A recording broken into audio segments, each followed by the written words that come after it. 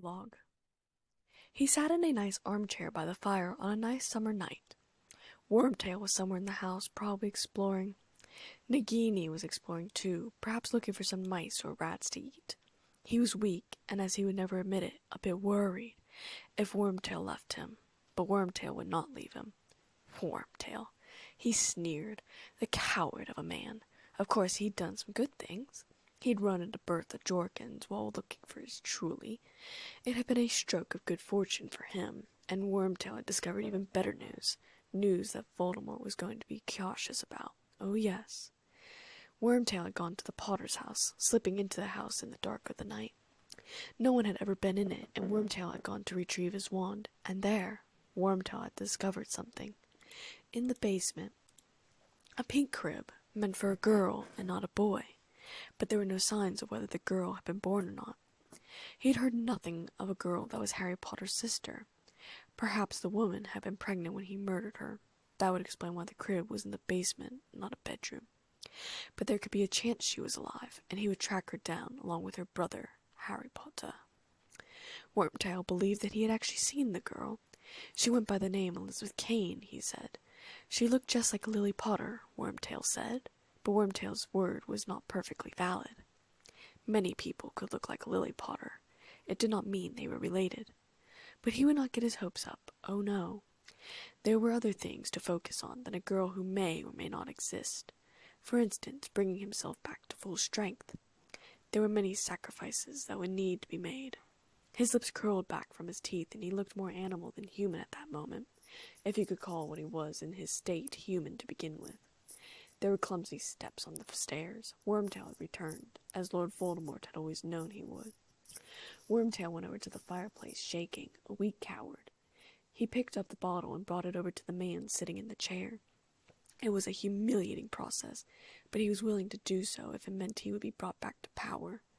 Wormtail barely looked at him. He saw and was pleased. Even in the reduced state, there was those who would cower before him. He was done drinking, though. There was still a little more in the bottle. Wormtail put it back down the ledge of the fireplace and said, "There is a little more in the bottle, my lord, if you are hungry." "Later," he said. His voice was all wrong, squeaky and high. "Move me closer to the fire, Wormtail." Wormtail quickly moved behind his chair and pushed with all his might, moving it a little by little towards the fireplace until he was warm enough. "Where is Nagini?" I don't know, my lord.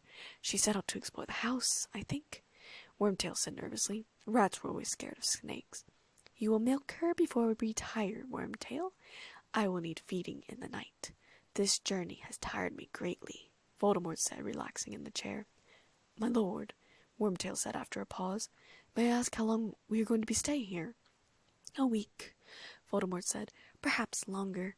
The place is moderately comfortable, and the plan cannot proceed yet. It would be foolish to act before the Quidditch World Cup is over." The Quidditch World Cup, my lord?" Wormtail asked in a nervous voice. "Forgive me, but I do not understand. Why should we wait until the World Cup is over?" "Because, fool, at this very moment, wizards are pouring into the country from all over the world, and every meddler from the Ministry of Magic will be on duty, on the watch for signs of unusual activity, checking and double-checking identities. They will be obsessed with security lest the Muggles notice anything. So we wait," Voldemort said, not quite angry yet, but getting very close to annoyed. "Your lordship is still determined, then?" Wormtail asked, and though he tried to hide it, Voldemort heard the quiver in his voice and smiled internally. "Certainly I am determined, Wormtail," he said menacingly. At last, it was supposed to be menacingly, but his voice was high-pitched still. He was reminded dismally of Professor Flitwick at Hogwarts and felt a new hatred burn within him. He was not someone like that.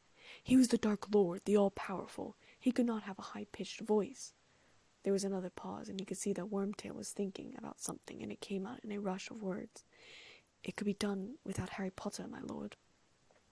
Another pause, this time from his own side, wrapping his mind around the words. "Without Harry Potter, I see." "My lord, I do not say this out of concern for the boy. The boy is nothing to me, nothing at all. It is merely that if we were to use another witch or wizard, any wizard, the thing could be done so much more quickly. If you allowed me to leave for a short while, you know that I can disguise myself most effectively. I could be back here in as little as 2 days with a suitable person," Wormtail said, trying to make a convincing argument. "Yes, He could use any witch or wizard. Everyone hated him. Everyone was his enemy. But, in the chamber, one of his ghost selves had discovered why Harry Potter had destroyed him, and it lied in his blood. I could use another wizard, Voldemort said slowly. That is true. He toyed with the predicament. Use a wizard now and be in full strength by tomorrow. Or wait. Wait a long, torturous amount of time and use Harry Potter's blood. My lord, it makes sense. Laying hands on Harry Potter would be so difficult. He is so well protected, Wormtail said. Relief laced his words. And so you volunteered to go and fetch me a substitute. I wonder, perhaps the task of nursing me has become wearisome for you, Wormtail? Voldemort asked in a low voice. He was angry now, but not surprised. Could this suggestion of abandoning the plan be nothing more than an attempt to desert me? My lord, I have no wish to leave you, none at all, Wormtail started. Do not lie to me. I can always tell, Wormtail. You are regretting that you ever returned to me. I revolt you. I see you flinch when you look at me, feel you shudder when you touch me. He was furious now. No, my devotion to you, lordship. Your devotion is nothing more than cowardice. You would not be here if you had anywhere else to go.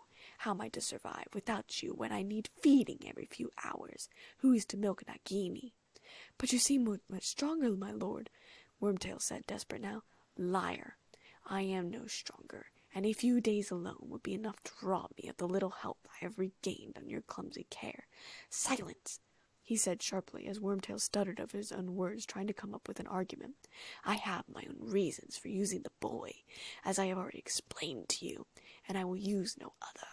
I have waited 13 years, and a few more months will make no difference. As for the protection surrounding the boy, I believe my plan will be effective. All that is needed is a little courage from you, Wormtail. Courage you will find unless you wish to feel the full extent of Lord Voldemort's wrath. My lord, I must speak, Wormtail said in full panic mode. All through our journey I have gone over the plan in my head. My lord, Bertha Jorkins' disappearance will not go unnoticed for long, and if we proceed, if I murder— If? He whispered. If you follow the plan, Wormtail, the Ministry need never know that anyone else had died. You will do it quietly and without fuss. I only wish that I could do it myself, but in my present condition— Come, Wormtail. One more death and our path to Harry Potter is clear. I am not asking you to do it alone. By that time my faithful servant will have rejoined us. I am a faithful servant, Wormtail said sullenly. Wormtail, I need someone with brains, somebody whose loyalty has never wavered, and you, unfortunately, fulfill neither requirements, he said coldly.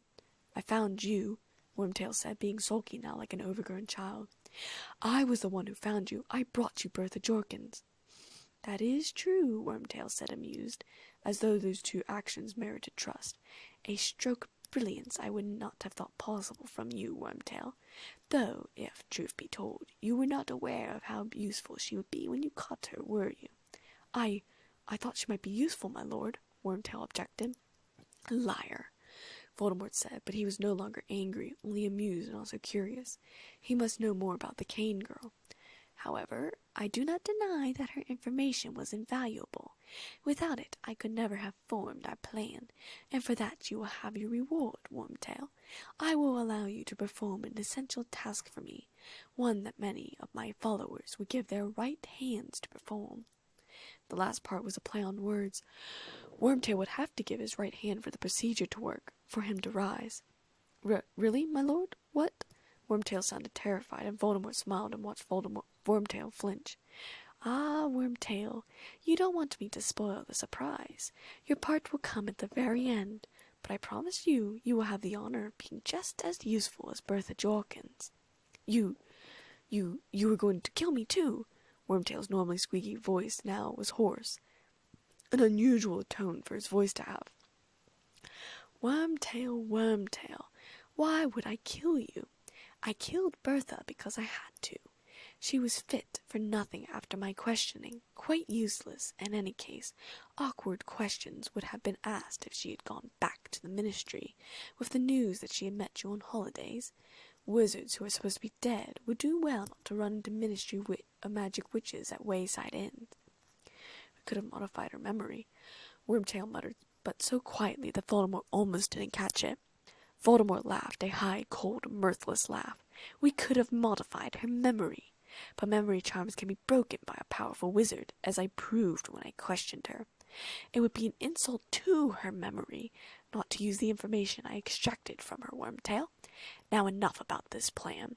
I want to hear more about this Elizabeth Kane that you've mentioned before. What about her? Wormtail asked warily. You believe her to be the boy's sister? Voldemort asked. He vaguely remembered the girl. She'd been with Harry Potter down in the Chamber of Secrets, brown hair, brown eyes, shorter than Harry Potter.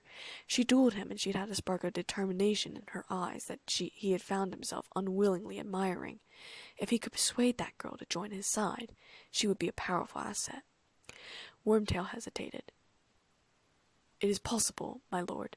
Her resemblance to Lily Potter is great, and the crib in the house suggests a girl was born. I also believe she wears a locket around her neck, and it looks like the one Lily used to wear in school when we were kids. But could it be a different locket? Voldemort asked. Wormtail hesitated, and then said, Yes, my lord, it is quite possible that it was a different locket, but, Voldemort asked coldly. I believe she could be useful in another way, Voldemort said hesitantly. Do you? Voldemort asked just as coldly. And how would that be? Trained properly, her dueling could certainly be turned into a weapon. She seemed powerful for a 12, now 14-year-old girl. Perhaps she was something like himself. He could connect with her, turn her. She sees the future, Wormtail said. Visions was what she called them. Every vision she ever had, said aloud, always happened. All the teachers and students know about it. The students always asked her questions. Dumbledore was always asking her to his office. I believe she's a confidant for him. Voldemort found this information more interesting than the possibility of her being Harry Potter's sister, even her dueling. Part of him wished Wormtail had mentioned this sooner. If he had not asked, Wormtail might never have mentioned this news, and if he had not known, the girl could have interfered with their plans without them knowing. But how was he to stop her visions? She would go to Dumbledore the moment she saw what was happening.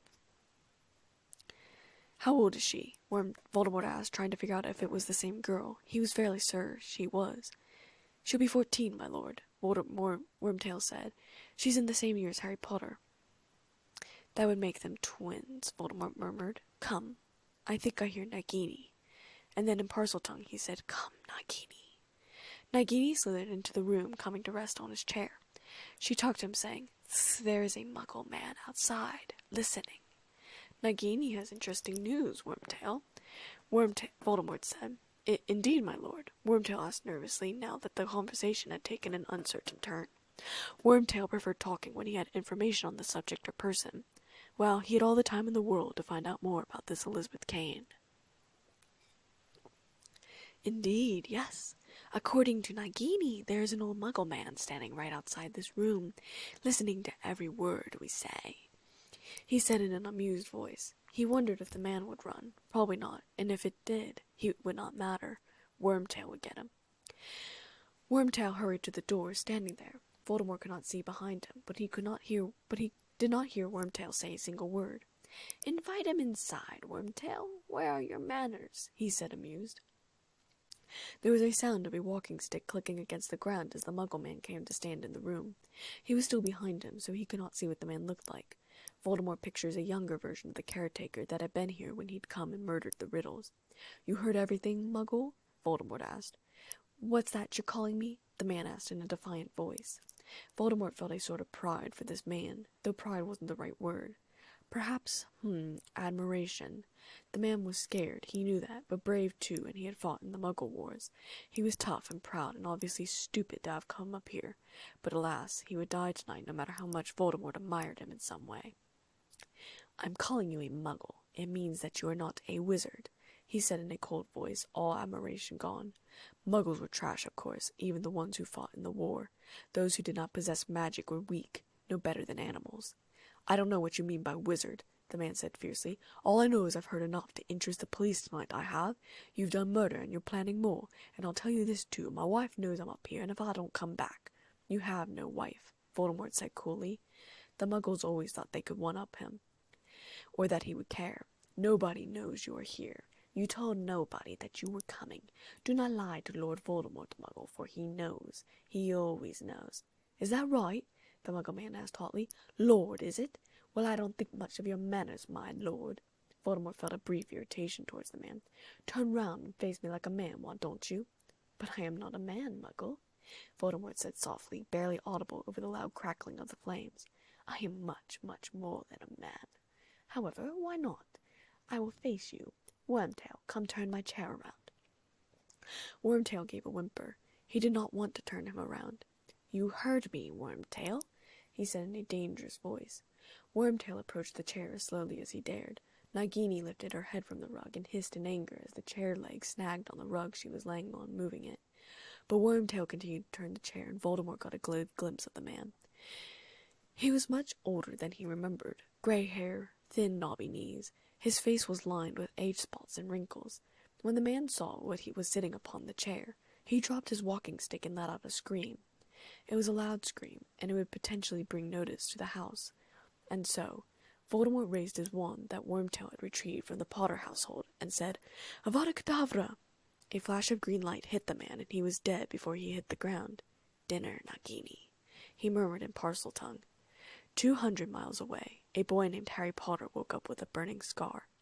270 miles away, a girl named Elizabeth Kane woke up with a burning heart.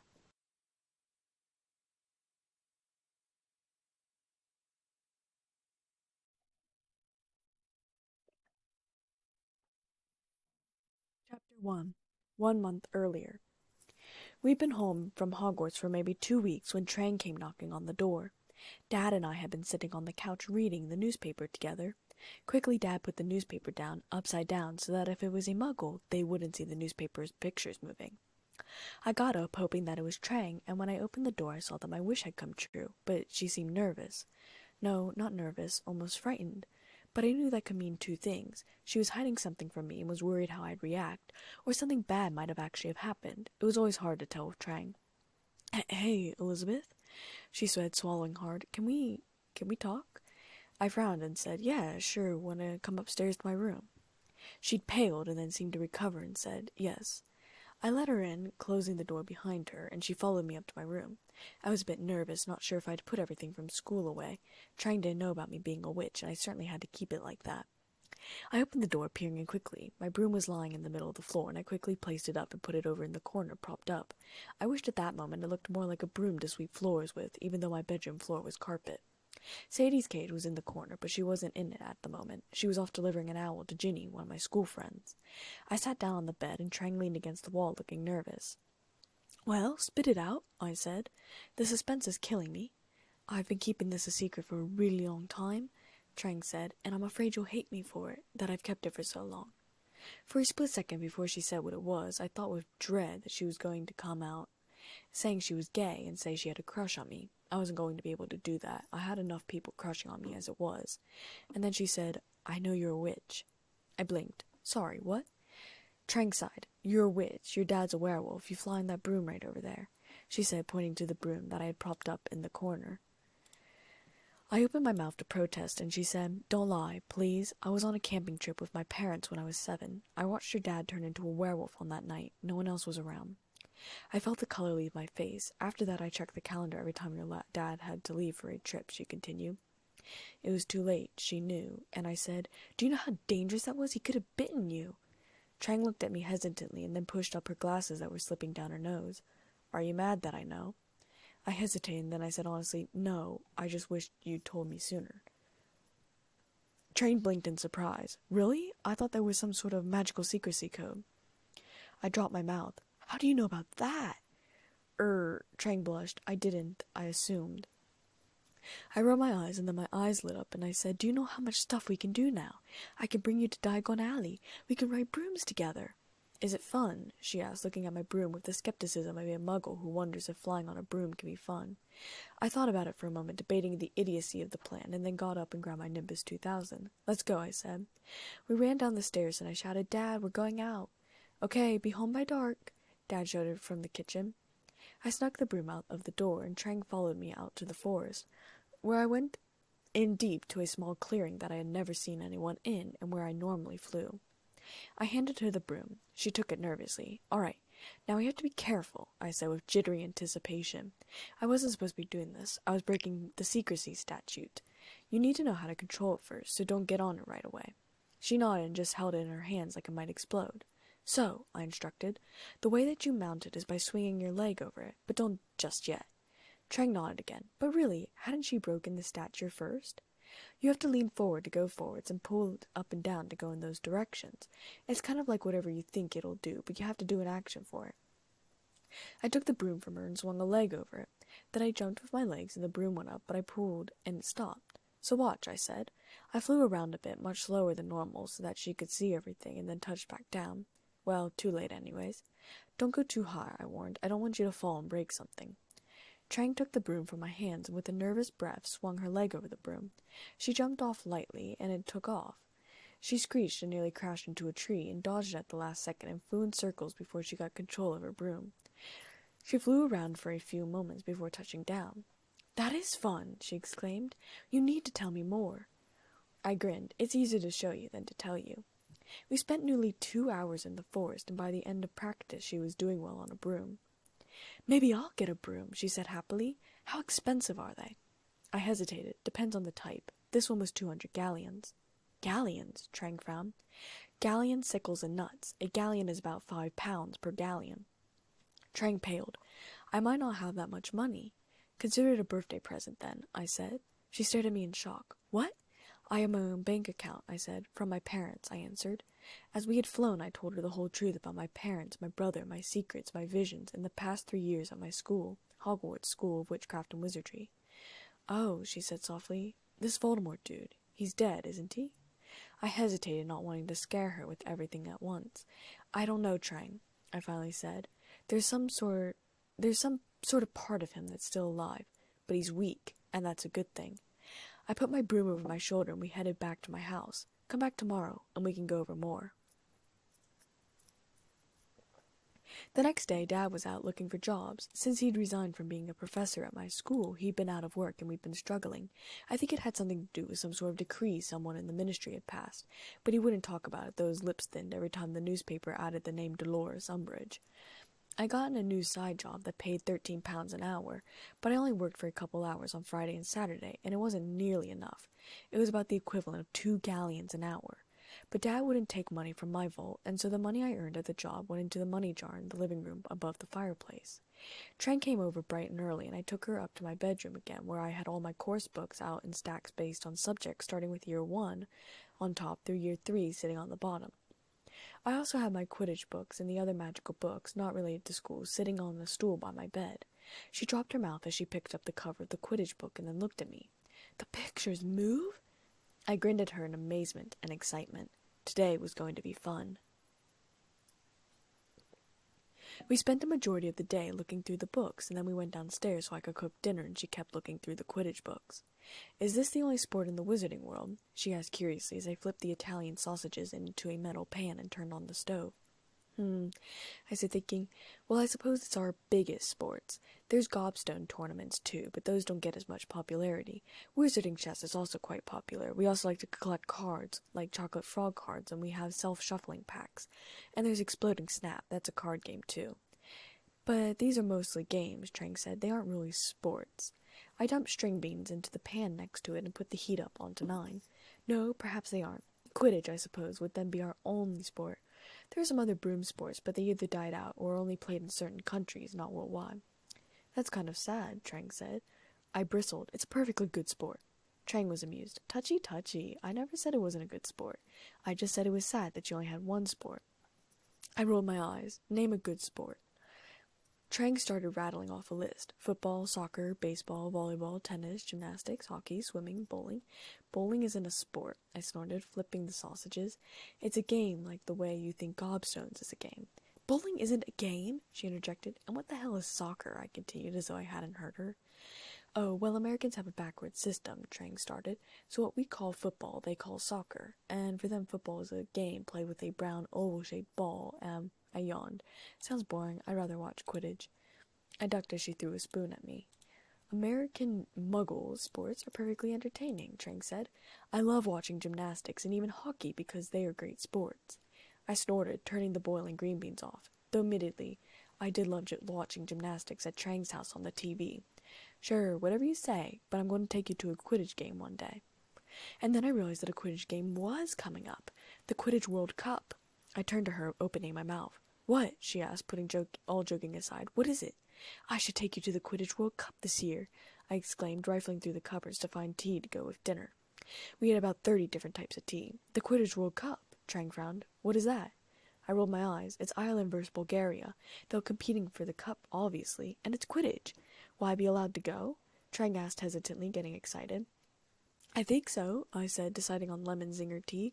There'll be plenty of muggles there, I think, or at least like parents or muggle-born wizarding children.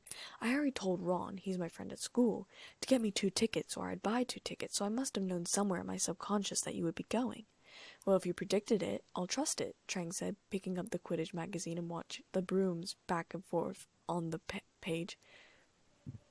We'll have to get you used to flu powder, though, I said quickly, flipping the sausages again. Biting my lip. What's flu powder? She asked, flipping through the magazine.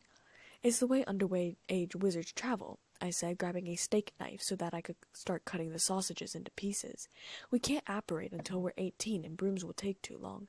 Since we'll be staying at Ron's house, we'll have to travel there by the fireplace. Flu powder helps us do that. Elizabeth, who are you talking to? Trang and I both froze at Dad's voice. My cheeks started to burn. Dad must have come in when we were talking and we didn't hear him. My hands were frozen over the pan, the sausages cut in half.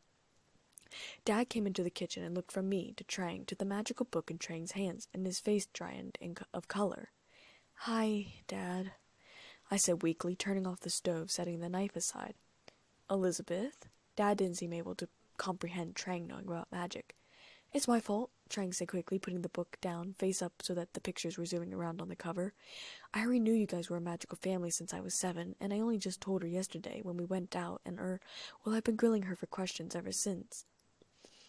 Dad raised his hand to put his leather bag on the counter and missed. I quickly took the bag from him, cheeks still burning, and put the bag down on the counter for him. Maybe you should sit down, Dad, I said anxiously, pulling the pan off the stove. Dad gave a stiff nod and went into the dining room. I dished out the sausages on the plate with the green beans and filled 3 glasses with milk, forgetting about the iced tea I'd just put in the refrigerator. I put the slightly rarer sausages on Dad's plate and gave Trang and I more thoroughly cooked ones.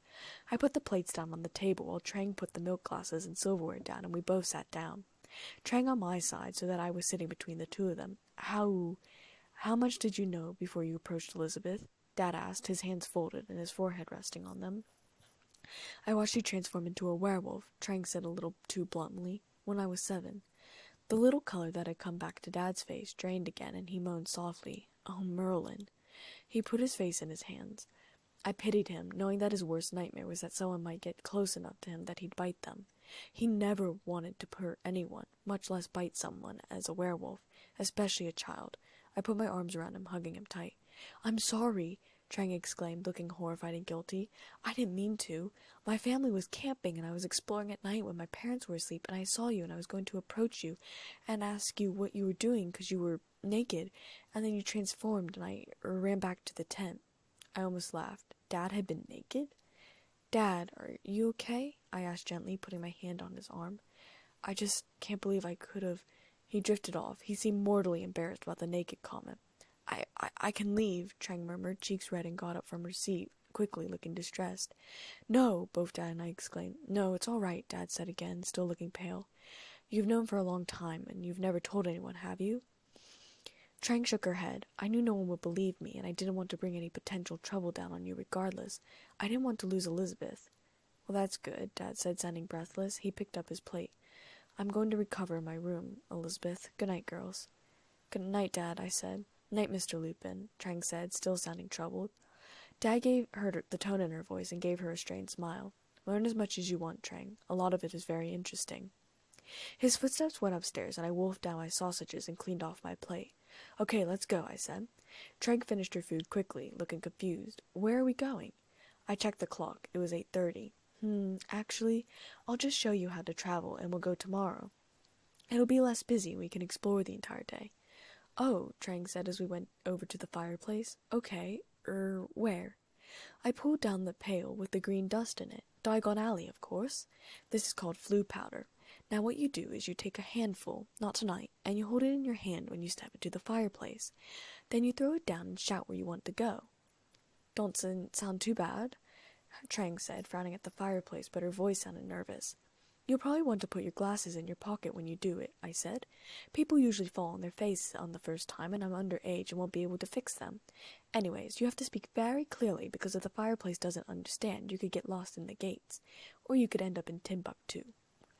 Trang laughed. How early should I be there? I thought about it. Depends on if you want to eat 3 meals there or 2. Just 2, I think, Trang said. I'll eat breakfast at home. Then come here around 8:45, I said, putting the bowl of powder back on the fireplace mantel. A lot of shops open up at 8, and they won't be too crowded until later.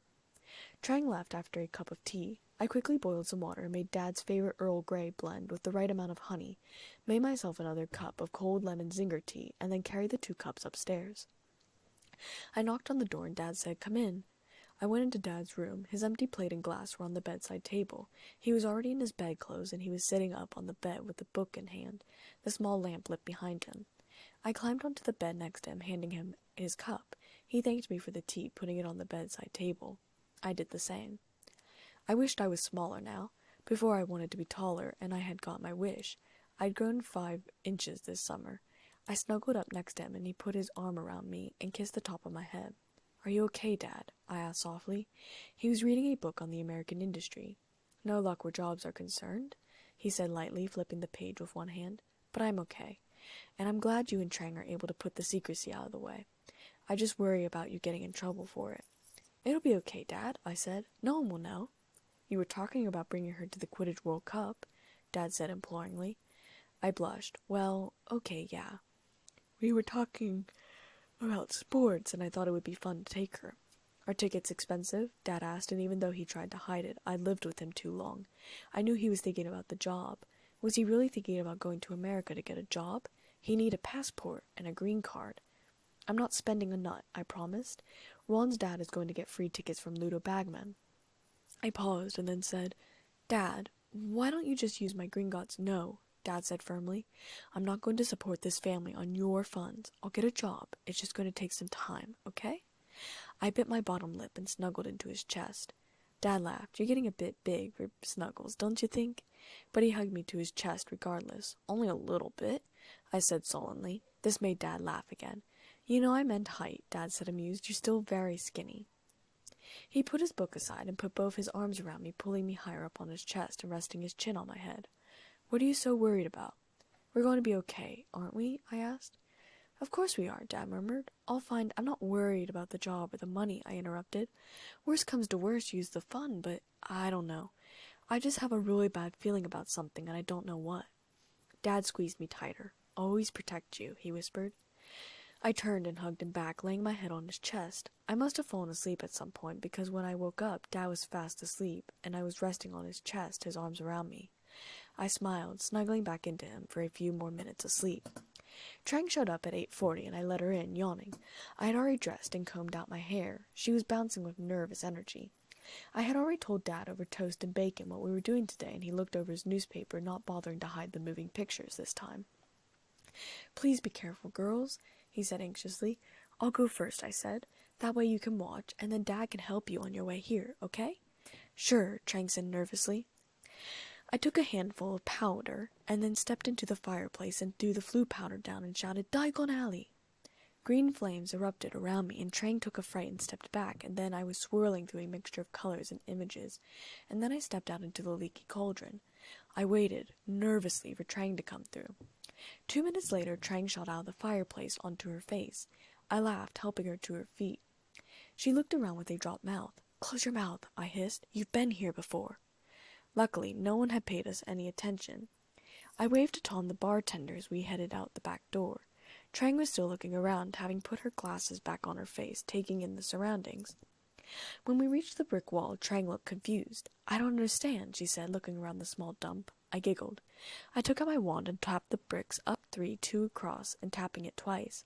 The bricks moved away to form a gateway, and I walked through, Trang trailing behind me, looking as though she might drop her mouth again. Where do we start?" she asked faintly. I paused, thinking, and then said, "Let's start at Gringotts, all right? Then we'll make our way down."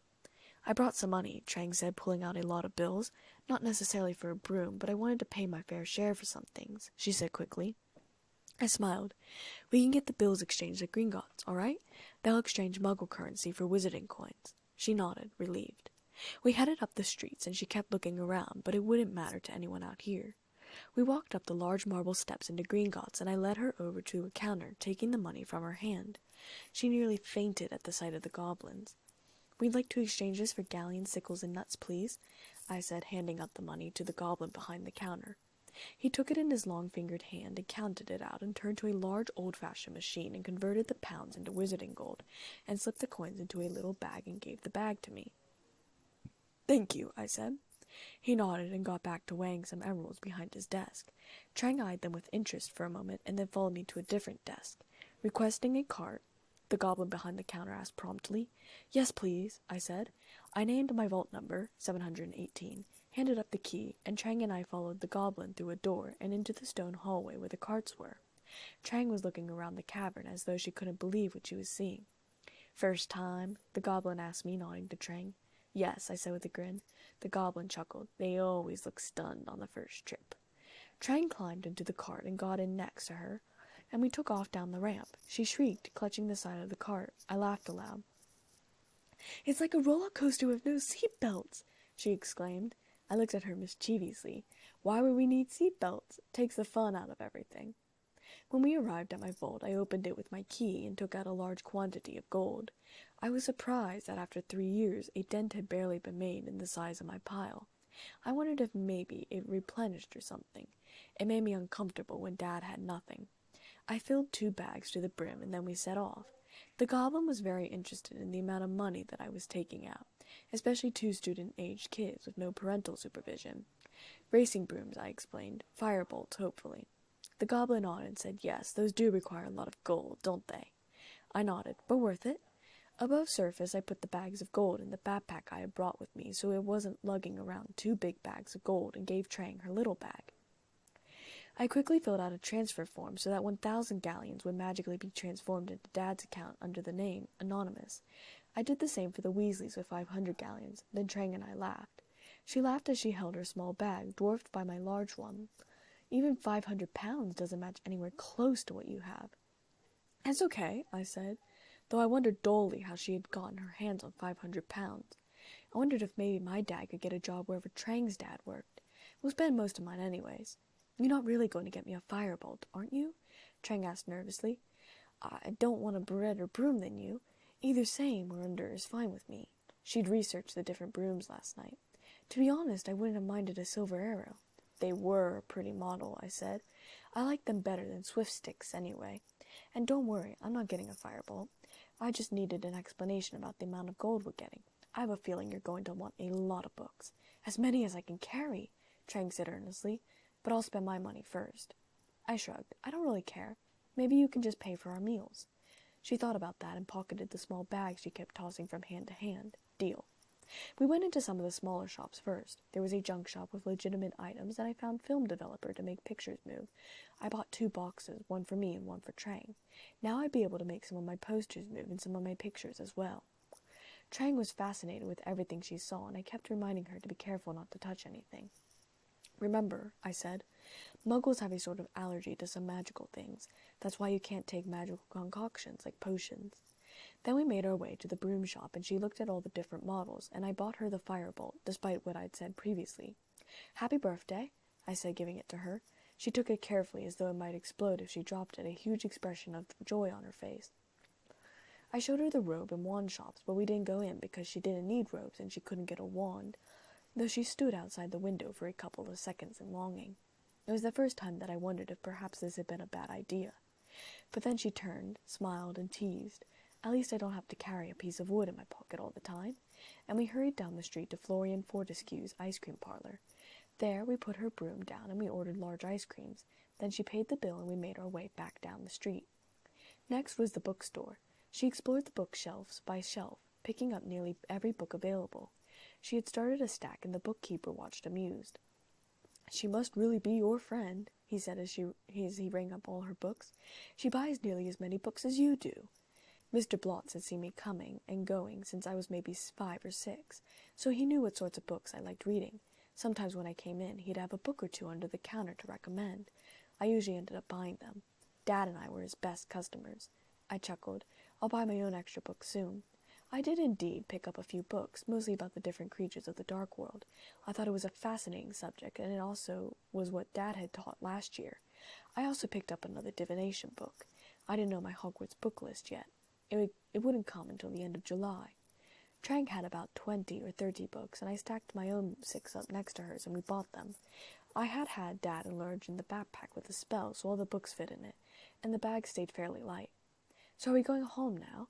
Trang asked, looking around. The sun was a bit low in the sky, perhaps about 4 o'clock or so. "Not yet," I said. 2 more shops. First, we stopped by the divination store, and I searched for a really good tarot deck. I closed my eyes, moving among them and trying to see which one felt the best to me. There was so much that had to be done for tarot cards. Certain boxes, certain jewels, certain stones, certain herbs. I finally found my tarot deck. They were covered with bunnies, and I absolutely loved them. I also had to get a box to keep my cards, herbs for cleansing, and stones or crystals to enhance the cards. The thing about divination was that each component had its own properties. For instance, those who specialized in questions about health got apple wood boxes. Those with fiery personalities got mesquite wood boxes. Hazel was fire resistant. Alder wood boxes are best for those who kept their boxes outside or underwater. I personally debated between a bay wood box, which is the best for those artistically inclined. I am a good artist, if I may be so humble. A chestnut wood box, which is for those who crave knowledge, or a beech box, which increases accuracy for readings about the past. I saw the future, but I wanted to know more about mine and my parents' past. But the other thing about divination is that you can't just choose a box and hope it works. You have to feel the box. Like the way that the wand chooses the wizard, the cards, the box, the herbs, the gemstone chooses the wizard as well, to a slightly less powerful degree. Finally, I went with the chestnut wood box. It was very smooth, and the top lifted up, connected to the box by small hinges. There was no handles to carry it, and there was no lock either. The wood was very smooth, though the light-colored wood had dark blemishes along it. I browsed the herbs next. There were 23 types of wood boxes, 115 different types of herbs, and 246 different types of stones, crystals, or gems that could be used. Each had different properties, different uses, and different strengths and weaknesses. Needless to say, picking tarot cards and utensils is very difficult.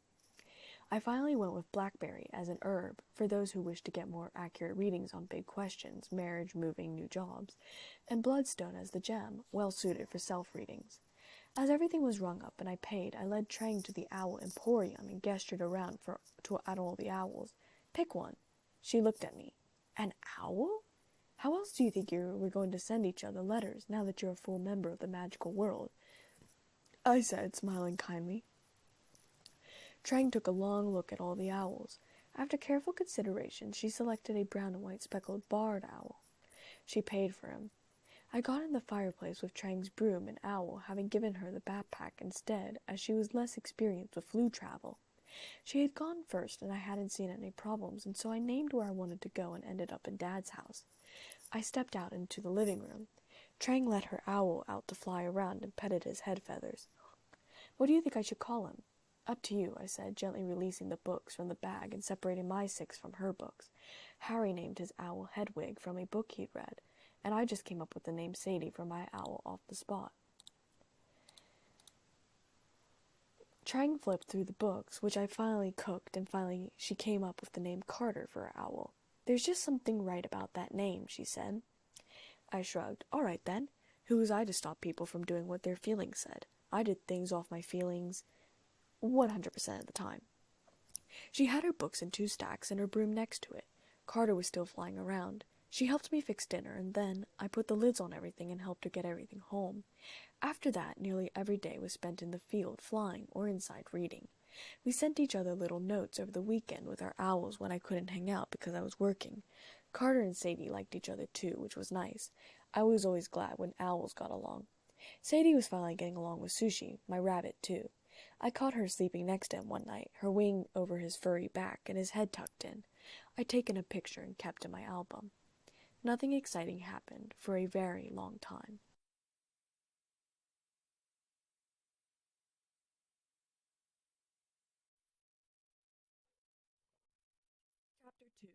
First week of July. I was washing the blinds in a large tub of water and soap in the backyard. This was because every couple of years the blinds collected dust, and so I would wash them so they could air dry, and then they would get hung back up. Trang was washing the drapes in a tub across from me, and we chattered about the magical world and the muggle world and everything in between. We had about 10 windows in the house, but only 6 of them had blinds. I'd already finished 2 sets, working slowly so I didn't cut my fingers. The blinds were old, but the edges were still sharp, and the cuts wouldn't be deep. They'd be like getting a paper cut, a plastic cut. Trang had finished with half the drapes and hung them up on the clothesline to dry out. I got up, having finished my 3rd set of blinds, when I heard a somewhat familiar sound coming up on the stone path from the garden. I set blinds across the back of one of the chairs to dry, and grabbed the 4th set, dumping them into the water, and looked up as the man entered. He always came in through the back gate. He was wearing a green bowler hat that covered up half his face. He was only wearing one shoe, because his other leg ended with a clawed foot. The half of his face that we could see was lined and scarred, and Trang quickly turned around, her eyes bugging out of her head so she wouldn't seem rude. I broke into a smile and called out, "Uncle Moody!" His face broke into a grin and said, "Well, hey there, Elizabeth." "What are you doing here?" I asked, getting up, shaking my hand so that the water would fly off before embracing him. He hugged me fiercely, and when we let go, I said, "If I'd known you were coming to visit, I'd have made dinner sooner." Uncle Moody waved his hand as though dinner was a stupid occasion. "It's all right. I just wanted to talk to your dad for a moment, if you don't mind."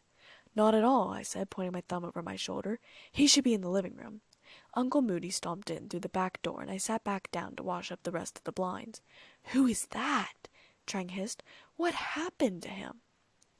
"His name is Alistair Moody, but everyone calls him Mad-Eye," I stated, starting at the bottom of the blinds and wiping with a sponge to get all the dust and dirt off the blinds. "He's an Auror for the Ministry of Magic. He's one of the best dark wizard catchers ever. Of course, he's gotten a bit paranoid, which I don't blame him, but he's a good guy." "But what happened to him?" Trang said again, more urgently.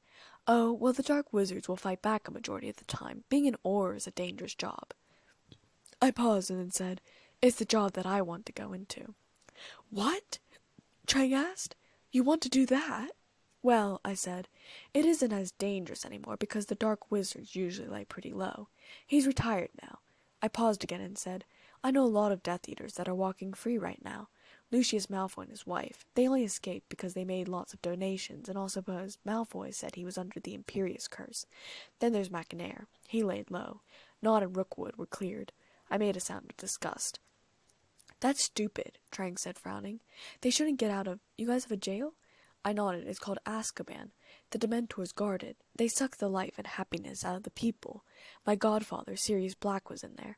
Trang gasped, dropping the drapes into the grass. "I heard about him. He's a dangerous criminal who killed 12 people. He's your godfather?" I explained what had happened last year, and by the end of the story she was convinced of his innocence as well. "And the Minister of Magic didn't believe you?" she asked sadly. "That's horrible." "Luckily he's safe," I said, though I would have much rather he be safe and free rather than safe and illegal. "So that's a good thing." Trang nodded fervently. Then she said, "I wonder what he's talking about with your dad." I got up, putting the 4th blind out on the deck to dry. "Let's go see." We went inside and listened at the door. "Classes are nice, though the Slytherins have to be watched out for," Dad was saying thoughtfully. "There's a particular Slytherin, Malfoy. He's got it out for Elizabeth, especially as of last year, and Harry." "Well, I've never liked Slytherins," Uncle Moody said in a disgusted voice. Dad chuckled. "They aren't all bad. The only reason I even let Dumbledore talk me out of coming out of retirement is because Karkaroth is going to be there," Uncle Moody said in a satisfied voice. "Still upset the Ministry let him out?" Dad asked mildly. "Took me 6 months to track him down, and they just let him out," Uncle Moody said angrily. "Took a chunk out of my nose, too." Dad sighed, and there was the sound of paper being folded. "What do you plan on teaching the class?" "Curses. I got Dumbledore for what the past teachers have taught. Mainly dark creatures for a majority, though apparently Quirrell did teach something about curses. Not saying you weren't a good teacher, Remus. Dumbledore said you had a high approval rating," Moody said with a laugh that sounded harsh, though it wasn't. "Yes," Dad said, and I thought by his voice he might be smiling. "Elizabeth said as much when she came home." "Is she a good student?" Uncle Moody asked thoughtfully. Dad chuckled. "The best, I believe, though perhaps some would say Hermione Granger is. The teachers certainly approve of Hermione, though, even Severus." Moody sounded disgusted by the name of Severus Snape. Another one that should be in Azkaban. As I understand it, he was on our side in the war, Dad said complacently. I don't trust spies, Moody said, for either side. I trust who Dumbledore trusts, and Dumbledore trusts him, Dad said. And there was the sound of him standing up and going over and putting something down and then sitting back down again. I suppose you won't be staying for dinner. You should. Elizabeth's cooking meatballs, I think. She's gotten fantastic in the kitchen. Thank you, Remus, but I've already told her I'll be going home. I simply wanted to know what the classroom was like before going. It always helps having insider information. Dad laughed aloud in a nice, fun way, not jesting. It's a classroom, Alistair, not a war zone. Some may believe it to be a war zone, Uncle Moody said grimly. He hesitated and then said, I'm sorry for your loss, Remus. I wish I could have been at the funeral. I flinched. Grandfather passed away a few weeks ago. The funeral had been soon after. There hadn't been many people there, me, Dad, a few family members on both my grandfather and grandmother's side, that I'd never met. Some friends and some co-workers. I had been devastated. Dad had been as well, but not as much as me. He lived longer than he was supposed to, Dad said when he'd been hugging me, salty water falling from my eyes as we laid flowers on the freshly plowed grave. What? I asked, wiping my tears away. What do you mean? My mom, your grandmother, died in 1982. Dad was quite upset after that. It's hard, I would imagine, to lose someone you love. I can only imagine the pain I'd feel losing you, and you are my daughter, not my wife. There are stories, of course, about husbands and wives who die months apart out of loneliness. But he didn't die. Not till I couldn't finish the sentence. The worst moment was in 1989. I figured I'd lost him. He'd gone over the brink. But I hadn't told him about you, and I brought you to see him. I thought maybe him seeing you would give him something to live for, Dad continued. I had been 8 at the time, the first time I met my grandfather. He'd been at St. Mungo's, staring with creepy dead eyes out of a window. I'd been afraid of him, more afraid of him than I'd ever been of Uncle Moody. His eyes, they were dead, haunted. His skin was sallow, stretched thin over his bones, giving him a skeletal appearance. The contrast was that his hair was still thick, falling almost to his shoulders. Dad had introduced me to him as his daughter. Lyell Lupin hadn't said much, but there was a light in his eyes, and he'd asked Dad why he'd made him a grandfather so young, Dad being only 26.5 at the time. I came back with Dad every day to visit my grandfather until he started to look less like a Holocaust survivor and more like a person. There was a fun light in his eyes, and we started to be able to see him outdoors, at his own home, and other places. Anyways, Dad said after a moment of silence, leaving the orange roses on the grave, taking my hand and pulling me back to where the cab was waiting. He lived longer than expected, and for someone his age it was a miracle. So don't be sad, Elizabeth, all right? I looked up at him. He was sad, I could see it in his eyes. But he wasn't crying either. Then again, Dad didn't cry. I'd only seen him cry once, but I hadn't even seen his face. I just assumed he'd been crying, but that really wasn't the same. Okay, Dad, I said. I'll try to be happy. Good, Dad said, opening the cab door so we could go home. It's what he would have wanted you to do. It's all right. Dad's voice yanked me back to the present. I could feel Trang's sympathetic hand on my arm. It was a quiet affair. Good luck at Hogwarts, Matta. Keep an eye on Elizabeth for me, all right? Of course, Remus, Uncle Moody said. I heard his foot hit the floor, and I grabbed Trang's arm to pull her back out, and Dad called out, Elizabeth, we know you're there. I popped around the side of the wall, looking disappointed. How? Uncle Moody chuckled. I can see through walls, you know. Trang's mouth dropped. Seriously? Moody looked amused. Of course. Trang looked at me in shock and amazement, but I was still sulking. Dad laughed. Cheer up, Elizabeth. You'll be a great Auror in no time. No one would have known you were there if it wasn't for Alistair's eye. Uncle Moody clapped a hand on my shoulder. See you at school, Elizabeth. Bye, Uncle, I said, and he stomped out the back door. Are the shades almost done? Dad asked, picking up the magazines. No, I sighed. 2 left. Trang and I went back out to finish up the shades, and then grabbed our brooms. She'd already brought hers over, and we went out to the field to go fly. She was getting really good at flying, and we threw apples at each other to practice catching. At dinner, Trang had gone home. I asked Dad why Moody was going to be teaching if he was in retirement. I mean, I added, Dumbledore usually puts the advertisement into the paper. Why'd he ask Moody personally? Dad thought about it. Well, I don't really want to ruin the surprise about what's going to happen at Hogwarts this year. I glared at him.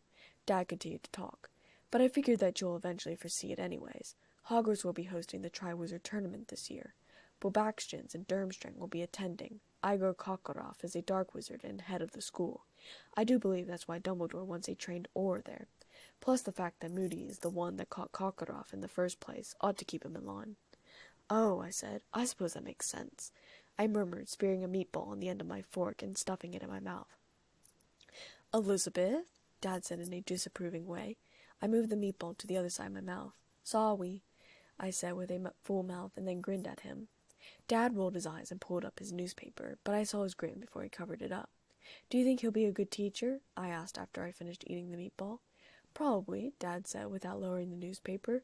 I saw there was a small section dedicated to Sirius in a small column. No sightings since the last one in June in South England. That was good. Do you think he'll have the same amount of approval that I did? He joked. No, less, I said loyally. Dad chuckled. I think he will. I shrugged, but he didn't see it as he flipped to another page. I cleared the table, washed the dishes slowly, and then made my way upstairs to my room to grab a book to read. I put on a Beatles record, meditating on my bed while reading a Marvel comic. Penny Lane is in my ears and in my eyes, wet beneath the blue suburban skies. I sit, and meanwhile, in Penny Lane, there is a firefighter with an hourglass. I fucking messed that up. Oh, sorry. After about an hour of that, I decided to catch up on my Muggle homework so that I could send it in before the end of the summer. It was just a little program from a Muggle school so that I could brush up on my math, science, history, and English skills. Dad believed it important to have a Muggle education along with a magical education. A home, sweet home, with a couple of kids running in the yard of Desmond and Molly Jones. Ha ha ha ha. Of course, this all stemmed from Dad being a werewolf and not being able to get a job. If he had a Muggle education, he thought, perhaps he could be a professor at a college, or a scientist, or a businessman, or anything else. So he wanted me to have a dual education in case I ran into the problem where I couldn't get a job in one of the worlds. Was a man who thought he was a loner, but he knew it wouldn't last. Jojo left his home in Tucson, Arizona, for some California grass. I was okay with it too. Science and history was interesting, and there really wasn't much to learn when it came to English, except pronunciation and verbs and grammar, and writing business letters. Math was my difficulty. Christ, you know it ain't easy. You know how hard it can be. The way things are going, they're gonna crucify me. I set the homework aside after some time, turned off the record player, and went to sleep, unable to wait for tomorrow. The next day, Trang and I went back to Diagon Alley because I was looking for a decent present to send Harry for his birthday. I knew I'd bake him a cake, but since Sirius, Hermione, Ron, and Harry were all going to send him cakes as well, I'd like to send him something else as well. I had already gotten him candy as well, sugar quills and chocolates. I didn't want to get him a book, though Trang went in and bought 3 more. We wandered around the pawn shops, and I finally decided to get him some of the ink solvent that Trang and I had gotten on our first trip here. I wasn't sure if there were any pictures he wanted to take or make move, but I figured that it would be a good gift nevertheless. Trang got him a camera to go with it. That way he could take pictures whenever he wanted. I knew he didn't have anything of his own, and the camera was a good idea. We ate at the ice cream parlor again, and then we went home, and I wrapped up Harry's presents and put them on the stool in my bedroom. I wouldn't send them before sending the cake. So what are we going to do today? Trang asked, reading through a herbology textbook. Not sure, I said, going into the kitchen. Sushi scampered past my feet, jumping into his cage to get some lettuce. Maybe just relax around the house, read, play with Sushi. Was there anything you wanted to do? Trang shook her head, flipping the page and gazing at the artistic drawings of a whomping willow. Have you ever seen one of these in real life? She asked, holding up the book to show me the drawing. The whomping willow's branches were frozen at the moment, though when a bird flew overhead, it would hit it, turning it into a cloud of feathers that floated to the ground. Yeah, there's one planted on Hogwarts grounds, I said, putting water into a pan and setting it to boil.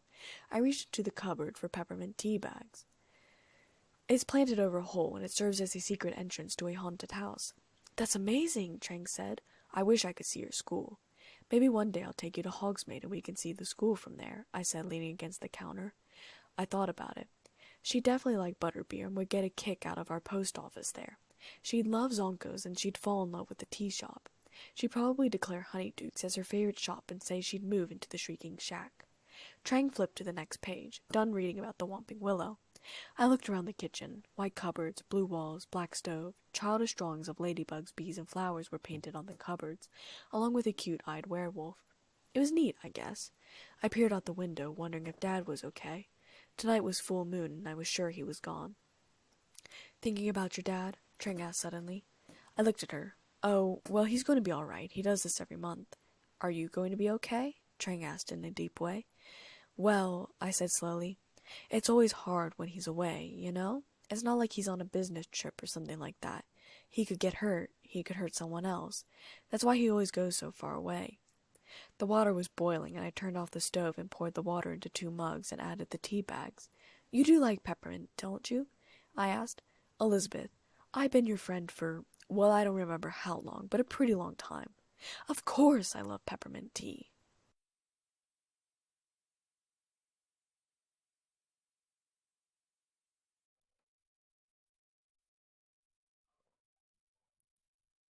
Chapter 3. Present.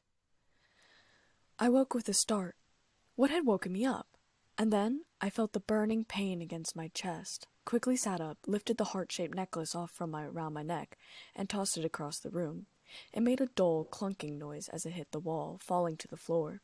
I slipped out of bed and crossed the room. I quickly rushed to the bathroom and pulled the ice-cold knob out in the bathtub. The water pooled in the bottom of the tub while I undressed, and then I climbed in, face down, resting on my elbows so that the ice-cold water would heal the burning mark on my chest. Perhaps the bath was a mistake. My entire body was freezing, except for the spot where my locket had burned me. Though, slowly but surely, my body started to adjust. As I lay there, I thought about what this meant. The last time the locket had burned my chest was when Voldemort had possessed Professor Quirrell in the first year at Hogwarts, nearly 3 years ago. I remembered my dream, of course, every word of it. Voldemort suspected that I was Harry's sister. Of course, he would be right, but no one was supposed to know. I felt a shiver go through me, but it could have been the ice-cold water. There was a knock on the bathroom door. "Elizabeth?" Dad's voice sounded sleepy, but concerned. "Sorry, did I wake you up?" I asked. In my panic, I had forgotten to check what time it was. It could have been 2 in the morning for all I knew. "Yes, but it's okay. Are you okay?" Dad asked, less asleep, still concerned. "Yeah, I'll tell you about it when I get out, okay? Or you can go back to sleep," I offered. "I'll make breakfast." There was a pause, and then he said, "Happy birthday." "Thanks," I whispered. I wasn't even sure if he heard me. I heard his soft footsteps on the stairs. I laid there for a few more minutes, letting the cold water splatter against my chest under the faucet and trickle down the drain. My back was starting to pain. Perhaps my periods were starting again. Trang had been right. Periods were a terrible, awful, painful time. It wasn't just myself I needed to be worried about. It was Harry, too. And there was someone called Bertha Jorkins. Maybe I could prevent her death if the dream was a scene in the future. I had to get my hands on a newspaper. I got out of the tub, wrapping a towel around me, and trudging to my bedroom. I saw that Carter had landed on my windowsill, a present in his claws. I fed him an owl treat for the delivery, and he swooped off out the window. Sadie clucked her beak. I gave her a treat, too. I put the present aside, not opening it yet, and got dressed. I turned on the light and checked where the locket had been lying against my chest. There was a large red mark, but the heart had not seared on my chest. The red mark didn't even look like a heart, just a reddish-pink blotch. It was strange. When Harry's scar burned, it was internal. When my chest burned, and I was sure it was caused by the locket, it was external. Why? How? I picked the locket up off the floor and touched it gingerly. There was nothing wrong with it now. In fact, it was positively cool. I put it down on the side table and pulled on my shoes and pulled my hair up into a messy bun. Then, grabbing Trang's present, I headed into Dad's bedroom. I went over to where he kept the latest newspapers and flicked through them. Nothing, nothing, nothing, nothing. There was nothing in the news. Crumpets had already been made, and there was syrup and honey and sugar on the table. Dad had circles under his eyes, and I finally checked the time. Oh, only 7 o'clock. That wasn't bad, at least. I sat down at the table, pushing Trang's present up with the other ones, and yawned. "So," Dad prompted, pushing a crumpet on my plate, "what happened this morning?" I explained what had happened as I filled my crumpet with syrup. Dad listened patiently, his brow furrowing when I got to the part about Voldemort asking about me, and Peter's intuition about whether or not I was Harry's sister. I mentioned the crib. "So he doesn't know," Dad said, looking thoughtfully down at his own plate. There was a half-buttered crumpet there. "That's something." "Dad," I hesitated and then said, "I was thinking that maybe we could go to Godric's Hollow today." Somehow the dream felt different. I didn't think it was a vision. I think it happened as I dreamed it. Dad looked up at me, his eyes thoughtful. "Yes, I thought you might say that. What do you think we could do? It's not as though we could get rid of the crib or change its color. The damage there is done. Voldemort knows a baby girl lived in the house at one point." I hesitated again and got up from my seat and headed down into the kitchen to get parchment and a quill. I sat back down at the table and, writing in my best calligraphy, wrote the following sentence. "In loving memory of Isabel Lily Potter, 07/31/1980 to 04/16/1981. I showed it to Dad. He took the piece of parchment into his hand and looked at it. Surprise went over his face. "This is your plan? You're going to fake your death?" I blushed and went to defend it when he said in a different voice, "It's actually brilliant." "I was going to paste it in the drawer. I don't know if Peter looked through the drawers or not, but if there was something in the drawer, maybe it could be put over it so it looked as though it was hidden. I don't know if Voldemort will go back and look or not." "We should go now," Dad said, standing up. I got up, clutching the parchment, and said, "How are we going to get there?" Dad thought about it for a moment and then said, "We'll apparate." Grab my arm. I looked at him in shock. "We're apparating out of the house?" Dad nodded, his face determined. I realized he was a lot more worried about me than I had thought. I remembered back to last year, saving Sirius when Sirius had mentioned what might happen if Voldemort got a hold of a person who could see the future. "Now," he said, sticking his arm out to his side. I grabbed his arm and immediately there was a swirl, my feet left the ground, and then touched back down and I nearly threw up. I was dizzy, too. Dad helped steady me, and then we started up the street. I didn't have my wand, but Dad did, and I clutched the piece of paper in my hand as we walked down the street. It was early, no one else was up, and I was able to look around at the buildings in detail. I lived here once, I thought, looking at the old-fashioned buildings with thatched brick roofs and wooden doors and fences with gardens in the backyards. I could have been neighbors with any of these people, could have been friends with any of these people. It was a weird feeling. Dad led me down the street. Apparently he'd been here before. We stopped in front of a dilapidated house, and my breath caught in my throat. I'd lived here. I put my hand on the iron gate and pushed it open and stepped inside. Nothing happened. "Let's hurry," Dad said, putting a hand on the small of my back, "in case someone from the ministry heard alarms or something. I have no idea if alarms were put on the house. Probably not, or else there'd have been something in the paper from Peter being here, but nevertheless." We hurried, and I led, as though I knew exactly where I was going. We stepped through the door, and we closed it behind ourselves. I picked my way over wooden beams, and then made it to the basement door and opened it up. I turned on the light and walked down the stairs as though in a trance, and against the back wall was a pink and white crib. There was only one drawer, and it was closed. It was also locked. Dad unlocked it, and I pulled it open. There was a small pink blanket in it, and on the blanket was a stitched letter E. I picked up the blanket with shaking hands. It wouldn't be able to stay here. The E was a dead giveaway. Dad performed a sticking charm on the back of the parchment and stuck it down on the bottom drawer. Looking around, I found another blanket with no marks or letters, and after folding it up, put it in the drawer. Dad changed the green color to pink in case Peter had already opened the drawer and had only simply seen that it was pink. With another wave of his wand, he created a stitch I on there for Isabel. Then we closed the door again and Dad locked it with his wand. I looked around the basement. There was cat food in another corner, moldy and rotten. A carton of books on a small round table. I ran my hands over those. They were Muggle books, probably Mum's. I recognized Escape to Witch Mountain by Alexander Key. There were kid books in another carton. Mom had probably read those to Harry and I. Tears collected in my eyes and I brushed them away. Dad put an arm around my shoulder, leading me back up the stairs. I'd come back for these things one day. Today just wasn't that day. Back home, Trang watched me open my presents. I hadn't told her where I'd gone and done today, and she didn't ask. Something about my demeanor kept her from asking. Fred had sent yet another charm for the bracelet he had given me in my first year. I wore it occasionally. Hermione had sent me 4 books and a package of chocolate frogs. Trang was fascinated with the frogs, and I let her open the boxes. She was horrified at the thought of eating the frog until I ate one.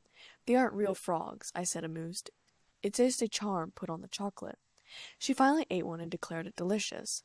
I let her keep the cards. I had multiple copies of all of them anyways. Harry hadn't sent me anything because, as I knew, he didn't have access to anything, so I didn't really feel bad. I'd sent him a cake I'd baked the night before, along with a letter and the book on hippogriffs. Grandfather had set aside a present before he'd passed, which were earrings, which I was surprised about.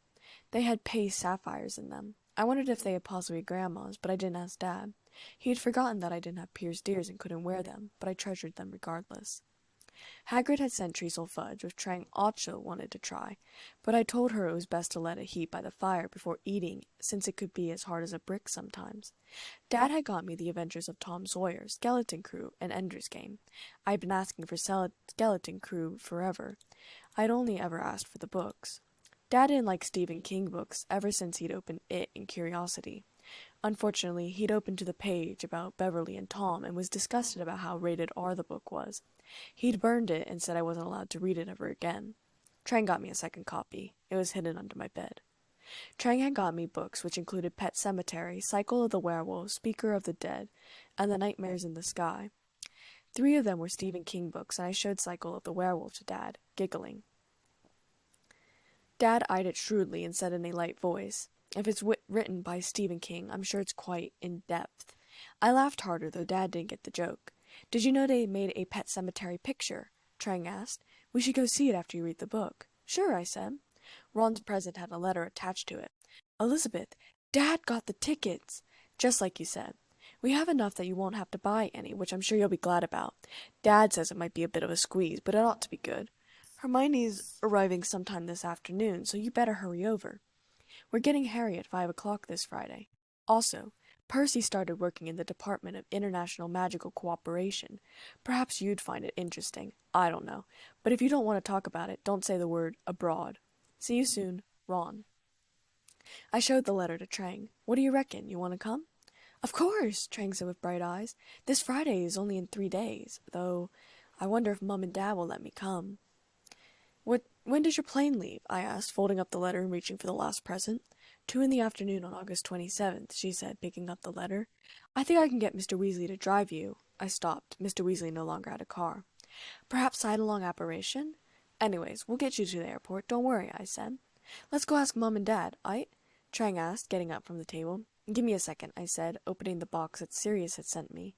Inside was a key. I slid it out onto my hand and looked at it. Along the side were the rune letters Hagalaz, Othala, Uruz, Sowilo, and Ewaz. Trang peered at the letters. She had been studying ancient runes ever since she laid hands on the textbook at the bookshop. "House," she read. We exchanged a look.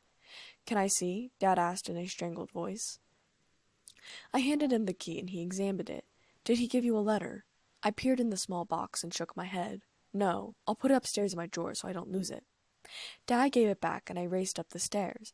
I wrote a letter to Ron telling him we'd be there at his house today and then put the key in the drawer. The letter went off with Sadie after I told her to get it to him as fast as possible, and then stay there because I'd be coming there soon. I went back down the stairs and went with Trang back to her house. I slipped up the stairs while she went into the kitchen to talk to her mom and dad. I packed up her broom and books she wanted in my bag. I told Carter to go to my house and take his cage with him. With his cage securely in his talons, I watched him fly down to my house. I put the bag on my shoulder. What a bizarre sight. Trang had already packed her suitcase, and some nights before, in case we got this letter, and I pulled it down the stairs and set it down by the door. "This family will get you to the airport on time?" Trang's mother seemed very relieved. "Yes," Trang said, trying to keep calm, though she was very excited. "And you'll be staying with them for at least 2 weeks?" her dad asked cautiously. "Are there any boys in the house?" "Only one," Trang said. I winced. I had forgotten to tell her about Bill, Charlie, Fred, George, Percy, and Harry. They were a lot more than one boy. Elizabeth's friend Ron, but his sister Ginny, Elizabeth's friend Hermione. Elizabeth and I are all going to be sleeping in the same room together. "Oh!" Trang's dad sounded happy as well. Well then, that's quite all right with me, if it's all right with your mother. It's all right with me too, her mother said. You know how your father and I have been worried about how to get you to the airport on time. This is a gift in disguise. Thank you, Mom. Thank you, Dad, Chang said. When do you leave? Chang's mother asked. Tonight, Chang said. I didn't know I was going until Elizabeth asked me. They thought she was going to be going later. Well, her mom hesitated and I held my breath. It's quite a short notice, but since it works out so well, you should probably go and pack. Trang squealed, kissed her parents, and shot out of the room and dashed upstairs. I snuck out the door with her suitcase and the bag of books and her broom. I dumped them near the fireplace in my own house, and then dashed upstairs to collect my own things and pack. Carter was waiting, already in his cage, and I closed the lid gently and brought his cage and Sadie's empty cage down and put them next to the fireplace as well. I packed my trunk with only my robes and textbooks I used yearly. The others I left since I didn't have room for them. I also packed my dog-eared worn book, It. I made sure I had art pads and an art kit I'd gotten for my 8th birthday. I grabbed my own broom and brought it downstairs. I had everything. I had my dragon ring from my dad, my silver locket, on the outside of my clothes in case it tried to burn me again, and other jewelry from my friends and family. Trang came through the door with her school bag and school supplies. I managed to fit a majority of her things either in her trunk or in the enlarged bag. We didn't leave right away. I wanted to give Sadie a chance to deliver the letter first. We ate dinner with Dad, who didn't seem upset at all about staying home. It'll be a full moon anyways, Dad said, shrugging his shoulders. Besides, I'd hate to be in those crowds. He gave a fake shudder and we laughed. Dad gave me a hug when we were about to leave and said, "Write a lot, okay?" "I will, don't worry," I said. "Also, I dug out your best suit for the interview you have soon," I added with a wink. He didn't look the least bit surprised that I knew. He kissed my cheek. "Thanks, sweetheart." "Anything for you, Dad," I said, kissing his cheek and giving him one last hug. I stacked my trunk and Chang's suitcase in the fireplace, putting the bag across my shoulder and grabbing my broom. That left the 2 cages and school bag for Trang. I grabbed a bit of flu powder. "The place we're going, Trang, is called the Burrow," I said. "The Burrow," she repeated as though we were in English class. I giggled. Then I stepped into the fireplace and threw down the powder and shouted, "The Burrow!" And I whooshed through the fireplace and fell out at the Weasleys' house. I quickly pulled the trunk and bags and stuff out of the fireplace. "Fred! Ron! Hermione!" I called out a bit nervous. We had just intruded, of course. Trang shot through a moment later, Carter hooting indignantly. "Where are they?" she whispered to me nervously. "Oh, Elizabeth dear," Mrs. Weasley said, coming in through the back door, nearly making me jump. "We only just got Sadie's letter. And who is this sweet girl?" "This is Trang," I said, introducing her to Mrs. Weasley. "She's my Muggle friend, but she's known all about the wizarding world. She couldn't wait to see a Quidditch game." "Arthur will be thrilled to meet her," Mrs. Weasley said with a gentle smile. "I'll take your things up to the girls' room, shall I?" "Oh, don't worry," I said quickly. "We can do it." "Nonsense," Mrs. Weasley said, taking the luggage. "Go on outside."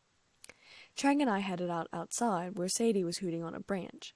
Hermione, Ron, Fred, George, Mr. Weasley, Ginny, and 2 other boys were standing out in the garden. Crookshanks rushed by, running after a gnome. Trang looked after the gnome in fascination. "What is that?" "A gnome," I said simply.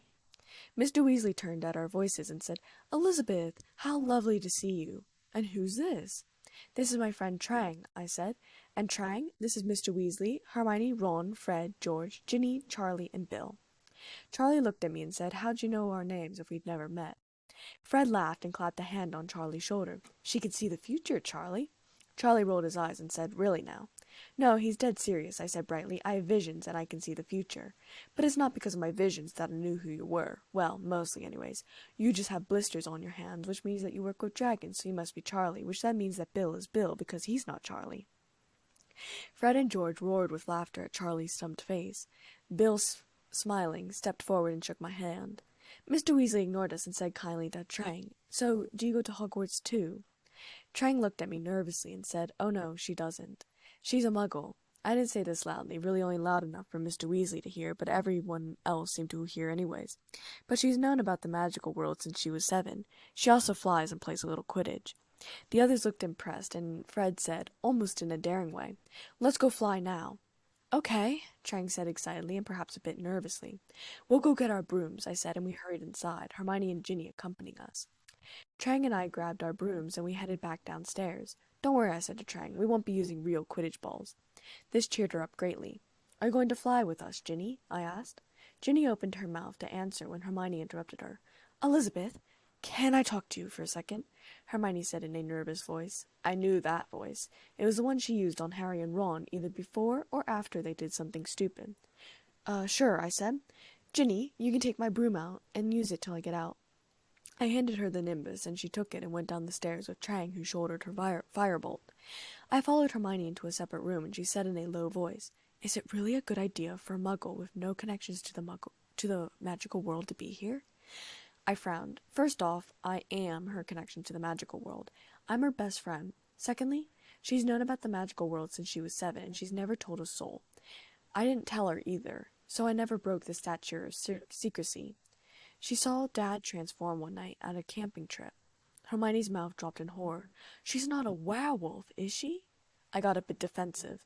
"Dad's never bitten anyone." "Sorry, right," Hermione said quickly. "Well, if you trust her, then I guess it's all right." I breathed out a sigh of relief. I'd have hated to turn Trang back home. Though, to be completely honest, just because Hermione didn't think it was a great idea was no reason for me to turn Trang away anyways. I didn't hear Mr. and Mrs. Weasley complaining. In fact, they were rather delighted with Trang's presence, and they'd only known her for a few minutes. Hermione and I went downstairs, where the others were already flying, including Trang. Ginny flew down and handed my broom off to me, and I joined the others in the air. Trang sat next to Mr. Weasley at dinner every night. He bombarded her with questions about the Muggle world, and she answered them graciously, and bombarded him with questions about the Wizarding world. Sometimes the rest of us talked over them, and sometimes we just listened with amazement at the conversations they were having. Apparently, Mr. Weasley found the functions of rubber ducks fascinating. I'd already talked to Mr. Weasley on the side, who said he'd be delighted to take Trang to the airport. I said she was okay with side-along apparition, and the matter was settled. I had a sneaking suspicion that Mr. Weasley couldn't wait to see the Muggle planes. He'd been just slightly too enthusiastic about bringing her to the airport. Much to everyone's surprise, Trang got along quite well with Percy, who was willing to tell her everything about his work, and she listened with rapt attention to the smallest details, grilling him with questions. Harry was supposed to be coming Friday, which was today at 5 o'clock, but Mr. Weasley was having trouble with the fireplaces connecting. I explained to Trang that Muggle fireplaces were not normally connected with the magical flue network, which stopped wizards who got lost in the flue system from entering through a Muggle grate on accident. While Mr. Weasley fixed the problem, Fred asked me what was going to happen. "Yeesh," I said with an eye roll. "You make it sound like the trip's going to be so exciting." And then I grinned evilly and said, "You'll drop your tongue toffees, and pick all of them up except one, which Dursley will grab and eat." "Lovely," Fred and George said together, and I rolled my eyes again. I couldn't wait to see Harry. "Would you like a toffee, Trang?" George asked with a grin. Trang quickly looked at me, and I glared at George. "Absolutely not," I warned him. "I'll hex you." The others around us roared with laughter. Hermione remained amused. "How's it coming, Dad?" Ron asked, just as eager as I was to see Harry. Hermione and Ginny left the room. Trang had out another book, reading, and I had out it, much to Ron's annoyance. "I'll have it up in a few minutes," Mr. Weasley said, testing the powder out. Ron glanced at my book again. He rolled his eyes. "What?" I asked, exasperated. "How many times have you read that book?" Ron asked. "About 72 times. Why?" I asked. I didn't really know the real number, but it just rolled off the tongue. "I don't know. Don't normal people read a book once or twice and then never read it again?" Ron asked. "Is that the only thing you read?" I sighed a pretend exasperation and said, "Am I normal, Ron?" Ron grinned. "No, I suppose not." Charlie and Bill came into the room and sat down on either side of me. Fred shot them a furtive look. I barely looked up from my book, and Trang didn't notice their presence. She was watching a Quidditch match through a book. She said it was like a portable TV that showed small clips.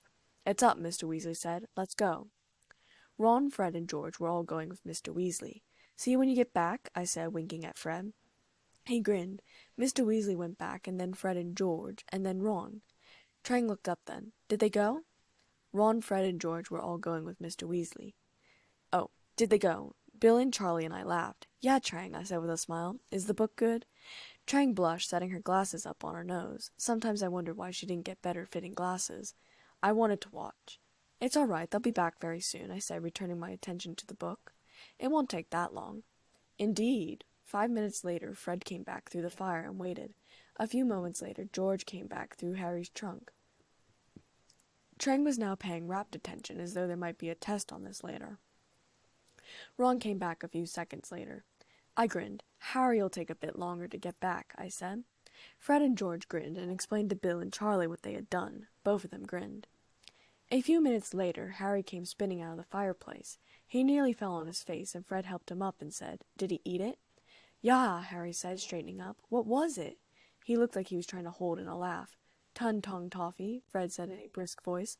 "George and I invented them, and we've been looking for someone to test them on all summer." The rest of us burst into laughter, even Trang. Harry looked at us, and I grinned. I got up and gave him a hug and kissed his cheek. "Good to see you, Harry," I said. "You too, Elizabeth," he said with a grin.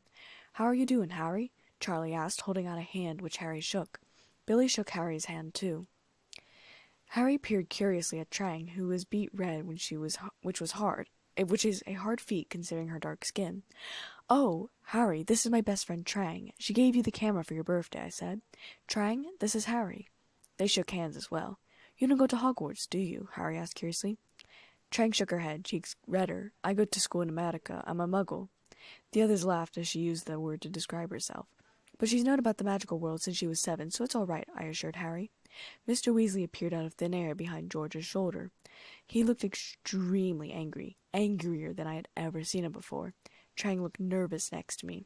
"That wasn't funny, Fred," Mr. Weasley said. "What on earth did you give that muggle boy?" "I didn't give him anything," Fred said innocently, grinning. "I just dropped it. It wasn't his fault he went and ate it. I never told him to." "You dropped it on purpose," Mr. Weasley roared in anger. Trang retreated back to the table and opened up her Quidditch book. Bill looked quite amused by this as I sat on the arm of his chair, Ron having taken my seat. "You know he'd eat it. You knew he was on a diet." "How big did his tongue get?" George asked eagerly. "It was 4 feet long before his parents would let me shrink it," Mr. Weasley said. Harry, Trang, the Weasleys, and I all roared with laughter. "It isn't funny," Mr. Weasley shouted again. "That sort of behavior seriously undermines wizard-muggle relations. I spent half my life campaigning against the mistreatment of muggles, and my own sons. We didn't give it to him because he's a muggle," Fred interrupted indignantly. "No, we gave it to him because he's a great bully and git, right, Harry?" George said. "Yeah, he is, Mr. Weasley," Harry said earnestly, trying to get twins out of trouble. "Actually, Fred," I interrupted, "I was wondering if I could have some of those to give to Draco Malfoy." George, Ron, Fred, and Harry all laughed, but Mr. Weasley wasn't done.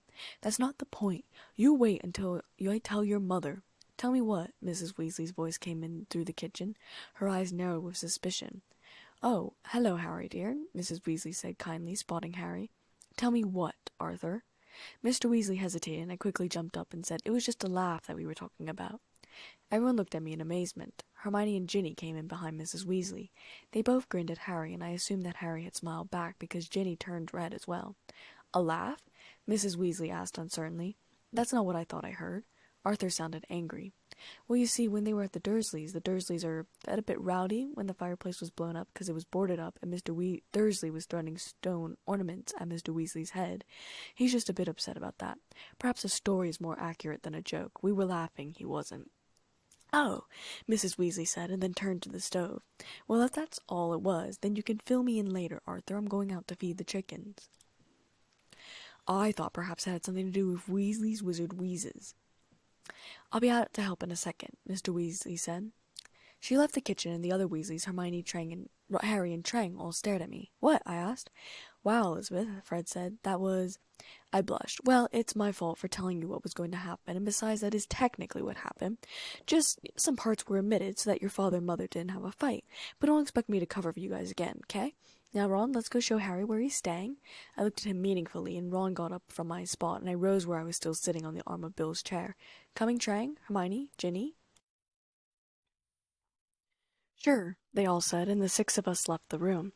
I heard Mr. Weasley say, "Just because she covered you doesn't mean that you're out of trouble with me. Understand, boys?" "Fast thinking," Ron chuckled.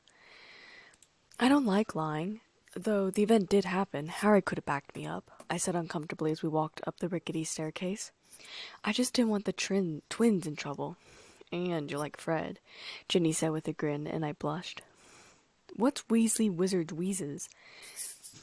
Harry asked, confused. We all laughed except for Hermione.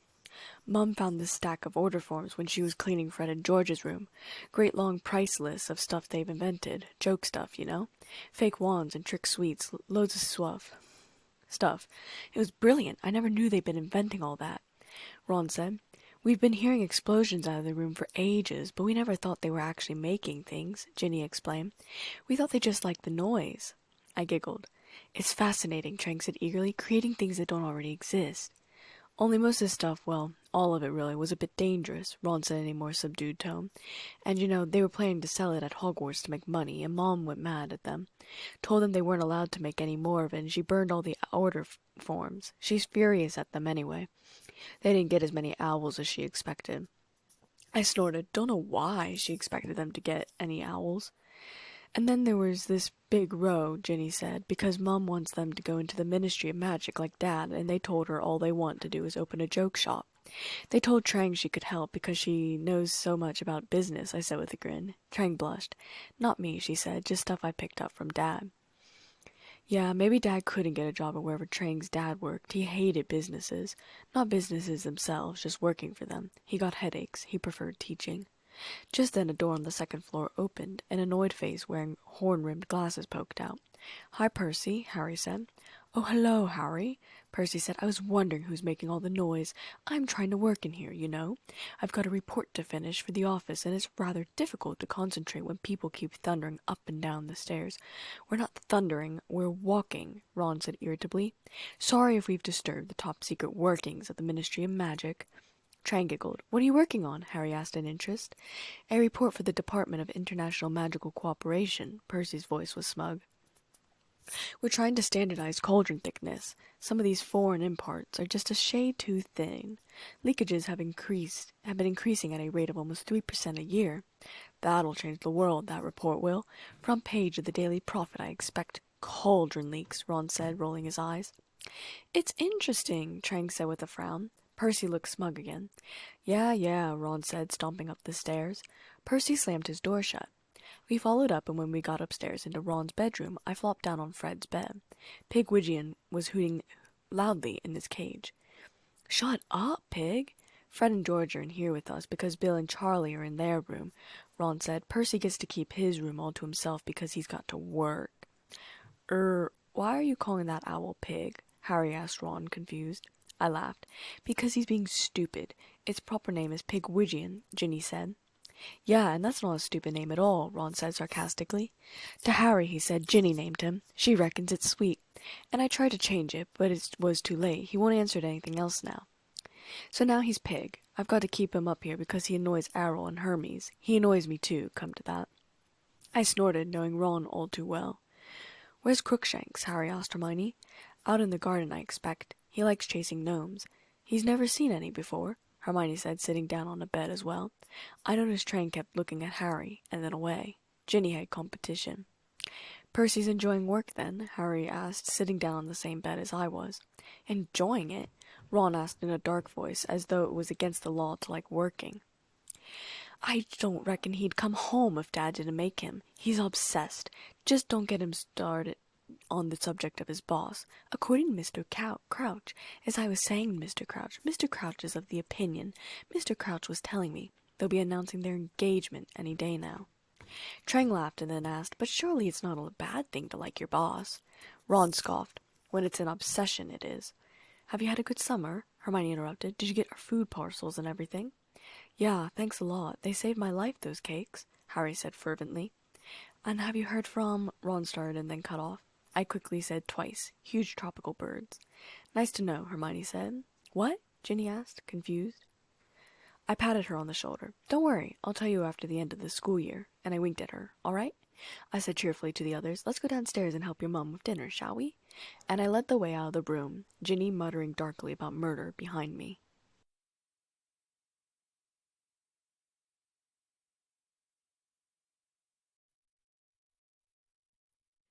Chapter 4. Mrs. Weasley was in a good mood when we went downstairs. She was cooking on the stove and informed us that we would be eating outside due to such a large amount of people in the house. Ron and Harry grabbed cutlery and Trang stayed by Mrs. Weasley's side, handing her pans when she needed them. I grabbed cups so that we could fill them with drink and headed out after the others. Crookshanks was pelting after a gnome, which was laughing. It dove into a boot, and I laughed wildly as Crookshanks put a paw in there, trying to get it out, and I smiled. Meanwhile, on the other side of the house, Charlie and Bill were making two tables smash into each other in a sort of battle. Fred and George were cheering, Ginny was laughing, and Hermione seemed to be split in her emotions between amusement and anxiety. Bill's table caught Charlie's with a huge bang and knocked one of its legs off. There was a clatter from overhead, and everyone looked up to see Percy looking down from the second floor. "Will you keep it down?" he bellowed. "Sorry, Perce," Bill said, his long locks sweeping behind him as he lifted his head again. "How are the cauldron bottoms coming on?" "Very badly," Percy said peevishly, slamming the window shut, making the window rattle. Everyone laughed again as Bill and Charlie lowered the tables back to earth. Bill reattached the table leg and then made tablecloths appear from nowhere. Trang and I set the table in record time, and soon Mrs. Weasley had all the dishes of her cooking on the tables. I put some of the food onto my plate, sitting between Bill and Trang. Hermione, Harry, and Ron were sitting across from me. Both Fred and Charlie kept shooting glances down at Bill as he chatted with me. I picked up my food, listening rather than talking, while eating. I was mostly listening to Mr. Weasley and Percy's conversations. "I've told Mr. Crouch that I'll have it ready by Tuesday," Percy said, meeting his cauldron report. "That's a bit sooner than he expected it, but I like to keep on top of things. I think he'll be grateful I've done it in good time. I mean, it's extremely busy in our department just now, and what with all arrangements for World Cup, we're just not getting the support we need from the Department of Magical Games and Sports. Ludo Bagman—" "I like Ludo," Mr. Weasley interrupted mildly. "He was the one who got us such good tickets for the Cup. I did him a bit of a favor. His brother Otto got into a spot of trouble. A lawn-mower with unnatural powers. I smoothed the whole thing over." "Oh, Bagman's likable enough, of course," Percy said in a dismissive manner. "But how he ever got to be head of department, when I compare him to Mr. Crouch, I can't see Mr. Crouch losing a member of our department and not trying to find out what happened to them. You realize Bertha Jorkins has been missing for over a month now. Went on holiday to Albania, never came back." My mouth went dry. I stopped eating. "Yes, I was asking Ludo about that," Mr. Weasley said with a frown. I shifted uncomfortably in my seat, but continued to listen in. "He says Bertha's gone lost plenty of times before now. Though I must say, if it was someone in my department, I'd be worried. Oh, Bertha's hopeless, all right. I hear she's been shunted from department to department for years, much more trouble than she's worth. But all the same, Bagman ought to be trying to find her. Mr. Crouch has been taking a personal interest. She worked in our department at one time, you know, and I think Mr. Crouch was quite fond of her. But Bagman just keeps laughing and saying she probably misread the map and ended up in Australia instead of Albania.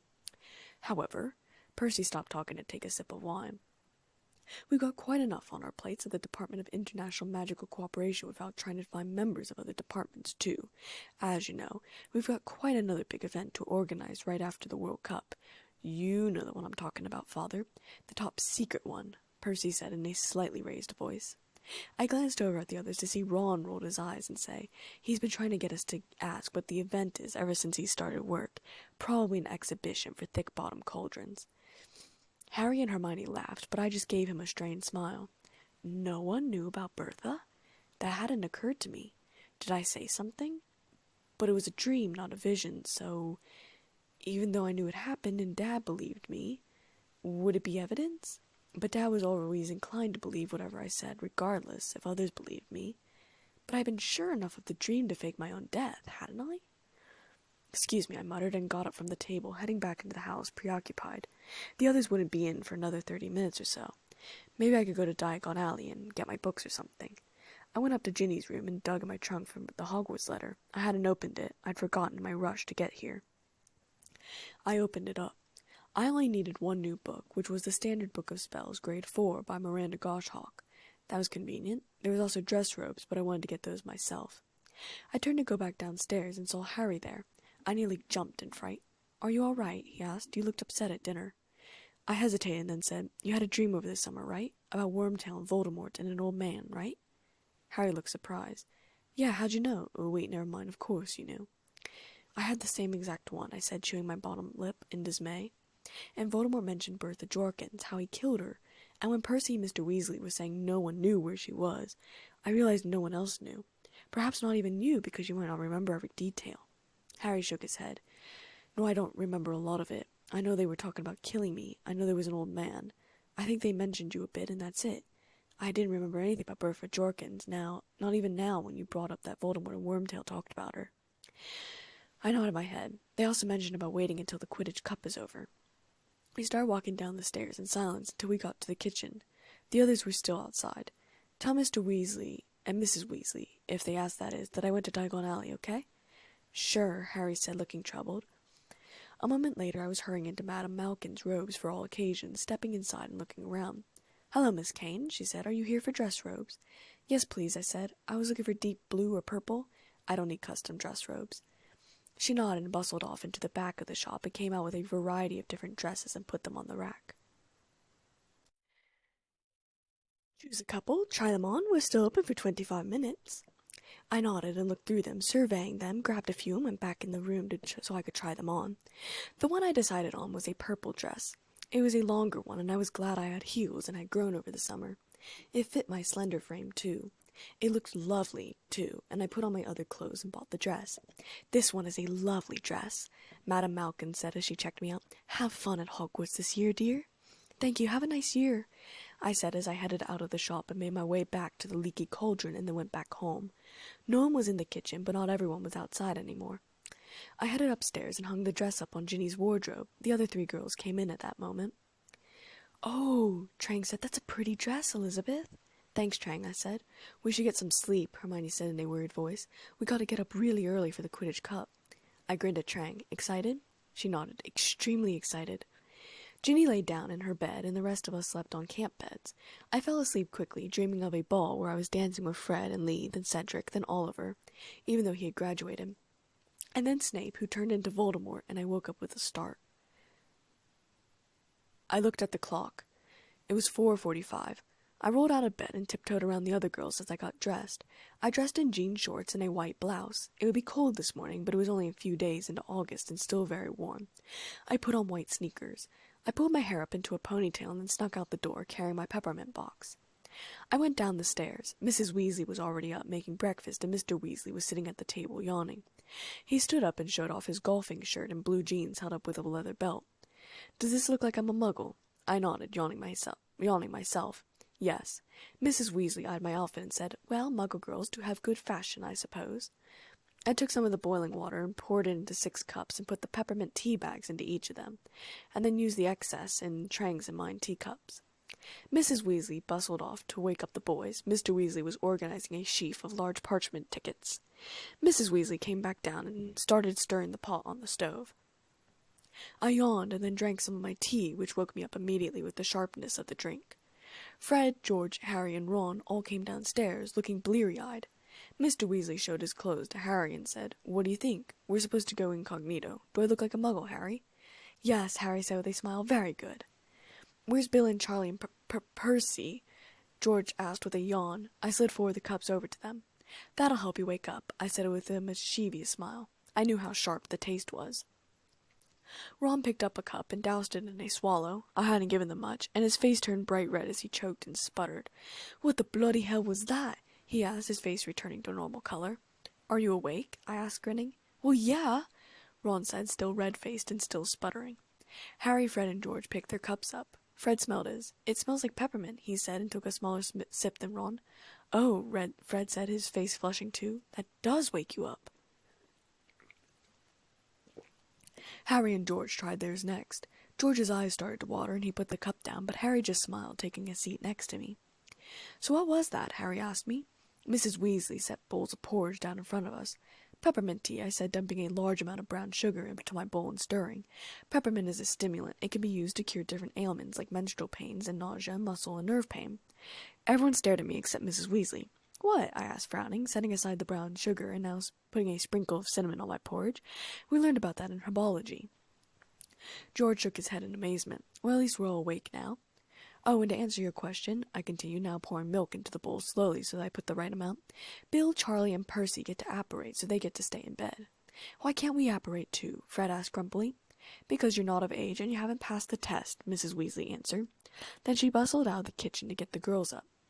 You have to pass a test to apparate? Harry asked. Oh, yes, the Department of Magical Transportation has to fine a couple of people the other day for apparating without a license. It's not easy, apparition. and when it's not done properly, it can lead to nasty complications. This pair I'm talking about went and splinched themselves. I flinched with the others. Splinched? Harry asked nervously. They left half of themselves behind, so of course, Mr. Weasley said, putting treacle on their porridge. They were stuck. Couldn't move either way. Had to wait for accidental marriage reversal squad to sort them out. Meant a fair old bit of paperwork. I can tell you, what with the muggles who spotted the body parts they left behind. Were they okay? Harry asked, startled. Oh yes, Mr. Weasley said, but they got a heavy fine, and I don't think they'll be trying it again in a hurry. You don't mess around with apparition. There are plenty of adult wizards who don't bother with it. Prefer brooms, slower but safer. Too bad we can't use magic carpets anymore, I said dreamily before spitting another spoonful of lovely sugary porridge into my mouth. Indeed, Mr. Weasley said. But Bill and Charlie and Percy can all do it, Harry asked, interested. Charlie had to take the test twice. He failed the first time, apparated 5 miles south of where he meant to. Right on top of some poor old dear doing her shopping, remember? Fred asked with a huge smile. Yes, well, he passed the second time, Mrs. Weasley said as the rest of us laughed. Hermione, Ginny, and Trang were all coming down the hallway looking sleepy. Trang pointed to the last steaming cup of peppermint tea. Is that for me? I nodded. Trang picked it up and doused half of it in one go. The others, especially George and Ron, who'd had bad reactions, watched in interest. That's lovely, Trang said with brighter eyes. Is there any more? I tossed my peppermint box at her, and she got up to make herself another cup of tea. I sipped mine casually. Why do we have to get up so early? Ginny asked, rubbing her eyes. We've got a bit of a walk, Mr. Weasley said. I kicked George, and he looked up at me. I shook my head and put my hand under the table, tapping his knee. He handed me the toffees, and I put them in my pocket. George nudged Fred, and Fred passed me his, too. Everyone else missed the interaction between us. I obviously didn't have all of them, but hopefully Mrs. Weasley wouldn't notice. I zipped my bag closed so that the toffees couldn't escape if she did want them. Walk? Harry asked in another startled voice. What, are we walking to the World Cup? Trang's mouth dropped too, as though she thought this might be possible, and I laughed, starting to eat my porridge again. Silly, Harry, of course not, I said with a grin. But with so many wizards coming in from all sorts of countries, we have to travel incognito. Even muggles notice large congregations of people going to the same direction, and often have the urge to check out what's going on, whether they knew about the event or not. George! Mrs. Weasley shouted suddenly, and everyone except me jumped. I rolled my eyes instead. What? George asked, confused. What is that in your pocket? Mrs. Weasley continued. I shifted my body below the table and saw that there was a huge bulge in his pocket. I sighed. Nothing, George said, putting a hand over his pocket. Don't you lie to me, Mrs. Weasley said, pointing her wand at George's pocket and said, Accio. Trang watched in interest. She loved seeing magic in action, and I watched to see how the spell was conducted. Multiple objects came out of George's pocket and into her hand, toffees. She kept pointing her wand at them and saying, Accio, Accio. Even I had to admit that they had come up with some pretty neat hiding places, but I'd wished they'd given me more of their toffees. I checked my bag and saw that I had about 12 or so in it. We spent 6 months developing those, Fred said angrily as she threw the toffees away. Oh, a fine way to spend 6 months, she shrieked in anger. No wonder you didn't get more owls. We departed the burrow very soon after. I stayed back for a millisecond and said to Mrs. Weasley, Can you use some of the gold in my vault for Ron's robes? Get them new, like Harry's? Then I dashed off before she could say yes or no. Trang, Fred, George, and I were all walking ahead of the others. Mrs. Weasley was still talking to Mr. Weasley, and she called after us, Behave yourselves. Fred and George glowered. I still have 12, I said brightly. 6 for each of you. Not much, George said grumpily. You could have given me more, I said sharply, though sympathetically, not wanting to be blamed for their stupidity. How are we getting to the cup? Trang asked. Portkey, I answered. What's that? Trang asked. It's a magical device that transports people from one place to another. But they have certain times they take off and usually can only be used once, I said. They're usually disguised as things that muggles don't pick up. You have to be touching it to be transported, so don't let go of it when we get there. Grand, Trang said, sounding extremely nervous that she might get left behind. We had to climb Stoat's Head Hill, which was a long climb, and before long I had a painful stitch in my side. My legs were getting sore, too, but I continued on at a steady pace. Harry, Hermione, Ron, Ginny, and Mr. Weasley had caught up to the 4 of us by this time, though I pulled ahead of the others with my impatience to get to the cup. I ran up the last steps and saw 2 figures off in the distance. I went on ahead until I found Mr. Diggory and his son Cedric. Elizabeth, Cedric said in glad surprise, what are you doing here? I was staying with the Weasleys, I said, blushing just slightly. They're coming on a bit slow, but they'll be here in a few seconds. Cedric and I hugged, and he introduced me to his father, who was the boisterous and round-faced man. He was holding a muddy boot in one hand. "Over here, Arthur. Over here, son. We've got it," Mr. Diggory called out, and I turned to see the Weasleys, Hermione, Trang, and Harry make their way over to us. "Amos," Mr. Weasley said, smiling, and they shook hands. "To the rest of us," he said, "this is Amos Diggory, everyone. He works for the Department for the Regulation and Control of Magical Creatures. I think you know his son, Cedric." "Hi," Cedric said, looking around at everyone, laying his eyes on Trang. I felt a strange twinge of jealousy and then pushed it away.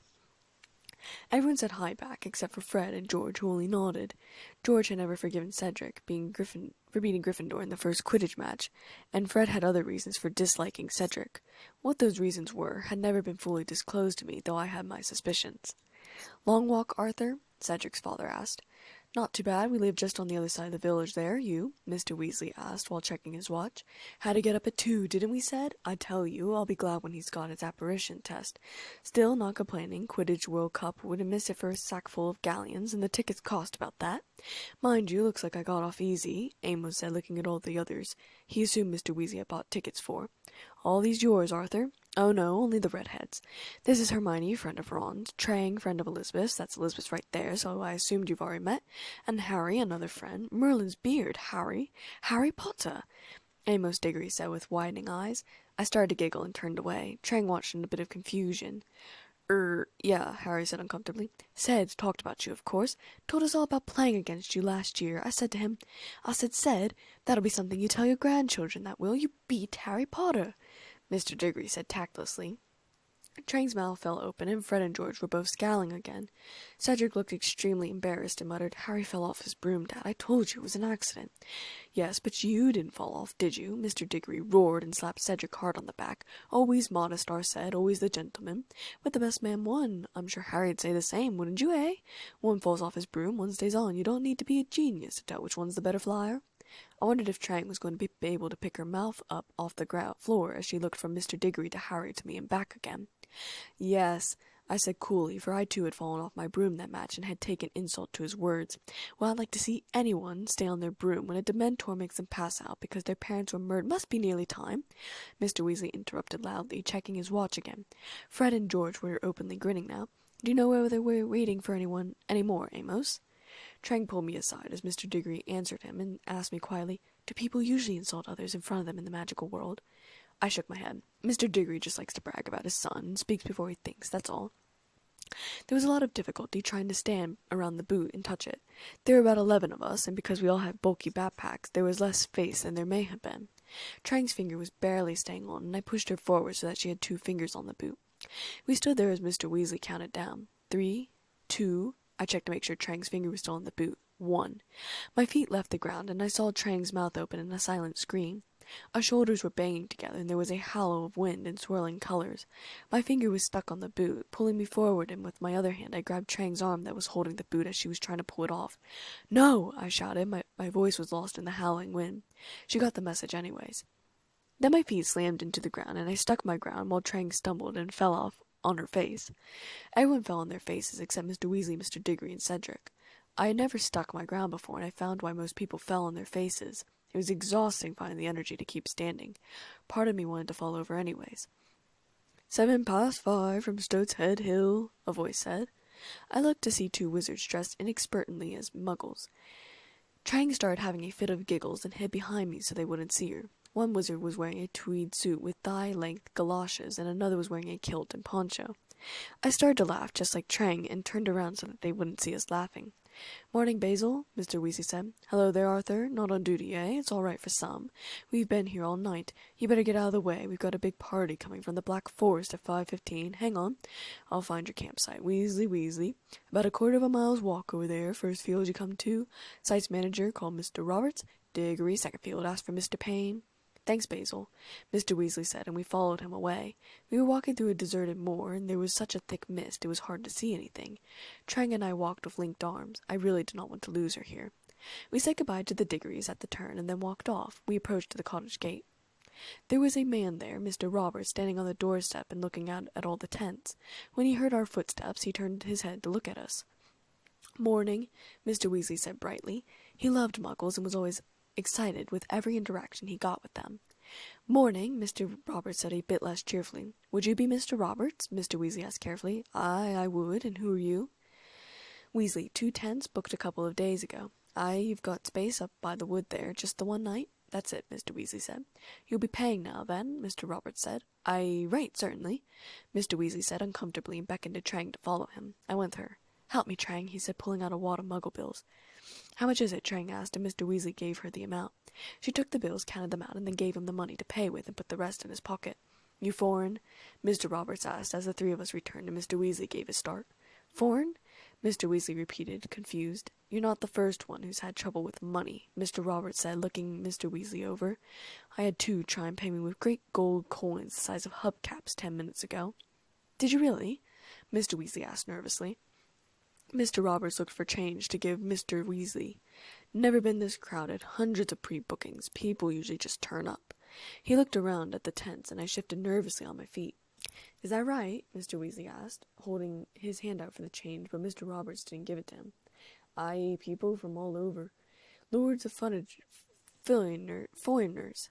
Foreigners, and not just foreigners. Weirdos, you know? There's a bloke walking round in a kilt and poncho." He scrutinized us again, looking at Trang and I nearly in identical outfits, except she was wearing a red blouse. "Shouldn't he?" Mr. Weasley asked anxiously. "It's like some sort of, I don't know, like some sort of rally. They all seem to know each other. Like a big party." A wizard in +4 apparated next to him, and pointing his wand at him, said sharply, "Obliviate!" Trang shrieked and grabbed my arm. Instantly, Mr. Roberts' eyes slid out of focus, and a dreamy expression crept over his face. "A map of the campsite for you and your change," Mr. Roberts said in a softer voice to Mr. Weasley. "Thanks very much," Mr. Weasley said, taking both of the items. The wizard in +4 accompanied us towards the gate. He looked exhausted with dark circles under his eyes, and his chin was turning blue from cold. But having a lot of trouble with him. Needs a memory charm 10 times a day to help him, keep him happy. And Ludo Bagman's not helping, trotting around talking about bludgers and quaffles at the top of his voice. Not a worry about anti-muggle security. Blimey, I'll be glad when this is over. See you later, Arthur. He disapparated without another word. Trang was still clutching my arm. "Is Mr. Roberts going to be okay?" she asked me in undertone. "Of course," I said. "It doesn't hurt them. It simply removes the particular components of the magical abnormalities from their minds, that's all." "But why did he have to forget?" Trang asked in a concerned voice. "Muggles aren't supposed to know about our world. The only way Muggles find out about the magical world is in 2 ways. A, they have a magical child who's invited to a magical school, or B, they marry someone from the magical world. Other than that, they aren't supposed to know," I said. "Will they erase my mind if they find out that I'm a Muggle?" Trang asked, shivering. "No," I said fiercely. "Don't worry about that. I have multiple tricks up my sleeve. And there is no reason for anyone to know that you aren't magical anyways. We don't just go around asking random people if they're Muggles or not. You're with us, Trang. No one's going to notice unless you shout it through a magical microphone." Trang didn't seem to relax any. I put an arm around her as we continued to walk. The sun had come out, making the clouds dissipate, and we could see the tents now, and thoughts of having her memory change were put out of Trang's mind. The tents were so magical, it was stupid that we even had Muggles at the front gates. I couldn't blame Mr. Roberts for being suspicious. Trang looked around, her mouth dropped for what was probably a 5th time already, and it wasn't even 9 in the morning yet. There were tents with multiple floors, front gardens, back gardens, pools, and a large tent that obviously housed an Indian family. It looked like the palace from Aladdin and had peacocks tethered to the front of the gate. "Always the same. We can't resist showing off when we get together. Ah, here we are. Look, this is it," Mr. Weasley said with a smile. There was a small plot of land with a sign in front of it that read Weasley. I giggled. "Couldn't have a better spot. This field is just on the other side of the wood there. We're as close as we could be," Mr. Weasley said, dropping his backpack. "Right? No magic allowed, strictly speaking, not when we're out in these numbers on Muggle land. We'll be putting these tents up by hand. Shouldn't be too difficult. Muggles do it all the time. Here, Harry, where do you reckon we should start?" Harry stared dully at the tents. He had never been camping in his life. Trang moved forward and started instructing us all what to do. I gave her an encouraging smile. Mr. Weasley was a bit of a hindrance, especially when he got to use the mallet. Trang was laughing the entire time and looking very happy. I think she enjoyed being able to help. We all looked back to see how the tents looked. I certainly thought they looked like Muggle tents. But Trang was frowning now. "How are we all going to fit?" Mr. Weasley laughed kindly and said, "Go on ahead, Trang." Trang went into the tent and gasped. Harry and I quickly followed after. Harry's jaw dropped so that Trang and him looked identical in awe. There were 3 rooms, a sitting room, kitchen, 2 bedrooms, and a bathroom. The chairs were mismatched and the covers were crocheted. There was a strong smell of cats, which I didn't mind, but it was a bit overwhelming. "Well, it's not for long," Mr. Weasley said, mopping his bald patch with his handkerchief. It was hot in here. "I borrowed this from Perkins at the office. Doesn't camp much any more, poor fellow. He's got lumbago." He picked up a kettle and said, "We'll need water." I quickly spoke. "Ron, Hermione, Harry, Trang, and I will go get water. The rest of you are going to look for firewood." The others stared at me and I shrugged. That's what I saw when we got here anyways. I left out the fact that I hadn't actually seen Trang or I go with Harry, Ron, and Hermione. So everyone else shrugged, accepting my word, and the 5 of us headed out to the tent. We quickly looked in the girls' tent, and Trang, Hermione, and I put our bags down. I made a mental note to give Fred and George their toffees. The girls' tent was smaller, kitchen, bathroom, bedroom, and sitting room, but the rooms were smaller. It was a good thing we didn't have more girls, because there were only 4 beds. However, our tent was slightly cooler, and there was no cat smell. We set off across the campsite with pans and the kettle to fill them with water. The other campers were starting to wake up as well. The first to wake were the families with small children, of course. For some reason, little kids weren't fans of sleep. Trang, Harry, and I looked fascinated at a little boy no older than 2, maybe 3, who had a wand in his hand poking a slug. "Erg," Trang complained as the slug grew to be the size of a large salami. "That's disgusting." I giggled, but privately agreed. His mother came out of the tent. "How many times, Kevin? You don't touch Daddy's wand. Eek!" She squealed as she stepped on the slug, making it explode. "You bust slug! You bust slug!" The boy started to cry as the mother continued to scold him. Farther ahead, 2 twin girls were flying on toy broomsticks, only high enough that their toes skimmed the grass. "Wow," Trang whispered softly. "Imagine if we'd had those as kids, Elizabeth." "I had one," I said, pink. But I didn't ride it often because Dad didn't want me in the forest by myself, and he never had time to watch me, because he was working so hard. A ministry wizard hurried past us after the little girls, muttering, "In broad daylight. Parents having a lion, I suppose." Adult wizards were emerging from the tents and starting to cook breakfast. A majority of them looked around furtively and conjured fires from their wands. Others were striking matches as though they thought they wouldn't work, and then were so surprised that a fire was lit that they dropped the matches. 3 African wizards were in a serious conversation and standing around a purple fire cooking rabbit. Trang stared at the purple fire with pleasure. Purple was her favorite color. Suddenly, we were surprised by a large amount of green. Is it my eyes, or has everything gone green?" Ron asked stupidly. The tents were covered in shamrocks, paper and real ones, so that they looked like hills that had sprung up from the earth. We walked through, and then we heard a voice from behind us. "Harry, Ron, Hermione, Elizabeth." We all turned. It was Seamus Finnegan, a Gryffindor. He was sitting in front of his tent, which was also covered in shamrocks. Trang seemed to be on the verge of laughing. There was a woman sitting with him, who must have been his mother, and his best friend, Dean Thomas, who was Muggle-born. Seamus had grown his sandy hair out so that it tucked around his ears. Dean, on the other hand, was close to bald. We headed over. "Like the decorations?" Seamus asked with a broad grin. "The ministry's not too happy." Why shouldn't we show our colors?" his mother said with beady eyes. "You should see what the Bulgarians have got dangling over their tents. You'll be supporting Ireland, of course," she added. We all nodded. "Hey, Elizabeth," Dean said. "You know who's going to be winning?" "Sure I do," I said honestly, "but why should I spoil it for everyone?" Dean laughed, and Mrs. Finnegan looked annoyed. Maybe she'd put down a bet. We left, and Ron muttered, "Like we'd say anything else surrounded by that lot." "I wonder what the Bulgarians have got dangling all over their tents," Hermione asked. "Let's go and have a look," Harry said, pointing. We made our way to the Bulgarian tents. Each one had a poster of Victor Crumb on them. They were moving, blinking, and scowling. Trang looked at them, a bit disappointed for some reason. Ron muttered something, and Hermione asked, "What?" "Crumb," Ron said a bit louder. "Victor Crumb, the Bulgarian seeker." "He looks really grumpy," Hermione said mildly, and Trang started laughing. "Really grumpy?" Ron said, exasperated. "Who cares what he looks like? He's unbelievable. He's really young, too. Only just 18 or something. He's a genius. You wait until tonight, you'll see." "Actually, I said he's 17. Ron gaped at me. I shrugged. "What? I know my Quidditch players." There was a line for the water, and we got behind 2 wizards. One of them was a very old wizard, probably in his 80s or so, with a long white beard, nearly as long as Dumbledore's. He was wearing a flowery nightgown. Then there was a ministry wizard who was nearly crying with exasperation. He was holding a pair of striped trousers. "Just put them on, Archie, that's a good chap. You can't walk around like that, the muggle at the gate's already getting suspicious." "I bought this in a muggle shop," the old wizard said stubbornly, and as though muggle shops only sold clothes that were made for both sexes. "Muggles wear them." Train was already quietly giggling, her fist in her mouth. "Muggle women wear them, Archie, not the men. They wear these," the ministry wizard said, brandishing the trousers in the old man's face. "I'm not putting them on," Archie said in indignation. "I like a healthy breeze round my privates, thanks." I started giggling too, and soon Trang, Hermione, and I all had to hurry out of line so they didn't hear us laughing. We only got back in line when Archie and the other wizard collected their water and disappeared. Then we collected our water and headed back. We walked much slower because of the water we were carrying. We saw many from students from Hogwarts, though we didn't talk to most of them. When I heard a familiar voice calling for Harry, I turned. It was Oliver Wood, past captain of Gryffindor Quidditch team.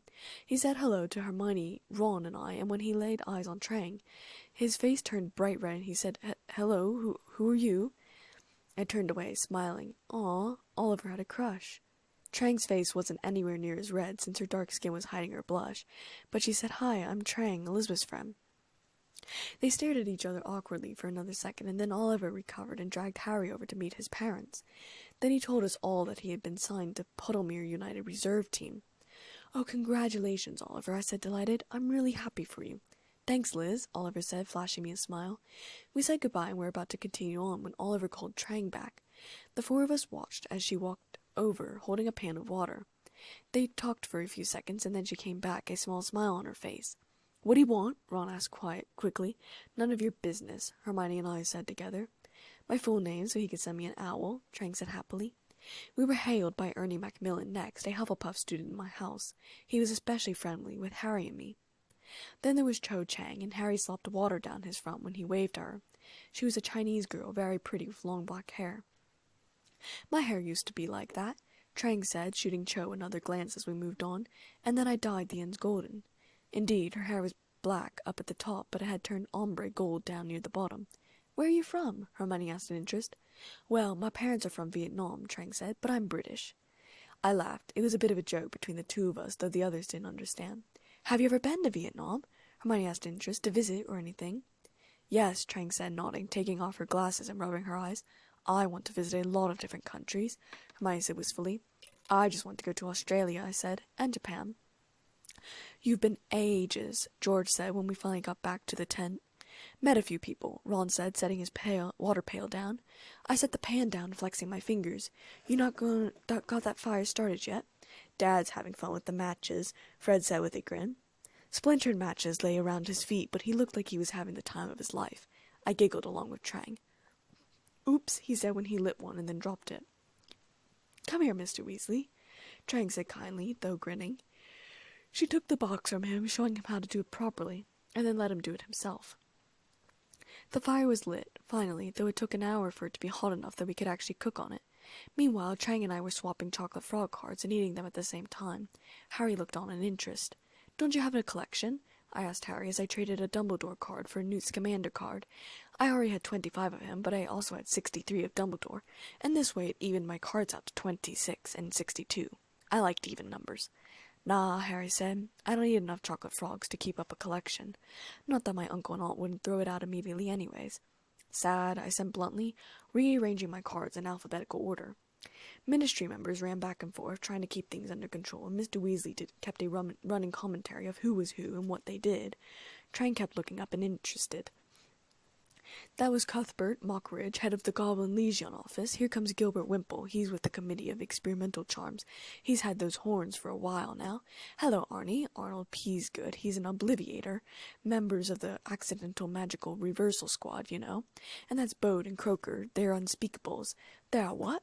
Trang and Harry looked at the same time in interest, both of them pushing their glasses up on their noses. Fred caught my eye, and we looked away before we laughed. "From the Department of Mysteries, top secret, no idea what they get up to," Mr. Weasley said, and Trang looked over his shoulder to get a good look at them. Mr. Weasley let Trang and I cook sausages and eggs, mostly because it was rumored that I was a good cook, and Trang already knew how to cook over a fire from her many camping trips. The sausages and eggs were done in record time, just as Bill, Charlie, and Percy were strolling towards us looking refreshed. "Just apparated, Dad," Percy said in a loud voice, and looked around to see if anyone had heard him. "Ah, excellent lunch." I giggled quietly as Trang served out food to everyone. The sausages were juicy, and the eggs were light and fluffy. Halfway through our lunch period, Mr. Weasley jumped up, waving a man over. "Aha! The man of the moment! Ludo!" Ludo Bagman was wearing old Quidditch robes from when he used to play. They had thick horizontal stripes of the bright yellow and black. An enormous wasp was stitched onto the front of the robes. He was powerfully built in the shoulders and legs, but his stomach was bulging against the robes. His nose was squashed, most likely broken by a bludger. His eyes, however, were bright blue. With his short blonde hair and rosy complexion, he looked a bit how I thought an American schoolboy might look. "Ahoy there!" Bagman called happily. He was walking with springs in his step. "Arthur, old man, what a day, eh? What a day! Could we have asked for more perfect weather? A cloudless night coming and hardly a hiccough in the arrangements. Not much for me to do." Behind him, 4 ministry wizards were rushing toward a wizard's tent where a fire had gotten out of hand. It was bright blue and throwing violet sparks 20 feet into the air. Trang laughed aloud and then quickly stifled it. Percy hurried forward at that moment with his hand outstretched. Apparently he wanted to make a good impression. I rolled my eyes. If I didn't like someone, I wasn't going to act like I did to get on their good side. I'd act just as I said. "Ah, yes," Mr. Weasley said with a knowing smile. "This is my son Percy. He's just started the ministry. And this is Fred. No, George, sorry, that's Fred. Bill, Charlie, Ron, my daughter Ginny, and Ron's friends, Elizabeth Kane, Hermione Granger, Trang Nugent, and Harry Potter." Ludo lifted his eyes to Harry's forehead, looking at the scar. "Everyone, this is Ludo Bagman. You know who he is. It's thanks to him we've got such good tickets. Fancy a flutter on the match, Arthur?" Ludo asked, waving his hand aside. I quickly got up and went inside the tent. I didn't want to be asked who was going to win. Once the betting was over, I headed back out, sitting down next to Bill. Couldn't do me a brew, I suppose. I'm keeping an eye out for Barty Crouch. My Bulgarian opposite number's making difficulties, and I can't understand a word he's saying. Barry'll be able to sort it out. He speaks about 150 languages. Trang looked at me from across the fire, her mouth open. I nodded. She got up and came and sat next to me. "Mr. Crouch? He speaks over 200. Mermish and Gobblegook and Troll," Percy said with admiration. Trang giggled. "What are those languages?" "Mermish is mermaid," I started. "There's mermaids." "Anyone can speak Troll," Fred said in a dismissive voice. "All you have to do is point and grunt." About half of us laughed. "Any news of Bertha Jorkins yet, Ludo?" Mr. Weasley said, and I stopped laughing. Harry and I exchanged an uncomfortable look. "Not a dicky bird, but she'll turn up. Poor old Bertha, memory like a leaky cauldron and no sense of direction. Lost, you take my word for it. She'll wander back into the office sometime in October, thinking it's still July." Yeah, there's mermaids and centaurs and dragons and pixies and fairies and unicorns," I muttered under my breath, trying to ignore the ongoing conversation. "Ghosts, poltergeists, house elves, vampires, a lot of different magical creatures." "You don't think it might be time to send someone to look for her?" Mr. Weasley suggested. "There's a lot of creatures that even muggles don't know about, like bowtruckles or fire crabs or acromantula," I continued hurriedly. "What are acromantula?" Trang asked in interest. "Huge talking spiders," I said. Trang shuddered. "Barty Crouch keeps saying that," Ludo said, taking a tea from Percy. "But we can't really spare anyone at that moment. Oh, talk of the devil, Barty!" Barty Crouch apparated out of the air, wearing a stiff, impeccable suit and tie. Everything from his neatly combed hairdo to his polished shoes yelled professionalism and rule follower. Fred actually wrinkled his nose, while I thought Percy might bend over and kiss his shoes. "Pull up a bit of grass, Barty," Ludo said, patting the ground next to him.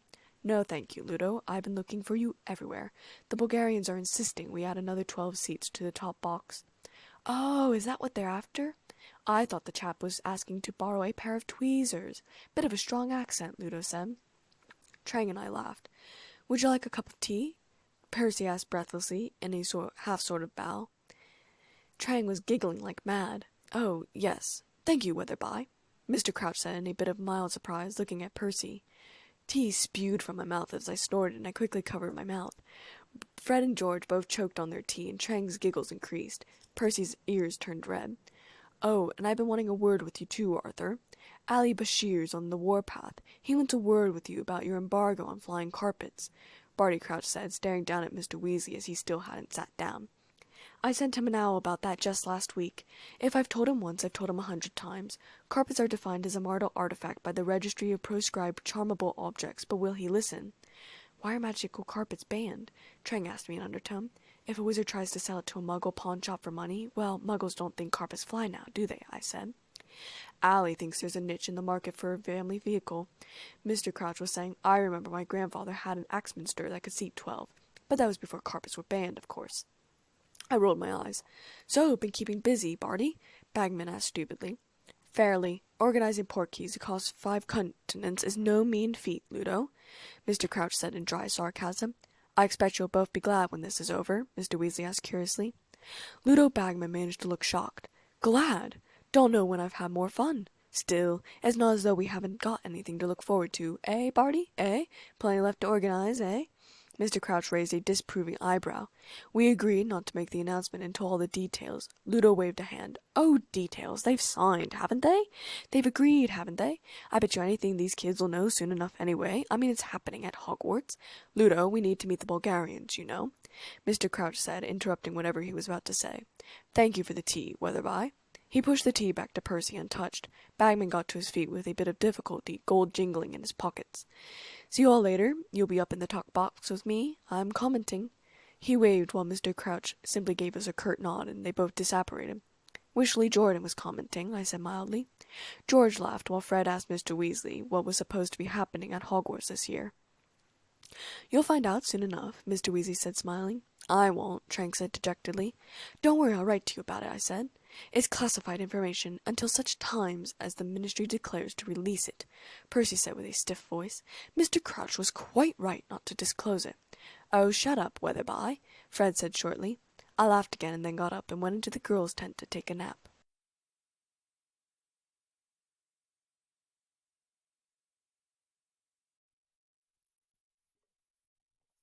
Chapter 5. I woke up around dusk, Ginny shaking me. Come on, she said. I got up and brushed out my hair and came back to where the others were standing and stretching outside. There were thousands of waiting wizards, and all pretenses of being muggles were gone. It seemed as though the Ministry had given up trying to hide the magical components. Salesmen were operating every couple of feet with trays, bags, and carts of magical items and merchandise. There were items with green colors of Ireland and the red colors of Bulgaria. There were scarves and dancing shamrocks and washable tattoos and face paint and rosettes and collectible figures that would walk across your palm. Trang was in love. I'd given her about 200 galleons, which was left over from the shopping trip when I bought her broom. Pretty soon she had all Ireland things, all 7 Quidditch player figurines, a rosette, a scarf, and multiple other things. I got both Seekers figurines from both teams. I had an Ireland scarf, and Trang helped put an Irish flag tattoo on my left cheek. I bought her and I binoculars and 2 programs before we met up with the others, completely decked out. Trang quickly put her figurines back in her bag, in the tent, zipping it closed as though she thought they were going to escape. Maybe they would. I set my figurines up on the bedside table. Bill, Charlie, and Ginny were wearing green rosettes, and Mr. Weasley had an Irish flag. Since Fred and George had no souvenirs because they'd given Bagman all their gold, I got each of them a rosette, too, helping Fred pin his rosette onto his shirt, while Bill and Charlie shot us looks. There was a deep, booming gong from somewhere beyond the woods, and green and red lanterns blazed to life in the trees, lighting a path to the field. Trang was so excited she was bouncing up and down on her toes and couldn't stand still. It's time, Mr. Weasley said, and he looked nearly as excited as the rest of us, though he kept it better checked than we did. Come on, let's go. We walked briskly along the path, clutching our souvenirs tightly. My binoculars were around my neck, and my program and wand were in my pocket. My scarf was also around my neck, both ends hanging loosely down my chest. I couldn't stop grinning, and neither could anyone else. That's what an exciting atmosphere does to you. We walked for 20 minutes. There were snatches of singing and shouting in vast languages. Finally, we came to a gigantic stadium made of gold walls, or perhaps it was just bronze, painted and shining to look like gold. Trang's mouth dropped, and she said, I wish I had a camera. Don't worry, I said, grinning and clapping her on the shoulder. I don't think you are ever going to forget tonight. See, it's 100,000, Mr. Weasley called back to us. Ministry task force of 500 have been working on it all year. Muggle repelling charms on every inch of it. Every time Muggles have got anywhere near here all year, they've suddenly remembered urgent appointments and had to dash away again. Bless them. I'll be able to get in, won't I? Trang asked in alarm. Oh yeah, I said, though I wasn't sure if it was true or not. You know about the magical world, and you've already been exposed to it. But I held my breath until we entered the stadium, and Trang came through with no problems. I will admit, she started, I've never seen a football stadium. American football. That is this big. I told you we have the best sport, I said smugly. We were in the top box, which meant we were to go as high as possible. The stairs were carpeted in royal purple, and Trang practically squealed with delight. We kept climbing and climbing. I wondered mildly how many floors the stadium had. 10, 50, 100? Either way, we finally found ourselves on the very top floor, and when I looked down, I quickly backed away from the edge.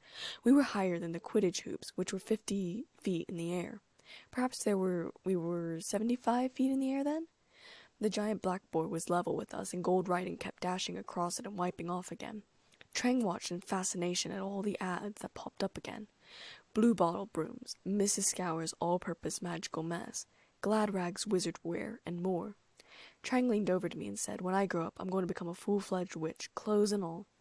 I smiled, but didn't say anything. She'd never be able to be a witch. She could brew potions, sure, but she could never drink them. She'd also never cast a spell with a wand, or could she? If she used enough willpower, could she do a simple spell? I wondered over this for a moment. If that was the case, though, we wouldn't have squibs, but still. I shook my head to clear my unhappy thoughts. She could be a professor teaching Muggle studies. She could even work in the ministry as a Muggle representative. But that was about it. And she didn't want to be a Muggle. She wanted to be a witch. "Dobby?" I heard Harry say incredulously. Hermione, Ron, and I all turned to look and see who Harry was talking to. It was a tiny creature that I recognized as a house elf. I had met Dobby before and knew that this house elf wasn't Dobby. It had enormous brown eyes instead of green ones, and it had a nose like a tomato. "Did Sir just call me Dobby?" the house elf squeaked, her face hidden behind her hands. I realized she was scared of heights. Mr. Weasley looked around in interest. "Sorry," Harry said quickly. "I just thought you were someone I knew." "But I knows Dobby too, sir. My name is Winky, sir, and you, sir? You is surely Harry Potter," she said, her large tennis ball-like eyes even larger. Except, as said before, unlike Dobby, her eyes were brown. "Yeah, I am," Harry said, turning a bit pink. Trang was looking now, too, coming face to face with her first magical creature that could talk, unless you counted gnomes' vulgar language.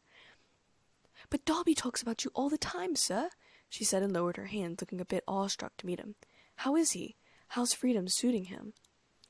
Ah, sir, meaning no disrespect, sir, but I is not sure you did Dobby a favour, sir, when you was setting him free," she said sadly, shaking her large head. "Free?" Trang whispered at me. I raised my hand to shush her. "Why?" Harry asked, a bit alarmed. "What is wrong with him?"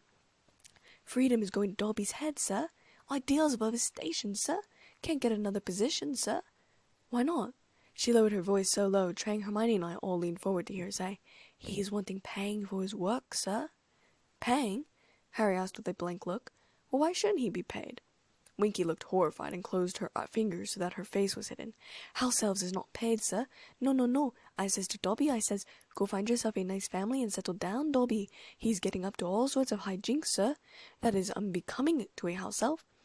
You goes racketing around like this, Dobby, I says, and next thing I hear, yous is in front of the Department for the Regulation and Control of Magical Creatures like some common goblin," she squeaked. "It was about time he had a bit of fun," Harry said with a smile. I looked on with a serious expression. There was an empty chair next to Winky, and I observed it carefully, tilting my head just slightly. It looked as though someone was sitting there. Yes, a bit of a black shoe moving back under the cloak. I looked up, an uncomfortable feeling in my stomach. "House elves is not supposed to have fun, Harry Potter. House elves does what they is told.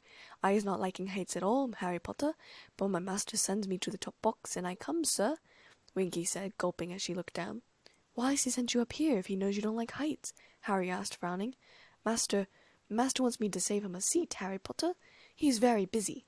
Winky is wishing she is back in Master's tent, Harry Potter, but Winky does what she is told. Winky is a good house elf." "But Mr. Crouch won't be coming up at all," I asked in confusion, frowning, trying to pick out the lie. Winky gave me a frightened look, and I gave the empty seat another look, so sure that someone was in the seat. I turned away. Trang nudged me and asked about what Winky was talking about. "House elves are servants for wizarding families," I said. "It's in their generation and blood to serve until the last member dies or until a member sets them free. The way they are set free is by giving them clothes. Most house elves actually love their work, and they love their families, and their families almost nearly love them as well. Kind of like a pet, you see? Of course, sometimes there are horrible families and house elves that want to escape, like Dobby." Trang frowned, looking uncomfortable. "So even though they're slaves, they like it?" "Yes," I said. "It does sound weird, I know, and as a Muggle the concept is hard." I paused, trying to figure out the framing of my next words. "Most house elves actually think it is a punishment if they're set free." "Really?" Trang seemed amazed at this concept. I nodded. There's been cases where the family frees an elf, whether they don't want the elf anymore, or because the elf failed them in some way, etc., where house elves will actually die of shock. Trang looked even more amazed.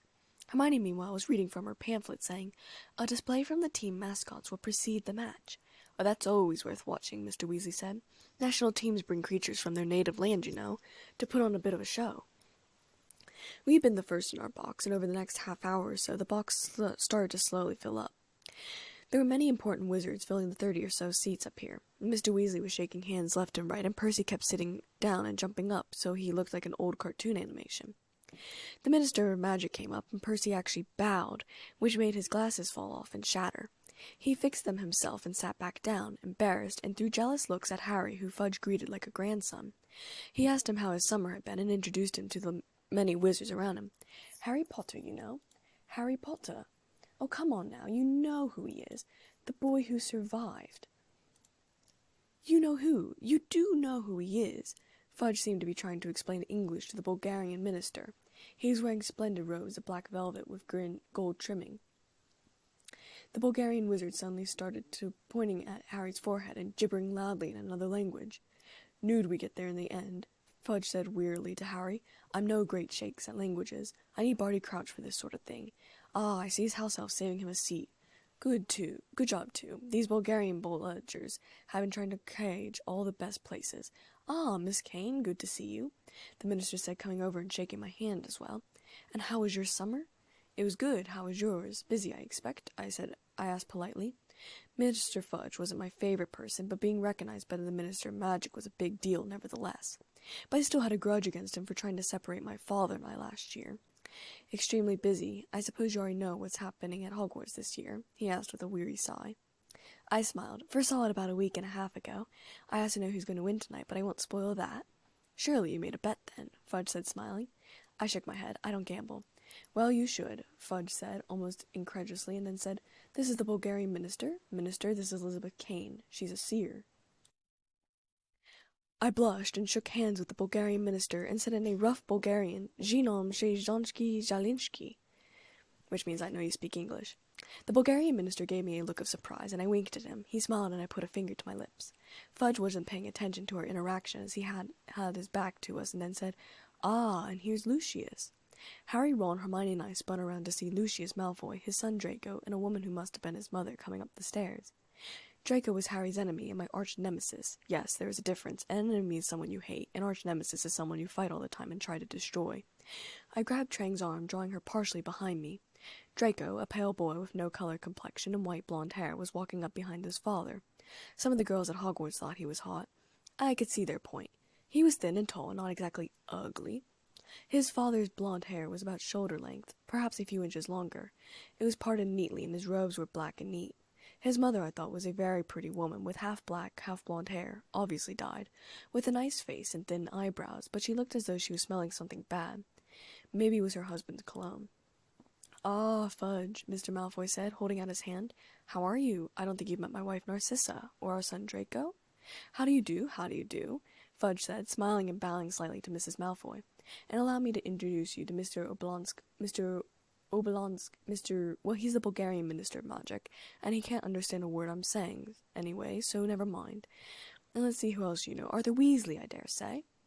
The two men stared at each other for a moment, and my grip on Trang's hand tightened. I suppose I expected them to break out in a brawl at that moment. "Good Lord, Arthur," he whispered softly, glancing down at all of us. "What did you have to sell to get seats in the top box? Surely your house wouldn't have fetched this much." I let go of Trang's hand, his hands bowling up into fists. "Lucius has just given a very generous contribution to St. Mungo's Hospital for Magical Maladies and Injuries, Arthur. He's here my guest," Fudge said, not listening. Mr. Weasley said, How nice," while Trang whispered in my ear, "This is the man who's supposed to be in jail, right? Azkaban? The one who got away with the money?" I nodded a rough nod, but didn't turn to look at her. Mr. Malfoy's eyes landed on Hermione, who went pink. His lips curled, but she stared determinedly at him. His eyes moved over to me, and they narrowed. I clenched my jaw and smirked back. I was sure he was remembering the time when I tripped him in the bookstore after his fight with Mr. Weasley. Then his eyes flicked to Trang, who was half hidden behind me, and she came out looking at him with disgust. His expression was even more horrible for her, perhaps because she was disgusted with him. Despite the fact that I had broken one of the greatest wizarding laws, letting Trang know about the magical world, Trang was a near avid rule follower. The fact that Lucius Malfoy was out of Azkaban, even though he was a follower of the killer of her best friend's parents, disgusted her. And since Malfoy was disgusted that she was a muggle like Hermione, or assumed she was disgusted with him, a pureblood, and that annoyed him. "Ah yes, Mr. Malfoy, this is Elizabeth Kane, she's a seer." Fudge introduced me to Miss Lucius Malfoy. I held my hand out with a fake smile on my face. "Pleasure to meet you, Mr. Malfoy," I said cordially in front of the minister. Lucius slipped his large, rough hand into mine and shook firmly. "Yes, a pleasure, Miss Kane." Malfoy raised his cane higher up into his hands and walked past us. Draco shot Ron, Hermione, and Harry a contemptuous look and shot me a glare. I smiled, raising my eyebrows. "Ooh," Trang said, fists clenched, fire in her eyes. "I hate him." "All right, Tiger, sit down before you get into a fight," I said. I sat back down between Hermione and Trang. Ludo Bagman charged up the stairs and skidded to a stop and said, "Everyone ready? Minister, ready to go?" "Ready when you are, Ludo," the minister said, seated between the Bulgarian minister and the Irish minister. Ludo pointed his wand to his throat and said, "Sonorous!" His voice echoed all over the stadium, and he said, "Ladies and gentlemen, welcome! Welcome to the final of the 422nd Quidditch World Cup!" There were cheers from the crowd and waving of their flags, which played the national anthem of the country while being waved. The two anthems clashed, but it was all part of the excitement. Trang had already forgotten her anger and was sitting on the edge of her seat in excitement. She was squinting down at the field. I reached over and topped her omnoculars. The blackboard now read Bulgaria 0, Ireland 0. "And now, without further ado, allow me to introduce the Bulgarian national team mascots," Ludo announced enthusiastically. The right-hand side of the stadium, completely red, roared. "I wonder what they've brought," I heard Mr. Weasley ask, and then suddenly he wiped his glasses off and polished them in a hurried way. "Aha! Vila!" "What are Vila?" Trang whispered. I giggled and said, "Enchanters of men. Look." I pointed at Mr. Weasley, who was polishing his glasses and putting them on. Trang giggled too and then leaned forward to get a good look at the Vila. I could see the beautiful aspects of them through the omnoculars. They had smooth skin. I couldn't see a single blemish, and they were very pale. Their hair was white gold and flowed out behind them. I supposed it was probably as long as their knees, maybe. "Are they human?" Trang asked me, puzzled, her omnoculars pressed so tightly her glasses were cutting into the bridge of her nose. "No," I answered simply as the music started. I stared through my own omnoculars and watched the Vila dance. The men in the stadium were starting to do really stupid things. Women were holding them back from jumping off the stadium walls. I dropped my glasses to look left and right. Charlie and Percy were both leaning over the edge, but weren't jumping yet. Mr. Weasley had an odd look on his face, but he was still seated. Fred and George had fingers in his ears, and Bill looked interested, but not affected. Ron, meanwhile, looked as though he might jump off his chair like a springboard at a pool. Harry, on the other hand, was standing up with one of his legs on the wall. I jumped to my feet as Hermione whispered, "Harry, what are you doing?" "He thinks jumping from the box is going to impress the Vila," I said in an amused voice, pulling Harry back into his seat and slapping him across the face. He jerked as though waking from a dream. "What was that for?" he asked. I noticed Harry's wand was poking out from his pocket. He really ought to shove it deeper so it didn't fall out. Boys were so careless. "You were going to do something extremely stupid," I said, going and sitting back down. I glanced over at the other side. Bill was grinning at me and then got up and everyone scooted down so he could sit between Hermione and me. Fred shot us a glance. Charlie was still recovering from the Vila. "We had to take control." Bill's voice was amused. "He's like a brother to me," I said, as Mr. Weasley took Ron's hat from him. Wasn't going to let him make a fool of himself jumping off the stadium, not to mention saving him from impending death. Bill didn't say anything else as a green and gold comet shot down from the stadium and did one circuit around the stadium before splitting into two comets and shooting in opposite directions toward Ireland's goalpost. A rainbow connected both the comets, and then they exploded and rose up to make a shamrock. Gold things started to fall from the sky. Trang pried her eyes away from the air. Leprechaun, and said to me, "Elizabeth, they're leprechauns!" I giggled. "I can't wait till you meet a unicorn." Trang turned back to looking at the sky. I grabbed a piece of gold out of the air. Leprechaun gold disappeared, but it was still cool. "Charlie doesn't seem to be happy," Bill muttered suddenly. I looked down at Charlie, who quickly looked away. I frowned. I don't know why. I looked at Bill and quickly away. I fancied Fred, of course, but Bill was very good-looking, too. I wondered if good-looking just ran in the family. I'd fancied Percy for a long time as well. Not Ron, though, and even though everyone got mixed up between George and Fred, there really were some differences between the two of them, making Fred more desirable than George, but really they were both quite good-looking. Yes, Ron was the only one I didn't like, romantically. I got along with Ron in a friendship, when he got along with Hermione. And Bill was much different from the others. Bill had shoulder-length hair like Malfoy or Snape, but it was red and lovely. His face was thin and handsome. His earrings was cool as well, and none of the other boys had an ear piercing. I wondered what Dad would think of Bill. I quickly pushed the thought away. Bill didn't like me, and even if he did, I wouldn't hurt Fred like that. And now, ladies and gentlemen, kindly welcome the Bulgarian national Quidditch team. I give you Dimitrov, Ivanova, Zogrov, Levitsky, Volchanov, Volkov, and Crumb, Bagman was saying. That's him, Ron was saying. I looked through the binoculars to see the thin, dark, shallow-skinned boy. Because at 17, he had only just become a man, and the difference was amazing. He had thick eyebrows and a hooked nose, and he looked a bit like a hawk or an eagle, maybe. I suppose if someone asked me if he was good-looking, and I could say yes, but he wasn't my type, and he wasn't the cutest boy I'd ever met. Yeesh. What was with me in eyeing every boy as a potential mate? And now, Ludo continued over the roaring approval of the Bulgarians and those supporting Bulgaria, please greet the Irish national Quidditch team presenting Connolly, Ryan, Troy, Mullet, Moron, Quigley, and Lynch. I cheered at Lynch's name. He was my favorite player on the Irish team, and I had a poster of him in my bedroom. Blonde, tall, thin, extremely hot, deep forest green eyes, bloody hell. And here, all the way from Egypt, our referee, acclaimed chair wizard of the International Association of Quidditch, Hassan Mustafa. Hassan Mustafa was a short, skinny wizard with a bald head. However, to make up for having no hair on his head was a very large, very busy mustache. Tran giggled quietly in her seat. They're off! Bagman yelled so loudly I nearly jumped. And it's Mullet, Troy, Moron, Dimitrov, back to Mullet, Troy, Levitsky, Moron. The chasers threw the quaffle so fast that Bagman had only time to say their names before it was in the hands of another player. I wondered suddenly how Lee Jordan would have had time to make any jokes if he'd been commentating. Knowing Jordan, he would have managed. Troy scores! Bagman declared as Troy threw the quaffle into the hoop the Bulgarian keeper missed. 10-0 to Ireland. What? Harry yelled stupidly. But Levitsky's got the quaffle. I harried and Hermione scolded him for watching the game in slow motion. The Irish Seekers worked as a seamless team. I wondered if any of this stuff could be implemented for the Hufflepuff Quidditch team this year. Cedric would be watching, and he was our captain, so there wouldn't be Quidditch this year because of the tournament, so never mind. The two beaters on the Bulgarian side, Volkov and Volchanov, were whacking bludgers left and right at the Irish chasers, so they had scored twice more. Finally, Ovanova scored the forced Bulgarian goal. Harry screwed his eyes up and stuck his fingers in his ears as the Vila began to dance again. I watched him amused. They don't affect you? I asked Bill. Oh.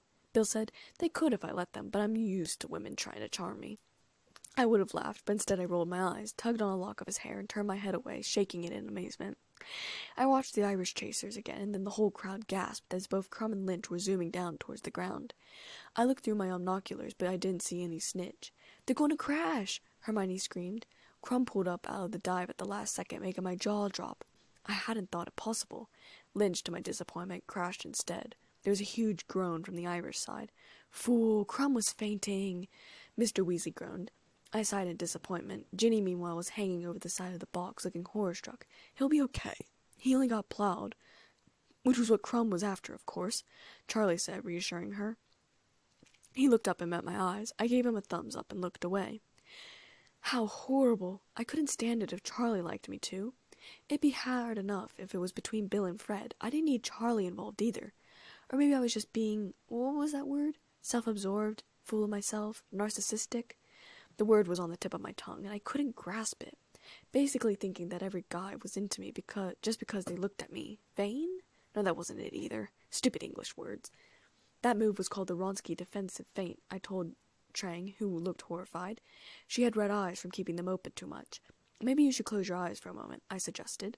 She took off her glasses and rubbed her eyes and kept them closed until Bagman started back up the commentary. Lynch's recovery seemed to give Ireland more heart. When they began to play again, the Irish chasers played with such skill I didn't believe it could be rivaled. Mullet shot toward the goalpost yet again, and the Bulgarian keeper rushed out to meet her. I watched in slow motion for this part as he used his elbows against her chest, and she dropped the quapple. Most other people didn't see the entire thing, but the Irish shouted out, enraged. And Mustafa takes the Bulgarian keeper to task for copying excessive use of elbows, and yes, it's a penalty to Ireland. The leprechauns rose in the air, spelling out the word ha ha ha. The Vila became angry, and started to dance in a more ferocious manner. The Weasley boys and Harry had all stuck their fingers in their ears, even Bill. I pulled my fingers out of his ears, giggling, and said, "Look at the referee." Hassan Mustafa had landed in front of the dancing Vila and was flexing his muscles and his mustache in an excited manner. Trang and I collapsed into giggles, and I banged my head on Bill's shoulder and winced. Bill laughed too, though I was more certain he was laughing at me as I grabbed my head. "Now we can't have that," Ludo Bagman said, though he sounded on the verge of laughing himself. "Somebody slapped the referee." A Medi wizard came running across the field, fingers in his own ears, and kicked Mustafa hard in the shins. Mustafa seemed to become extremely embarrassed and pointed off the field for the Vila. They stopped dancing, looking mutinous, and unless I'm mistaken, Mustafa's actually attempting to send off the Bulgarian team mascots. Now there's something we haven't seen before, or this could turn nasty. The two Bulgarian beaters landed on either side of Mustafa and began arguing with him furiously. However, Mustafa was no longer in a good mood and kept jabbing his finger in the air. When either beater got in the air, he gave 2 short blasts with his whistles, and the Bulgarians roared in anger.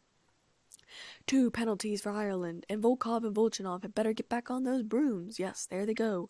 And Troy takes the quaffle," Bagman was saying. Play now reached the ferocity point. Volkov and Volchanov were at a point where they didn't care if they hit a bludger or a person who were swinging their bats fast and hard. Dimitrov shot straight up at Moron, who had the quaffle, and nearly knocked her off her broom, though she managed to keep her hold on the broom. "Foul!" the Irish supporters roared as one. I roared so along with them. "Foul," Bagman agreed. Dimitrov skins Moron deliberately, flying to collide there. "And it's got to be another penalty. Yes, there's the whistle." The leprechauns had risen in anger, forming a hand with the middle finger pointed upwards at the Vila. The Vila lost control of them. They launched themselves across the field, throwing fire at the leprechauns. Their faces had transformed into bird-like faces, and scaly wings were bursting out of their backs. Trang lowered her omnoculars and stared at me in amazement and said, "I take everything I said back. I don't care how many sports Smuggles have. This is the best sport out there." I laughed. "Told you."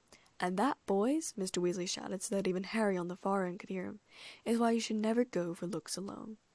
Trang, Hermione, Ginny, and I laughed as one. Then I muttered, "But all the guys do that anyways." Beside me, Bill laughed. "Levisky, Dimitrov, Moron, Troy, Mullet, Ivanova, Moron again, Moron scores!" Bagman announced. The Irish cheers were drowned out by the shrieks of the Vila and the Ministry wizards trying to get them under control.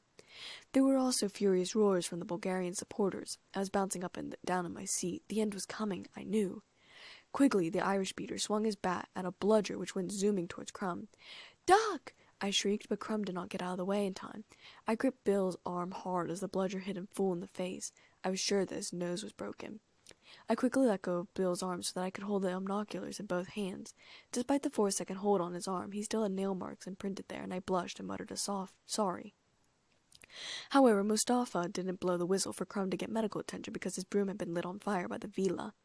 I moved the glasses back up to Crumb. Blood was spraying out of his nose in every direction. Bloody hell. Literally. "Look at Lynch!" I heard Harry shout from my right. Lynch had gone into a dive. This was the real thing. I jumped from my seat. "He's seen the snitch!" I shouted excitedly. I could see the snitch, too, a gold blur down near the bottom of the field. Crumb had dove now, too. I wasn't sure how he could see. His blood was flying up past his face, but he had managed it somehow. "They're going to crash!" Hermione shrieked. "No, they're not!" Ron yelled. "Lynches!" Harry and I said together. I watched as Lynch crashed into the ground for the second time and winced. Charlie was out of his seat, too, and was saying, "The snitch! Where's the snitch?" he bellowed. "He's got it!" I screamed with delight, jumping up and down. "Crumb's got the snitch!" The scoreboard now read Bulgaria 160, Ireland 170. "You guys won!" I said, turning to Fred and George. "You guys won your bet!" Fred and George looked at each other and roared with delight, bumping fists, and Fred pulled me into a tight hug. There had been silence in the crowd for a split second, and then the Irish roared with happiness. "Ireland wins!" Ludo Bagman cried a few seconds later, just as surprised as the Irish, it seemed, by this turn of events. "Crumb gets the snitch, but Ireland wins! Good Lord, I don't think any of us were expecting that." "What did he catch the snitch for?" Ron bellowed, though he was jumping up and down like everyone else that Ireland had won. He ended it when Ireland were 160 points ahead. The idiot! He knew they were never going to catch up. Harry shouted back. The Irish chasers were too good. He wanted to end it on his terms, that's all. He was very brave, wasn't he? Hermione asked, leaning forward. Chang and her were watching the Ministry wizards blast a path through the batting leprechauns of Vila so that the Meta wizards could get in to Crumb. Charlie and I were hugging now, completely ecstatic with Ireland's win. "This is amazing," Chang said, looking more at the battling creatures than the Quidditch players. The Vila were reverting back to their beautiful selves, but looked dispirited and sad. Bill picked me up now, swinging me around in a semicircle before kissing my cheek and setting me down. I stumbled for a second, putting a hand to my cheek, feeling quite red. "Well, we fought bravely," a gloomy voice said behind us, and we turned to see who was talking. It was the Bulgarian minister. "You can speak English," Fudge said angrily, "and you've been letting me mime everything all day." "Well, it was very funny," the Bulgarian minister said, shrugging and looking over at me and smiled. "You speak very good Bulgarian." I flushed with pride as the Bulgarian minister stepped back with his fellow Bulgarians.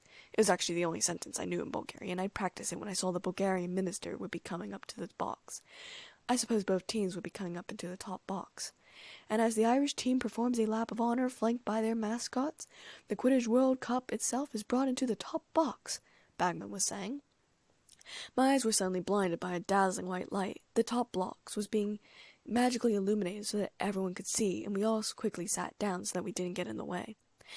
"Let's have a round of applause for the gallant losers, Bulgaria," Ludo said. The Bulgarian team came up the stairs and into the box. The crowd below was applauding appreciatively. Crumb came up last, looking like a real mess. He had 2 black eyes forming, and his entire face was bloody. He was still folding the snitch. He was slightly duck-footed on the ground, and his shoulders were round. His eyes roved over us and then at Bagman.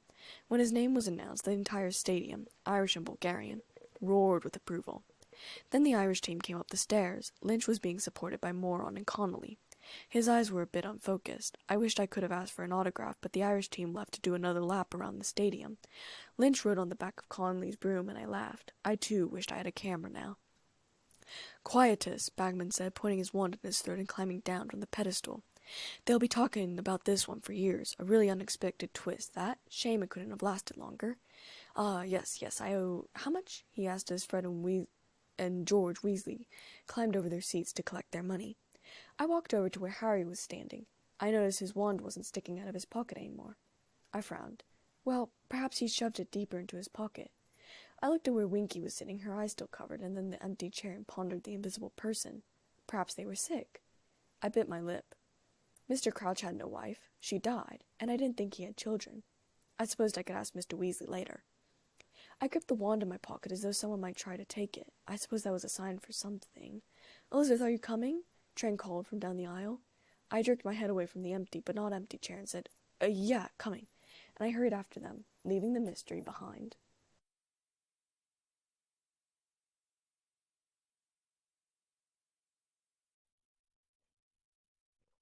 Chapter 6. When we got back to the tents, we all sat outside with our cups of cocoa. I was getting flashes now. They were hazy, lots of smoke and fire as though the tents were burning. I couldn't see a lot except black hoods and shadowy images. I frowned into the fire, not following the thread of conversation. So, I didn't notice when Fred said my name about 4 times until Trang knocked my shoulder and I nearly dropped my hot chocolate. "What?" I said loudly, looking up. Everyone was staring at me. "Did you see something interesting?" Hermione asked hesitantly. I was silent for a moment, not wanting to ruin the good mood, and then said, "Something bad is going to happen. I can feel it." The others looked uncomfortable. "What sort of bad thing?" Mr. Weasley asked urgently. "Here, you mean?" I nodded, "But I don't know what. That's what I'm trying to focus on. I think something is going to burn." "Should we leave, Dad?" George asked, even though I was the one with the visions. "No," I said, standing up. "We have to stay for some reason. I don't know," I said, frowning still and heading into the girls' tent. I went ahead and dumped my cocoa out. I had a headache and I dug Muggle Advil out of my bag, swallowing 2 of water before sliding into bed, falling asleep rather easily. Hermione, Ginny, and Trang were fast asleep when I woke up. I could hear faint screaming, but it wasn't bad yet. I grabbed my wand and put my combat boots on my feet. Pulling my hair up into a ponytail, I slipped out of the tent. The Death Eaters were just at Mr. Roberts' house, only now lifting him and his wife and his children up into the air. There were only 3 Death Eaters, but more were approaching. I felt my stomach roll. Tents were blasted out of the way, and the people in the tents tore out of them, screaming. This woke up others. I dashed back into my tent. "Wake up!" I screamed, jolting Hermione, Ginny, and Trang awake. "Shoes on, grab a jacket, we need to leave now." I hurried over to Trang's cot. She was shoving her feet in her shoes and struggling to put on a jacket. I dashed out of the tent. I saw someone duck into the Weasleys' tent. "Stay here," I said to the other 3. I rushed into the tent and screamed, "Mr. Weasley!" "I'm getting them up, Elizabeth, I'm getting them up," he yelled. "Go into the forest." Fred and George stumbled sleepily from the tent and followed me out. We were standing outside, and one of the Death Eaters turned, looking at us, and shouted a fireball at us. "Duck!" George yelled. I jumped in front, and I heard Trang scream my name. "Augmenti!" I murmured. The water met the fireball, but didn't completely finish it, and with another spell I cancelled the fireball. "Elizabeth," Mr. Weasley said. "Bill, Charlie, Percy, Harry, and Ron were out of the tent now. Go with the others." I didn't argue, grabbing Trang's hand, and pulled her in front of the others. Ministry wizards pelted towards us and past us towards the commotion. Trang was panting, looking terrified. "Why is Mr. Roberts in the air?" she asked me in a scared voice. "Death Eaters, muggle baiting," I muttered, slightly incoherent. I was mostly talking to myself. "Need to get you to safety." Fred, George, and Ginny were very close behind us. Hermione, Harry, and Ron were after them. I slowed up a little. "Hurry up, you 3. They caught up with us. I envisioned us getting separated. I said, "That can't happen, understand?" Everyone nodded and followed me. The colored lanterns were no longer lit, and the forest was pitch black. "Lumos," I whispered, lighting up my wand. Fred, George, and Ginny all did the same. Then Ron tripped. "Ron, are you okay?" Hermione asked, and lit her wand too. "Tripped over a tree root," Ron said angrily. "Well, with feet that size, hard not to," a drawling voice said from behind us. I spun around with the others. Draco Malfoy was leaning against the tree. He looked amused, like he was watching a nice little picture show. "Go fuck yourself," Ron said angrily to Malfoy. "Language, Weasley. Hadn't you be hurrying along now? You wouldn't like her spotted, would you?" He nodded to Hermione and turned his amused expression on Trang, who balled her fists up. "What's that supposed to mean?" Hermione asked defiantly. "Granger, they're after muggles," Draco said in a scornful voice. "Do you want to be showing off your knickers in midair? Because if you do hang around, they're moving this way, and it would give us all a laugh." George growled. Ginny was pulling on Fred's hand, but Fred was standing his ground. Draco turned his gaze on me, and Harry snapped and said, "Hermione's a witch. Have it your own way, Potter. If you think they can't spot a mudblood, stay where you are." "Watch your mouth," I snapped at him. Mudblood was a very offensive term. "And of course," Draco said, "I'm sure some of the Death Eaters in the crowd will love to lift you in the air, Kane." Fred grabbed my arm. Several people in the forest screamed. Trang was shaking with anger and fear. "Scare easily, don't they?" he asked lazily. "I suppose your daddy told you all to hide. What's he up to, trying to rescue the muggles?" "What's wrong with that?" Trang asked, her eyes flashing behind her glasses. "At least their dad is a decent person, unlike your parents." Draco got up from leaning against the tree very quickly, but Trang stood her ground, and I was proud of her. "Where's your parents? Out there wearing masks, are they?" Harry said, his temper rising. Fred laughed, but his hand tightened on my arm. "Well, if they were, I wouldn't be likely to tell you, would I, Potter?" Draco drawled. "Oh, come on," Hermione said with a disgusted look on her face, drawing Ron away from Draco. We started to go, and then Malfoy sneered, "Keep that big bushy head down, Granger." Trang turned, and I wasn't sure what she was going to do. Maybe she was going to punch him in the face.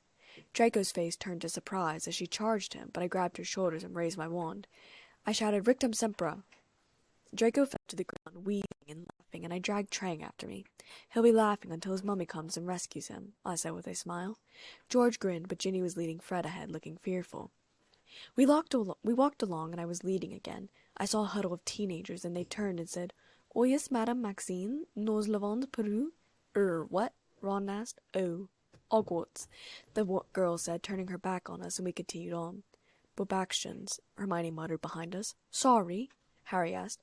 "They must go to Bubaxton's, Bubaxton's Economy of Magic. I read about it in an appraisal of magical education in Europe," Hermione said a bit louder now that we were out of earshot of the Bubaxton students. "Oh, yeah, right," Harry said. Ron lit his wand too. "Ah, no, I don't believe it. I've lost my wand," Harry said suddenly. Fred, George, Ginny, Hermione, Ron, and Harry all stopped. Trang tried to stop too, but I kept pulling her along. "No, you didn't," I shouted back. "Someone took it from you in the top box. But I know where he is. Come on." The others ran to catch up with us. "Someone took it?" Harry asked me. I nodded. Everything's much clearer now that the events happened. "In the top box, someone took your wand." Trang was panting, and her glasses kept slipping down her nose. "I'm so sorry," I muttered. "I shouldn't have brought you. I forgot the dangers that happen when large groups of us get together. I'm so sorry." "Elizabeth, don't," she said seriously, looking up at me. "I've never had a better time, and even now this is exciting." Yeesh, that was so like Trang. Suddenly there was a rustling noise, and Winky came bursting out of the bushes, running with difficulty. I wasn't sure why, probably because she was taking the invisible man or woman with her. I wondered who they were. "There are bad wizards about. People high in the air. Winky is getting out of the way," she said, and continued to run. "What's up with her?" Ron asked curiously. "Why can't she run properly?" "Bet she didn't ask for permission to hide," Harry said. "You know, house elves get a very raw deal," Hermione said angrily. "It's slavery, that's what it is. That Mr. Crouch made her go up to the top of the stadium, and she was terrified. And he's got her bewitched so she can't even run when they start trampling tents. Why doesn't anyone do something about it?" "Well, the elves are happy, aren't they?" Ron asked. Ginny looked nervous. "You heard all Winky back at the match. House elves is not supposed to have fun. That's what she likes, being bossed around. It's people like you, Ron," Hermione said hotly, and I interrupted. "We need to keep moving, guys." Fred and Ginny were walking alongside the rest of us, the others keeping close behind. We saw goblins who didn't seem to care about what was happening back at camp. They were chuckling over some gold they had gotten, and I was sure I overheard the words "serves him right." Farther along were a group of young wizards, all talking very loudly. In front of them were 3 tall and thin Vila. Trang looked at them with a long glance, getting to see the Vila up close. I pull down about 100 sacks of galleons a year. I'm a dragon killer for the Committee for the Disposal of Dangerous Creatures." Trang giggled as the next young wizard shouted, "No, you're not. You're a dishwasher at the Leaky Cauldron. But I'm a vampire hunter. I've killed about 90 so far." And a third said, "I'm about to become the youngest ever minister of magic, I am." I heard Harry snort somewhere behind me, and then I heard Ron shout, "Did I tell you I've invented a broomstick that'll reach Jupiter?" "Honestly," Hermione scoffed. At least Fred wasn't trying to impress them, I thought. I reached out, finding his hand in the dark. He squeezed mine in a comforting way. When we reached the heart of the forest, I stopped walking and sat down, tired. We were very much alone now, except for Winky and someone else. But who? Out there in the forest. Ludo Bagman suddenly came out from behind a tree, looking white and strained. "Who's that?" he asked, trying to see us against the blaring lights. "What are you doing in here all alone?" I noticed his pockets were all pulled out, as though someone had been looking through them. "Well, there's sort of a riot going on," Ron said. "What?" Bagman asked. "At the campsite, some people got hold of a family of muggles," Ron finished. "Damn them," Bagman said before disapparating. "Not exactly on top of things, Mr. Bagman, is he?" Hermione asked with a frown. I closed my eyes, leaned back on the ground. "I bet he was distracted with other things. Didn't you notice?" I asked wearily. There was silence as no one talked. Ron had taken his figurine of Crumb out of his pocket and watched it walk around. Trang had her head on my shoulder, snoring softly. Fred had an arm around my shoulder, hugging me closer as I shivered in the cool summer air. "I hope the others are okay," Hermione said after a long time. It was much quieter. "They'll be fine," Ron said in a confident voice. "Imagine if your dad catches Lucius Malfoy," Harry said with a bit of a smile. "He's always said he'd like to get something on him." "They won't catch any of them," I said, "but it would have been nice if he had." I sat up, jerking Trang awake. "Those poor muggles, though. What if they can't get them down?" Hermione asked nervously. "They will," Ron and I said at the same time. "Mad, though, to do something like that when the whole Ministry of Magic's out here tonight. I mean, how do they expect to get away with it? Do you think they've been drinking, or they just—" She broke off, and all 8 of us held our breaths, having heard a noise behind our backs. It sounded as though someone was staggering through the trees. There was another crack on a branch. I held my wand up higher. The footsteps came to a halt. "Hello?" George called out. Fred shielded Ginny from sight. Silence. Harry got to his feet, and the rest of us stood up too. "Who's there?" Harry asked. And then a masculine voice yelled, "Mos Morte!" Then a vast green and glittering shape appeared in the sky. Looking as though it was made from glittering emeralds was a skull. A snake was slithering from its mouth, and panic started to rise in me. It rose higher and higher into the sky like a constellation. All as one, people in the woods started to scream, Ginny and I among them. A panic had filled my chest that I couldn't explain. I hadn't seen this, and oh God! Fred and George jumped, looking pale white, and Trang stared at me in panic. "Who's there?" Harry asked, starting forward, and I clamped a hand over my mouth to stop from screaming, but I was still shaking. Hermione grabbed his arm, pulling him backwards. "Harry, come on, move." "What's the matter?" Harry asked. Ginny and I had both stopped yelling, though I was using Trang as support and Ginny was shaking like mad. But we barely moved. "It's the dark mark," I choked out. "You know whose sign?" Hermione said, tugging on his arm again, making him walk. "Voldemort's," Harry asked. Everyone except Trang and I flinched. "Harry, come on," Hermione begged. Trang, Fred, George, Ginny, Ron, and I were already several paces in front of us. Then there were several popping noises and about 20 wizards popping up around us. "Duck!" Harry screamed. I jumped on Trang and Fred fell on me and we all huddled on the ground together. "Stupefy!" The voices roared and there were red lights passing over our heads. "Stop! Stop! Those are my kids!" Another voice yelled, a familiar one. Mr. Weasley was hurrying towards us, looking terrified. "Ron, Harry, Hermione, Fred, George, Ginny, Elizabeth, Trang, are you all right?" "Out of the way, Arthur," a cold, curt voice said from a different direction. Trang was starting to shake. "Which of you did it? Which of you conjured the dark mark?" Mr. Crouch said coldly, waving his wand in our faces. "We didn't do that," Harry said, gesturing up towards the sky. "We didn't do anything. What did you want to attack us for?" Ron said angrily, rubbing his elbow. "Do not lie, sir. You've been discovered at the scene of the crime." Mr. Crouch's eyes were popping out of his head, as though we personally offended him. I gritted my teeth as the Ministry Witch whispered, "Barty, they're kids. Barty, they've never been able to. Where did the mark come from, you three?" Mr. Weasley asked very quickly. "Over there," I said, pointing, having recovered my breath and sanity. "There was someone behind the trees. Male voice. They shouted an incantation." "Oh, stood over there, did they? Said an incantation, did they? You seem very well informed on how that mark is summoned, Missy. Only because she's the brightest witch at the school," Fred said indignantly. "We're too late," the witch who had defended us before said, shaking her head. "They'll have disapparated." "I don't think so," Mr. Diggory said. "Our stunners went right through those trees. There's a good chance we got them." "Amos, be careful," a few of the wizards said in warning, and I wondered why they didn't simply just go with him for protection. But a few seconds later, Mr. Diggory shouted, "Yes, we got them! There's someone here, unconscious. But blimey." "You've got someone?" Mr. Crouch asked in a disbelieving voice, as though it really had been one of us. He was eyeing me particularly. "Who? Who is it?" Mr. Diggory did not answer, and so I answered for him. "Winky." Mr. Crouch gave a start, looking at me, and then at the tiny form Mr. Diggory was carrying. He did not move or speak as she was laid at his feet. The other Ministry wizards were all staring at Mr. Crouch. "This cannot be, no," Mr. Crouch said in a jerky manner. "Oh, but it could have been one of us," I muttered under my breath. Mr. Crouch didn't hear me and strode off into the forest. "Bit embarrassing. Barty Crouch's house elf. I mean to say," Mr. Diggory muttered. "Come off it, Amos. You don't seriously think it was the elf?" "The dark mark's a wizard's sign. It requires a wand," Mr. Weasley said very quietly. "Yeah, and she had a wand," Mr. Diggory argued back. "It wasn't her," I said. Mr. Diggory didn't pay me any attention. We weren't in school. These Ministry wizards weren't professors. They weren't going to take my word. If only Dumbledore was here. "Here, look," Mr. Diggory held up the wand. Had it in her hand. "So that's Clause 3 of the Code of Wand Use broken for a start. No non-human creature is permitted to carry or use a wand." "She didn't use it," I said, getting a bit annoyed. There was a pop, and Ludo Bagman appeared in the circle, goggling upwards. "The dark mark," he sputtered. "Who did it? Did you get them? Barty, what's going on?"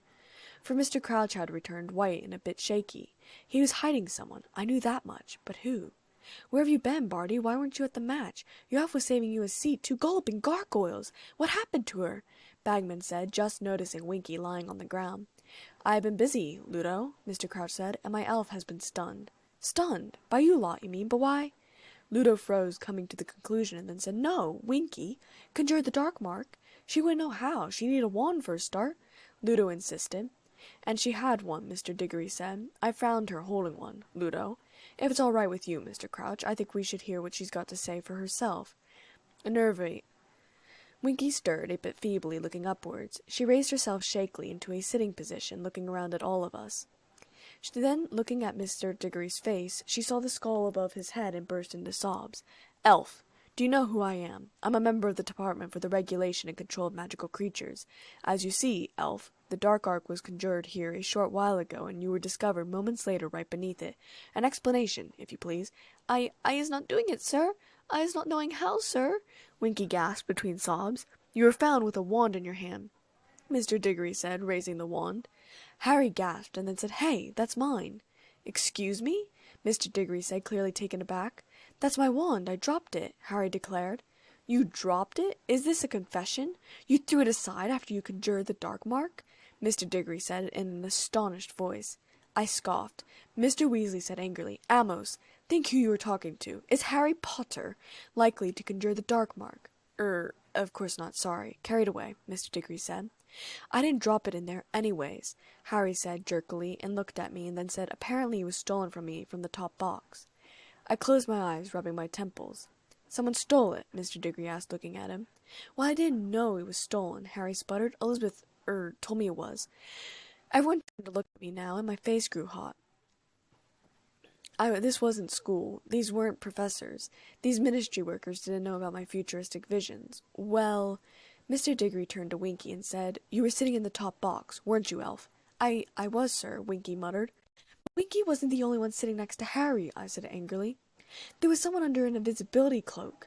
Mr. Crouch's head popped up, and he turned to look at me, horrified. Invisibility cloak, he choked out. Did you see who was under it? Well, no, I admitted, wondering at his reaction. I only saw the person's shoe for the slightest second, but I noticed Harry had his wand in his pocket, and then we left the top box. It wasn't sticking out anymore. But I thought perhaps he had put it somewhere else or shoved it deeper into his pockets, so I didn't think anything of it. And I didn't think much about the invisibility cloak anyways, because some people simply don't want to be seen. There was silence, and then Diggory turned to Winky and said, Where did you find the wand? Back there, she said, pointing back to the trees where she had come from.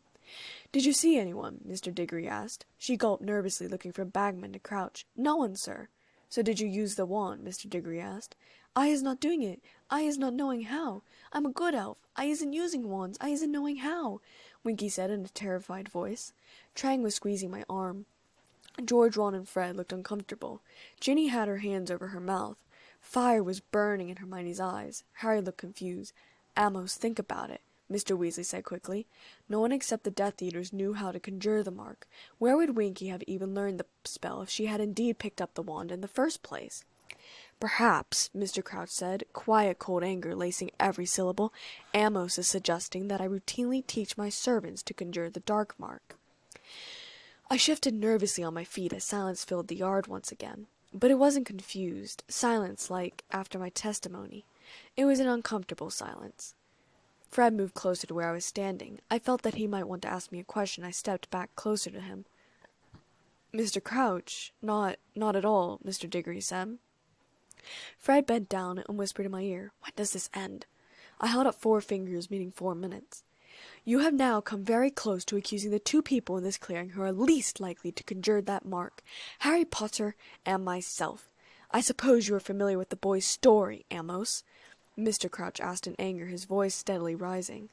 Of course, everyone knows, Mr. Diggory sputtered, highly uncomfortable, and I trust you remember the many proofs I have given over a long career that I despise and detest the dark arts and those who practice them. Mr. Crouch shouted, his eyes bulging like some sort of insect, perhaps a praying mantis.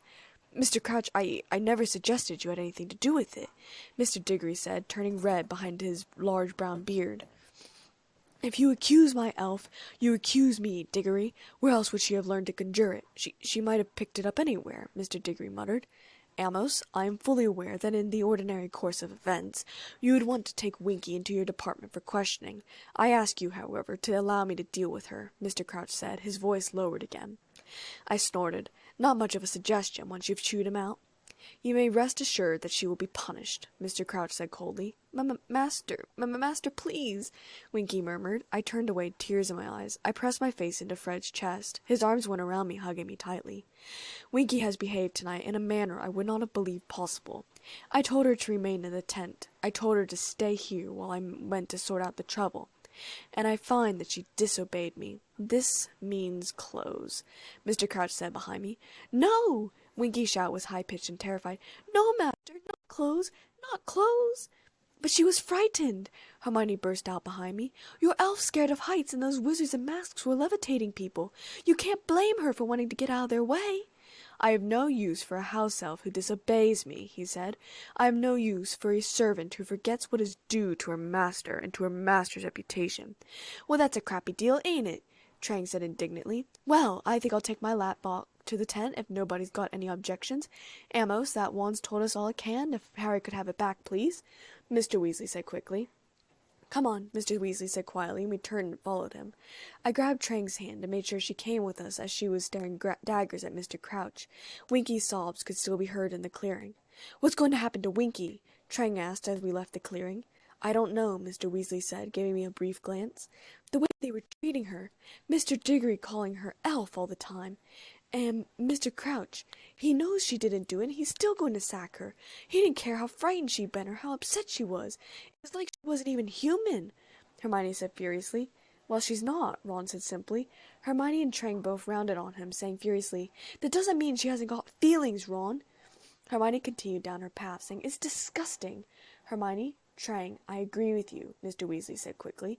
"But now is not the time to discuss elf rights. I want to get back to the tent as fast as we can."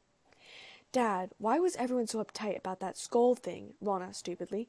I sighed in annoyance, and Hermione sighed in impatience and probably anger. "I'll explain everything back at the tent," Mr. Weasley said in a very strained voice. When we reached the edge of the forest, there were perhaps about 100 or more witches and wizards standing there asking questions. "What's going on in there? Who conjured it? Was it you-know-who? Arthur, it's not him." "Of course it's not him," Mr. Weasley said impatiently. "We don't know who it was. It looks like they disapparated. Now excuse me, please. I want to get to bed." We pushed through the crowd and made our way back to the campsite. All the Death Eaters were gone, but some of the tents were still smoldering.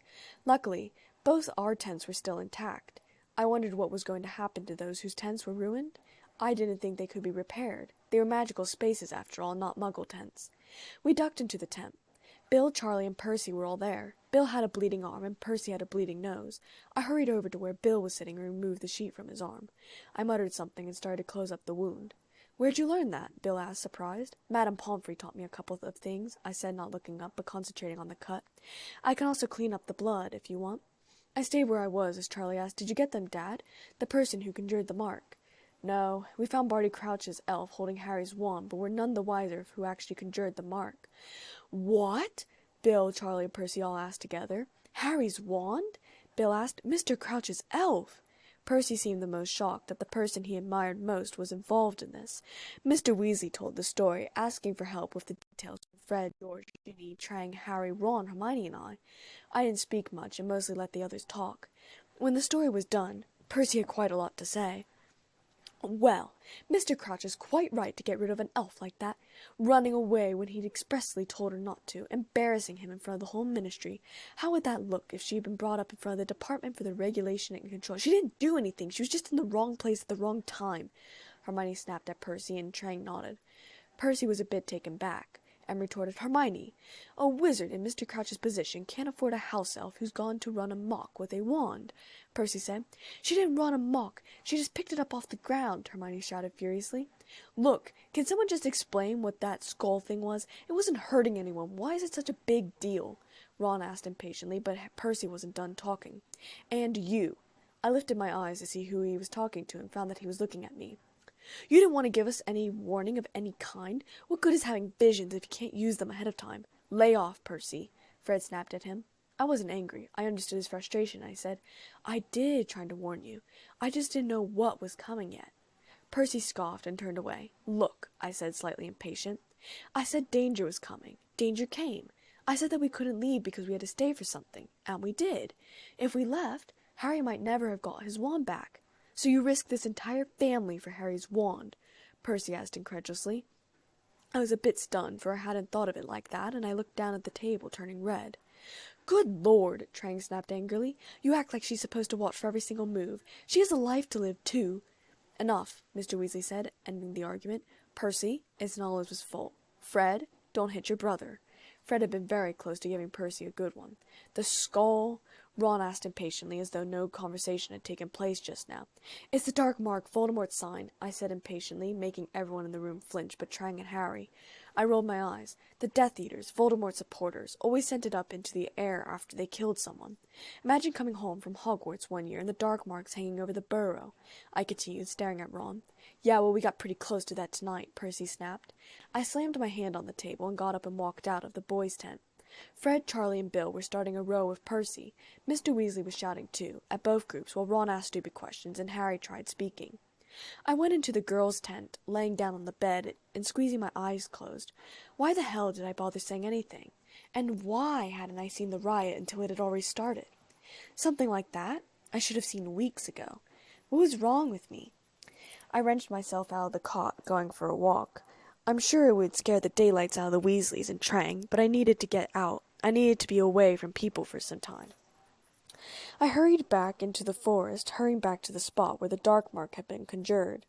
I didn't really want to come back here. Something was leading me, and when something led me, it was usually because I was going to discover something. Or die. I could hear voices, and I slowed down. It was Mr. Crouch's voice. He was murmuring spells of some sort, leading someone along under an invisibility cloak. I turned a corner, nearly bumping into him, and I jumped back quickly. "What are you doing here?" he asked sharply, looking pale. I didn't answer, gazing at the spot where the boy was. Then I looked back at Mr. Crouch and said, "Walking." His lip twitched, and he started walking away from me. I stayed rooted to my spot, and then called out, "I see the future." Mr. Crouch stopped walking, turning to me slightly. His eyes were starting to bug out of his head. "You're in danger. Voldemort will return. Peter Pettigrew lives. Bertha Jorkins is dead. Everything she knew will be the Dark Lord's information. I just thought you should be warned," I said. The voice that I was speaking was mine, but it wasn't mine at the same time. It seemed almost as though this was a dream, not a real event. I still couldn't see who was under the cloak, like the person was a blind spot. "They'll come for you. Peter and the Dark Lord. They'll come for you." "Nonsense," Mr. Crouch sputtered, and he hurried away as fast as he could. I stood there, rooted to the spot for a long time, before I managed to walk away.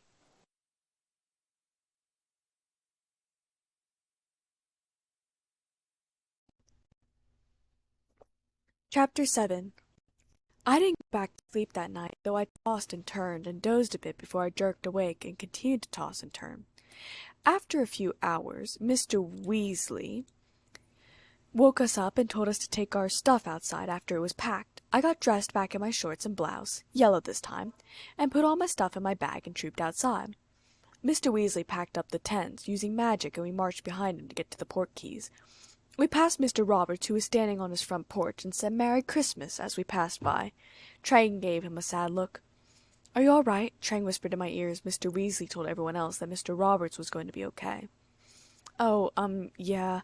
I just want to make sure Dad knows we're okay," I said, biting my bottom lip. "The riot probably already reached the newspapers, and he'll be worried." We took a robber tire, much bigger thankfully, back to the hill, and we walked as fast as we could back to the burrow. Percy and I walked as far apart from each other as we could. Fred and Charlie still seemed to be fuming from last night, and unless my eyes were deceiving me, there was a nice fresh bruise on Percy's right cheek, but it could have been a trick of light. No one talked much. We were hungry and exhausted. We rounded a corner, and the burrow came into view. Then Mrs. Weasley was running out of the house and saying, "Oh, thank goodness, thank goodness!" She flung her arms around Mr. Weasley. I ducked into the house, leaving the rest of them outside. I went upstairs and put my bag away. Trang had followed quickly and said, "What are you going to do? You look so upset." "Just tired," I lied, thinking about last night. "I'm going to take the flu network home, just for a couple of hours. Unless Dad's not home, and I'll just come right back. I just need to talk to him, okay?" I smiled at her and kissed her cheek. Sometimes I wondered if I was French. "Get some sleep, Tiger." Sometimes I wondered if I treated her more like a friend or a daughter. I headed back down the stairs. This time Trang didn't follow me. The Weasleys, Hermione, and Harry were all sitting in the kitchen, and Fred looked up as I came in. I headed over to where the fireplace was and took a little flu powder. "Elizabeth?" Fred asked, standing up from the table. The entire family looked over. "I just want to check on Dad," I said. "That's all." "Are you sure?" Fred asked. I hesitated and said, "It's probably best if I remove myself from the area for a couple of hours. It'll give some people time to cool down." I stepped in the fireplace and threw down the powder and said "Dad's house" and disappeared, falling out of the fireplace and into someone's arms. I looked up. Dad had been standing in front of the fireplace when I come out, one arm wrapped around my waist to prevent me from falling. The other was away from me, so flu powder didn't fall into the bricks. "Oh," I said. "Were you going somewhere?" I was coming to the burrow to see if—" Dad cleared his throat and put the flu powder back into the canister and took off his traveling cloak. He tossed it on a chair and wrapped his arms around me tightly. "I'm glad you're safe. I figured you'd be worried. Trang's okay, too, if you feel like dropping subtle hints to her parents," I said, burrowing my face into his chest. It was always so funny. Bad things happened, and then Dad was there to make everything okay. He was my safe rock. Something in my voice made him pull back and take a good look at me, and then he led me over to the couch and said, "Spill." I rested my head on his shoulder and looked down at my hands while I spoke. I didn't cry, though, like I might have done a different year. But I'd sworn to myself at the end of last year that Dad would not see me cry again. I had to pause a couple times when my throat closed up and tears threatened to spill over, and then start up again once my throat cleared. I didn't mention the walk afterwards or what I said to Mr. Crouch. Dad was patient, and when he was done he said, I never really liked Percy. I laughed, and then I couldn't help stop laughing, and I laughed so hard tears spilled out of my eyes, but it was from laughing, so it didn't count as crying. I wiped the tears away and grinned. Really? Was he a bad student? Bit arrogant, yeah, Dad said, grinning down at me. Smart, but arrogant. You and Hermione are smart, and simply smart. I laughed again, this one just a short one. But in all seriousness, Dad said, Trang's right. You have a life to live. You aren't supposed to be watching out for every single thing in life. You can live outside of the known. That's what everyone does, even you. Sometimes there's a situation that we don't know what's going to happen, and then it works out, or it doesn't, and we work with what we got. Seers, perhaps, have a bit of an upper hand. Sure, but I'm sure you never look into your visions to see what you're going to make for dinner the next night, do you? I shook my head. Dad was right. Dad continued, and every person there at the Quidditch Cup last night didn't know what was going to happen, and no one was killed, so there shouldn't be a problem. I just don't understand why I didn't see it, I said, a bit frustrated. I wanted to explain this properly. Obviously, I've never really understood how they work. I've taken divination, and it seems to be helping. But if I saw the entire Quidditch Cup play by play, why didn't I see even a segment of the riot afterwards? Of course, I didn't really expect Dad to have an answer, though he said slowly, well, perhaps there's a certain length you can see. Perhaps if you'd only seen segments of the Quidditch Cup instead of the play-by-play, perhaps you would have seen segments of the riots. I don't know how your visions work any more than you do, so it's only a guess. He shrugged his shoulders. That could be true, I pondered. I never really had a long vision before. But then again, I wanted to see the outcome, and I didn't want to skip to the end. By the way, Dad said suddenly, I don't like Fred either. He's a bit of a troublemaker. I think you should stay away from him. I giggled and gave Dad a patronizing look. Really now? Yes, Dad said so solemnly that we both laughed. No, he said with a grin, I told you last year I had no problems with Fred. I don't really have problems with Percy either. I just think perhaps he views the world a bit like fudge, perhaps, a tool to be used and not a person. And I think Voldemort thinks like that too. I shuddered. Dad rubbed my shoulder in a comforting manner. He's not going to touch you, I promise. I nodded. I know, it just seems so real. Dad kissed my forehead. Do you want breakfast? I'm sure you haven't eaten anything yet. Ah, Dad, you don't have to cook for me, I said. Nonsense, Dad said, getting up from the couch and moving into the kitchen. Magic does wonders in the kitchen.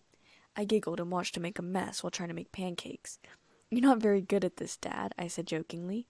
Dad shot flour at me with the wand, and I screeched, ducking out of the way.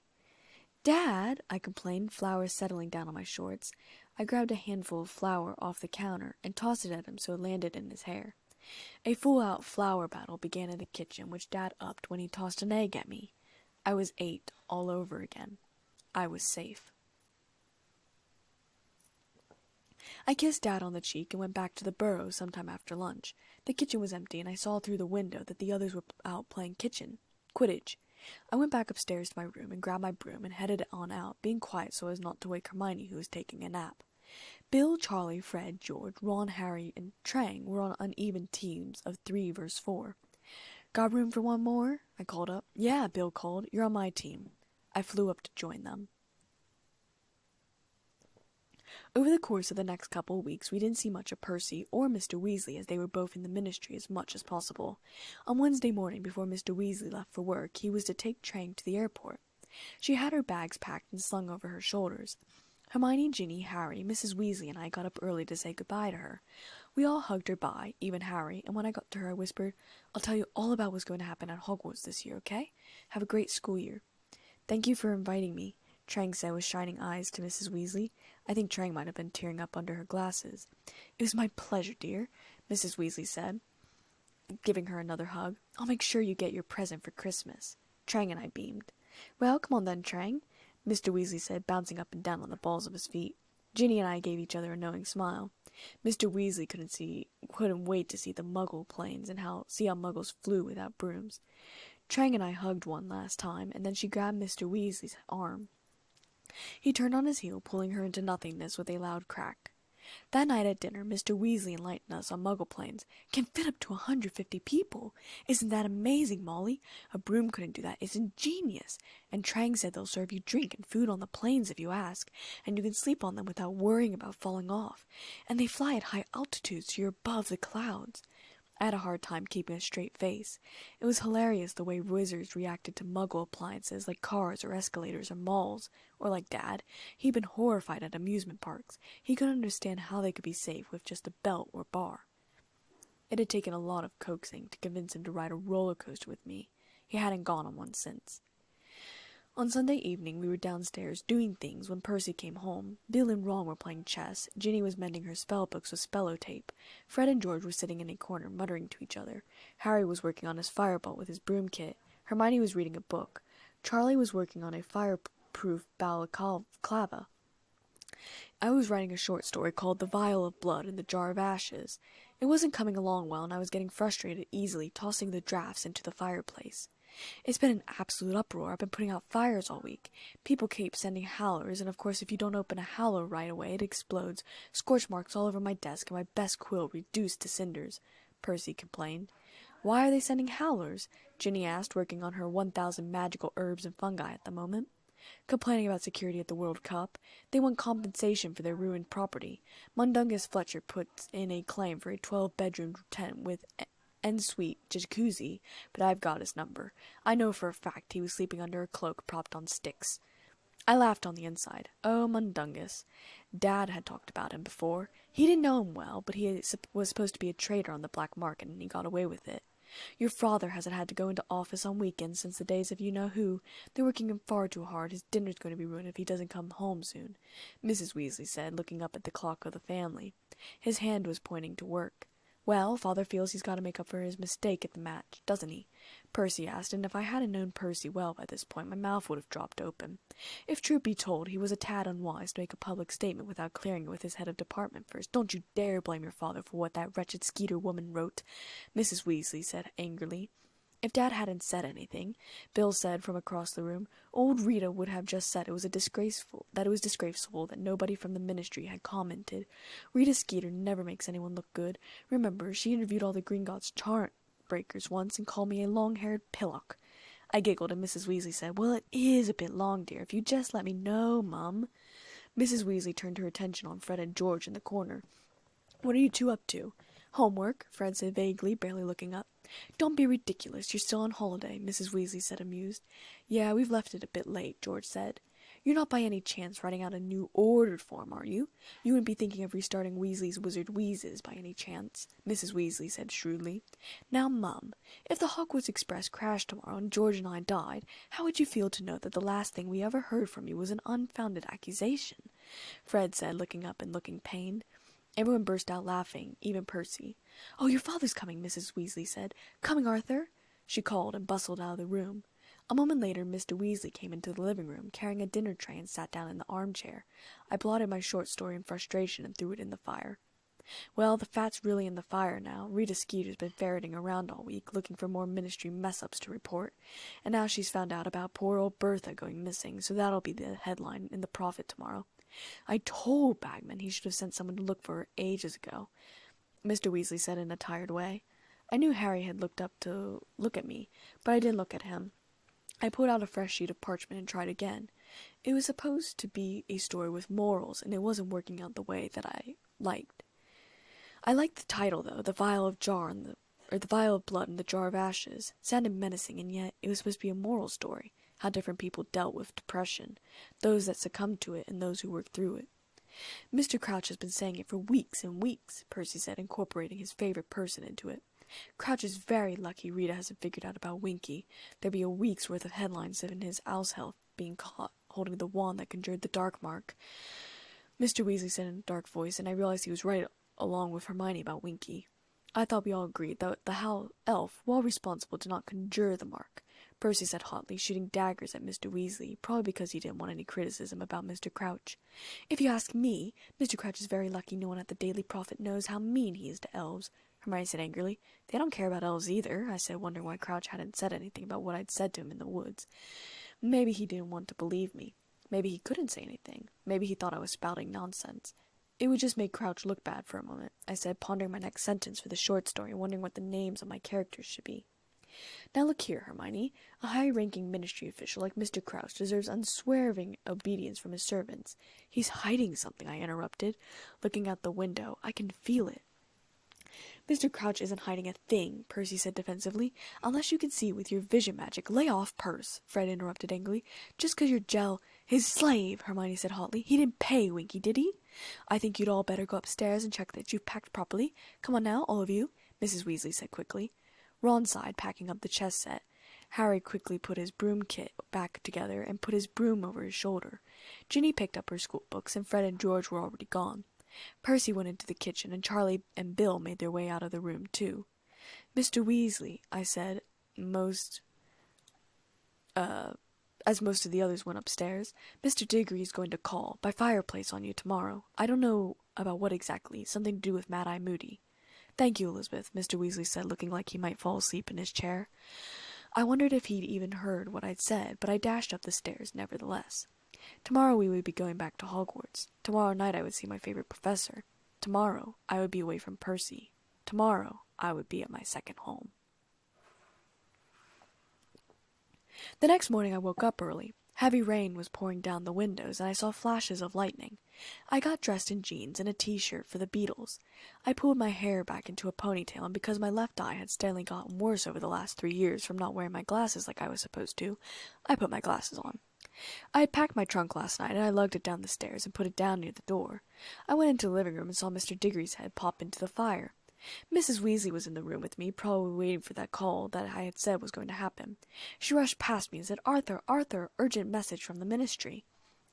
I pulled a quill out of my pocket and handed it to Mr. Weasley as he came by. He thanked me quickly, and I listened into the conversation. Harry, Ron, Fred, and George came into the room as well. Mr. Diggory started to talk very fast. Muggle neighbors heard bangs and shouting, so they went and called, policemen. Arthur, you've got to get over there. It's a real stroke of luck. I heard about it. I had to come into the office early to send a couple of owls, and I found the improper use of magic law all setting off. If Rita Skeeter gets hold of this one, Arthur, Mr. Diggory said urgently. What does Mad-Eye say happened? Mr. Weasley asked. Mr. Diggory rolled his eyes. Says he heard an intruder in his yard. Says he was creeping toward the house, but was ambushed by his dustbins. What did the dustbins do? Mr. Weasley asked. Made one hell of a noise and fired rubbish everywhere, as far as I can tell. Apparently one of them was still rocketing around when the policemen turned up. Mr. Weasley groaned and asked, What about the intruder? Arthur, you know Mad-Eye. Someone creeping into his yard in the dead of night. Most likely there's a very shell-shocked cat wandering around somewhere covered in potato peelings. But if the improper use of magic law get their hands on Mad-Eye, he's had it. Think of his record. We've got to get him off on minor charge. Something in your department. What are exploding dustbins worth? Might be a caution, Mr. Weasley answered, scribbling as fast as his hand would let him. Mad-Eye didn't use his wand. He didn't actually attack anyone. I'll bet he leaped out of bed and started jinxing everything he could reach through the window, but they'll have a job proving it. There aren't any casualties, Mr. Diggory said with a third eye roll. I laughed softly. Sounded like Uncle Moody. I headed into the kitchen to get some toast and left the conversation behind me. Did someone say Mad-Eye? Bill asked as he came into the kitchen with Charlie. What's he been up to now? Nice glasses, Elizabeth.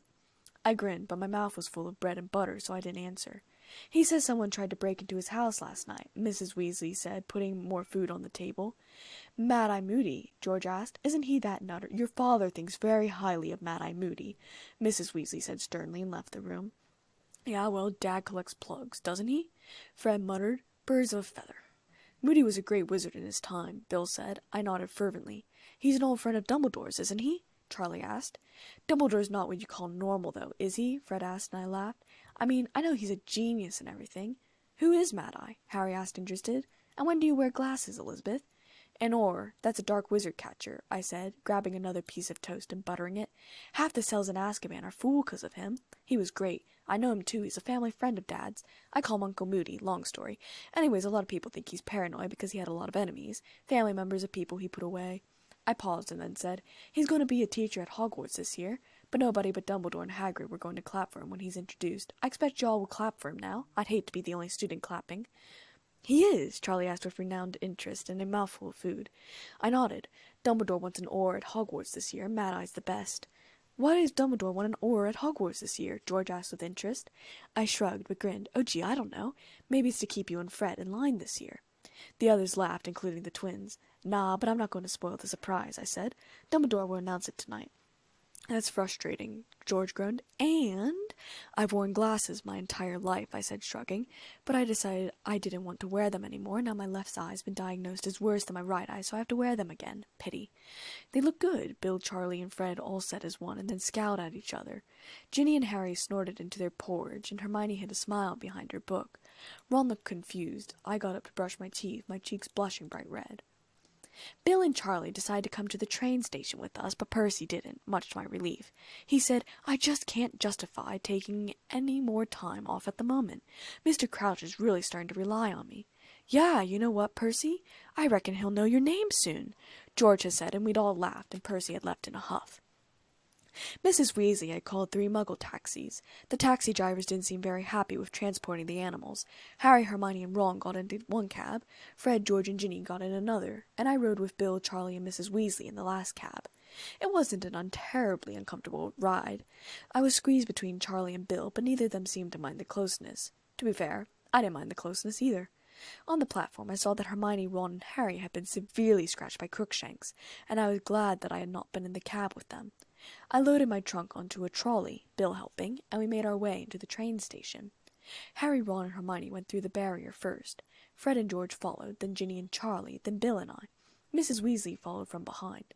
I got onto the train and then put my luggage up where Ron, Hermione, and Harry were, and then went back out with them to say goodbye to the others. I might be seeing you all sooner than you think, Charlie said, giving Ginny a hug. Why? Fred asked through narrowed eyes. You'll see. Just don't tell Percy I mentioned it. It's classified information until such time as the Ministry sees fit to release it, after all, Charlie said with a grin. Yeah, I sort of wish I were back at Hogwarts this year, Bill said, looking wistfully at the train. I rolled my eyes. Yeah, chalk it up to sound amazing, and then, oh, you can't actually compete in it because none of you are 17. Boo-hoo. Why? George asked impatiently. You're going to have an interesting year. I might even get time off to come and watch a bit of it, Bill said with a twinkle in his eyes. A bit of what? Ron asked almost angrily. The whistle blew at that moment. I kissed Bill and Charlie on the cheeks, and thanked Mrs. Weasley for letting us stay, and then climbed on board. Both Bill and Charlie had red faces and dopey grins on their faces. I rolled my eyes and headed back to the compartment, and while the others tried to get Bill and Charlie to tell them what was happening at Hogwarts this year, Ron, Harry, and Hermione came into the compartment a few minutes later. Ron was grumpy and pulled his dress robes out of his locker. I breathed a sigh of relief to see Mrs. Weasley had used my money to buy him a set of maroon dress robes with no lace. Bagman wanted to tell us what's happening at Hogwarts, at the World Cup, remember? But my own mother won't say, Ron muttered, throwing his dress robes over Pigwidgeon's cage. Wonder what ever heard of a surprise, Ron? I muttered, and Harry laughed. Shh, Hermione said, pressing her fingers to her lips. Father actually considered sending me to Durmstrang rather than Hogwarts, you know. He knows the headmaster, you see. Well, you know his opinion of Dumbledore, the man's such a mudblood lover, and Durmstrang doesn't admit that sort of riffraff. But Mother didn't like the idea of sending me to school so far away. Father says Durmstrang takes a far more sensible line than Hogwarts about the dark arts. Durmstrang students actually learn them, not just the defense rubbish we do. Hermione got up and closed the compartment door. So he thinks Durmstrang would have suited him, does he? I wish he had gone then. We wouldn't have to put up with him. Durmstrang's another wizarding school, Harry asked, puzzled. Good Lord, Harry, I said, rolling my eyes and looking up from my book. How'd you pass your history of magic test? Yes, and it's got a horrible reputation. According to an appraisal of magical education in Europe, it puts a lot of emphasis on the dark arts, Hermione said with a disapproving sniff. I think I've heard of it, Ron said vaguely. Where is it? What country? Norway or Sweden, I said, not looking up from my book, in the farthest tip of one of the countries right next to the sea. How'd you know that? Hermione asked suspiciously. Other students don't usually know where other schools are. Why not? Harry asked before I got a chance to explain. There's traditionally a lot of rivalry between all the magic schools. Durmstrang and Beauxbatons like to conceal their whereabouts so nobody can steal their secrets, Hermione said. Ron laughed. Come off it. Durmstrang's got to be about the same size as Hogwarts. How are you going to hide a great big castle? Hogwarts is hidden, I said in an exasperated voice. Everyone knows that, Hermione said. Everyone that reads Hogwarts a history, anyways, the two of us said together. So just you two. Go on. How do you hide a place like Hogwarts? Ron asked, smiling. It's bewitched, Hermione said. If a muggle looks at it, all they see is a smouldering old ruin with a sign over the entrance saying, Danger! Do not enter. Unsafe. So Durmstrang will just look like a ruin to an outsider too, Ron asked skeptically. Maybe. Or it might have Muggle repelling charms on it, like the World Cup Stadium.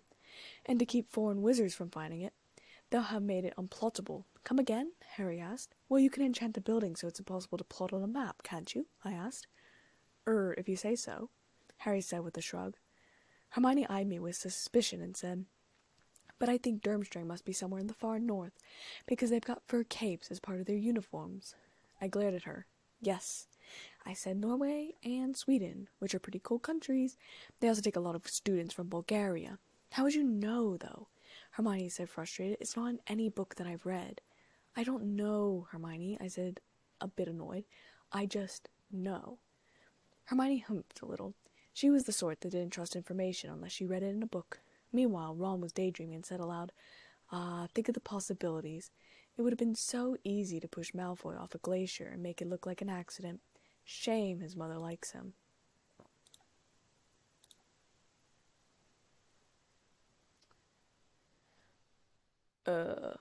Sorry, my thing was on airplane mode for some reason. Why don't you just tell us what's going to happen at Hogwarts, Liz? Harry said, smiling at me, and I narrowly gave in. I put my head deeper into the book. Not happening. Why should I ruin the surprise? The sky became horribly dark as we continued to travel, and it was getting harder to read my book as the train lights hadn't completely turned on yet. Eventually they did, and many of Harry and Ron's friends checked in for a bit of time. Seamus, Dean, and Neville came in to talk about Quidditch, and Harry and Ron. I joined in a little bit, but not much. Neville stayed, even after Seamus and Dean had left. Ron pulled out his Victor Crumb figurine and put it in Neville's hands. Oh, wow, Neville said enviously. We saw him right up close as well. We were in the top box, Ron was saying. For the first and last time in your life, Weasley, Draco Malfoy rudely interrupted. I briefly glanced up and saw that both Vincent and Gregory seemed to have grown a foot over the summer, and then looked back down, uninterested. I was reading it again, reading about how Eddie was in the hospital with a broken arm and was talking to his mother about her sending his friends away. And of course it was written in an old time when girls who hung out with boys were considered sluts because girls weren't supposed to hang out with boys once they turned a certain age. Eddie was asking his mum if she had known that his asthma medicine was just water and mint flavoring, and she was debating about telling him that yes, she knew he wasn't actually sick. Don't remember asking you to join us, Malfoy, Harry said coolly. Draco surveyed the room, looking for something to criticize, and I was glad once again Mrs. Weasley had bought Ron different robes. Going to enter Weasley? Going to try and bring a bit of glory to the family name? There's money involved as well, you know. You'd be able to afford a decent broom if you won, Draco said slyly. What are you talking about? Ron snapped. Are you going to enter? I suppose you will, Potter. Or you, Kane? You never miss a chance to show off, do you? Malfoy asked with a sneer. And what's up with those ridiculous glasses? Nope, I said, flipping a page of my book, sounding as bored as could be. Dumbledore put an age limit on it. Only 17-year-olds get to compete, and I've always worn glasses. Don't you pay attention to anything? Draco looked disappointed, and then I looked up and gave him a lovely smile and said, By the way, I've been meaning to ask how long it took for the spell to wear off at the cup the other day. Is your stomach still sore? I finished with mock concern. Harry and Ron laughed. Malfoy's face turned red with anger and said, I'll make you pay for that move. Lovely, can't wait to kick your ass again, I said, flipping another page. Draco turned away and stormed off. Elizabeth, Hermione said in a warning voice, do you have to piss him off every chance you get? Well, yeah, I said, closing my book as the chapter ended. What else am I supposed to do when he's around? Read? Harry and Ron laughed again. Neville stayed with us for the rest of the time.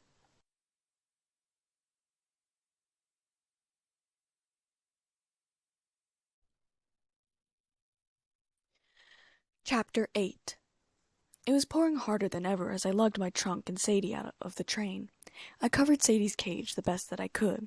Hi, Hagrid, Harry called over the crashing thunder, and somehow Hagrid managed to hear him. All right, Harry, see you at the feast if we don't drown, Hagrid yelled back and gave us all a gigantic wave. I climbed into the first horseless carriage that I saw and found myself in a carriage with Susan Bones, Ernie Macmillan, and Hannah Abbott. Hi, Elizabeth, Susan said with a smile. Hey, Susan, I said, setting my trunk down and putting Sadie on top of it. How was your summer? Pretty good. Did you go to the World Cup? She asked, and then asked, Since when do you wear glasses? Yeah, it was amazing. Did you go? I've worn glasses since I was born. She shook her head. Quidditch isn't really my thing. Did you see the Death Eaters? Hannah asked with large eyes. I nodded. I'm just lucky our tent wasn't burned. What about you, Ernie? "We were okay," Ernie said, pushing his glasses up on his nose. "We didn't really hear about the commotion till most of it was over. We gone to bed after the cup. We'd been cheering on Bulgaria, so we didn't really have a reason to celebrate." I nodded. "Yeah, you were farther into the campsite. We were near the beginning, so we saw the start of it. Mr. Weasley sent us all into the forest. We were right by the person who cast Dark Mark, too." The other three gasped. "Did you see who it was?" Susan asked, in excitement. I shook my head in disappointment. "No, we only heard his voice. It was a deep male voice, but that doesn't help any. I didn't mention Harry's wand, or Winky, or Barty Crouch's secret." The rest of the carriage ride was spent in speculation about the wild possibilities of the identity of the man. I wondered what Barty Crouch knew about him and who he was to Crouch. His son? A brother? A father? A friend? But it was probably a relative, or he wouldn't be protecting him so hard. When the carriage rolled to a stop, I was out first, and I ran up the stairs as fast as was possible. I wrung my hair out when I got inside. Using my wand, I pointed it at my robes like a heater, waiting for Harry, Ron, and Hermione to come up. I put my trunk with the others and let Sadie out of her cage. She shook her wings, throwing water off of her, and flew off to the gallery. "Blimey," Ron said, coming into the great hall and shaking his head like a dog. "If that keeps up, the lake's going to overflow. I'm so Arr!" Peeves had just dropped a large red water balloon on Ron's head. A second one narrowly missed Hermione, and I dropped as it exploded on the floor, sending water into Ron and Harry's shoes. I dodged a large green one that Peeves had thrown right on my face. I wasn't sure why it mattered. I was already soaking wet. "Peeves! Peeves, come down here at once!" Professor McGonagall shouted, running out of the great hall. She skidded on the wet floor and grabbed Hermione's throat to stop from falling. I winced theatrically. "Ouch! Sorry, Miss Granger," she apologized. "That's all right, Professor," Hermione gasped out, massaging her throat. "Peeves, get down here now!" Professor McGonagall shouted as Peeves lobbed a water balloon at a group of fifth years and cackled, saying, "Not doing nothing. Already wet, aren't they, little squirts? Whee!" Another water balloon was aimed at a group of second years who had just come in. "I shall call the head master," Professor McGonagall shouted. "I'm warning you, Peeves." Peeves stuck out his tongue, threw the rest of the balloons high up into the air, watched them all fall down on the students, and zoomed up the staircase, laughing. "Well, move along, then," Professor McGonagall said sharply into the crowd. "Into the great hall. Come on, Miss Kane." I turned back and walked over to her, and she held out her hand and dropped something into mine, and I pocketed it. Then she asked, "You wear glasses?" I sighed and wondered how many more times I was going to get this question. "Just for reading," I said, and ran to catch up with the others. I ran my wand over my clothes, drying them out as I said goodbye to the others and headed over to the Hufflepuff table. First day of school, Hufflepuff Quidditch matches, and the last day of school were the only times I sat at the Hufflepuff table. Otherwise, I sat down at the Gryffindor table with the others. Cedric raised a hand, and I waved back. He shouted, "Since when do you wear glasses?" My patience was starting to wear thin, and I wondered if maybe I should just let my left eye go blind. "Since I was born," I shouted back. "I just don't wear them anymore." I sat down next to Susan, pretty much my only other favorite Hufflepuff besides Cedric and Heidi. Her and Hannah were talking about the weather. My robes were pretty much dry, though uncomfortable as somewhat wet clothes are. I let my hair down from its ponytail and started running my wand over it. "I love your hair, Elizabeth," Hannah said wistfully. "How do you keep it so long?" I combed it out with my fingers, still running the wand over it, and said, "Not without a lot of work. But I've never cut my hair once, so that's an explanation." I realized after 4 years I've never really given a description of myself beyond the basics of colors and height. I have the brown eyes from Dad and the red hair from Mum, but it's not bright red like the Weasleys. It's a more subtle red, like red-brown. Some more brown than red, and the red shows up in the sun. I'm about 4 feet 8 inches and getting taller. I'm pale in the winter and tan in the summer. My hair reaches all the way down to my knees. I was a bit excited for the new sorting. I hadn't been to a sorting since my own. I'd been caught up with the platform wall in my second year, and Professor McGonagall had given me my time turner on the third year. That was what she dropped into my hand in the hallway before asking about the damn glasses. The door to the great hall opened at that moment, and Professor McGonagall let the students in. The first years appeared to have swam across the lake, not rowed across. They were all shivering, either from cold or nerves, or both. Professor McGonagall placed the 3-legged stool on the ground before the first years, and the sorting hat atop that. The first years stared at it. The same thoughts that ran through every first year's mind ran through theirs. The students sitting at the 4 tables, and the professors stared at the sorting hat as well. And then the sorting hat opened up its mouth near the brim of the hat and started to sing. "1,000 years or more ago, when I was newly sown, there lived 4 wizards of renown, whose names are still well known.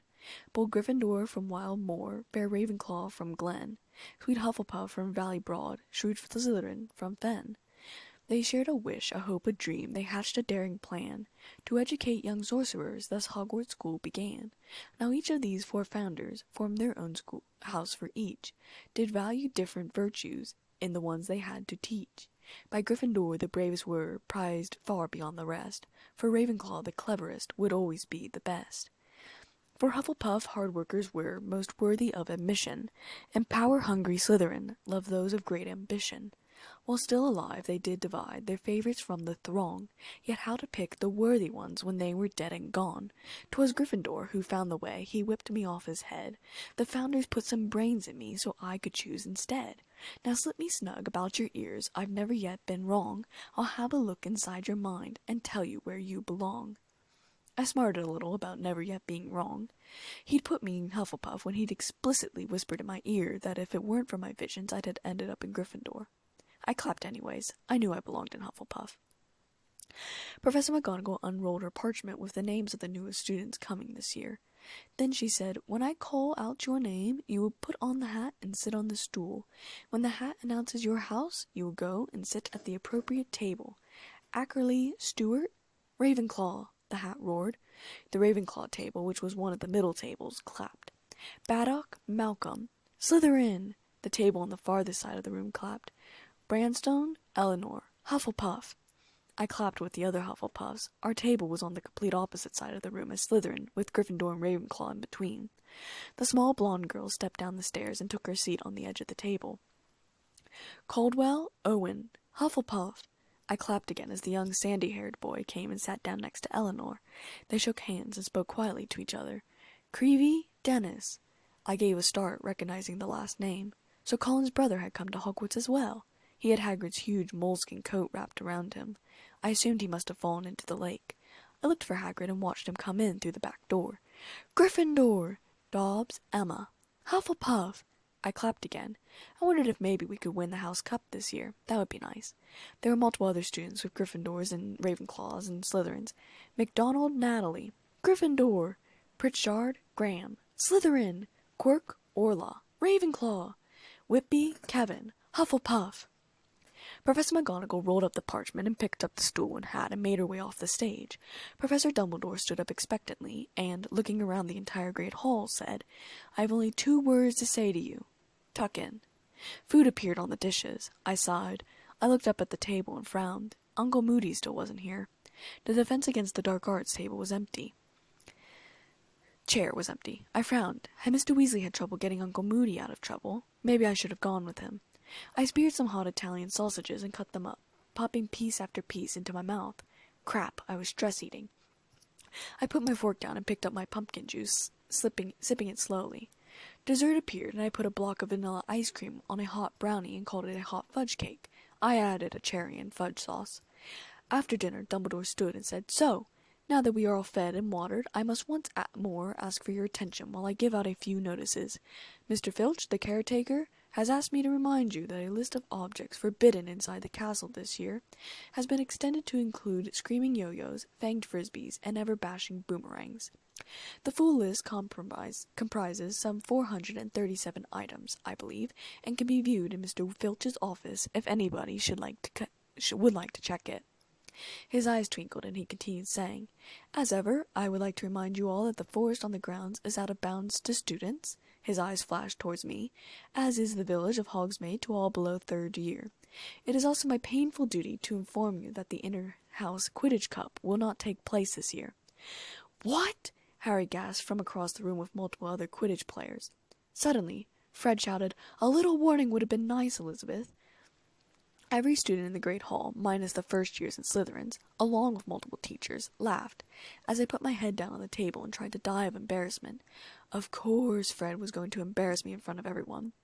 "Yes, well," Dumbledore continued with a smile, "regardless of the future, this is due to an event that will be starting in October and continuing throughout the school year, taking up much of the teachers' time and energy. But I am sure you all enjoy it immensely. I have great pleasure in announcing that this year at Hogwarts—" The great hall doors banged open, and I turned to see what the commotion was. A man stood in the doorway, leaning upon a long staff and shrouded in a black traveling cloak. For one heart-thudding moment, I thought perhaps Voldemort had invaded the school, and then breathed a sigh of relief as lightning flashed, and I saw it was only Uncle Moody. He was walking down the Gryffindor and Ravenclaw aisle. The students stared at him with gaping mouths and expressions of shock. I found that I was grinning like an idiot. Uncle Moody reached Dumbledore and reached out a hand. Dumbledore shook it, muttering. Then Uncle Moody took his seat behind in the Defense Against the Dark Arts professor's chair and pulled a plate of sausages towards him, not unlike the ones I just finished eating. I turned my attention back to Dumbledore as he said, "May I introduce our new Defense Against the Dark Arts teacher, Professor Moody." Before, I had envisioned Hagrid and Dumbledore being the only ones who clapped for him. But since I'd warned the Weasleys, Harry and Hermione before now, Fred, George, Ron, Ginny, Harry, Hermione, and I all clapped along with Hagrid and Dumbledore.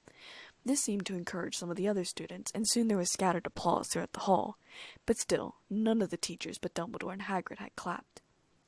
Uncle Moody, of course, was completely indifferent to his welcome and was drinking out of his hip flask. Dumbledore cleared his throat, and I brought my attention back to him once again. As I was saying, we are to have the honor of hosting a very exciting event over the coming months, an event that has not been held for over a century. It is my very great pleasure to inform you that the Triwizard Tournament will be taking place at Hogwarts this year. "You're joking!" Fred shouted loudly, and everyone laughed. I was just glad he hadn't called me up this time. "I am not joking, Mr. Weasley, though now that you mention it, I did hear an excellent one over the summer about a troll, a hag, and a leprechaun who all go into a bar." Professor McGonagall cleared her throat, and I wondered why they'd never married.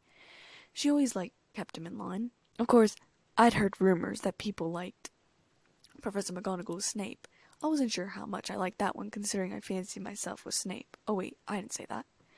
But maybe that is not the time. No, where was I? Ah yes, the Triwizard Tournament.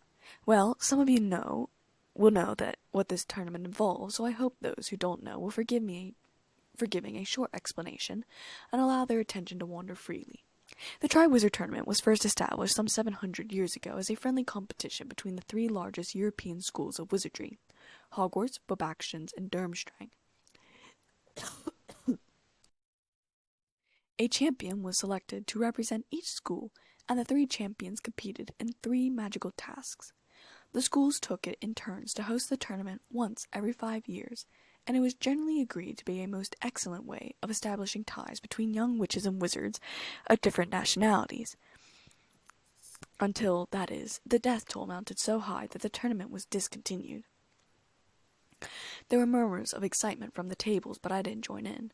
It would be exciting to watch for most of us, but we wouldn't be allowed to compete. There have been several attempts over the centuries to reinstate that tournament, none of which have been very successful. Dumbledore continued over the soft murmurs. However, our own Department of International Magical Cooperation and Magical Games and Sports have decided the time is ripe for another attempt. We worked hard over the summer to ensure that this time no champion will find himself or herself in mortal danger. The heads of Beauxbatons and Durmstrang will be arriving with their shortlisted contenders in October, and the selection of the 3 champions will take place at Halloween. An impartial judge will decide which students are most worthy to compete for the Triwizard Cup, the glory of their school, and 1,000 galleons personal prize money. I watched Fred hiss something down the table of Gryffindor. He wasn't the only one, of course, and in complete honesty only the first years looked nervous, as though they might be required to possibly compete without knowing anything. Eager though I know all of you will be to bring the Triwizard Cup to Hogwarts, the heads of the participating schools, along with Ministry of Magic, have agreed to impose an age restriction on contenders this year. Only students who are of age, that is to say 17 or older, will be allowed to put forward their names for consideration. This is a measure we feel is necessary, given that the tournament tasks will still be difficult and dangerous, whatever precautions we take, and it is highly unlikely that students below 6th and 7th year will be able to cope with them. I will personally be ensuring that no underage student hoodwinks our impartial judge into making them Hogwarts champion. Dumbledore's eyes started to twinkle in the direction of George and Fred, both of them looking mutinous, and I grinned. I therefore beg you not to waste your time submitting yourself if you are under 17. Dumbledore cleared his throat, paused, and then continued. The delegations from Beauxbatons and Durmstrang will be arriving in October and remaining with us for the greater part of this year. I know that you will all extend every courtesy to our foreign guest while they are with us, and will give you wholehearted support to the Hogwarts champions when he or she is selected. And now, It is late, and I know how important it is to you all to be alert and rested as you enter your lessons tomorrow morning. Bedtime, chop chop." He then sat down and started to talk to Uncle Moody. I looked up at the table, frowning thoughtfully. There seemed something different about Uncle Moody, but I couldn't put my finger on it.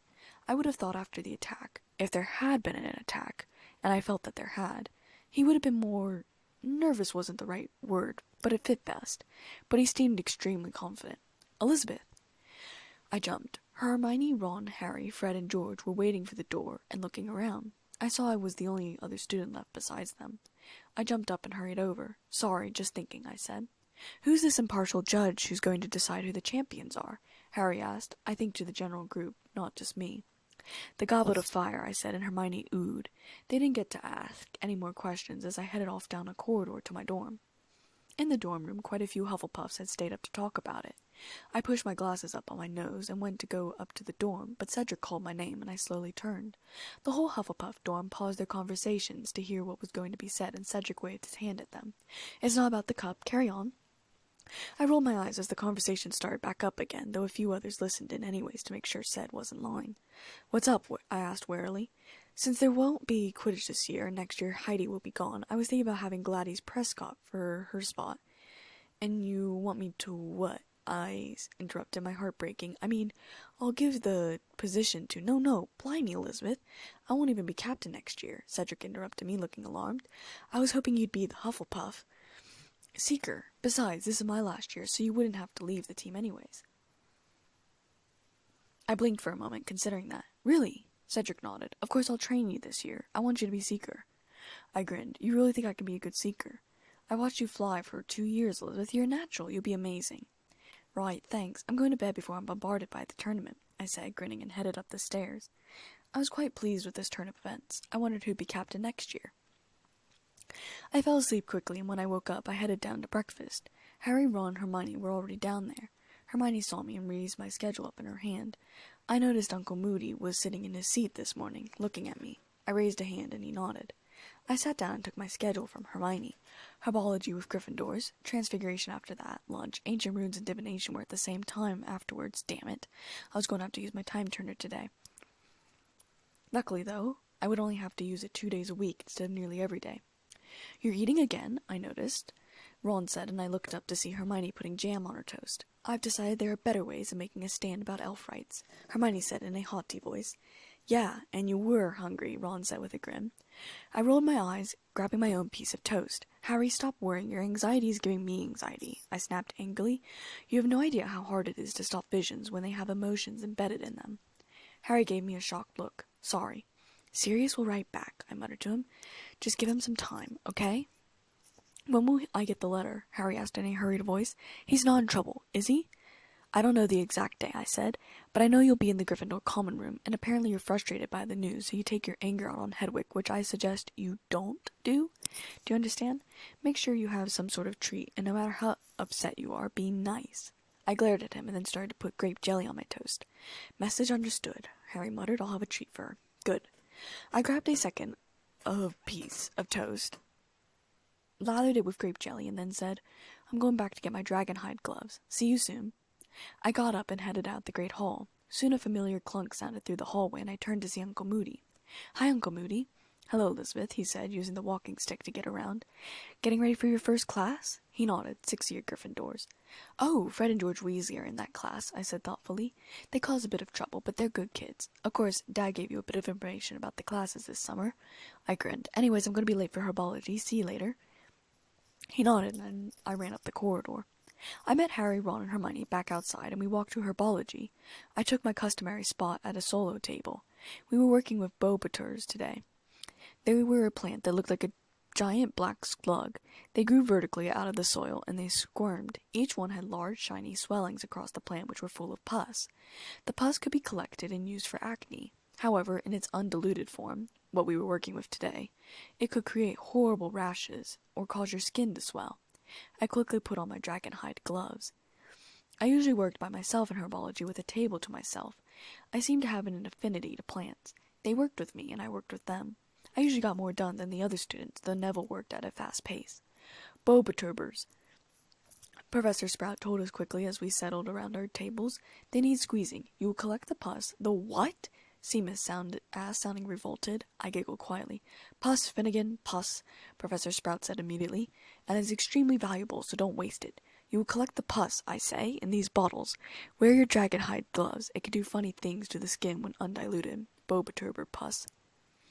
Most of the students started squeezing the bulbs and letting them burst. I, on the other hand, took out a sewing pin. I gently eased the needle into the bulb and then pulled it out slowly.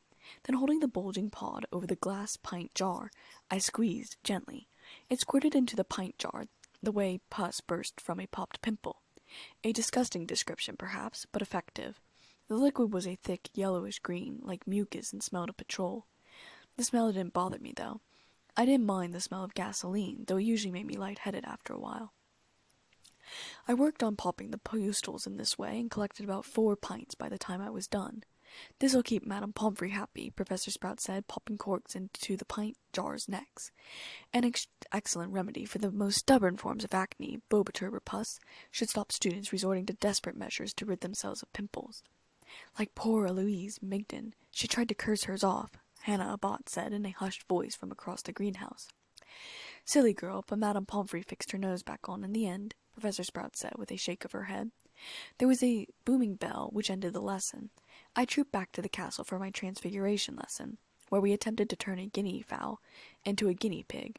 My guinea fowl did not seem to like me and kept pecking at my hands and pulling at my hair.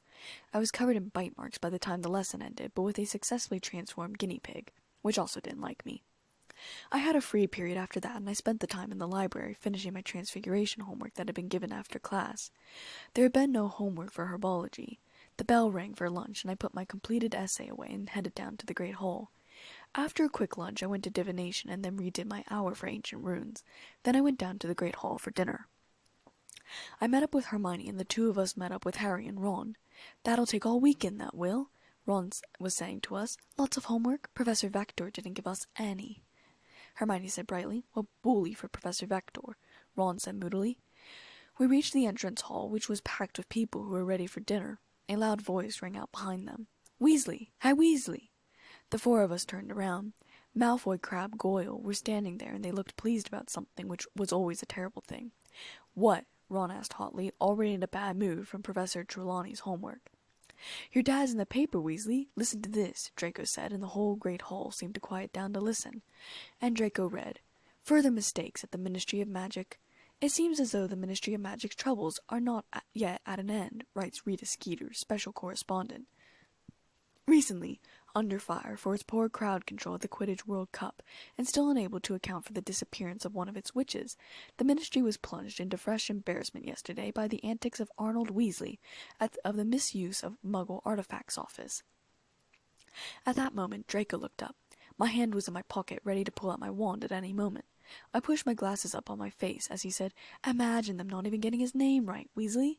It's almost as though he's a complete nonentity, isn't it? The entire Great Hall was listening, and I wondered why there wasn't any teachers around. Arnold Weasley, who was charged with possession of a flying car 2 years ago, was yesterday involved in a tussle with several Muggle law-keepers, policemen, over a number of highly aggressive dustbins. Mr. Weasley appears to have rushed to the aid of Mad-Eye Moody, the aged ex-Auror who retired from the Ministry when no longer able to tell the difference between a handshake and attempted murder. I smarted at that. Uncle Moody retired because he was tired. He was still smart, just wary, and there was nothing wrong with that considering the amount of enemies he had. I narrowed my eyes at Draco, just about ready to curse him to hell. Unsurprisingly, Mr. Weasley found upon arrival at Mr. Moody's heavily guarded house that Mr. Moody had once again raised a false alarm. Mr. Weasley was forced to modify several memories before he could escape from the policemen, but refused to answer Daily Prophet questions about why he had involved the Ministry in such an undignified and potentially embarrassing scene.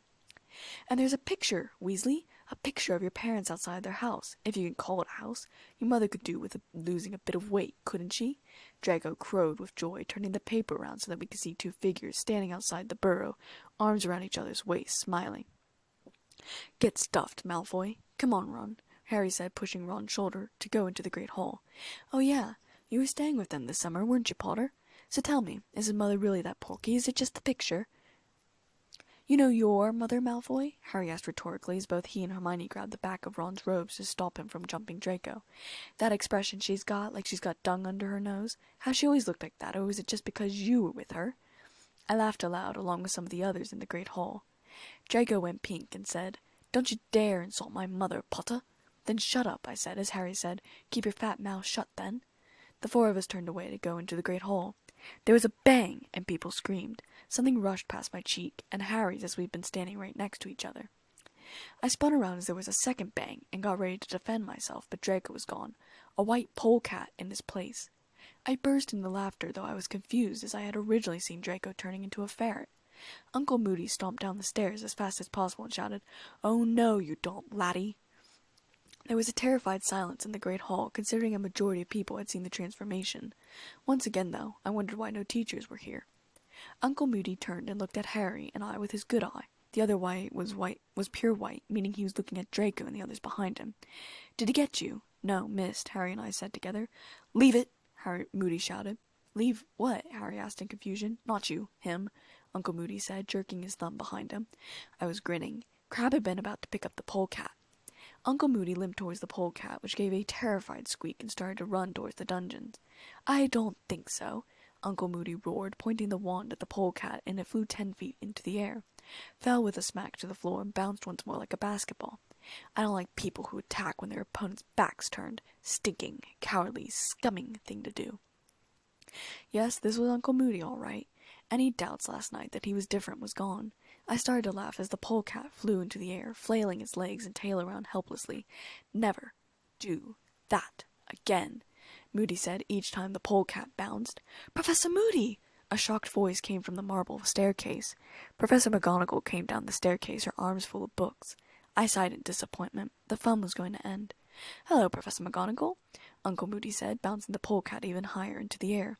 I laughed at how calm he sounded, as though he was having a very normal day. Who knows, maybe he was. What are you doing?" Professor McGonagall asked nervously, her eyes following the progress of the polecat as it bounced up and down. "Teaching," Moody said, and I laughed even louder. Some other students laughed too, though we were in the minority. Most of the others didn't realize that this was just how Moody was. Moody, is that a student?" Professor McGonagall shrieked in horror, the books falling out of her arms and spilling across the floor. With a wave of my wand, the books were picked up from the floor and settled into my arms. "Yep," Uncle Moody said with pleasure, and I giggled, almost dropping the books. "No!" Professor McGonagall ran towards the polecat, and with a wave of her wand, the polecat turned back into Draco. His face was pink, his blonde hair a mess, and he got to his feet wincing. "Moody, we never use transfiguration as a punishment. Surely Professor Dumbledore told you that," she finished weakly. "He might have mentioned it, yeah, but I thought a good sharp shock," Uncle Moody said, scratching his chin in an unconcerned way, and I grinned. "So, Uncle Moody, screw rules, do as I want, teach how I want, and they'll learn. I thought Draco would certainly learn this lesson better than doing lines. We give detentions, Moody, or speak to the offender's head of house," Professor McGonagall said in exasperation. "I'll do that, then," Moody said with great dislike. Draco's eyes were watering with pain and humiliation, and muttered something about his father. "Oh, yeah? Well, I know your father a old boy. You tell him Moody's keeping an close eye on his son. You tell him that for me. Now your house of head'll be Snape, will it?" "Yes," Draco said in a resentful voice. "Another old friend. I've been looking forward to a chat with old Snape. Come on, you," Uncle Moody said, grabbing Draco's upper arm and dragging him out of the room towards the dungeons. Professor McGonagall stared anxiously after them and then looked around for the books. I stepped forward and handed them back to her. Thank you, Miss Kane," she said, blinking and taking them from me. I went back with Ron, Harry, and Hermione to the Gryffindor table. Many people were getting their laughs out now that Moody, Draco, and McGonagall were gone. "Don't talk to me," Ron said quietly to the three of us. "Why not?" Hermione asked in surprise. "Because I want to fix that in my memory forever," Ron said, closing his eyes. "Draco Malfoy, the amazing bouncing polecat." "To be honest," I said with a frown after the three of us stopped laughing, "I had foreseen Moody turning him into a white ferret." Ron said, his eyes still closed. "That might have been better." I nodded, but didn't say anything as I slowly ate my beef casserole. Why had the vision changed? I'd definitely seen a ferret, not a polecat. Was there something wrong with my visions? Something wrong with me? I'd never had a vision change before. I tried to change the future before, and had succeeded before, sometimes, like with Ron's dress robes. But I'd never not interfere with the future and have something different happen. Harry's voice broke my reverie. "Don't tell me you're going back to the library this evening," he asked in amazement, and I looked over to see Hermione eating at top speed. I stared at her in surprise, trying to register what I was seeing. "Got to. Loads to do," Hermione said thickly with a full mouth. "But you told us, Professor Vector, it's not schoolwork." And in 5 minutes she was up and speeding out of the great hall. I didn't mind too much as her seat was replaced by Fred. "Moody, how cool is he?" he asked. "Beyond cool," George said, sitting down across from me. "Super cool," Lee said, sliding down next to George. "We had him this afternoon," he said to us. "What was it like?" Harry asked eagerly. The twins and Lee looked at each other. "Never had a lesson like it," Fred finally said. "He knows, man," Lee said, looking odd. "Knows what?" Ron asked, leaning forward. "Knows what it's like to be out there doing it," George said, sounding extremely impressed, and I was getting a bit annoyed that he wasn't saying much more. I didn't have him until Wednesday. "Doing what?" Harry asked. "Fighting the dark arts. He's seen it all. Amazing." Ron dived into his bag for his schedule. "We haven't got him till Thursday." "I got him Wednesday," I said smugly. "I'll keep all the secrets." Ron glared at me, and I got up from the table to go and do my ancient runes and divination homework. Tuesday was potions, always a lovely time for me. Snape was in a horrible mood, probably because his prize student Draco had been bounced around the Great Hall, and he'd had to talk to Moody. I grinned at him as I took my customary seat on the right side of the classroom near the back so people couldn't watch me. Snape's cheeks flushed for some reason, and he looked away, addressing the class that we'd be brewing a strengthening solution from memory today. I stayed behind after class and asked when he wanted to start up private lessons again. He stared at me for a moment, looking slightly preoccupied, and then said we could start again on Friday nights. My schedule was a bit more free now, since there was no Quidditch, though Zed had said he'd train me to be a seeker. I thought this was bloody brilliant, and I couldn't wait to start. On Wednesday, the Hufflepuff showed up early to Uncle Moody's class. We waited anxiously, and he let us in. I hurried to get a front seat. Uncle Moody quickly read down a list of names, and we assented if we were here. Everyone was. Then Moody tossed the roll of parchment on his desk and said, "Right then, I've had a letter from Professor Lupin about this class." I frowned, tilting my head just slightly. Had Dad sent a follow-up letter to Uncle Moody after the meeting? Or perhaps before, and that was when Uncle Moody decided to pay a visit for more details? "Seems you've had a pretty thorough grounding in tackling dark creatures. You've covered boggarts, redcaps, hinky-punks, grindylows, kappas, and werewolves, is that right?" I nodded as others stated yes out loud, or also shook their heads. "But you're behind, very behind on dealing with curses. So I'm here to bring you up to scratch on what wizards can do to each other. I've got 1 year to teach you how to deal with dark arts, and I reckon you pay attention so you keep up." He clapped his hands together once and said, "Right, so curses. They come in many strengths and forms. Now, according to the Ministry of Magic, I'm supposed to teach you counter curses and leave it at that. I'm not supposed to show you what illegal dark curses look like until you're in the 6th year. You're not supposed to be old enough to deal with it till then. But Professor Dumbledore's got a higher opinion of your nerves. Not to mention, I thought, you would show us anyways, no matter what the Ministry or Dumbledore thought. He reckons you can cope, and I say the sooner you know what you're up against, the better. How are you supposed to defend yourself against something you've never seen? A wizard who's about to put an illegal curse on you isn't going to tell you what he's about to do. He's not going to do it nice and polite to your face. You need to be prepared. You need to be alert and watchful. So, do any of you know which curses are most heavily punished by wizarding law?" My hand shot up in the air, but much to my disappointment, a large majority of hands were in the air as well. "Mr. Macmillan," Uncle Moody asked, and though I was disappointed, I supposed I was glad of not being favored. Cruciatus curse," Ernie said a bit hesitantly, as though he wasn't supposed to say the words. "Yes, that would be one," Uncle Moody said, and went to his desk and pulled out a spider from the glass jar. I felt my mouth go dry. He put the spider down on the desk and said, "Crucio." The spider began to wither on the desk, and if it could have made noise, it would have been screaming. I felt an uncomfortable feeling in my stomach, and did a quick glance around. Some people's eyes were fixated on the spider, and others were looking away. Uncle Moody lifted the curse after a few seconds. "Any others?" I raised my hand again, but he called on Leanne. "Imperious curse?" she said. "Yes," Moody said, nodding. He put the second spider in the jar and went to the first jar and pulled out another spider.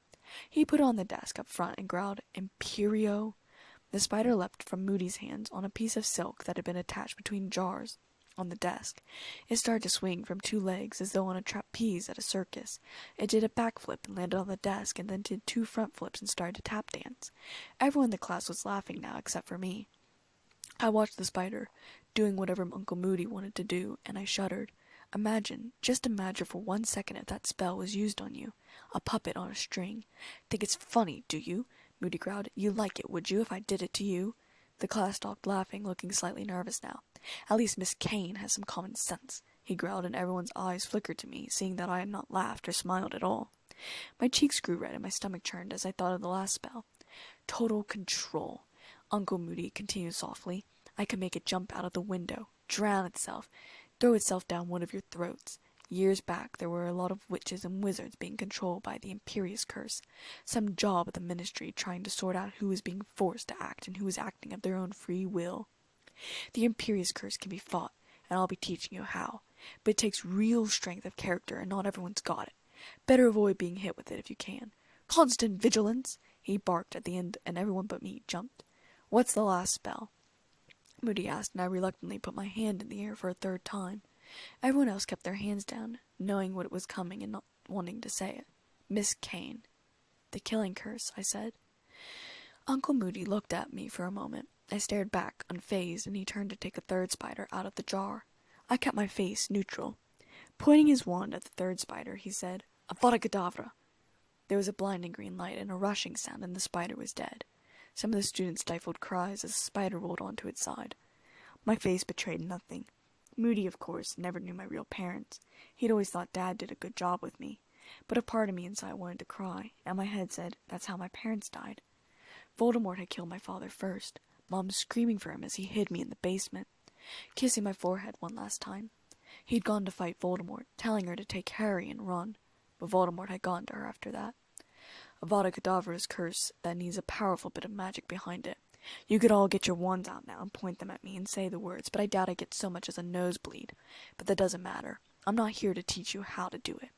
Now, there's no counter curse. Why am I showing you? Because you've got to know. You've got to appreciate what the worst is. You don't want to find yourself in a situation when you're facing it. Constant vigilance, he roared, and the class jumped again. Now those three curses, Avada Kedavra, Imperious, and Cruciatus, are known as the unforgivable curses. The use of any one of them on a fellow human being is enough to earn a life sentence in Azkaban. That's what you're up against. That's what I've got to teach you to fight. You need preparing. You need arming. But most of all, you need to practice constant, never-ceasing vigilance. Get out your quills, copy this down. And the rest of the class was spent taking notes on unforgivable curses. I watched my quill make mindless loops across the parchment. They were words, but they didn't look like words at all. As the bell rang, the class filed out and started talking excitedly, but Uncle Moody called me back, and I hurried over to his desk. Yes, I mean, Professor, I said breathlessly, ignoring the dead spider on the desk. Professor Moody waved his hand aside. Call me what you want, Elizabeth. I was talking to the other professors, and I heard you did private lessons with a couple of them. Oh, yes, I said, Snape, McGonagall, and Flitwick. Sometimes Sprout, Madame Pomfrey, and Hagrid, but those are more for when I have nothing else to do and want to help out. Why? I was wondering if perhaps you'd want to learn more with me, he said solidly. Not favoritism, of course. Right, I said, getting excited. Yeah, I'd love to. Uncle Moody nodded and gave me a twisted smile, or rather a normal smile that his scarred features twisted. Let's give it some time, 3 weeks perhaps, as you fall back into place with the other teachers and such. I'll let them all set up their lessons and we'll work something out. I nodded, excited about what Uncle Moody might want to teach me. Sounds perfect. See you next class. The next day went smoothly, and I got to the Gryffindor Hall for dinner before the Gryffindors. I ate at the Hufflepuff table because of that, and then headed to the library to knock out as much homework as possible. I was working for about 45 minutes before Hermione came and sat down at the table with me, working on something herself. It was a box of badges and a piece of parchment. I ignored her and continued on my curses homework. Look at this, Elizabeth, Hermione said, sliding over the long piece of parchment. I looked at it warily. Across the top was the title, Stop the Outrageous Abuse of Our Fellow Magical Creatures and Campaign for a Change in Their Legal Status. I sighed. What are you doing, Hermione?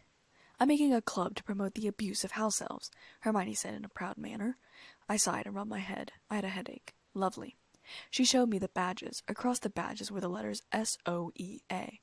I stared at the badges. I had foreseen the letters S-P-E-W. Why had she changed it? Soya? I asked hesitantly. I felt almost frightened of the badges, that they were so different from what I had seen. S-O-E-A, she said, Stop Outrageous House Elf Abuse. Right, I said hesitantly. What about S-P-E-W, which stands for Society for the Promotion of Elfish Welfare? Well, I did think of that, Hermione admitted, but I was talking with Professor Moody about it, and he said if I was so adamant about this, I should change it to be more persuasive. Moody again? First the polecat, now this. But surely it wasn't as though he was doing it on purpose. Of course not, I scolded myself. It wasn't as though he knew what my visions were anyways.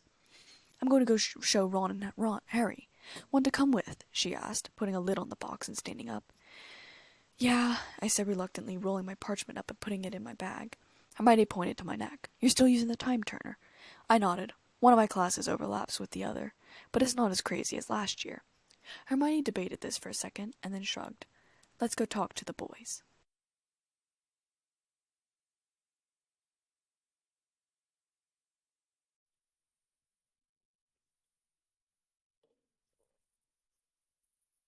Chapter 9.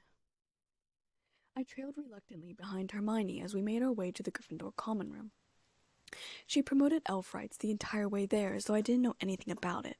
Okay, so I didn't know anything about it. I just accepted it was a thing along with literally every other wizard out there. I guess I could understand her from a point. After all, most wizards accepted that werewolves were dangerous and didn't deserve to live, and of course I believed quite the opposite. But it's hard to want to do something for someone who doesn't want it done for them. It's like telling someone you're going to give them a haircut and they don't want it. House elves don't want freedom, and honestly, a majority of them love their families and don't want to leave. Hermione was just forcing a rod into the system. Hello, I've just finished, Hermione said as she walked over to where the boys were sitting in the corner of the common room. I sat down on the arm of Harry's chair while Ron threw down his quill and said, So have I. Hermione sat down, laid the things she was carrying in an empty armchair, and pulled Ron's predictions toward her. Not going to have a very good month, are you? She said sarcastically and a bit disapprovingly. Crookshanks jumped up on her lap.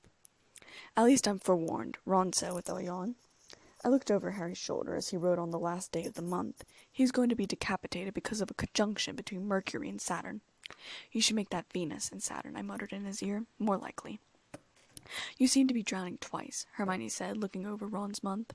Oh, am I? Ron looked down and said, I better change one of them to getting trampled by a rampaging hippogriff. Don't you think it's a bit obvious you've made these up? Hermione said, picking up the box of badges. How dare you? We've been working like house elves here, Ron said in mock outrage, trying hard not to let a smile through. It's just an expression, Ron said as Hermione raised her eyebrows. I sighed. What's in the box? Harry asked, pointing as he put his own quill down, having fixed the Mercury and Venus mistake. Funny you should ask, Hermione said, giving a nasty look to Harry. Bummer that you asked, I muttered in his ear. You're going to regret it. Hermione took off the lid, showing the rainbow-strewn badges. Each was a different color, and the letters S-O-E-A on them. Soya? Harry asked, picking up a badge. What's this about? Not Soya, Hermione said a bit angrily. It's S-O-E-A. Stands for Stop Outrageous House Elf Abuse, or the Society for the Promotion of Elfish Welfare. That's the subline. Every time that she said it, it made me cringe. Where the heck was SPEW? Never heard of it, Ron said with a shrug, rolling up his month chart. Well, of course you haven't. I've only just started it, Hermione said. Yeah? Ron asked in a bit of surprise. How many members have you got?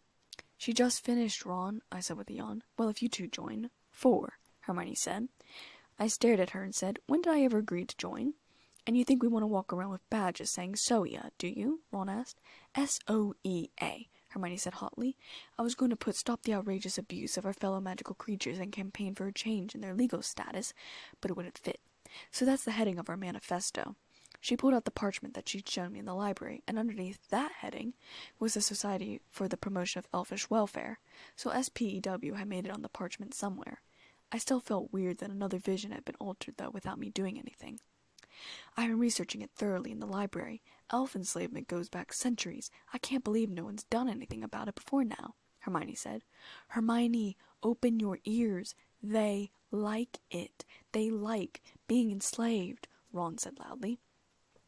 Our short-term aims are to secure house elves fair wages and working conditions. Our long-term aims include changing the law about non-wand use and trying to get an elf into the Department for the Regulation and Control of Magical Creatures because they're shockingly underrepresented. I groaned in frustration. And how do we do all this? Harry asked. Why was he humoring her? We start by recruiting members. I thought 2 sickles to join. That buys a badge, and the proceeds can fund our leaflet campaign. You're treasurer, Ron. I've got you a collecting tin upstairs, and Elizabeth, your secretary, so you might want to write down everything I'm saying now as a record of our first meeting. Ask Harry to do it, I muttered. And besides, you will never get the non-wand use law out of it. It applies to every creature, magical creature like centaurs and mermaids and pixies and gnomes. You really want a gnome to have a wand, and centaurs and mermaids will be offended if you even mention trying to give them a wand. Suddenly there was a tapping on the window. Hermione looked mutinous, and Harry hurtled across the room, saying, "Hedwig!" Hedwig flew inside and landed on top of Harry's predictions. "Hi, Hedwig," I said, patting her feathers. "Have a nice flight?" I prayed Harry was going to keep calm. "You have her treats, right?" I asked Harry as Hedwig hooted assent. "Yeah," Harry said, going to his bag and pulling out a small bag full of treats and opened it. "Get Sirius's letter, will you, Elizabeth?" He sat back down, and Harry and Hedwig settled on his knee. I took the letter from her leg and said, "Harry, you better keep your calm." Then I opened the letter and read aloud. "Harry, I'm flying north immediately. This news about your scar is the latest in a series of strange rumors that have reached me here. If it hurts again, go straight to Dumbledore. They're saying he's got Mad-Eye out of retirement, which means he's reading the signs, even if no one else is. Tell Elizabeth to pay attention to important details. She ought to sort it out before anyone else. I'll be in touch soon. My best to Ron, Hermione, and Elizabeth. Keep your eyes open, Harry. Sirius." "He's flying north? He's coming back?" Hermione asked in horror. "Dumbledore's reading what signs? Harry, what's up?" Ron asked, for Harry had just hit himself in the forehead. "I shouldn't have told him," Harry said furiously, and Hedwig, having been jolted out of his lap, flew up to my shoulder. I reached up automatically to scratch her head feathers. "Harry," I snapped at him. "It's made him think he's got to come back, Elizabeth," Harry shouted at me. "Coming back because he thinks I'm in trouble, and there's nothing wrong with me." I handed up another treat to Hedwig, watching him exasperated. "Harry was coming back already," I said as Hedwig took another treat into her beak, because of Bertha Jorkin's disappearance and the Quidditch Cup was the last straw. He knew Bertha, and she ended up in Albania. She's dead, but he doesn't know that. "She's dead?" Hermione asked, and I gave Harry an incredulous look. "You didn't tell them," I exclaimed. Harry turned red and said, "I didn't know you wanted me to." "Back up, who's dead?" Ron asked, and I gave him an exasperated look. With a little help from Harry, we relived the dream for them, and by the end of it they were both extremely worried, not only for me, but for Harry as well. "Why haven't you told Dumbledore?" Hermione asked. "Well," I said, "a dream isn't on the same level as a vision. Who can say if the event really happened? Maybe it was my visions causing a nightmare. Does anyone really want to think my dream was real, and that Peter isn't dead, and that Voldemort is going to find a way to come back? Think about it, Hermione. Who's going to believe me?" "Dumbledore will if no one else won't," Hermione said. "Maybe," I said with an annoyed shrug, "but Dumbledore doesn't have the power of the Ministry to tell them that my visions are right, let alone the fact that what I saw wasn't even a vision." "But if Harry had the same dream," Ron thought. "But Harry doesn't remember all the details," I said. Harry was sitting back down. I fed Hedwig the last owl treat and petted her head again before bringing her over to the window so that she could fly back to the gallery. Then I closed the window and sat down by the fireplace, leaning my head on the brick. "So you know who is after both of you," Hermione reiterated, slowly thinking. "Harry to kill him and you for your visions." I nodded. "And Pettigrew thinks you're Harry's sister?" Ron asked incredulously. "Well, Lockhart didn't help any," I scowled, "but I think everyone would know if Harry had a sister." "True," Hermione said with a nod, "considering the fact that there's quite a few books written about Harry, the family, and their history. Dumbledore would have known at least." "Exactly," I said, though it hurt to say so. "We learned that last year when Dumbledore offered to be Lily and Jane's secret keeper. If they were that close, he would have known if there had been a girl in the house, too." Harry was looking a bit down, which hurt even more. "So what do I do about Sirius?" My lips twitched. "Early tomorrow, you're basically going to write a letter telling him that you must have imagined the pain and that he doesn't have to come back. You don't have to, but that's what I foresee you doing." "Will he go back?" Harry asked anxiously.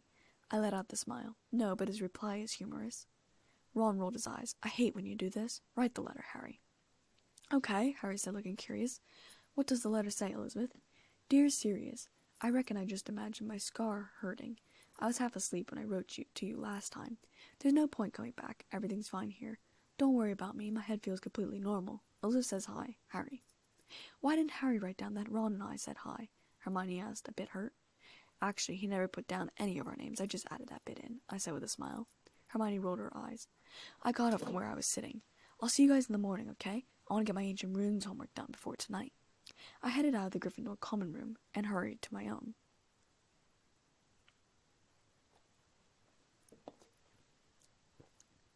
The next day passed, and that night I went to the dungeons because I had my private lesson with Snape. He was waiting, as he always was, behind our customary table, looking extremely annoyed. It wasn't me. I was 2 minutes early. Unless he was annoyed that I come early, I wouldn't know.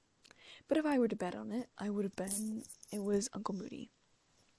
"What are we doing today?" I asked, sitting down across from him. He glanced up at me, and his expression changed. He blinked and then cleared his throat and pulled out a piece of parchment. "I thought if you'd want to learn a new potion, something we would work on, we wouldn't cover until 6th or 7th year, and we can work on that." I nodded, taking the piece of parchment and reading down a list of different potions. There were a lot of them, and I tried to read all of them, but I kept being brought back to the potion called Felix Felicis. "Felix Felicis," I murmured. "Liquid luck," Snape said, gazing at me thoughtfully. "That's the one you want to work on?" "Well, I think so. I keep being drawn back to it when I try to continue down the list, so maybe there's a reason I should learn that one," I said, handing the parchment back to him. He simply nodded, which was his usual reaction to most of what I said. He got up and headed off into his office, most likely to get ingredients or the instructions on how to boil the potion. I found myself daydreaming like I usually did. I was probably the most peculiar person ever, wanting to learn, taking extra lessons without needing them, and also, I had a crush on a teacher who was probably 20 years older than me. I tried to work out the math in my head. 30 when I was 12, so yeah, about 20 years. Something like that. I didn't like thinking about the years, though. I tried to make it seem like we were only a couple years apart. Didn't matter, though. He certainly didn't like me back. Not romantically, anyways. He came out with the instructions. "These are the ingredients for Felix Felicis," he said, pointing the top left-hand corner. "Ashwinder egg, squill bulb, murtlap tentacle, tincture of thyme, alchemy eggshells, powdered common rue." All the ingredients were hard to come by, except maybe the thyme, rue, and murtlap tentacle. "You have to let it stew for 6 months before consumption," Snape said, continuing. "There's a long list of do's and don'ts, as there usually are of potions." I read the list. Shouldn't be taken in large quantities or every day. Highly toxic. Shouldn't be used in gaming events, etc. "It's easy to get wrong," I murmured. "The ingredients are expensive. Why the heck did I pick this?" Snape pursed his lips, a sign he was trying not to smile, at least when it came to me. "You tell me." I sighed and muttered, "Touché." And so the lesson started. Over the next couple of weeks, I wrote to Dad twice and Trang 3 times. I didn't write about anything exciting with Dad. Just asked if he'd found a job yet and reminded him about the gold in my vault, which he was extremely annoyed about. He told me he'd found something to do, but I wasn't sure if he really had, or if he was saying that to get me off his back. Trang and I wrote about normal things, and I filled her in about the Triwizard Tournament. Uncle Moody was very demanding with his coursework, though, of course, that was up to my standards. All the teachers, as a matter of fact, were giving out large amounts of homework. Animate to inanimate transformations and transfiguration, weekly essays on goblin rebellions for history and magic, researching antidotes and potions, 3 extra books to read for summoning charms, coming down on alternate weekends to work with the blast-headed Scroots that Hagrid had gotten from somewhere, and researching how to throw off the Imperious Curse for Moody. Of course, Uncle Moody also told our class that he would be using the Imperious Curse on us, and we had to throw it off. While many of the students dropped their mouths, whether in shock or horror, I don't know, no one complained and we all lined up. I was somewhere in the middle of the line. Hannah sang in a way I'd never heard her sing before, like opera, and I knew for a fact she couldn't have done that without the curse. She was tone-deaf. Ernie did handstand push-ups, which I also knew he couldn't have done. Susan was supposed to be doing gymnastics, but she fought it a little bit, and I thought she was going to break her neck. Moody was pleased with this. She'd come close to throwing it off. Susan seemed pleased as well. "My auntie will be happy when I tell her," she whispered to me as she passed by, beaming. When it got to my turn, Moody turned the wand on me. It was a wonderful feeling, the curse. It was a floating sensation, and I found that I had 0 worries in my head. I felt relaxed, too, a danger I knew in the magical world. "Do a backflip, do a backflip," Moody's voice said in my mind. A backflip? I was going to break my neck if I did that. Yet my knees were bent. "Stop!" my brain screamed at me, and I paused, trying my best to ignore Uncle Moody's words in my brain. "You can't do a backflip. You don't know how to." My knees were still bent. I fixed my eyes on the desk in front of me. "What if there's a desk behind you?" "Of course not." "Uncle Moody, do a backflip," moved all the desks out of the way. "Backflip now." But I didn't do it. I couldn't. I straightened my legs out and took a step forward. As long as you don't do a backflip, do something else. Do anything else. As long as you don't do a backflip, do something else. Do anything else, my brain said over and over again. I took another step, fighting hard not to bend my legs and flip, and the curse was gone. "Look at that, you lot! Kane fought! She fought it and she beat it! Did you all see that? On her first try, too!" Uncle Moody's eyes were burning with pride, and something else I didn't recognize. I didn't like the second emotion very much, even though I wasn't entirely sure what it was. Very good, Kane, very good. They'll have trouble controlling you. Now everyone watch again, watch the eyes, that's where you see it. I did it once more, everyone staring at me. It was harder the second time, and I very nearly did the backflip. It took me longer to walk out of it, but I managed to do it, and by the time I was done, I was exhausted and glad Uncle Moody didn't have me do it a third time. According to Susan, it took me 1 minute the first time, and 2 minutes the second time. It wasn't exactly good, especially if I was in a fight. I wondered if maybe I could have Uncle Moody help me throw it off faster when we started private lessons. September came and went, and we entered October. I'd started private lessons with Moody. We alternated between throwing off the Imperious Curse and occlumency. Dad and I had worked on occlumency last year, and I had gotten pretty okay with it. I was doing okay under Uncle Moody, too, but his will to get into my mind seemed to be stronger than Dad's, and so I had to concentrate harder under Uncle Moody, and sometimes I didn't do so well.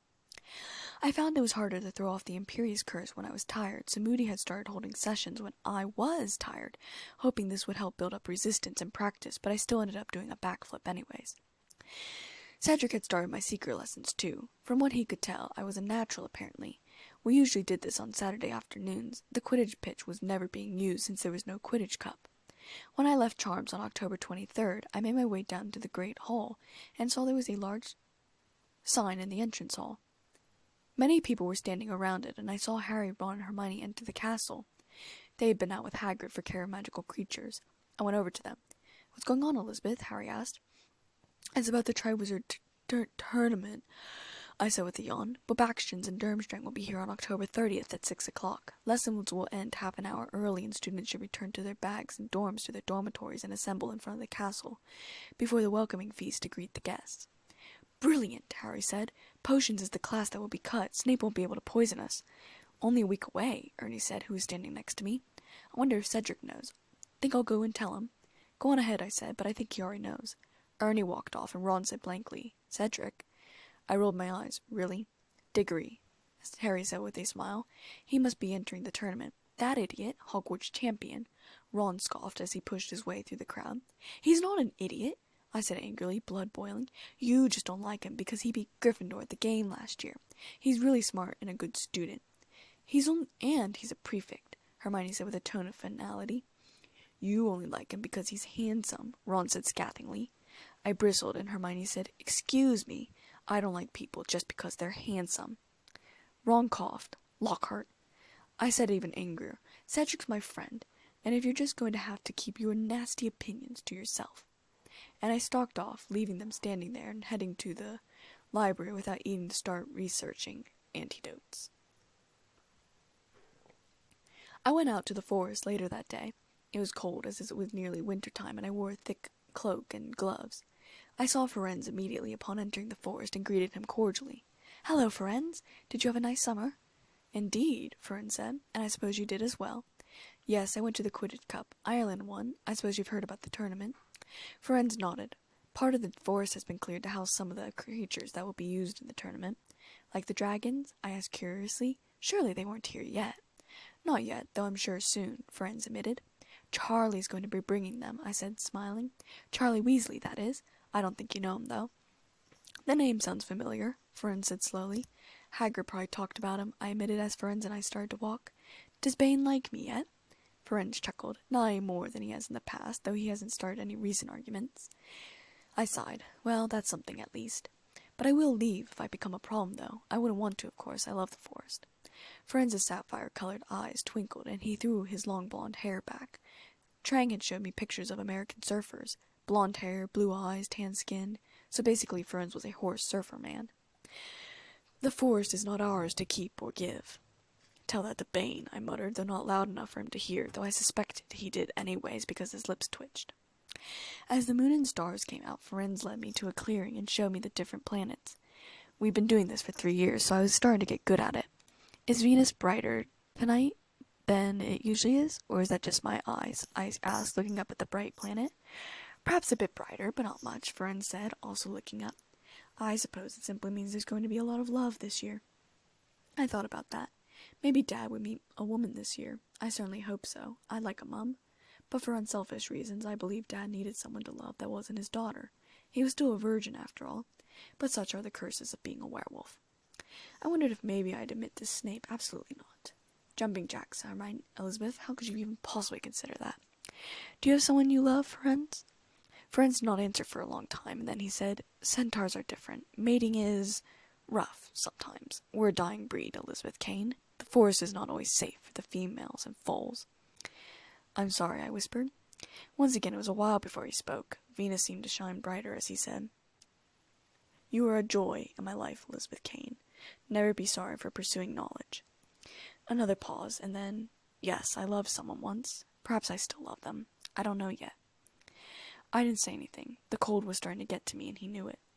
He smiled down at me. Go on back to the castle, Elizabeth. I'll see you another time. Bye, friends, I said glumly, wishing that I hadn't brought the question up, and headed back out of the forest and then up to the castle. I'd missed curfew and hurried to the common room before I met a teacher or prefect.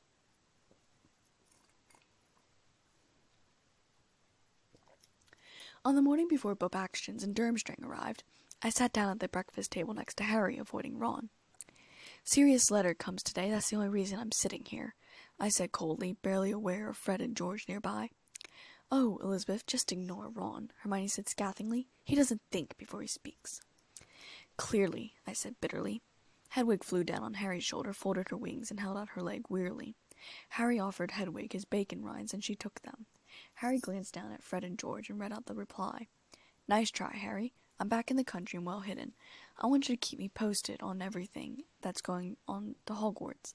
Don't use Hedwig, keep changing owls, and don't worry about me. Just watch out for yourself. Don't forget what I said about your scar. Serious. Why do you have to keep changing owls? Ron asked stupidly. Hedwig will attract too much attention. She stands out. A snowy owl that keeps returning to wherever he's hiding. I mean, they're not native birds, are they? Thanks, Hedwig, Harry said, stroking her. She hooted sleepily and drank some of his orange juice and then flew back to the gallery. I'll see you guys later at the welcoming, I muttered, getting up from the table now that the excitement was over. At that moment, Sadie flew down with the letter from Dad. Thanks, Sadie, I said, petting the top of her head. Help yourself to whatever you want. Sadie hooted, and I headed off down the corridor and sat down outside the Defense Against the Dark Arts classroom, since this was my first class today, and opened the letter. Dear Elizabeth, stop worrying. I'm fine. Also, I don't think you should be worrying about your visions, either. There could be 1,000 reasons that there have been tweaks to your memories. I don't know any, but I'm sure if we knew how the visions worked, we could figure it out. Are you going to be coming home for Christmas? I know it's early, considering it's only October, but I thought about making plans. Of course, considering the tournament is happening, you'll probably want to stay, and I wouldn't blame you. I would stay if I were you. I'm glad Uncle Moody is working on the Imperious Curse with you. Just don't get hurt. Brushing up on your occlumency probably doesn't hurt either.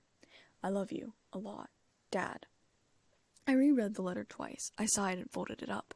I'd write a letter to him at lunch. I stood up as Uncle Moody opened the door and shoved the letter into my bag. People weren't being very attentive in my classes, and I tried hard to focus on what my teachers were teaching, despite the people chattering softly around me. At lunch, I wrote a letter back to Dad saying, Dad, I can't stop worrying when I don't know if you're okay or not, and I can't stop worrying about my visions. What if someone's life were to depend on it? I wish I knew someone who could help me with them. I don't know about Christmas yet. I've heard rumors that there might be a dance on Christmas Eve, and I think I want to attend that, if I get invited. Of course, with my luck, if I stay at Hogwarts, I won't be invited, and if I leave, I'll get 70 invites. I'll let you know as Christmas gets closer. Uncle Moody's great. I don't know if he has the popularity that you do. He's not as well liked at any rate, but people respect him and think his classes themselves are cool. But you were more liked as a character, and your classes were more enjoyable, and you were more handsome, of course. I love you a lot, too. XOXO, Elizabeth. Then I scarfed down some peanut butter and jelly sandwiches, a first, considering I hated bread. I just tore the crust off and ate the soft parts, and it was all right, but not my favorite. Then before I headed off to Charms, I wrote another letter. Sirius, glad you're back in town. I think I know where you're hiding, so maybe I'll run up and give you food. Depends on if Harry lets me have his cloak or not. But maybe I can make it out of Hogwarts without it. I wouldn't go to your hiding spot anyways. I'd hide it nearby, maybe by the Shrieking Shack. Not sure yet, and I'll let you know before I do it, so you won't have to check every morning. By tomorrow we'll know who the tournament champions are. I haven't foreseen them yet, don't know why. Hope Buckbeak and you are all right. XOXO, Elizabeth. Then I folded both of them up and put them in my bag. I'd send them off eventually, probably tomorrow or later today. Charms ended a half-hour early, and I hurried to the Hufflepuff common room to put my things away. In my bag, I put my journal, art pad, a couple of quills, one bottle of ink, and an old-fashioned charcoal pencil.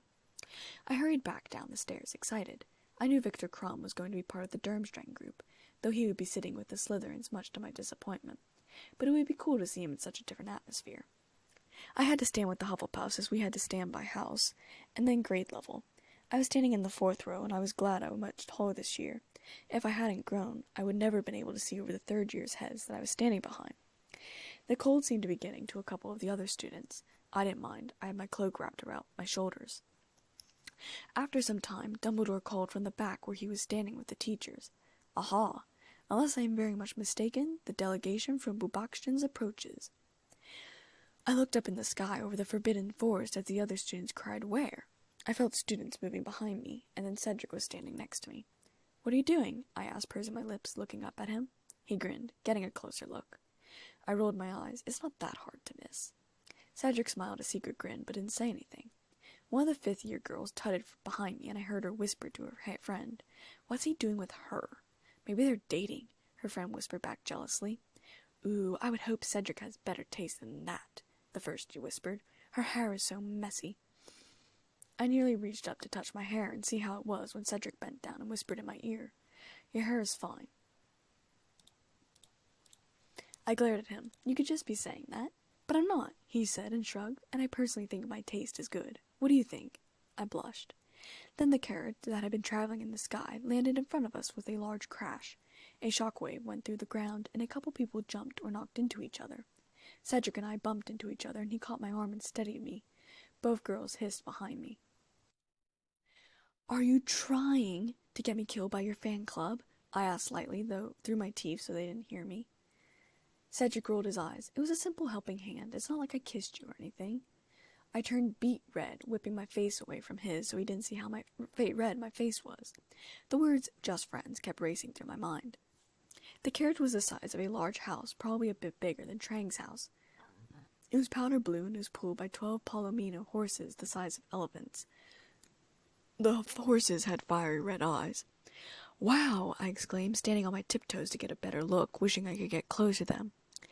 "Palomino Abraxan horses." Cedric looked down at me in surprise and said, "You know how lovely that is that you know what those are." I shrugged, not understanding the meaning behind his words. "I just pay attention and care of magical creatures." The door to the house carriage was opened by a boy in pale blue robes. He was obviously 17 and had white hair. He unfolded a set of golden steps down from the house and then sprung back in respect. A large woman emerged, the same size as Hagrid. Her shoes were size children's sleds, and her dress was of black velvet. She was a handsome woman, despite the large size. She was olive-skinned and had large black eyes like Hagrid's. She had a bit of a beaky nose, and her large black hair was pulled back into a low bun that hung at the base of her neck. She had magnificent opals gleaming at her throat as a necklace and had many rings upon her fingers that were laden with opals as well. One of the teachers, most likely Dumbledore, started to clap, and we quickly followed his lead. The woman seemed to relax more and smiled. She had pearly white teeth, and she obviously cared about hygiene. I decided I liked her. She seemed friendly enough. She could style, too. She walked over to where Dumbledore now stood, having separated from the rest of the teachers. She extended a glittering hand, and while Dumbledore was tall himself, he did not have to bend to kiss her hand. "My dear Madame Maxime, welcome to Hogwarts," he said. "Dumbledore, I hope I find you well," she said in a thick accent. I bit my tongue so I didn't laugh. I was probably going to be thinking of Dumbledore as Dumbledore for a long time. "In excellent form, I thank you," Dumbledore said. I bit my tongue again. "My pupils," she said, and I looked back at the carriage. There were about a dozen boys and girls, more girls than boys, all standing behind Madame Maxime. They all wore one of 3 outfits. Boobaxton's had 3 houses: Belfioli, Papillonaisley, and Omberline. I completely didn't say those right. The students of Belfioli were lovers of nature and also had great bravery and loyalty. It was a house as such if Hufflepuff and Gryffindor were combined. They wore outfits made of silk. All Boobaxtons wore outfits made of silk, in the colors of soft green and white. The house symbol was a leaf to represent their love for nature. Papillonai Lizzie were gifted in arts and visual music. whether performing arts like dance or musical talents like singing or instrumental. They also prided themselves on beauty of mind and beauty of appearance. Their colors were purple and blue, and their symbol was a butterfly to represent creativity and beauty. Ombreline were the cunning and manipulative group, basically Slytherin in another school. They were usually best at intricate subjects like potions and literature. They also rarely displayed emotion unless there was a gain in doing so. The colors were gray and navy. Their symbol was a moon to represent their coldness, I think. I could have made up the meaning in my dislike for them. There seemed to be mostly Papillonides students above the other houses. 2 of the boys were from Ombreline, 1 Papillonidely, and 1 Belfourly. About 2 of the girls were Belfourly, and the other rest were Papillonidles. They stared up at Hogwarts for apprehensive looks on their faces. "Has Karkaroff arrived yet?" Madame Maxime was asking now. "He should be here any moment. Would you like to wait here and greet him, or would you prefer to step inside and warm up a trifle?" Dumbledore asked cordially. "Warm up, I think, but the horses. All care of magical creatures will be delighted to take care of them at the moment. He is returned from dealing with a slight situation that has arisen with some of his other charges," Dumbledore finished. I giggled and said, "The Scroots." Cedric grinned. "My steeds require forceful handling. They are very strong," Madame Maxime said in a doubtful voice. "I assure you that Hagrid will be well up to the job," Dumbledore assured her. "Very well. Will you please inform this Hagrid that the horses drink only single malt whiskey?" Madame Maxime asked, bowing slightly. "It will be attended to," Dumbledore said, also bowing, though his was a bit deeper than hers. Perhaps her frame simply didn't allow it. "Come," Madame Maxime said, and her students followed her up into the castle. "How are the Durmstrang getting here?" Cedric murmured in my ear. "Pirate ship," I muttered. Cedric and I watched the lake, though others were watching the sky. 10 minutes later there was a weird gurgling noise, and Lee Jordan shouted, "The lake! Look at the lake!" As predicted, a ship rose up from the Black Lake. I wondered briefly where it had come from, as the lake did not connect with any other body of water, though the ship did not look as though it was a ghost ship from a Scooby-Doo episode, just not glowing. A tall, thin man, built along the lines of Dumbledore, was leading the students off the plank. They wore heavy fur coats and cloaks, along with fur hats. I knew underneath that their uniforms would be blood red. They did not have houses. They were also more selective and would not accept Muggle-born students. This prejudice was not shared with every student, I knew. However, to make up for the student shortage, Durmstrang let students come from Bulgaria and other surrounding countries, not just the country it was located in. Durmstrang was, of course, notorious for its dark arts program, and I worried for a little bit about the Bobactions and Hogwarts champion. I hoped the Durmstrangs would play fair. Igor Karkaroff was the one leading in front, and his robes were the color of silver, unlike his students, which were brown. He had short gray hair and a small black goatee that curled at the end of his chin. He had rather yellow teeth and cold eyes. "Dumbledore, how are you, my dear fellow, how are you?" he called as he led his students up the walk. "Blooming, thank you, Professor Karkaroff," Dumbledore replied, smiling. They shook hands as Karkaroff then said, "Dear old Hogwarts, how good it is to be here, how good. Victor, come along into the warmth. You don't mind, Dumbledore?" Victor has a slight head cold. Karkaroff beckoned Victor towards him, and the boy passed. I heard multiple people break out into whispers of excitement. "Well," I said as Durmstrang students passed, "this ought to be an interesting year."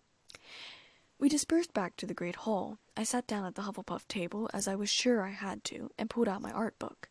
I was working on designs at the moment, new Quidditch robes for a new team. The Bobaction and Durmstrang students came to sit down. I knew from my vision that the Bobactions were to sit at Ravenclaw, Durmstrang to Slytherin. However, while the Bobactions sat down at the Ravenclaw table, Durmstrang came and sat with us. And more to my surprise, as I had foreseen Crumb sitting down next to Draco, Crumb sat down next to me. I looked over in surprise. "Hello," he said in a quiet voice. "Hi," I said, a bit in surprise. He pointed to my sketch pad. "You like Quidditch?" I looked back down at the robes I was working on and blushed. "Oh, yes, I came to the World Cup. You flew wonderfully, but I'm sure you get compliments all the time. You were in the top box, no?" I nodded, surprised that he remembered. There were curious glances from all around the school, and hostile glares from girls. "Great," I gone from Cedric to Crumb. "You have a very impressive school," he said, looking around. "Durmstrang is not as nice as this." "Oh," I said in surprise. I noticed the other Durmstrang were picking up the golden plates and goblets and observing them in awe and with impressed faces. They were smiling and removing their cloaks. "Thank you," I added. I looked up to see Ron goggling at me and Hermione rolling her eyes. "May I look?" Victor asked, pointing to the art book. I slid it over. The art book was completely Quidditch, so there wasn't a single embarrassing drawing in there. I had, however, done profiles of both Lynch and Crumb, and Victor stopped on his own. "This is very good," he said, sounding impressed. "Thank you," I said again. Do you think you could sign it, please?" I asked, blushing. "I know you probably get requests all the time." "Sure," he said, sounding pleased.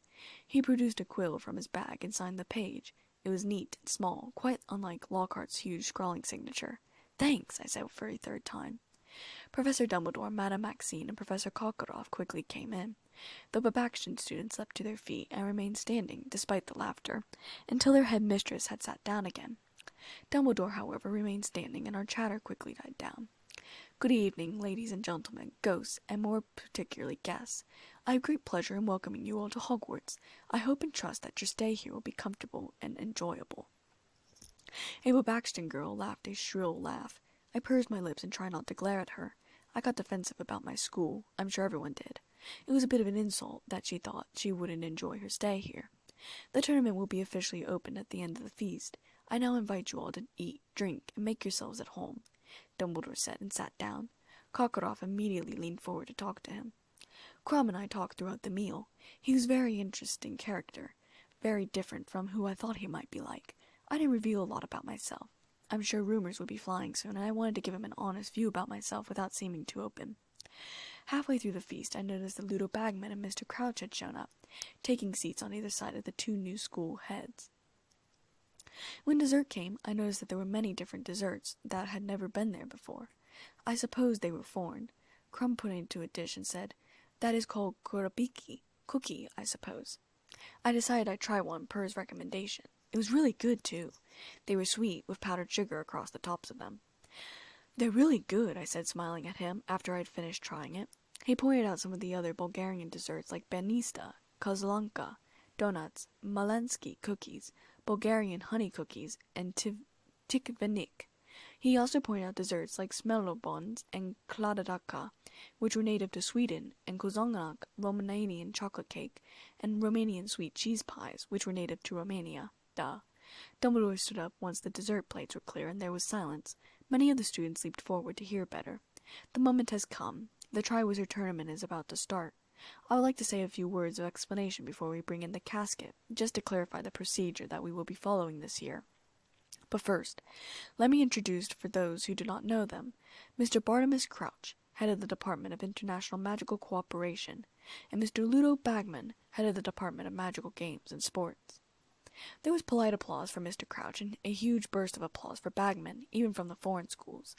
"Mr. Bagman and Mr. Crouch," Dumbledore continued, "have worked tirelessly over the last few months on the arrangements for the Triwizard Tournament, and they will be joining myself, Professor Karkaroff, and Madame Maxine on the panel that will judge the champions' efforts. The casket, then, if you please, Mr. Filch." Mr. Filch was wearing his horribly moldy tailor coat for the special occasion. I kept looking at Mr. Crouch. He looked horribly sick. I wonder what was wrong with him. He looked weird in wizard robes after seeing him in a suit at the Cup. His mustache, impairing, looked peculiar next to Dumbledore's long beard. Had Voldemort already gotten to him? Mr. Filch carried forward a large wooden chest that was encrusted with jewels. I wondered briefly how much the jewels were worth. Probably millions of Muggle money.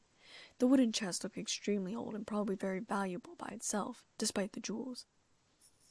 The instructions for the tasks the champion will face this year have already been examined by Mr. Crouch and Mr. Bagman, and they will have made the necessary arrangements for each challenge. There will be 3 tasks, spaced throughout the school year, and they will test the champions in many different ways. Their magical prowess, their daring, their powers of deduction, and, of course, their ability to cope with danger. At the word danger, the whole great hall seemed to be holding its breath. As you know, 3 champions compete in the tournament, 1 from each of the participating schools. They will be marked on how well they perform each of the tournament tasks, and the champion with the highest total after Task 3 will win the Triwizard Cup.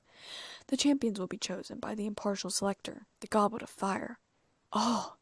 I gasped slightly, swinging my legs around so I could sit on my knees and see better. The Goblet of Fire was a wonderful artifact that had to be charged once a year and such. Dumbledore took out his wand and tapped 3 times upon the jewel-encrusted crate. The lid creaked open slowly, and Dumbledore pulled out a large wooden cup, perhaps the size of the Quidditch cup itself, that the Gryffindor had won last year. The wooden cup itself was unremarkable. There were blue-white flames that were dancing inside of it, filling the entire cup with its flames. Anybody wishing to submit themselves as a champion must write their name and school clearly upon a slip of parchment and drop it into the goblet. Aspiring champions have 24 hours in which to put their names forward. Tomorrow night, Halloween, the goblet will return the names of the 3 it has judged most worthy to represent their schools. The goblet will be placed in the entrance hall tonight, where it will be freely accessible to all those wishing to compete. To ensure that no underage student yields to temptation, I will be drawing an age line around the Goblet of Fire, once it has been placed in the entrance hall. Nobody under the age of 17 will be able to cross the line. Dumbledore paused, looking round seriously at the students, and then said, "Finally, I wish to impress upon any of you wishing to compete that this tournament is not to be entered into lightly. Once a champion has been selected by the Goblet of Fire, he or she is obliged to see the tournament through to the end. The placing of your name in the goblet constitutes a binding magical contact. There can be no change of heart once you have become a champion. Please be very sure, therefore, that you are wholeheartedly prepared to play before you drop your name into the goblet. Now, I think it is time for bed. Good night to you all." The students all hopped up and dispersed. I said good night to Victor Crumb and made my way with the other Hufflepuffs back to our common room.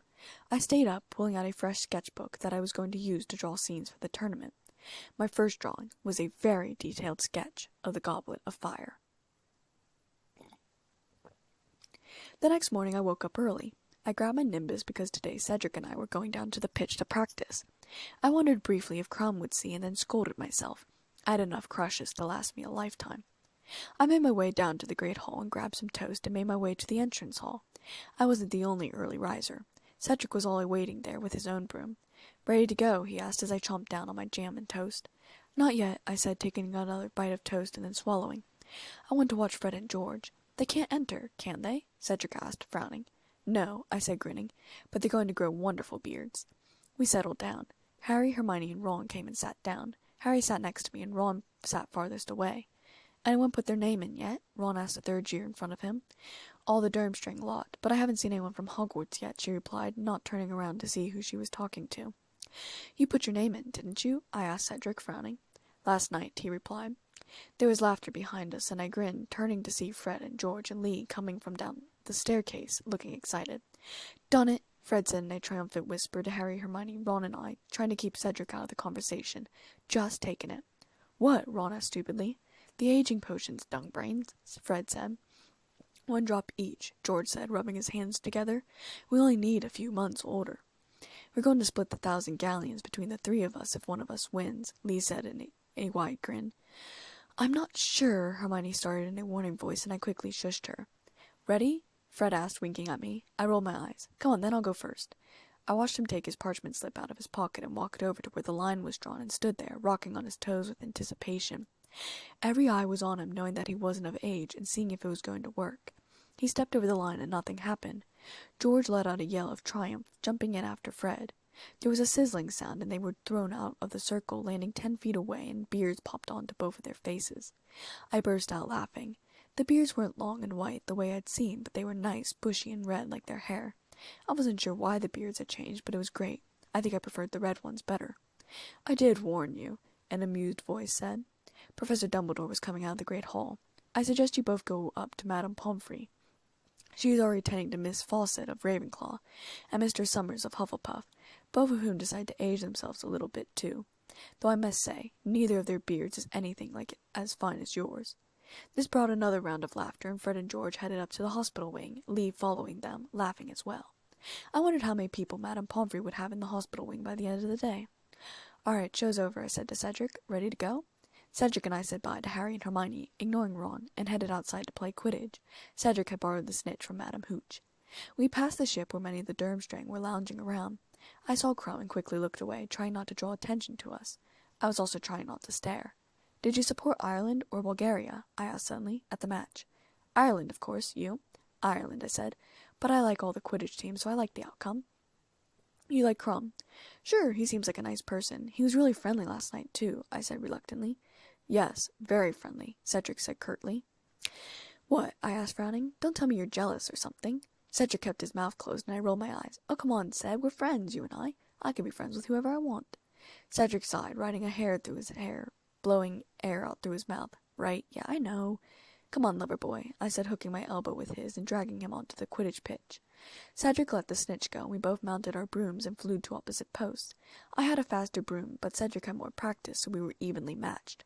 The objective was to find the snitch without stopping on the broom once. I flew in circles around the stadium, looking for a glint of gold.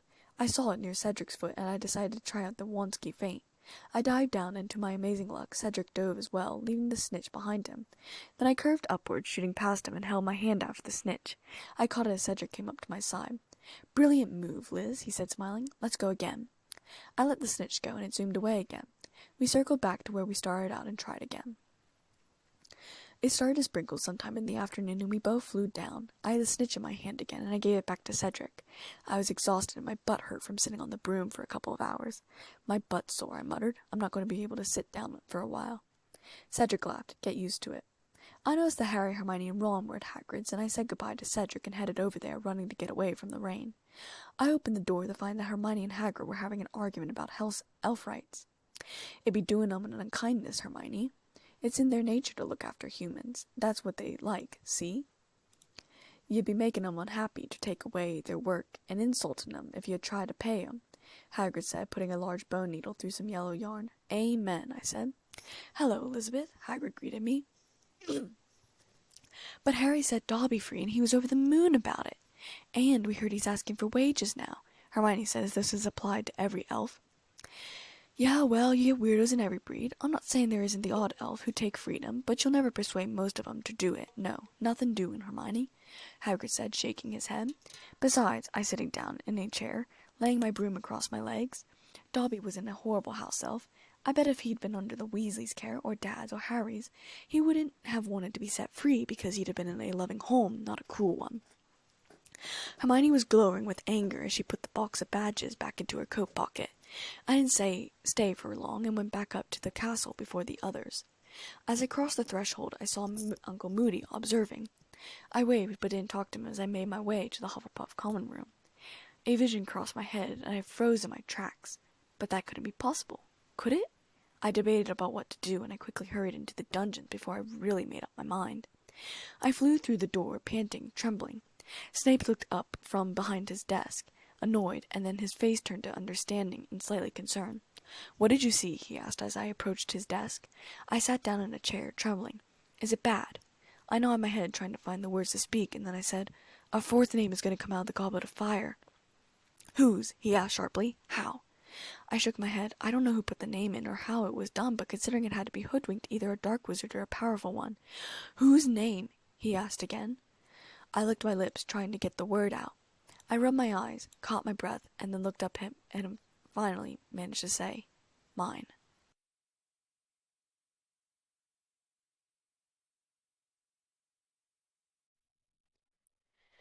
Chapter 10. My stomach was twisting and turning at dinner. Snape had been, well, I didn't really know what emotion had played out on his face. He'd kind of frozen, and then of course I'd said there was nothing we could do about it if it was already hoodwinked, and he kind of turned purple. Perhaps it was a medical condition. Shock could do that to people. Or maybe he just cared about me. No, I'm sure that wasn't the reason. Shock. Definitely shock. The other students were excited, talking about the possible house champions. I mean, if Cedric did get it, and I was the second, well, it was a double Hufflepuff win, which would be nice. I wondered who the others were, and why I had seen only my name coming out of the goblet. It was a bit funny. I'd never really seen a vision where I was involved. I only assumed that was because I saw the visions from my point of view. The Halloween feast was just as good as yesterday's, but not as many people seemed to have enjoyed it. Maybe because 2 feasts in a row is not as good as 1 feast every couple of months. The Bulgarians seemed to enjoy themselves, though. A few boys were sitting with Crumb and I today. I didn't speak much, mostly listening to everything they had to say. Some of the stuff they talked about was fascinating enough that I momentarily forgot about the cup. Ron had asked me to get a signed autograph from Crumb, but I figured he could get it himself if he really, really wanted it. When Dumbledore stood up, the great hall got silent very quickly. I looked up at the teacher's table. Madame Maxine and Karkaroff were both tense. Karkaroff's eyes met mine, or maybe they were looking at the students behind me. I wasn't sure. Ludo looked extremely excited and was winking at various students in the crowd, though I noticed he particularly avoided the Gryffindor table. Mr. Crouch had a stoic face on and looked utterly bored. I met Snape's eyes. I held them for a second before looking away. He looked how I felt. Sick. Well, the goblet is almost ready to make its decision. I estimate that it requires 1 more minute. Now, when the champions' names are called, and here Dumbledore's eyes briefly flickered over mine, so Snape had told him, good. I would ask them to please come up to the top of the hall, walk along the staff table, and go through into the next chamber where they will be receiving their first instructions. Dumbledore motioned to a door behind the staff table. He took out his wand and waved it. All the candles that floated in the air were extinguished, and so were the flames and the lanterns on the walls. Only the candles in the pumpkin stayed lit. The goblet of fire was almost painful to look at. The blue-white flames were extremely bright. My stomach grew even more nervous, and I thought that I might just throw up. I counted down the seconds in my hand, and when I reached 0, the flames inside the goblet turned red. Sparks began to fly from it, and a tongue of flame shot into the air. A piece of parchment fluttered out of it. The whole room gasped, but my mouth wouldn't open. I think it was glued shut. Despite being fairly certain my name would come out last, my stomach turned. The champion for Durmstrang will be Victor Krum, Dumbledore read. The Bulgarians cheered, and I turned and looked at him and said congratulations, with as big of a smile as I could manage. He smiled back and got up and slouched to the door that Dumbledore had indicated. Everyone could hear Karkaroff shouting, "Bravo, Victor! Knew you had it in you!" The clapping and chatting died down, and everyone's focus was on the goblet once more. It turned red and shot up another flame, and a second piece of parchment, a frilly thing, all folded up like a circular fan, came down, and Dumbledore reached up and grabbed it. "The champion for both actions is Fleur Delacour," Dumbledore announced. She didn't get as much applause from her own group. In fact, many of the girls burst into tears, except those from Ombrely, who stared stoically ahead.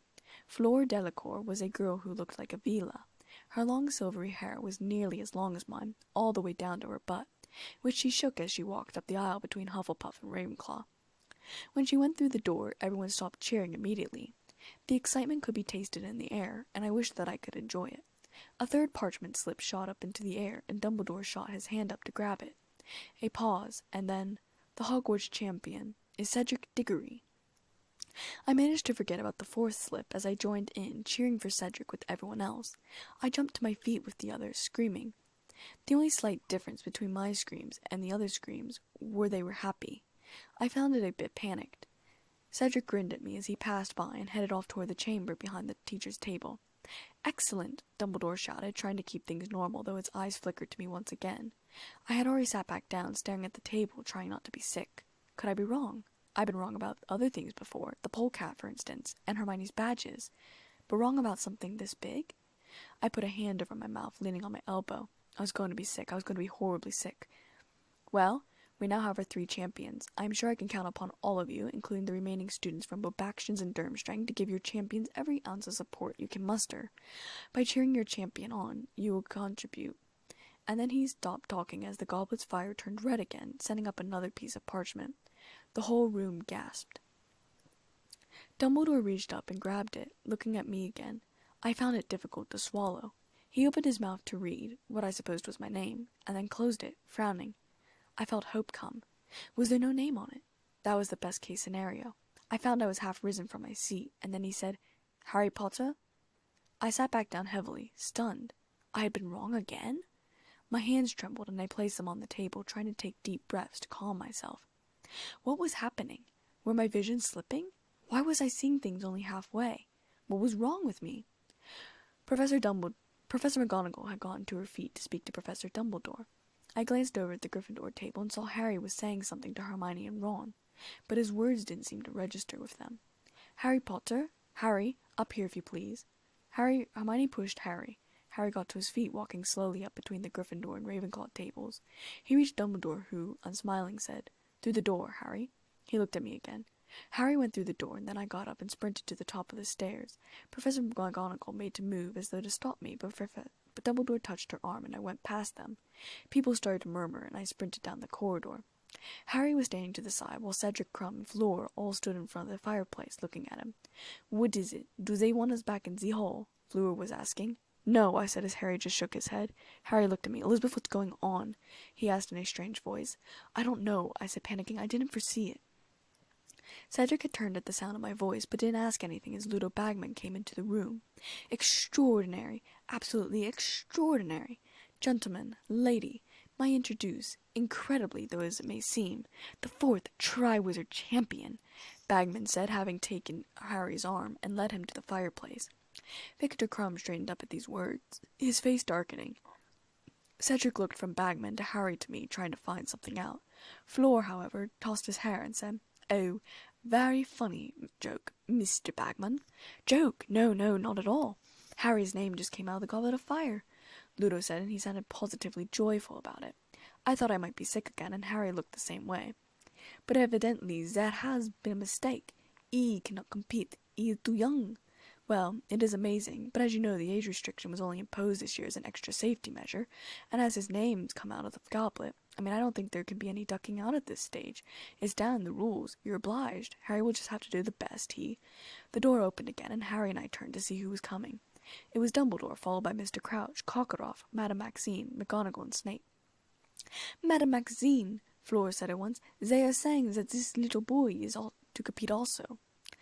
Through my fear, confusion, and shame, I snorted in annoyance. Little boy? Would I have been little girl?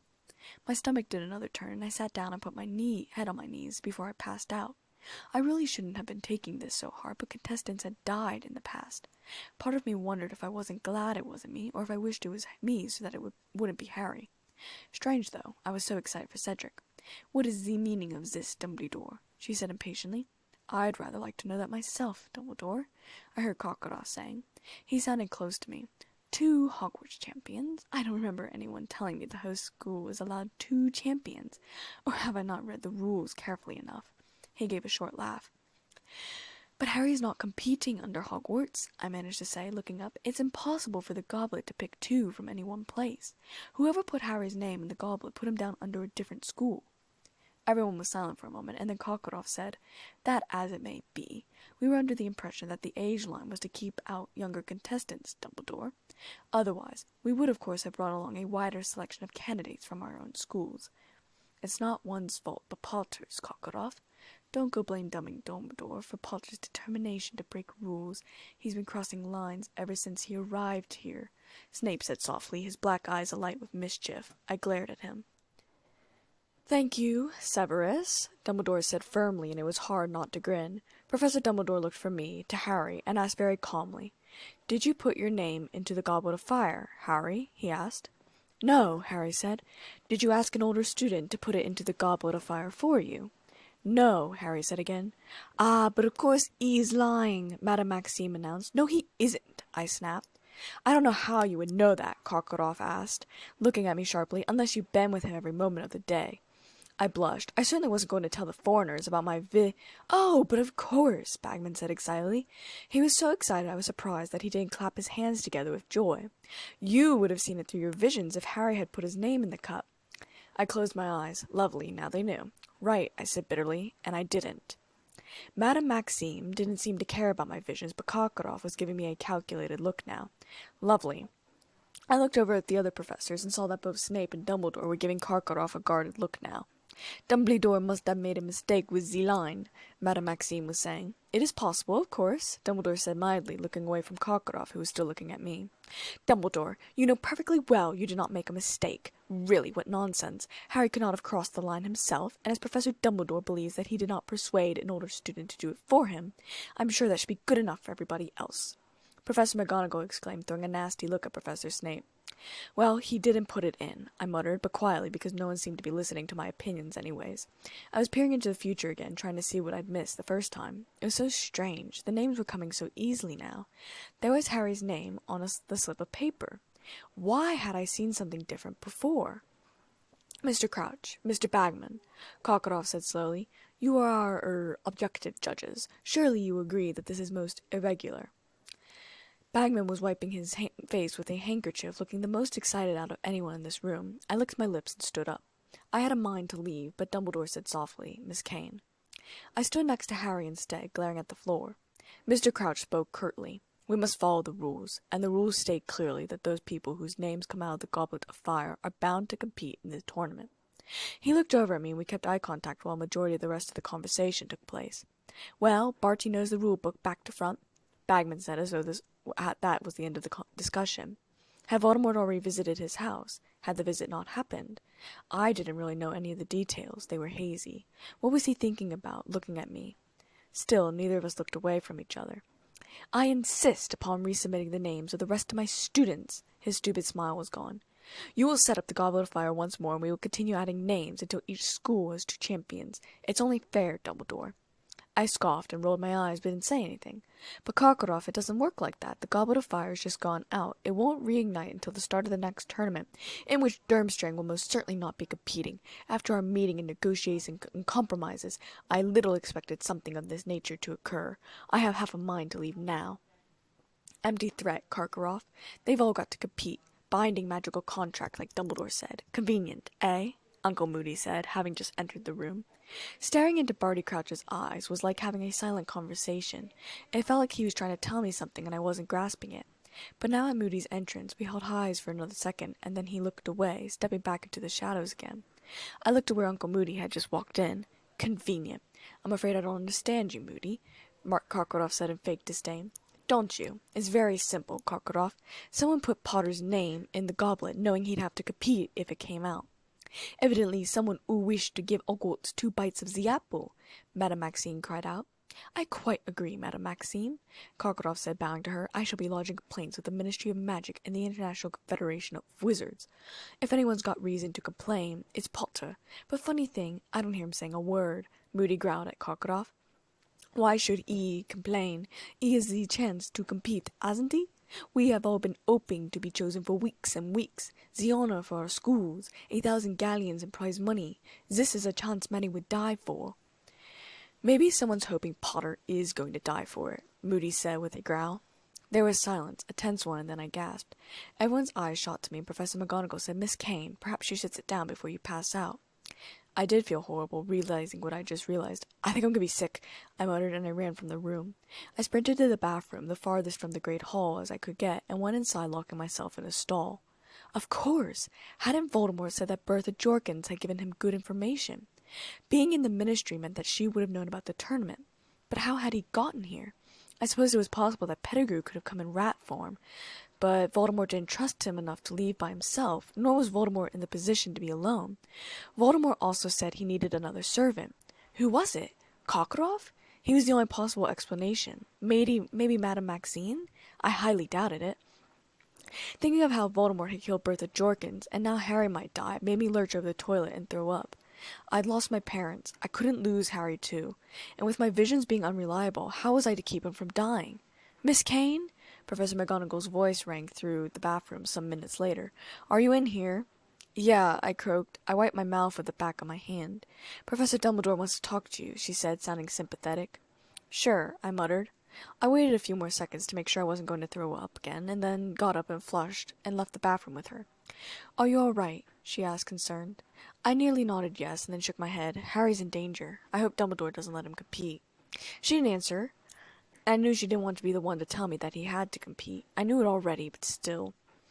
Dumbledore was waiting in his office with Uncle Moody, standing on the right side of the room, leaning on his cane. Snape was on the left side of the room, standing erect, with crossed arms. Professor McGonagall stayed near me, though she left me a little room. Are you feeling better, Miss Kane? Dumbledore asked kindly. He was standing behind his desk, looking preoccupied. Not really, I said weakly, but I know I owe you an explanation. Perhaps you could explain what upset you so greatly, Dumbledore said, peering over his half-moon glasses. I nodded and told him about the dream I had over the summer. I included every detail possible, from how the room looked to who was in the room and every word that was said. I had thought about it so much I had memorized every detail. About their mentioning the Quidditch World Cup, Wormtail offering to use a different wizard or witch, Voldemort's insistence on using Harry, Bertha Jorkins, Voldemort's need for another helper, but I paused about them mentioning me. Dumbledore seemed to notice my hesitancy. Go on, every detail is important. So I reluctantly told him what was said about me. Snape's hands balled up into fists when I got to the part of Voldemort wanting to use me for my visions. McGonagall had her mouth over her hand. Uncle Moody leaned forward on his walking stick, something foreign behind his eyes. And then I finished up with the Muggle man coming into the room and Voldemort killing him. Why haven't you told the Ministry about Bertha Jorkins? Snape asked quickly. I rubbed my head in frustration, because this was a dream, I emphasized. This wasn't a vision. Besides, Fudge wouldn't believe me last year about Sirius Black, so why would he believe me about Voldemort rising up using Peter Pettigrew, who Fudge believes to be dead? And besides, I added on hotly, my visions haven't been entirely reliable this year, have they? Who can say if the dream even took place? What was the Muggle man's name? Dumbledore asked curiously. I racked my brain for that information. I don't think it was ever said. Dumbledore rummaged in his desk for a moment and tossed me a newspaper and said, "Was that him?" I read the headline, "Frank Bryce found murdered in the old Riddle House." Riddle House, I snorted. That was hilarious. There was a picture of the man, and I recognized him immediately. I tossed the newspaper back to him. "That's him, yes." Dumbledore nodded. I thought so. "You have a lot more faith in my visions than I do," I snapped. Then I sucked in air because I shouldn't be mad at Dumbledore. It wasn't his fault that my visions were whacked. Dumbledore looked up at me in mild surprise. "You've always been right before."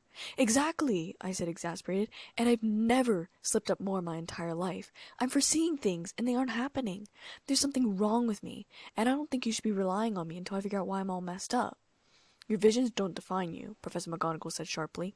"Maybe not," I vented, "but they're just about the only reason I ever end up here anyways, so when I don't have anything to share, I'm pretty useless." Snape's face was a strange shade of red. I wasn't sure what he was mad about, but I didn't really want to find out. "I've known you for a long time before I knew about your visions," Uncle Moody said, leaning on his walking stick. "Even as a kid, your insight's always been good. I trust that." I blushed slightly, a bit pleased, but kept my face stoic. "Can I go?" I muttered. "Of course. I'm sure Mr. Diggory is looking for you to celebrate," Dumbledore said, a bit bemused. "Oh, one last thing." "Yes," I asked, trying not to sound exasperated. "Is there something about Barty Crouch that you wish to tell me about?" Dumbledore asked. I was so glad I didn't blush, and I said nothing at all. Dumbledore nodded once and then said, "You may go." I left without looking at anyone and hurried from the room, but I couldn't bring myself to go to the Hufflepuff common room. Instead, I hurried to the entrance hall and slipped out through the doors. I walked down to the lake and walked away from the Durmstrang ship. I didn't like Karkaroff. I took my shoes off, putting my feet in the water, and then sitting down on the gravel and rocks, I stared out at the lake. A bunch of flashes of visions burst into my mind suddenly. "Get out of my head!" I shouted, pressing my hands to the side of my head. Then putting my head on my knees, I started to cry. I couldn't help it, really. I had tried to hold things for too long. I hadn't wanted to cry in front of Dad, so I bottled everything up. I hadn't cried for a long time, and it was a bit of a relief to let go of all my feelings. I sobbed into my knees, trying to keep quiet. Then I felt arms slip around my shoulders, pulling me into a sort of awkward hug. I wasn't sure who it was until I felt the long hair against my neck. Snape. I put a hand on his arm, pulling it closer. I was being so stupid, I knew, but I needed this sort of closeness. "You're not useless, you know," Snape said, his chin resting on my head. I hiccuped. I didn't want to cry in front of him either. I quickly bottled the tears, wiping them off my face with my sleeve. "Sorry," I said. "I don't want you to apologize," he muttered, "and you don't have to stop crying either." "I hate when people watch me cry," I muttered. "Technically, I can't see you anyways," Snape said lightly, and I laughed. It was a hoarse laugh, but it was a laugh. "Thanks," I said, feeling better. "You didn't have to follow me, you know. I'm not running away or anything." At first I thought he wasn't going to answer, and then he said, "You should stay away from the Durmstrang ship. Karkaroff. He wants to use me for my visions, too," I asked bitterly. "I figured as much." "Something like that," Snape muttered. I noticed that his chin on my head and his arms around my shoulders. He was hugging me a little bit like how Dad might have held me as a little girl. I turned around, bearing my head into his shoulder. He rearranged his arms, and I felt much better. This was a different type of hold. I wasn't sure how long it was before I said, "I should go to the common room. Maybe they've stopped celebrating." "You hate celebrations?" Snape asked, sounding amused. "No, not usually. Only because I want to go to bed, but it's Cedric, you know? And since we're close, I have to stay up. You could—" He started and then stopped and quickly said, "Never mind." "What?" I asked, interested, and sat up, looking into his eyes. I was aware that we were very close, though it was dark. "It's nothing," he said huskily, moving to get up. "Well, now you have to tell me," I said teasingly, getting up as well. I was going to offer my office, the way I did in first year when Quirrell— He drifted off again. "But you're right. I reckon they've stopped celebrating." My cheeks were burning, and I was glad it was so dark out. "I'll take up your offer anyways." When I woke up, I tried to figure out where I was, staring up at an unfamiliar ceiling. Of course, Professor Snape's bedroom. I quickly rolled out of bed, pulling on my robes and shoes. I made the bed quickly and noticed that he was still sleeping on the floor, snoring. My heart thudded in my chest, and I froze. His silky black hair was swept across his face. He looked peaceful. He never looked like that when he was awake. I crept over to where he was and moved the hair out of his face. His hair was so soft. I touched his lips with one finger lightly. His snoring stopped and started up again, giving me a heart attack. I reckoned he was awake, so I bent down, brushed my lips against his cheek, and whispered in his ear, "Thank you." Then I stood and walked calmly out of the room, but once I closed the door behind me, I felt giddy, and I left the classroom in great spirits. I met Hermione coming out of the great hall. She had a stack of toast in a napkin, butter running through each piece onto the next. "I'm going to get Harry. Want to come?" she asked. I nodded. I followed her up to the Gryffindor common room. The portrait opened before we even reached it, and Harry came out and looked at us for a moment. "Hello, I brought this. Want to go for a walk?" Hermione asked. "Good idea," Harry said gratefully, and then looked at me as we started walking and said, "Are you feeling better?" I nodded. I didn't want to compete in the Triwizard Tournament, and when I had a vision my name was going to come out, I just didn't feel good. The pressure in there was just a little too much. "Dumbledore's letting you compete?" Harry nodded. As we were outside now, walking around the lake, eating, Harry told Hermione what had happened and caught me up with the other parts after I left. "Well, of course I knew you hadn't entered yourself. The look on your face when Dumbledore read out your name. But the question is, who did put it in? Because Moody's right, Harry. I don't think any student could have done it. They'd never be able to fool the Goblet or get over Dumbledore's—" "Have you seen Ron?" Harry asked suddenly. Yes, he was at breakfast," Hermione said after some hesitation. "Does he still think I entered myself?" Harry asked. "Well, no, I don't think so. Not really," Hermione said a bit awkwardly. "He's jealous," I piped up. "Jealous? Jealous of what? He wants to make a prat of himself in front of the whole school, does he?" Harry asked incredulously. "Look," Hermione said patiently, "it's always you who gets all the attention. You know it is. I know it's not your fault. I know you don't ask for it, but, well, you know, Ron's got all these brothers to compete against at home, and you're his best friend, and you're really famous. He's always shunted to one side whenever people see you, and he puts up with it.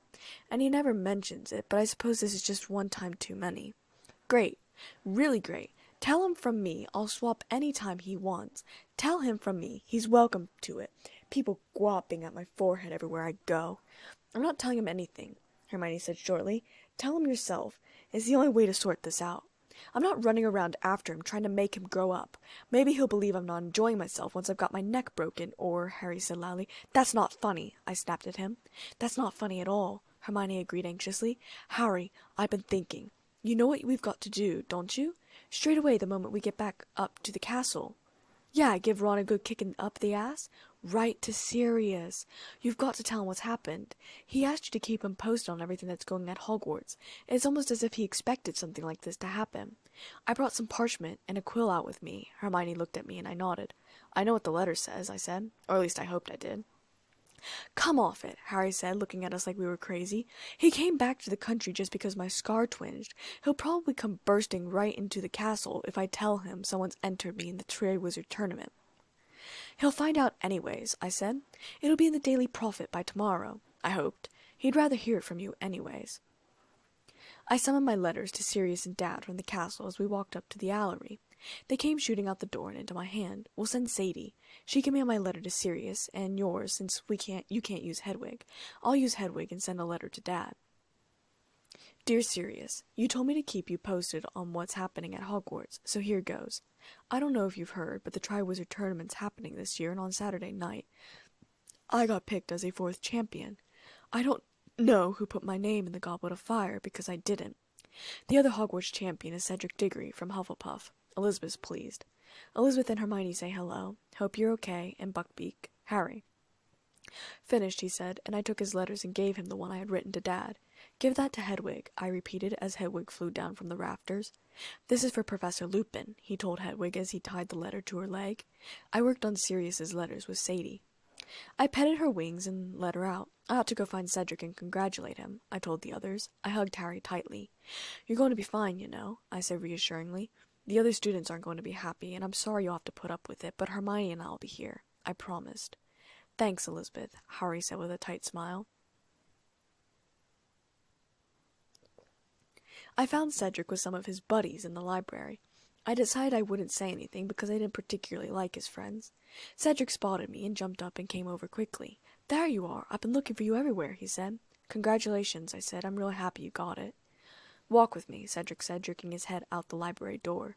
I followed him silently, a bit confused. Are you okay? He asked in concern as we were by ourselves. You seemed really distressed about everything. I sighed, running my hand through my knotted hair. Yeah, I know. It's just... I hesitated and then said, when I had my visions, I saw my name coming out of the cup. And since I hadn't put my name in and I didn't want to compete in the first place, I was feeling horrible. But Harry's name came out and he didn't put his name in, and when Professor Moody said maybe he was going to try to kill him, well, I just got really upset. He really didn't put his name in the goblet? Cedric asked incredulously. I nodded. No one knows how his name was put into the goblet. It's scary, really. Cedric nodded. Who put his name in it, then? I shook my head. I don't know, and that worries me. If I didn't see something important, what else am I missing then? Cedric put an arm around my shoulder. You shouldn't worry so much about those visions, you know? They don't define you. McGonagall said something like that, I said, but I still feel useless when I'm blind. Cedric shook his head. Get something to eat, all right? I know you didn't come back last night, and you probably didn't eat breakfast. I grinned reluctantly. Sorry about not coming to the celebration. Cedric waved his hand. I don't care, Elizabeth. I just want you to be okay, all right? I nodded. I'll go get something to eat. Cedric hesitated, and then leaned in and kissed my cheek. You do that.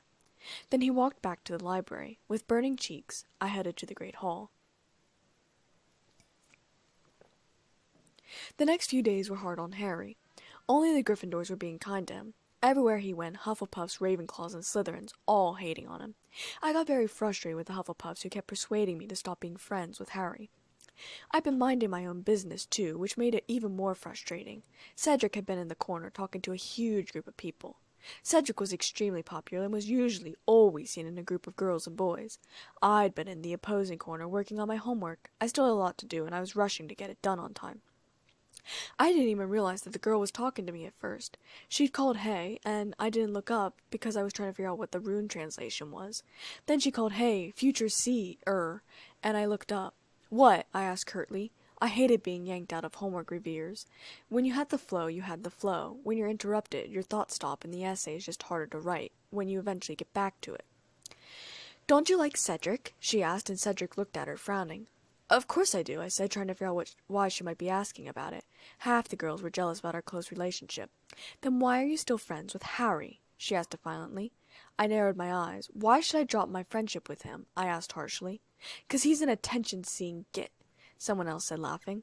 I slammed my books that I was holding down on the table so that I could shove them into my shoulder bag and said, I can be friends with whoever the hell I want. I can support Cedric and Harry at the same time, and if you all weren't such dunderheads, you'd be able to do that too. Then I swept angrily out of the common room to go study in the Forbidden Forest. And then, of course, there were the stupid Slytherins. I was passing through the hallway in the dungeon and saw the Gryffindors and Slytherins were lined up outside the potions classroom. The Slytherins were howling with laughter and flashed their new badges to Potter Stinks. Oh, very funny. Really witty, Hermione said sarcastically. Want one, Granger? I've got loads, but don't touch my hand now. I've just watched it, you see? Don't want a mudblood sliming it up, Draco said. Harry and I had our wands out before anyone else could have blinked. I was feeling very angry right now, and Draco was the perfect target. Harry! Hermione said, not noticing me.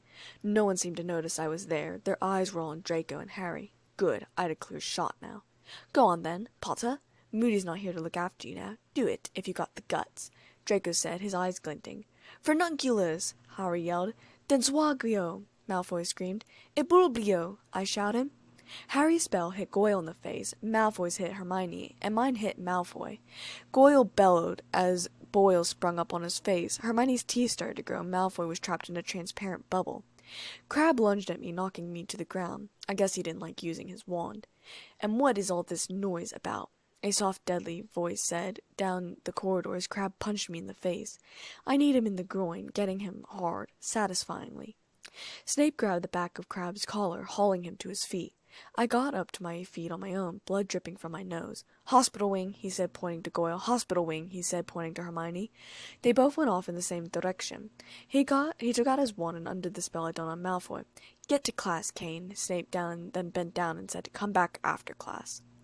I headed off to Charms, wondering what he could possibly want now. I knocked on the office door of the potions classroom because he wasn't in the classroom. "Come in," he said in an ice-cold voice. I entered hesitantly. Why was he angry with me? Sure, I trapped Draco in a bubble and made sure Crab wasn't having children anytime soon, but still, it's not like I'd been in the wrong. He had his back to me working at his private desk and said, "Sit." The only thing to sit down on was the bed in the other room. "What do you want?" I muttered, staring at my feet. My nose was still hurting, and I closed my eyes, pressing on it. It burned and hurt even more. Maybe it was broken. His fingers touched my chin, and he pulled my head up so he could see my face. A pisky. My nose snapped, and I yelped in pain and shouted, "What was that for?" But the pain in my nose was fading. Snape actually smiled, and then said, "You could just thank me." I rolled my eyes. "Thank you." I was briefly aware that his fingers were still on my chin, and I reached up and touched his hand. We were still for a moment, and then I drew away and said, "Really, thank you." I was blushing bright red, looking down, trying not to smile. I should go. I stumbled over my words and turned and nearly ran into the door and then ran from the room. I was sure that if I had another meeting like that, I might actually kiss him, and I wasn't sure how he'd react about that. I wrote out a letter to Dad that night. "Dear Dad, the Daily Prophet's probably made a piece about it already. I reckon it'll be horrible, too. It's going to paint Harry as such a lonely little boy, which he isn't. I reckon he didn't say anything that the paper printed, he said. Rubbish, really. I don't know why you waste money on it. I'm feeling a bit off. I think that's simply because I don't understand why my visions are all wrong. I didn't tell you this yet, but I had seen my name coming out of the cup. Of course, then it was Harry's name, but I don't know how I could have made such a mistake. Anyways, I reckon the first task ought to be dragons. You know, perfectly safe. I have to say, I'm really glad my name wasn't shot out of the cup. I don't think I could handle it, considering I don't know how reliable my visions are. Of course, then, I do suppose that I'd have a better reckoning than the others since I have an idea. Sorry, I'm complaining a lot. Magic school isn't as fun as I wish it was. I feel that every year Harry's got some sort of hate coming towards him, and I feel that I get some of the hate too, simply for being his friend, especially this year. Good Lord, I wish the hat had just put me in danger in Gryffindor. It's like I have to decide between Cedric and Harry, and I can't because I love them both, you know? Anyways, I'll try to be more positive next time. I'm not really down. I've heard from Sirius a couple times, and I know where he's staying, so maybe I'll pay a visit. But Snape's always following me around. He thinks I'm in danger from the Durmstrangs. I don't know, maybe he's right. I don't understand his attitude towards me at all. He likes me a lot, I feel, and that in itself is confusing because he really ought to hate me. He hates Gryffindors, and he fully well knows that's where I was supposed to end up. And he even likes me more than the Slytherins. Oh well, I hope you're doing all right. I miss you a lot. Wish you were teaching this year. I've got Snape teaching me how to make wolfsbane potion during our private lessons, so maybe I'll be able to get my hands on some at some point. Not sure how I'll get it to you yet, but I'll figure it out. I love you so much, Dad. Elizabeth. I waited for it to dry, making sure no one was reading over my shoulder, and then I rolled it up and went to the Allery. Neither Hedwig or Sadie were back yet, and with Ron's permission I used Pig to send the letter to Dad.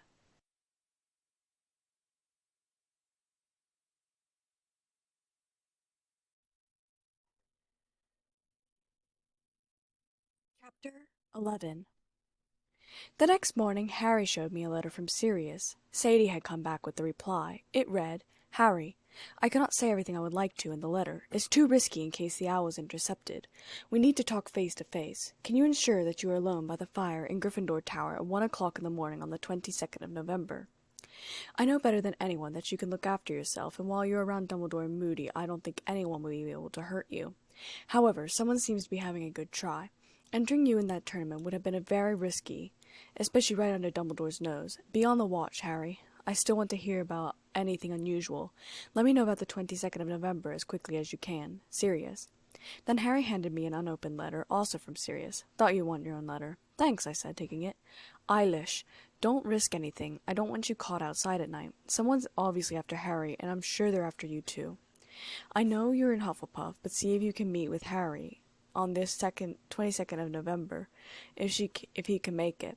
I'd like to see you too, just in a safer zone, for all of us. Love, Sirius." "He puts love in your letters?" Harry asked. "Why doesn't he do that with me?" "Maybe because I sign my letters with love first," I said with a shrug, putting the letter in the bottom of my bag. "You think he loves me?" Harry asked thoughtfully, and I looked at him in surprise. "Of course he does," I said warmly. "But you two are a man and a boy. Males show love a bit differently than girls do. We nearly always sign our letters with love, and the boys or men we write to always know to sign their letters with love." Harry looked slightly cheered and said, I wondered what his reaction would be if I did sign a letter of love. He'd probably think someone's impersonating you, I said, a bit amused, spearing scrambled eggs on the end of my fork. The next day, the Daily Prophet released the article. I got a copy that morning. I read it and started laughing. Harry leaned over my shoulder to read the following paragraph. I suppose I get my strength from my parents. I know they'd be very, very proud of me if they could see me now. Yes, sometimes at night I still cry about them. I'm not ashamed to admit it. I know nothing will hurt me during the tournament because they're watching over me. Harry has at last found love at Hogwarts. His close friend Colin Creevey says that Harry is rarely seen out of the company of one of two girls, either Hermione Granger, a stunningly pretty Muggle-born girl, or Elizabeth Kane, a gorgeous half-blood, both of who are top students in school, just like Harry himself. Harry's face turned red. I didn't say any of this, he said in a panic. I know, I said. I wasn't laughing at that. I was laughing about Hermione and I being part of the stupid newspaper. Hermione wasn't even fazed. She lies a lot when she writes, doesn't she? It's her quick-cooked quill, I said through a mouthful of egg. I swallowed and said, her quill is meant to exaggerate for better stories. More sorrow, more hype. It's just for longer stories as well, because the quill uses more words. Stupid thing, Harry said vehemently. There's a Hogsmeade trip coming up, I said. Want to go? I think I'll bring food for Sirius. Sirius is nearby, Harry asked. I nodded. We won't go to his hideout right now, considering he won't know we're coming, and I don't want to scare him, but I can leave food on a rock at the Shrieking Shack. I told him that's where I'd leave food. Sure, Harry said, and that was the end of that. Harry was having a bad time, snapping at people when he finally had enough. He confided in me that he admitted the way Hermione and I dealt with it. It's nothing, Harry. You just let them get to you, and I don't blame you. I've gotten into a couple fights with Draco already, but I usually keep them on the down low, I'd replied. But yes, I'm with you in admiring Hermione. I paused and then said, Here's some good news. Ron will be your friend by Tuesday. That's good, Harry said a bit vacantly. I spent a lot of time in the library. Victor Crumb was spending a lot of time in there, too. Sometimes we studied together, and he confided in me that he was very interested in Hermione Granger, though he didn't know her name. He simply said, your friend, and with a couple of questions, I found that it was Hermione. I was pleased by this, and often talked Hermione up when I had the chance. Hermione, on the other hand, was irritated by Crumb's presence in the library. He's not even good-looking, she muttered angrily as I studied with her and Harry one day. A group of giggling girls were spying on him from behind the bookshelves. Hermione hated the noise. They only like him because he's famous. They wouldn't look at him twice if he couldn't do that wonky faint thing. I dropped my mouth in horror, goggling at her, and started to cough. Wronski faint, Harry said, and I said at the same time. Harry's teeth were gritted, and he burst into laughter at my face. Hermione glared at us, and we stopped laughing, but continued to grin. Saturday was Hogsmeade. Harry took his invisibility cloak, wanting to hide from Ron. I rolled my eyes, but let it go. We went to Honeyduke's first, and bought large chocolates filled with white cream. It was thick, a bit like frosting, and they were good. We walked out, eating them. It was a much different atmosphere now, and I could tell Harry could feel the difference. We were more free. No one was shouting horrible things at Harry. They couldn't see him. I had a basket filled with sweets on my arm, along with chicken legs that I'd taken from the lunch table this afternoon. We walked down to the Shrieking Shack, and I set it on top of a rock. I didn't wait. I told Sirius we wouldn't wait, not wanting anyone to see him. And looking around, I didn't see him in person or as a dog, and we went to the Three Broomsticks afterwards. Hermione went to get the butterbeers. I did not want to talk to Madame Rosmerta, who I knew was curious to meet me. I went with Harry to a table in the back. We passed Ron, who was sitting with Fred, George, and Lee. Fred looked up for a moment, but I passed by without looking at them. I had nothing against Fred. I quite liked him, though I found my crushes on him and Cedric, and others were waning. Snape shining brighter than ever. However, I felt that if I stopped to talk, I might end up chewing Ron out, and I didn't have the energy. Hermione slipped Harry a butterbeer under his cloak, and I drank my own. It tasted delicious, and I realized I was going to have to buy some to put in a bottle and send to Trang. Nah, I was going to wait and bring her here. Yeah, that was best. Hermione pulled out her SOEA notebook. I noticed Harry and Ron's names were at the very top of a very short list. She'd barely gotten anyone to sigh. Nearly everyone thought it was a joke. When are you going to give this elves' rights thing, Hermione? Harry asked through a large gulp of butterbeer. Hermione's eyes flared up and said, when house elves have decent wages and working conditions, I'm starting to think it's time for more direct action. I wonder how you get into the school kitchens. No idea. Ask Fred and George, Harry said. Hagrid's going to come and tell you to visit him at midnight, I murmured, taking another sip of butterbeer. Why? Harry asked in interest, looking around. I don't even see him. You'll see him eventually. He'll be talking to Moody. Anyways, you'll wave, but you're under the cloak, so he won't see you. But Moody's eyes see under cloaks, so he will bring Hagrid over to you, I said, after I finished swallowing the hot drink. I watched at the next table as Ernie and Hannah swapped chocolate frog cards wearing support Cedric Diggory badges. Hannah had asked me to come and swap with them, and I politely declined, saying I'd rather not. She looked over and seemed a bit surprised that I wasn't with Harry. Susan was at another table with some of the other Hufflepuffs. She never got a support Cedric Diggory badge, and I liked her all the more for it. If I had to hang out with a Hufflepuff, she was my go-to. I wondered who Harry was looking at. Probably Cho. She was sitting with some Ravenclaw girlfriends. Harry would be happy that she wasn't wearing a Diggory badge. "Look, it's Hagrid," Hermione said, motioning. I wasn't sure if Harry waved or not. Maybe he was waving, or maybe he was waiting until Moody was looking in our general direction. Either way, eventually Moody and Hagrid made their way over to where we were standing. "All right, Hermione, Elizabeth," Hagrid said loudly. "Hello," Hermione said, smiling back. "Hey, Hagrid. Hey, Uncle Moody," I said, smiling at both of them. "Professor, I mean." Moody waved away my apology and stomped around the table to bend down and mutter, "Nice cloak, Potter." Can you?" I heard Harry whispering beside me. Perhaps he hadn't heard me the first time, or maybe he just was checking to see if Uncle Moody's eye really saw through invisibility cloaks. Yeah, it could see through invisibility cloaks, and it comes in useful at times, I can tell you. Hagrid was beaming down at where Harry was sitting. Moody had, of course, told him about the cloak. Hagrid bent down and said very, very quietly, "Harry, meet me tonight at 11:30 at me cabin. Wear that cloak." "Nice to see ya, Hermione, Elizabeth," Hagrid said, winking, and then Uncle Moody and Hagrid moved away, heading out of the pub. 11:30? I questioned out loud, frowning. I'm positive I had foreseen midnight. Hermione was frowning too, and said, "It is strange that some of your memories are being changed. I wonder why that is." "They aren't large changes," I muttered, frowning at the table, trying to figure out the puzzle. "Maybe Trelawney will know something." Hermione snorted vehemently, and Harry choked on his butterbeer. "Sure," he said, laughing. "Sure." I had to laugh, too. We soon left. "Anyways," I said, wrapping my cloak tightly around myself as snow started to come down. It didn't stick, and we would probably be gone by the night. 11:30 is better anyways, considering you have to meet with Sirius tonight as well. "Will you be there?" Harry asked. "You know the Gryffindor password." "I'll think about it," I said honestly. "I don't know if I'd risk it, but it'd be worth it. I haven't talked to him in forever." I separated from Harry and Hermione as we entered the castle. I went to the Hufflepuff common room and went upstairs for a nap. I woke up around 10 and headed out of the castle. It was dark out and the stars were shining brightly. I had my wand and art pad and pencil. I was hoping I could find the moonflowers that I had found last time. Besides, the dragons were going to be out tonight, and I hoped to get some good drawings of them. I met with Ferenz halfway through the forest. I was glad because I could have sworn I'd heard his footsteps behind me, but hadn't seen anyone.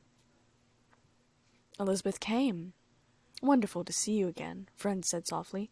"Hello, friends," I said cheerfully. "There's dragons in the forest tonight. I'm hoping to get some good drawings." Ferenz smiled. "Yes, we've stayed far away from the dragons. We don't enjoy a centaur barbecue." I stared at him for a moment, my mouth open in surprise, and when I found my voice I said, "You actually made a joke."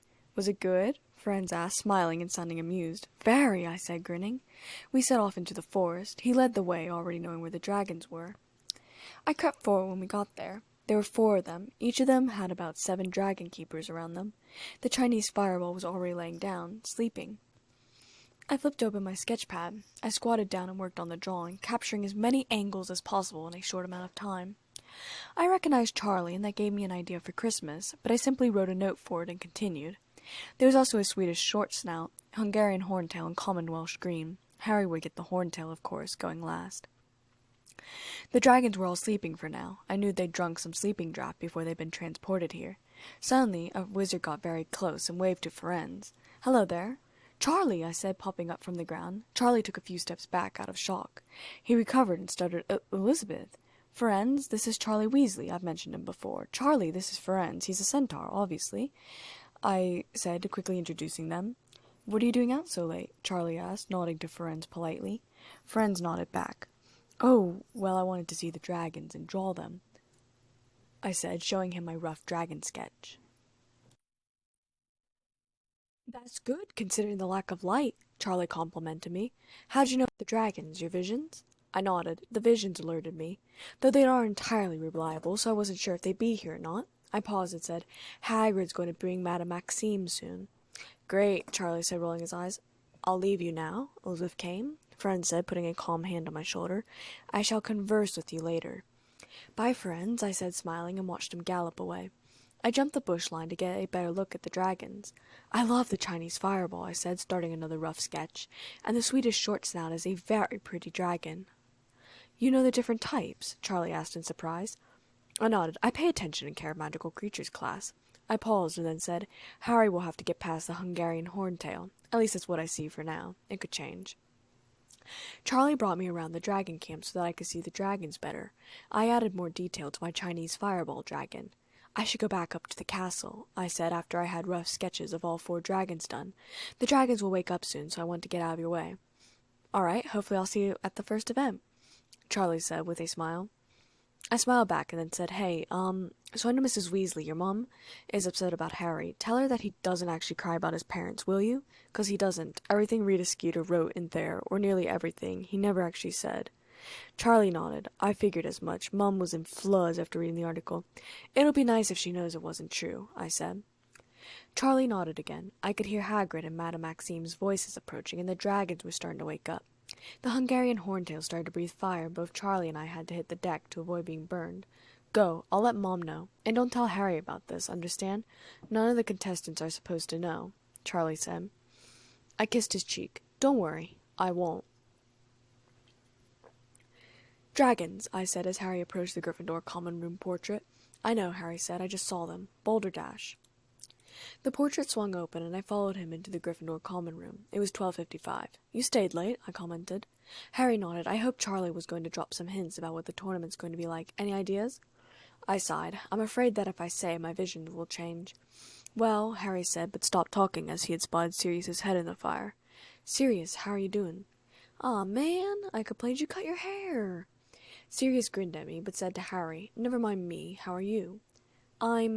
He hesitated and then blurted out all his feelings about how he's felt in the past week, how no one except Hermione and I believed he didn't enter his name, along with a few teachers, how Rita Skeeter's article had lied about him and he couldn't walk down a corridor without being sneered at.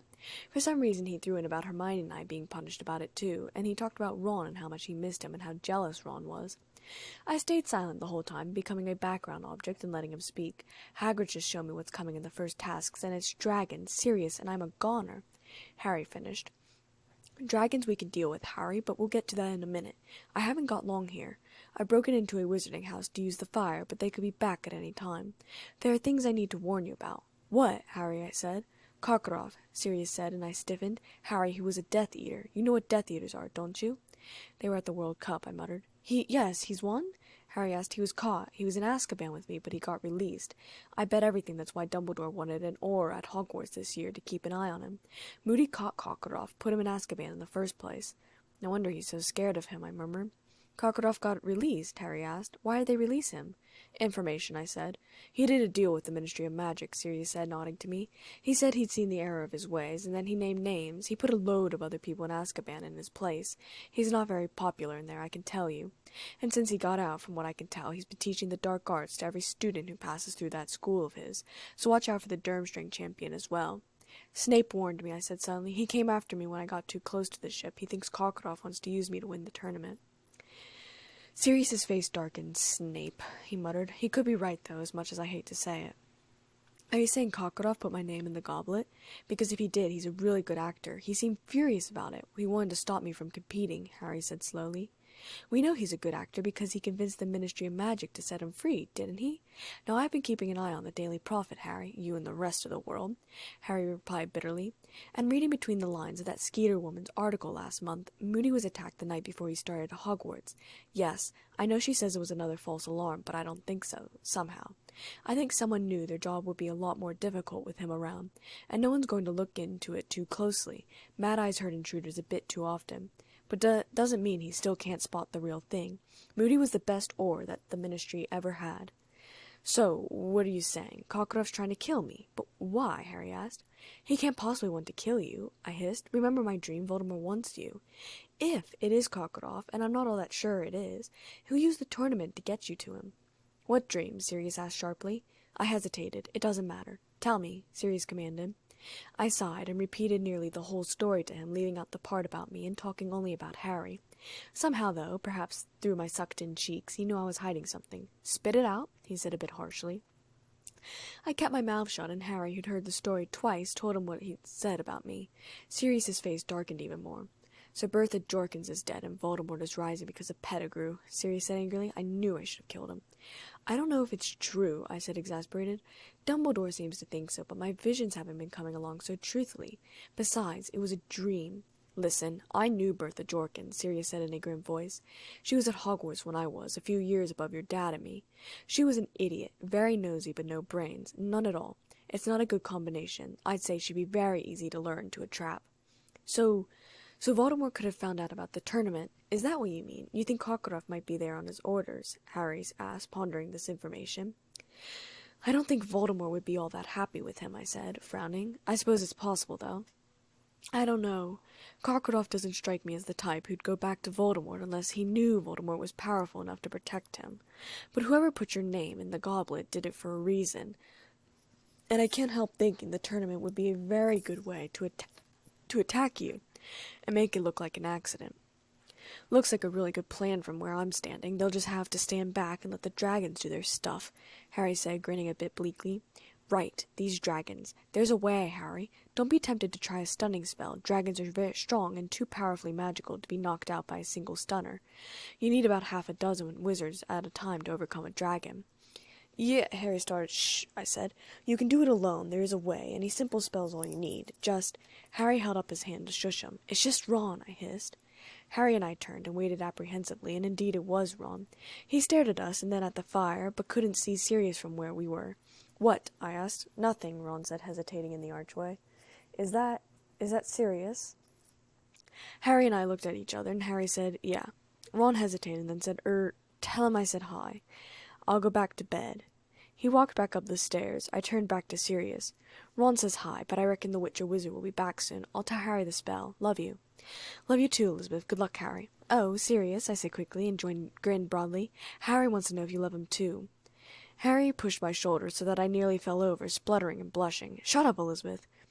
Sirius snorted. "Of course I do. What a silly question. Also, thanks for the food, Eilish." "Bye," I said, and with a pop he was gone. I yawned and stretched and kissed Harry on the cheek. "Look, I will tell you the spell. Not tonight. I want to let Professor Moody talk to you first because he's got a great idea. If he doesn't talk about it, though, I'll let you know both things. Right?" "Sure," Harry said a bit uneasily. "Night, Elizabeth." "Night, Harry." I got up and left the Gryffindor common room and walked back to my own. Would Moody pull Harry into his office? It would be because he talked to Cedric. But would Harry know to talk to Cedric on his own? I was sure he would. I'd keep an eye on it. Monday came, and we were sitting at the Gryffindor table eating. Harry looked sick, eating his bacon. We were about to leave for herbology when Harry said, "Hermione, Elizabeth, I'll see you in the greenhouses. Go on, I'll catch with you guys." "Harry, you'll be late." Hermione started, but I interrupted. "Good idea, Harry. We'll see you later," I said, and dragged Hermione down to herbology. "What was that all about?" Hermione hissed. "Just something I foresaw," I muttered back, or hopefully foresaw. She didn't ask any more questions. Today in herbology we were pruning flutterby bushes. Flutterby bushes quivered and shook, throwing their perfume in the air. The perfume was meant to smell differently to a person and lure the unwary to them. To me it smelled a bit like the sea. I'd never been to the sea. We'd never had money for a vacation. I'd always wanted to go to the sea, and I suppose that's what the flutterby bush smelled that way. I worked carefully as I pruned my bush. I didn't want to cut any unnecessary branches. Harry hurried in about 10 or 15 minutes into class and came over to where Hermione and I were working. "Guys," he hissed, "I need your help." "What do you think we've been trying to do, Harry?" Hermione asked, looking at him over her bush with round eyes. They had been in the library researching for the simple spell that Sirius had mentioned since I wouldn't give it yet. "I need to learn how to do a summoning charm properly by tomorrow afternoon," Harry muttered. We practiced instead of having lunch. Hermione and I worked with him until class was about to start. Hermione wasn't going to skip arithmancy, and I didn't want to skip care of magical creatures. I suppose I could have redone the hour, but figured Harry didn't need to miss divination either. We ate dinner and then rushed to the classroom we'd been before, working on it. I started practicing it, too, demonstrating, while Hermione said theories would help. We worked late into the night. We had the invisibility cloak. However, Peeves showed up around midnight, pretending that Harry was throwing things at him and started chucking chairs. We quickly left before Filch was attracted to the noise. I made my way back to the Hufflepuff common room, but saw someone moving down to the dungeons. Curious, I followed. They were creeping around by the potions classroom. I followed them in a couple of seconds. They weren't anywhere around, which meant that they must be in the office. I hid behind the door, crouching down. They wouldn't see me here, in the dark. I drew out my wand, waiting. The office door opened, and I waved my wand, but I was too slow. Snape was crouching over me, his wand pointed at my face, his own face pale. "Are you okay?" he asked when my eyelids fluttered open. I grimaced. "Ow, yeah." My head was pounding furiously. I put a hand on my head. "What happened?" I asked. "I was going to ask you that," Snape said, helping me to my feet. "I saw someone sneaking around and I followed them. But I guess they knew I was here. I don't know how, though," I said, frustrated. "I know for a fact that they never saw me. They came out of your office. I never saw what he or she looked like." "You shouldn't have followed them," Snape said in a terse voice. "You could have been more seriously hurt than just stunned." I hesitated. I was worried," I admitted. "Why?" he asked, frowning. I blushed and turned away and said, "I thought he might try to kill you." There was a pause, and then he groaned and said, "Damn it!" "What?" I asked, turning around in shock. He was running a hand through his long hair. "If he was going to kill me, then you most definitely shouldn't have come," he said very angrily. "But no!" he said harshly, slamming his fist against the wall. I recoiled. I blushed and said, "I couldn't just stand by you better," Snape said, glaring at me. We both stared at each other angrily for a long time. Then Snape ran his hand through his hair again. I blurted out, I stopped, biting my tongue, blushing furiously. Snape looked at me with piercing eyes. "What?" he asked a bit curiously. I shook my head, blushing even more. He took a step closer. My breath caught in my throat, and I said, "It's nothing, okay? I'll go now. He took a step closer, reaching out and taking a lock of my hair. He wasn't looking at me anymore, but looking down. My heart thudded in my chest, and I tried to steady my breathing. "Elizabeth," he whispered in my ear, and I shivered. His fingers lightly grazed my cheek down to my chin. "Go to bed." I nodded and choked out, "Yeah, of course." I stumbled backwards and turned from the room. I laid in bed, burying my head in my pillow. One of these days I was going to screw myself up and admit my feelings, and I was sure after that I'd have to drop potions or face eternal embarrassment when he admitted he didn't feel the same way. The next morning I felt horribly sick with nerves. Harry would be facing the dragon tomorrow, and while I was sure he would do fine, I had my doubts. My doubts weren't based on Harry, but on whether or not things would play out the way that my visions declared. At breakfast I barely ate, drumming my fingers on my sketch pad. Then I went to Moody's classroom. I didn't have class, but I wanted to tell him about the intruder and to ask him to keep an eye out. I knocked on the office door and heard a voice growl, "Come in, Elizabeth." "Hey, I just wanted to run something by you real quick," I said, stepping into the office. "Really?" Moody grunted, drinking from his hip flask. "Doesn't have anything to do with your visions, does it?" I hesitated, imagining Harry flying past the dragons. "Well, no, it doesn't. Actually, last night I was helping Harry with his summoning charm, and, well, when I left I saw someone sneak into Snape's office." Moody frowned, or at least what was an attempted frown. His magical eye was zooming around the classroom, but his normal eye was fixed on me. "Really? Did they take anything? Was Snape there? What happened? Do you know?" I shook my head. "They stunned me. I don't think Snape was there, though. I don't know if they took anything either. He didn't say. But I wanted to let you know, considering you're an aura, that someone's sneaking around. Might be a Durmstrang student trying to help Crumb," Moody muttered, "or even a Hogwarts student if they thought something in there would help Diggory or Potter. Don't know what they'd think any potion ingredients would help with this task, though. Though they don't know what the task is, so maybe. "Maybe," I said hesitantly. "I have to get to Charms, but I thought you should know." "Thank you, Elizabeth. I'm sure Snape already told Dumbledore, but I'll let him know you came by as well. It's important he knows. I'll keep an eye on students as well," Moody said thoughtfully. I nodded and quickly left, sprinting down the corridor so that I would make it to Charms on time. I went back to Snape's classroom after school ended, but the door opened before I could knock or open it myself. I found myself face to face with Karkaroff. "What are you doing here?" Karkaroff asked. "I have a private lesson with Professor Snape," I stuttered, blushing. He was so tall. "A private lesson, huh?" he sneered, leaning forwards. I jerked back, hitting my head against the doorframe, realizing just how unfortunate the situation was. I was frozen in fear, our cheeks almost touching as he whispered, "And how private is private?" His body was pressed against mine. One hand was on my leg, trailing upwards. I stayed frozen. Karkaroff!" Professor Snape snapped. Karkaroff moved backwards slowly, moving his hand up to twirl his goatee. I see. It's not like that, I said quickly, shooting a look at Professor Snape, a panic I couldn't explain inside of me. She has private lessons with several professors, Professor Snape said, moving between the two of us. He was shorter than Karkaroff, though, not by much, but somehow managed to tower over him at that moment. Now get out. Karkaroff snorted, but said nothing, leaving the potions classroom, slamming the door shut behind him. Are you all right? Did he hurt you? Professor Snape asked quickly, his demeanor changing abruptly. No, I said, blushing. I'm sorry. I should have chosen my words better. No matter, Professor Snape said, brushing my apology away. He's been looking for a chance to get close to you regardless. Shall we start the lesson, then? Oh, right, yes, I said, sitting down at our usual table, where the ingredients and list had already been set out, and we started. Hermione and I were sitting on either side of Harry in the great hall for lunch. None of us were eating much of anything. I supposed it was nerves, but it was worse than before a Quidditch game, which was stupid. I wasn't even competing this time. Potter, Professor McGonagall said, coming over to the Gryffindor table, the champions have to come onto the grounds now. You have to get ready for your first task. Her face was white, and though her body and manner seemed steady, her hands were shaking slightly. Okay, Harry said, dropping his fork onto his plate mindlessly. It made a loud clatter. Good luck, Harry. You'll be fine, Hermione said. Good luck, I said anxiously. Yeah, Harry said in an off-toned voice, and followed Professor McGonagall out of the great hall. About 20 minutes later, Hermione and I went down to the arena that the champions would be competing in. We were sitting near the teachers. Ginny, Ron, Seamus, Dean, and Neville were sitting with us. I looked at Snape, who was looking at me. I blushed and sat down and quickly engaged in a conversation with Seamus and Dean. Ludo came up on stage at the blow of a whistle. He was commenting again. Too bad, I would have liked Lee to have commented. Lee looked bored in the front row and was looking at Ludo as though insulted that he'd taken his job. There was another blow of the whistle, and Cedric entered the enclosure. I had my fingers crossed tightly, my sketch pad on my lap. The Swedish short snout was in the arena with him.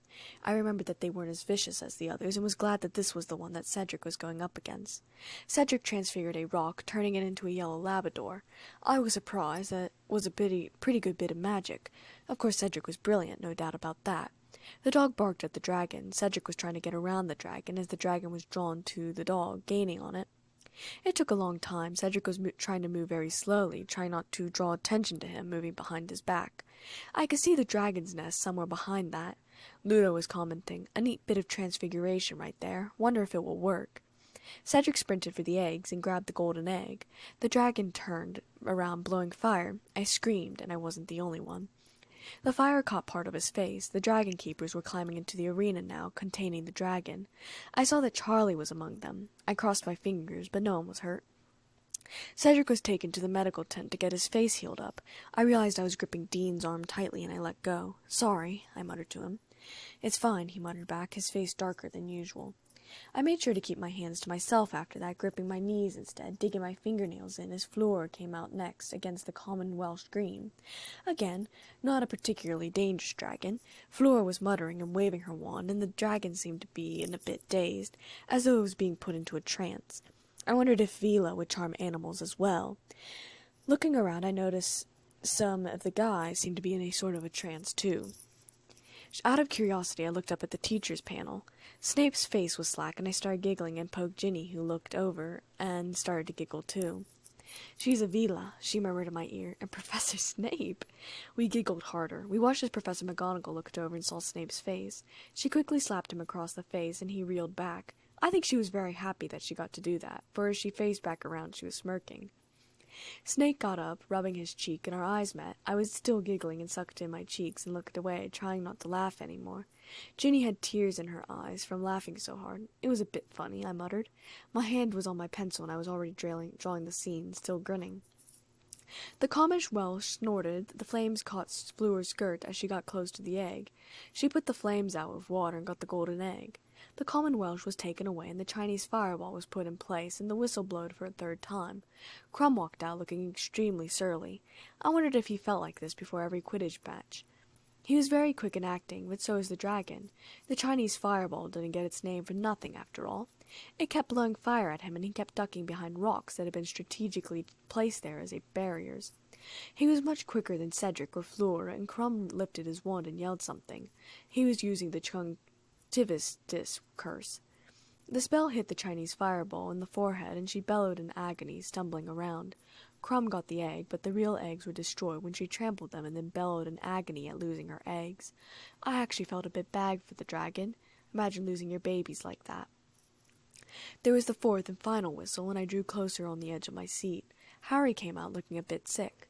He raised his wand in the air and shouted for something that no one could hear over the Hungarian horntail's roars, but I knew he was summoning his broom. My fingers were crossed so tightly that the blood was draining from them. Harry stood there for a moment, looking dazed, and people started to whisper. But then I heard a swooshing sound, and heads turned to see his fireball zooming towards him. It stopped dead in midair beside him. The crowd was shouting for joy. Bagman was shouting, "Well, who would have guessed this?" Harry swung his leg over the broom and soared upwards, and then he smiled. He was looking down at the eggs and muttering something, and I relaxed. Harry was going to do wonderfully. He dived. The horntail's head followed him, though she didn't move. He swerved out of the way as a jet of fire came blowing out. "Great Scott, he can fly!" Bagman shouted. "Are you watching this, Mr. Crumb?" Harry soared higher in a circle, the horntail's head revolving on its neck. He was trying to make it dizzy. Harry plummeted again after a moment, dodging flames again. However, the horntail's tail came up and grazed his shoulder, ripping his robes. I screamed again, this time clutching Ginny's arm. She screamed as well. Harry zoomed around the back of the horntail, then moved back and forth. Slowly and gradually he pulled just a little bit further away, just out of reach of the tail and flames. The dragon roared in exasperation, unable to get to him. Then the dragon reared onto her back legs, her wings spread out, blocking the view for some of the other viewers. He dove, going under her legs and scooping the golden egg up under his uninjured arm. I jumped up with the Gryffindors, cheering. "Look at that! Will you look at that? Our youngest champion is quickest to get his egg. Well, this is going to shorten the odds on Mr. Potter." Ludo Bagman was shouting excitedly. He looked hot inside his wasp robes. His face was red, and sweat was trickling down his face. I reckoned he should be glad to be hot, considering how cold it was outside. I rushed from the stands as Harry landed in front of Professor McGonagall, Professor Moody, and Hagrid. "That was excellent, Potter," Professor McGonagall said, smiling, though her hands were still shaking.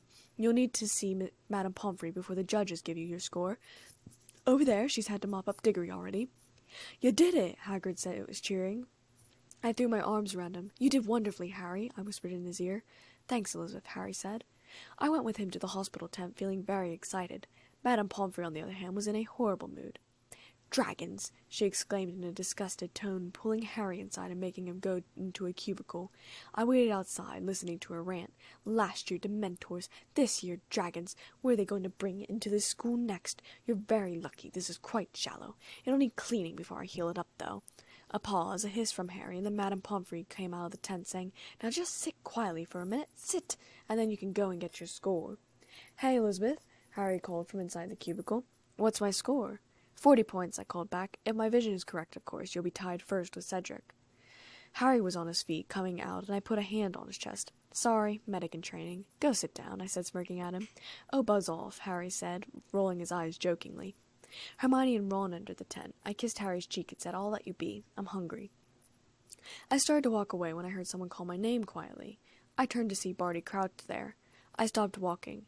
He jerked his head before starting to walk towards the forbidden forest. I hesitated for a second before I followed. "Let me guess. I was right," I asked, crossing my arms as we came to a stop. "You need to stay out of this," Mr. Crouch said. "You're just a kid."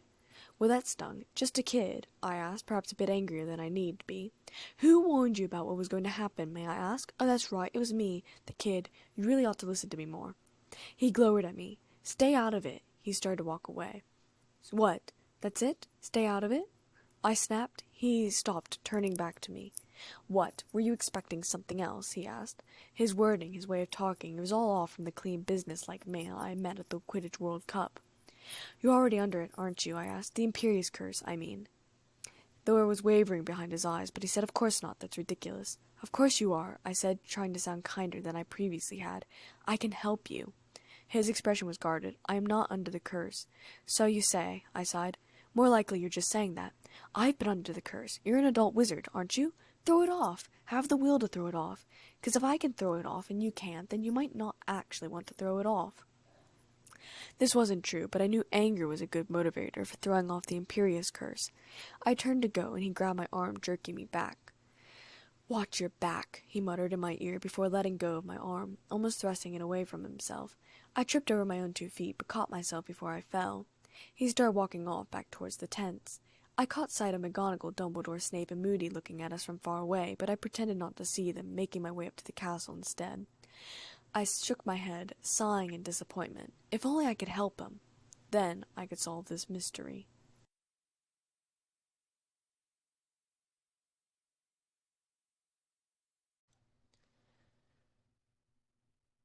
Chapter 12.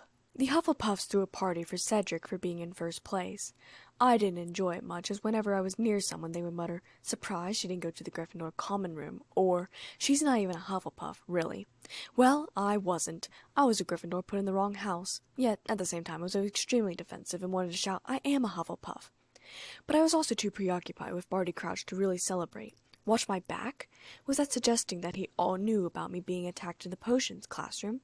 Was he really trying to get me to stay out of this? But what was this? I couldn't stay out of anything. Why did Voldemort want to put him under the Imperious Curse? Wouldn't it have been better to go after someone who was higher up in the departments at the Ministry, like an Auror or even the Minister himself? Granted, there was a lot of security around the Minister, but if Voldemort had Imperious to guard the Minister, that would do the trick as well. So it couldn't be that Voldemort wanted Barty Crouch as a weapon. Maybe he wanted Crouch's connections because he had a lot of them. But what connections did Voldemort want? Or maybe, I thought, it wasn't about Barty Crouch at all. What if it was about the person that had been under the invisibility cloak? If I could figure out who that person was, maybe I could figure out what Voldemort was after. Or who. I decided that the next time I saw Barty Crouch, I'd get him alone and question him. Of course, Dumbledore was also going to be hard to avoid, considering he'd just seen me talking to Crouch when I told him weeks ago that there was nothing going on between the two of us. I suppose I could say I was asking him questions about what languages he spoke. It wasn't exactly a secret that I was thirsty for knowledge. But it probably didn't look good that he grabbed my arm and jerked me back. I didn't have an explanation for that. My stomach twisted in knots, thinking about the lies I was going to have to come up with tomorrow, or eventually, whenever Dumbledore called me to his office again. Cedric eventually made his way over. I was sitting in the armchair watching the other people mingle, thinking. Nothing about my visions had been different today, so that must be a good thing. "Hey," he said, sitting down and handing me a drink. I took it without really looking. "Hi," I said. "You did well today. But I'm sure everyone's telling you that." I looked away from the spot on the wall I was staring at to give him a teasing grin. "Why didn't you tell me about the dragons?" Cedric asked. I glared at him and then shrugged, because I already knew Harry was going to tell you. I looked at his face and then said, perhaps a bit angrier than I meant to, "And I didn't give Harry any tips either." "I never said that you did," Cedric said, drinking his drink. Before another word could get in, a bunch of girls came and sat around him, blocking me out. I got up and went to the Hufflepuff dorm, even as Cedric called my name, and lay down on the bed, putting my hands over my eyes. I sighed and rolled over and got my art sketch pad out. I worked on the people first. I drew Ginny's outline with Charlie's arm around her and worked on them for a while till they looked perfect. I drew the twins in the middle with beards and in the same pose. Ron was sitting on the ground, Pigwidgeon sitting on his shoulder. Bill stood on the outside, his hands in his pockets and his ponytail flying out behind him.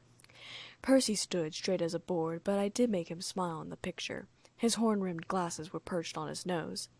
I had Mrs. Weasley with her wand out and a swirl of pots around her. Mr. Weasley had his glasses on with a book in his hand called Muggles for Dummies, looking absolutely delighted.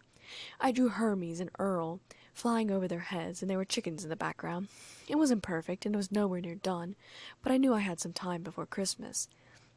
Then I carefully put the drawing away, and then got into bed and went to sleep. The start of December came. Dumbledore had never called me to his office, and I wondered what he was thinking.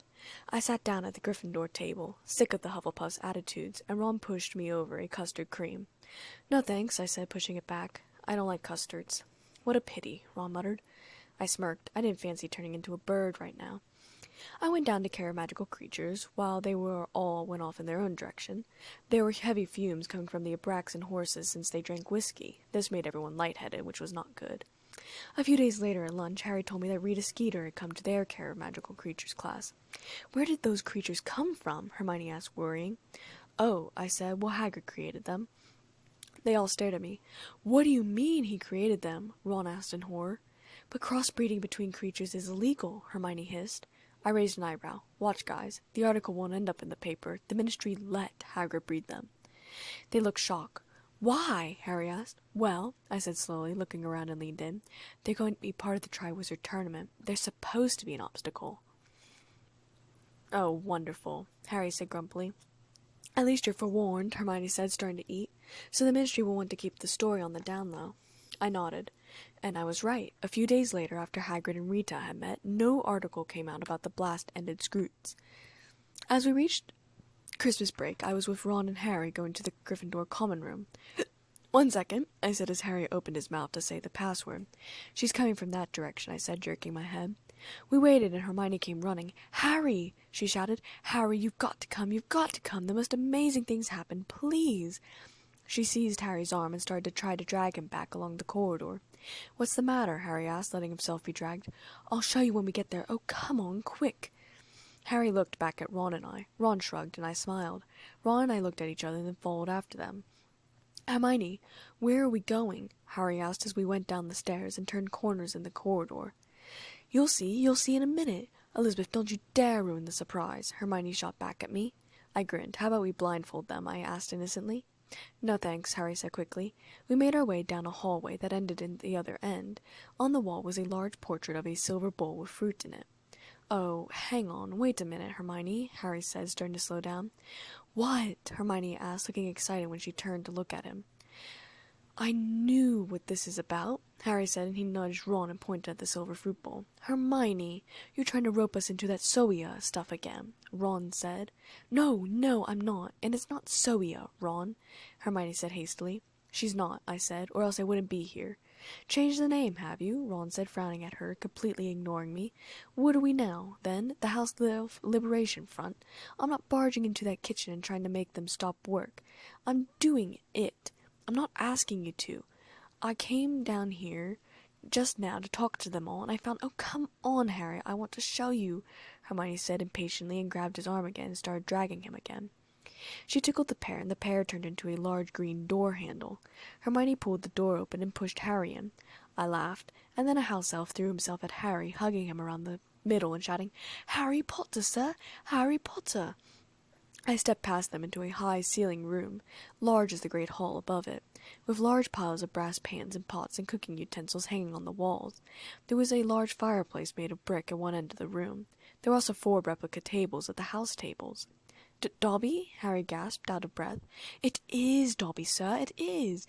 Dobby has been hoping and hoping to see Harry Potter, sir, and Harry Potter has come to see him, sir. Dobby squeaked, finally letting Harry go. I sat down at the Hufflepuff table replica. I looked over at Dobby. He was wearing a tea cozy with many badges pinned to it, a tie with horseshoes on it, blue soccer shorts, and 2 socks. One was black, the other was pink and orange-striped. Dobby, what are you doing here? Harry asked in amazement. Dobby has come to work at Hogwarts, sir. Professor Dumbledore gave Dobby and Winky jobs, sir. Winky, she's here too. Yes, sir, yes. Dobby took Harry's hand and led him over to where the fireplace was. There were at least 100 house elves smiling, bowing, and curtsying as Dobby and Harry walked past. I noticed they were all wearing pillowcases tied like togas with a Hogwarts stamp on them. Dobby stopped in front of the fireplace, and I got up and moved closer as he said, Winky, sir. Winky looked a bit like a doll, an ugly one, but a doll nevertheless. She was wearing a little blue and white skirt with a blue blouse with a matching blue hat. There were holes in the hat for her ears. While her clothes were cute and probably very pretty, there were burns on her skirt and stains on her shirt. Hello, Winky, Harry said a bit nervously, I thought. Winky's lips quivered before she burst into sobs. Oh dear, Hermione said behind me. Winky, don't cry, please, don't. Dobby beamed up at Harry over Winky's sobs. Would Harry Potter like a cup of tea? Yeah, okay, Harry said awkwardly. Instantly there were about 6 house elves who brought up a silver tray with a teapot, 4 cups, a milk jug, and a large plate of biscuits. Good service, Ron said in an impressed voice, and while Hermione frowned at him, the elves, on the other hand, looked delighted. How long have you been here, Dobby? Harry asked as Dobby handed the tea around. I took mine to find that it was English breakfast. I quickly put sugar in it. Only a week, Harry Potter, sir. Dobby came to see Professor Dumbledore, sir. You see, sir, it is very difficult for a house elf who has been dismissed to get a new position, sir. Very difficult indeed. Dobby has travelled the country for 2 whole years, sir, trying to find work. But Dobby hasn't found work, sir, because Dobby wants paying now. The rest of the house elves who had been listening in with interest looked away. Hermione said, Good for you, Dobby. I stepped away and motioned to a couple of house elves who followed me over to the table. "Hi, my name is Elizabeth," I said a bit awkwardly. Do you mind if I ask you guys a question?" "Not at all, miss," one of the house elves squeaked. "Well, my friend Hermione, she's been working on house elves, like, seeing if they want to be free. I was wondering what you guys thought about that." The house elf quickly squeaked. "We like our work, and we like working under Dumbledore. We don't want freedom or clothes or money. Those aren't things house elves should be concerned with." The other house elf squeaked in assent, and I asked hesitantly, "So you guys like your situation?" "Very much indeed, miss," a second house elf said eagerly. "There's nothing we like better than working for Dumbledore." I smiled. "I'm very happy for you. I was wondering if house elves felt like Dobby. My friend, of course, thinks all elves should be set free." The other elves shuddered with horror at the idea. "Don't worry," I said quickly. "She wouldn't do it against your will. I was simply curious about how you guys felt about the matter." Winky's sobs got louder and louder, and Dobby was shouting over her to talk to Harry. The house elves shook their heads and said, "We like where we is." I nodded. "Thank you for talking to me," and I got up and went back to where Harry and the others were. It seemed as though a light load had been lifted off my chest, knowing that it wasn't just how wizards believed. They truly 100% loved doing what they were doing, and really, who didn't love working for Dumbledore, human or not? Professor Dumbledore offered Dobby 10 galleons a week and weekends off, but Dobby beat him down, miss. "Dobby likes freedom, miss, but he isn't wanting too much, miss. He likes work better," Dobby said, giving a little shudder at the idea of so much money. "And how much is Professor Dumbledore paying you, Winky?" Hermione asked kindly. I snorted. There were no other house elves around by this time. Winky stopped crying and glared at Hermione. "Winky is a disgraced elf, but Winky is not yet getting paid. Winky is not sunk so low as that. Winky is properly ashamed of being free." Her face was sopping wet and red with anger. "Ashamed?" Hermione asked incredulously. "But, Winky, come on. It's Mr. Crouch who should be ashamed, not you. You didn't do anything wrong. He was really horrible to you." I sighed as Winky clapped her hands over her ears and shouted, "You is not insulting my master, miss. You is not insulting Mr. Crouch. Mr. Crouch is a good wizard, miss. Mr. Crouch is right to sack bad Winky." Winky is having trouble adjusting, Harry Potter. Winky forgets she is not bound to Mr. Crouch any more. She is allowed to speak her mind now, but she won't do it. Dobby said softly. "Can't house elves speak their minds about their masters, then?" Harry asked curiously. "Oh, no, sir, no. 'Tis part of the house elves' enslavement, sir. We keeps their secrets in our silence, sir. We upholds the family honour, and we never speaks ill of them, though Professor Dumbledore told Dobby he does not insist upon this. Professor Dumbledore said we is free to... Dobby beckoned Harry closer. Harry and I leaned forward, and Dobby said, "He said we is free to call him a barmy old codger if we like, sir." Dobby giggled a little. "But Dobby is not wanting to, Harry Potter," he said, shaking his head quickly, his ears flapping. "Dobby likes Professor Dumbledore very much, sir, and is proud to keep his secrets in our silence for him." "Good for you, Dobby," I said. "Thank you, miss," Dobby said, grinning. "But you can say what you like about the Malfoys now," Harry asked, grinning too. A doubtful look came into Dobby's eyes, and he said Dobby could. He squared his shoulders and said Dobby could tell Harry Potter that his old masters were bad, dark wizards. Dobby stood still for a moment, quivering, and then rushed to a table and started to bang his head, crying, "Bad Dobby! Bad Dobby!" Harry quickly seized Dobby by the back of his tie and pulled him back into the fireplace. "Thank you, Harry Potter, thank you," Dobby said, rubbing his head. "You just need a bit of practice," Harry said, and I snorted. "Practice?" Winky squealed in a furious voice. "You is ought to be ashamed of yourself, Dobby, talking that way about your masters. They isn't my masters any more, Winky. Dobby doesn't care what they think any more," Dobby said defiantly, crossing his arms. "Oh, you is a bad elf, Dobby. My poor Mr. Crouch, what is he doing without Winky? He is needing me. He is needing my help. I is looking after the Crouches all my life, and my mother is doing it before me, and my grandmother is doing it before her. Oh, what is they saying if they knew Winky was freed? Oh, the shame, the shame." She buried her head in her skirt again, fresh tears streaming down her face. I felt bad for her. You had to. Imagine having a family legacy, though I wasn't sure if slavery was a good legacy, and having it taken away from you for something that wasn't your fault. I was sure I'd be ripping mad. "Winky, I'm quite sure Mr. Crouch is getting along perfectly well without you. We've seen him, you know," Hermione said. "Hermione," I groaned. "You is seeing my master? You is seeing him here at Hogwarts?" she asked breathlessly, lifting her face from her skirt. "Yes, he and Mr. Bagman are judges in the Triwizard Tournament." Winky's face turned angry again, much to Harry, Ron, and Hermione's surprise. Not mine so much, as I had foreseen quite a bit of this conversation. Mr. Bagman comes too? Mr. Bagman is a bad wizard, a very bad wizard. My master isn't liking him. Oh no, not at all. Bagman bad? Harry asked, looking confused. Oh yes, my master is telling Winky some things, but Winky is not saying. Winky keeps her master's secrets. She dissolved into tears again and said, poor master, no Winky to help no more. I finished my tea. Dobby chatted happily about his life and plans for his next wages. Dobby is going to buy a sweater next, Harry Potter, he said, pointing to his bare chest to emphasize why he might need one. Tell you what, Dobby, Ron said, smiling. Despite Hermione, he seemed to have taken a great liking to the elf. I'll give you the one my mum knits me this Christmas. I always get one from her. You don't mind maroon, do you? We might have to shrink it a bit to fit you, but it'll go well with your tea cozy, Ron said. Dobby was absolutely delighted. We were getting ready to leave soon, and the elves pushed many snacks into our arms. While Hermione refused, looking pained, as they bowed and curtsied, Harry and Ron filled their pockets. With a quick whisper to an elf, I had a bowl of chicken legs. Thanks a lot, Harry said to the elves, and I quietly thanked the elf who had brought me the chicken. See you, Dobby, Harry said, smiling. The elf looked hesitant, and then said, Harry Potter, can Dobby come and see you sometime, sir? He asked tentatively. Of course you can, Harry said. You know what? Ron asked as we left. All these years I've been really impressed with Fred and George, nicking food from the kitchens. Well, it's not exactly difficult, is it? They can't wait to give it away. I separated from them after that, carrying the bowl of chicken up to the allery. I put the chicken into a paper bag as Sadie flew down, ready to take it. Leg or beak? I asked, pointing to the bag. She took it in her beak and flew upwards, and then came back down, hooted, and put it in her mouth again and flew off. Safe flight! I shouted after her, and then I headed back down the stairs to get a good night's sleep.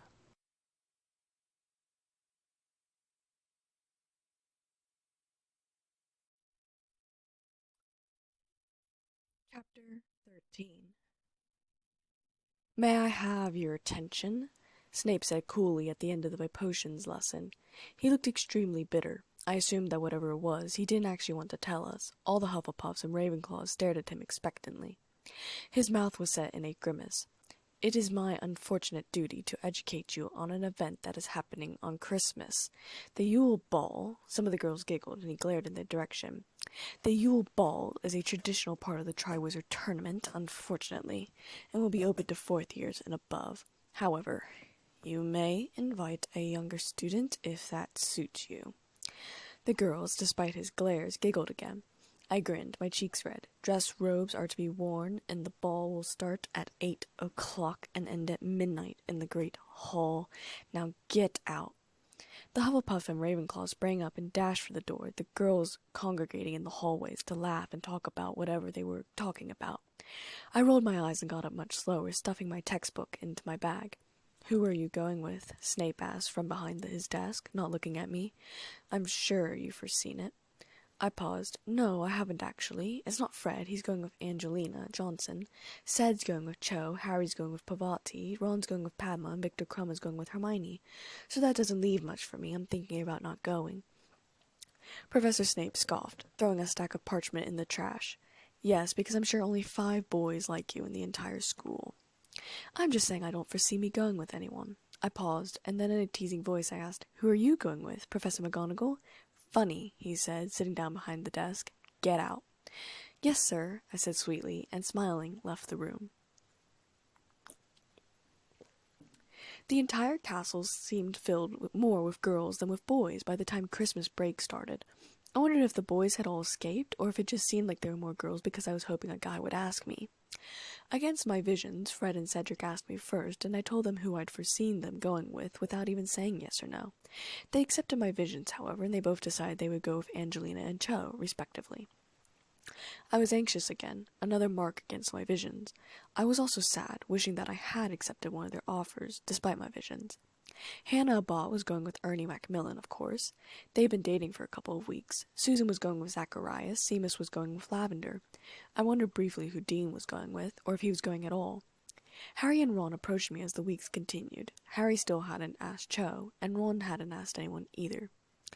Look, I said, running my hand through my hair. Here's the thing, Harry, you're going to ask Cho. Ron, you're going to ask Fleur Delacour. I'll meet you back at the Gryffindor common room tonight. And so, later tonight, I waited at the portrait when Ron came tearing up the stairs, Ginny coming after him. "Why'd you make me ask her?" Ron asked, ashen face. I stared back, unamused. "Fairy lights," Ginny said, and I followed them in. Ron made his way to a far corner. Ginny was trying not to smile. A moment later, Harry came up, looking equally depressed. "What's up, Ron?" Harry asked, not looking at me as he joined us. "Why did I do it? I don't know what made me do it," he said wildly, throwing me a glare. "What?" Harry asked. Just asked Flora Delacour to go to the ball with him," Ginny said, still fighting her smile, patting Ron's arm sympathetically. "Oh?" Harry asked, briefly looking at my stony face. "I don't know what made me do it. I mean, I knew I was going to, but still, there were people all around. I've gone mad, everyone watching. I was just walking past her in the entrance hall. She was standing there talking to Diggory, and it sort of came over me, and I asked her." "Well, he sort of yelled it at her," Ginny said, her smile fighting to the surface of her face. Ron put his face in his hands, groaning, and said almost incoherently, "She looked at me like I was a sea slug or something. Didn't even answer, and then, I don't know, I just sort of came to my senses and ran for it."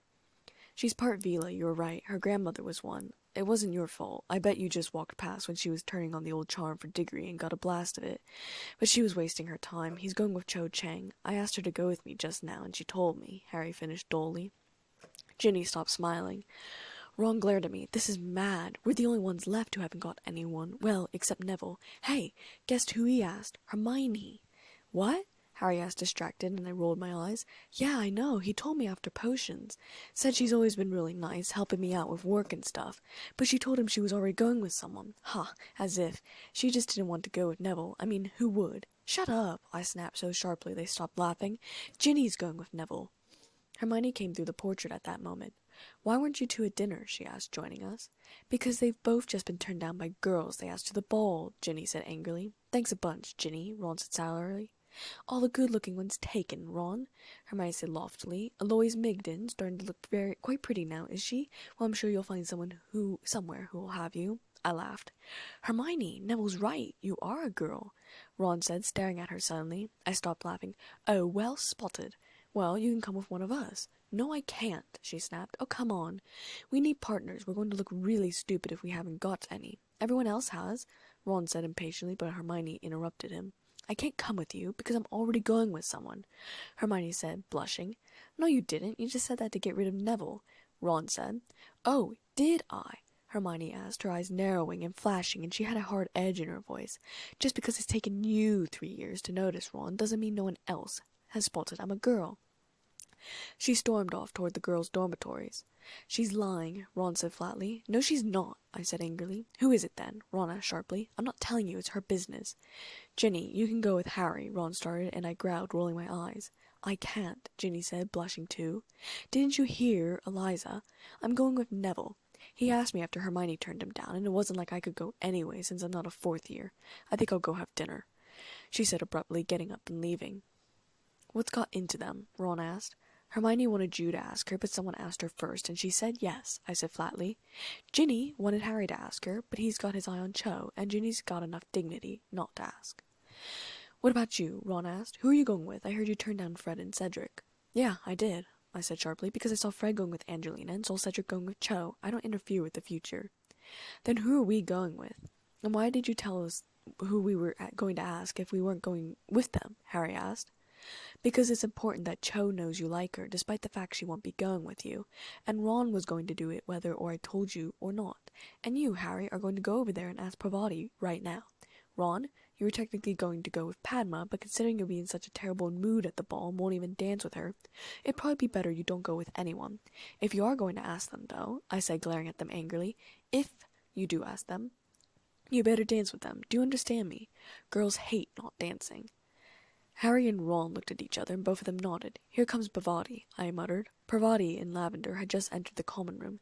Harry got up and went over and said, "Parvati, will you go to the ball with me?" Parvati giggled, blushing under her dark skin, and then said, "Yes, all right," she said.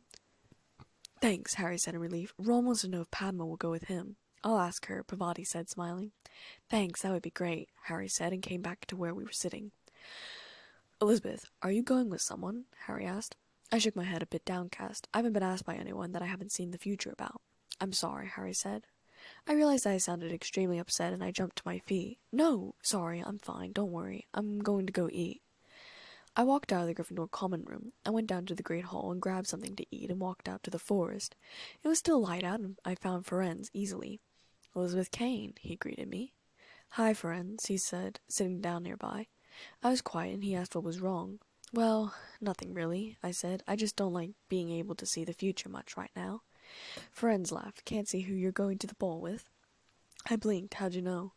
"Girls are usually very interested in balls and such, so judging by your down face, I assumed it had something to do with that," Ferenz said, continuing to sharpen his arrows. "It's just—" I hesitated. "It's stupid to complain about not having a date, you know? There are worse things than not having a date, and it's not like I wasn't asked. It's just that those who asked I'd already seen going with other people. You know I hate interfering with the future." "I understand that, and you are right that there are worse things," Ferenz nodded. "But I think someone as young as you shouldn't be worried about worse things. But perhaps that's a biased answer, considering how much I like you." He held my gaze for a second before tossing another arrow onto his pile of fixed arrows.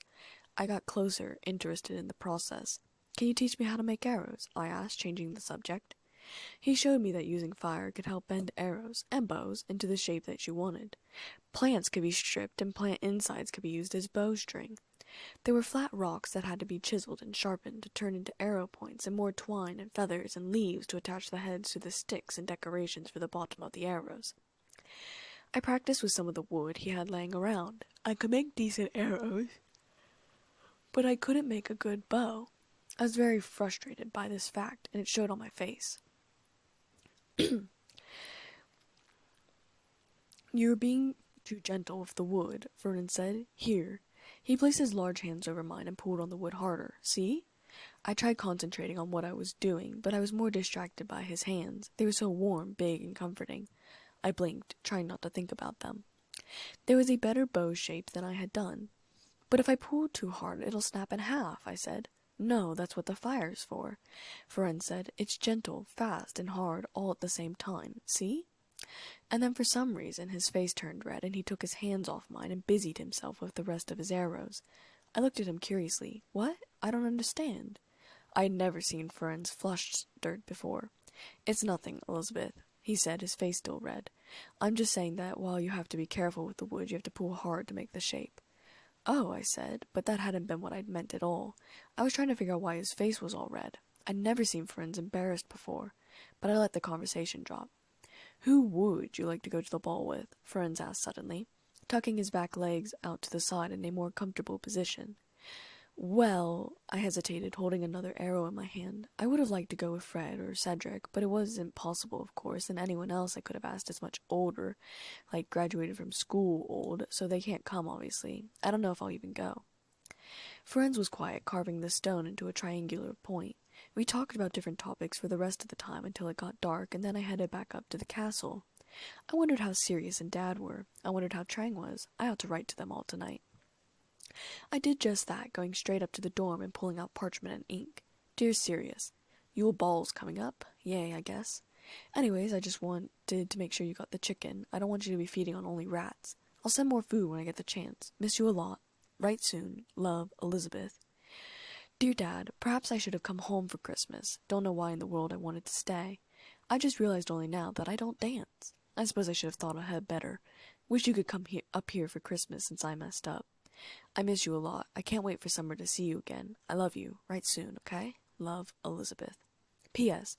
Did you ever send a letter to Uncle Moody about classes? He said on our first day that he got a letter from you describing what the class has been over. I just figured you told him when he came to our house. Perhaps you sent a follow-up letter? Dear Trang, there's a ball going on at school this year. I know you talked about homecoming back in September. I suppose this dance is something like that. It's called the Yule Ball. I don't have a date, but I might go anyways. I only said no to Fred because I foresaw him going with Angelina. I think if I didn't have visions, I would have said yes. But maybe there's a reason I don't go with him, right? Anyways, wanted to get your opinion on magical candies. I'm going to send you a lot of different things for Christmas. It'll probably get there after Christmas, though. Depends on how fast Sadie can get to America. Owls don't fly over oceans well, of course. Write soon, okay? I want to hear all about your crazy American friends. How's Carter? Have you found anywhere secluded to fly? Did you go to that homecoming dance? Love, Elizabeth. I stuffed each letter in an envelope, scrawling their names on the outside, and then put them aside so that I could send them off tomorrow. 3 days until the ball. I took a deep breath. I thought about what Professor McGonagall said a long time ago. She was right. My self-worth wasn't my visions. My self-worth wasn't if I had a date at the ball. I'd been asked, and I turned them down. Feeling much better, I laid down and went to sleep. The next day I rose and hurried up to the Allery. I'd need 3 hours. Sadie had come back from Sirius, a small note attached to her mouth. I have a letter I need you to take to Trang, I said. I know there aren't your favorite trips, and I know it's a long way, so get some sleep, okay? I'll leave the letter with you, and you can take it when you're ready. She hooted softly. I tied the small letter to her leg, making sure all the flaps were down. She went up to the straw and slept. I took Hedwig down so that he could deliver a letter to Dad, and then I borrowed a school owl for Sirius. I'd attached parchment to Sirius's letter so that he wouldn't have to scrounge around for parchment. I sent them off, and then we were going to leave the Allery when Dean Thomas came in. We bumped into each other and both clutched our foreheads in pain. "Hi, Dean," I said. I noticed he had no letter in his hand. What was he doing up here? "Will you go to the ball with me?" he asked breathlessly in greeting. I stared in surprise. "Oh! I wasn't going to go with anyone, and I know you weren't going to foresee me going with anyone, so I wanted to know if you'd go with me," Dean said awkwardly. Perhaps he blushed, but it was too hard to tell because his skin was so dark. "Sure," I said, blushing. "Yeah, I'll go to the ball with you." He grinned. "Great, okay, I'll meet you in the entrance hall. Yeah?" "Yeah," I said.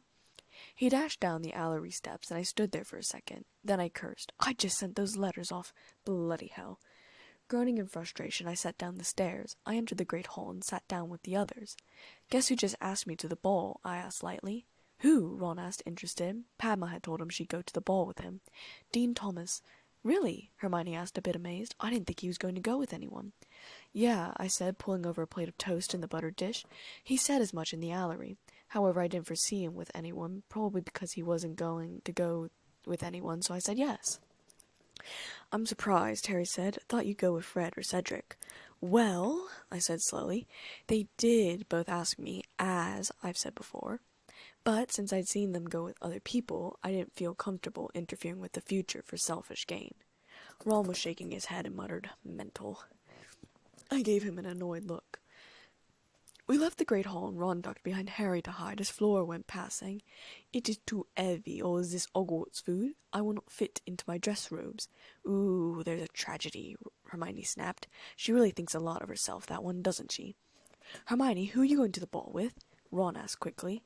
He's been asking her frequently, trying to startle her into giving in. It wasn't working.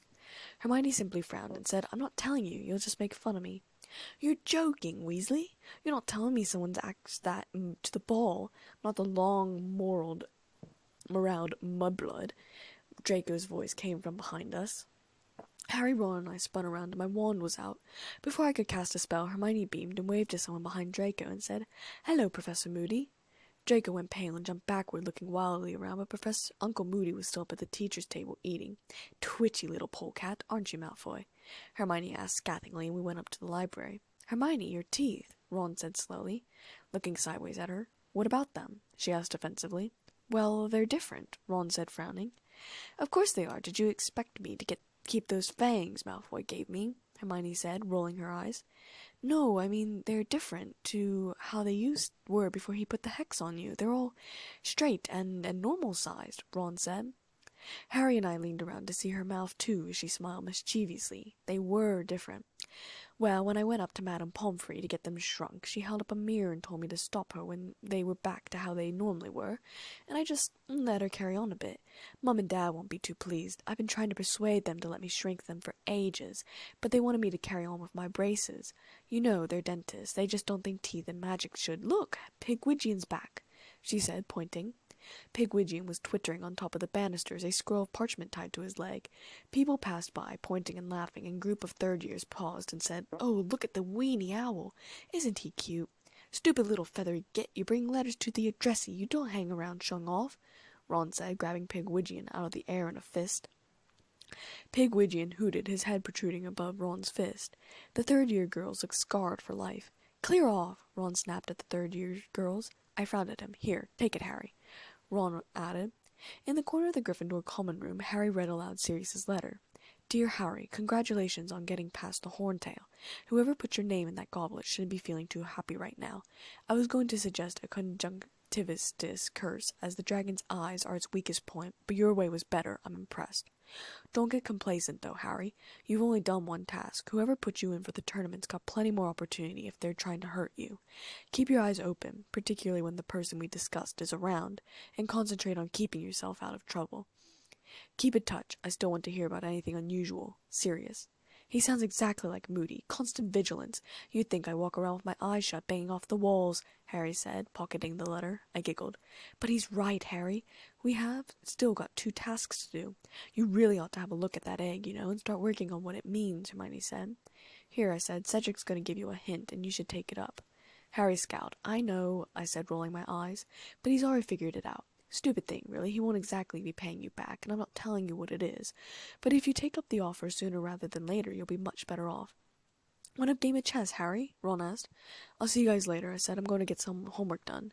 Sure, Ron. See you later, Elizabeth, Harry said, and I left the common room.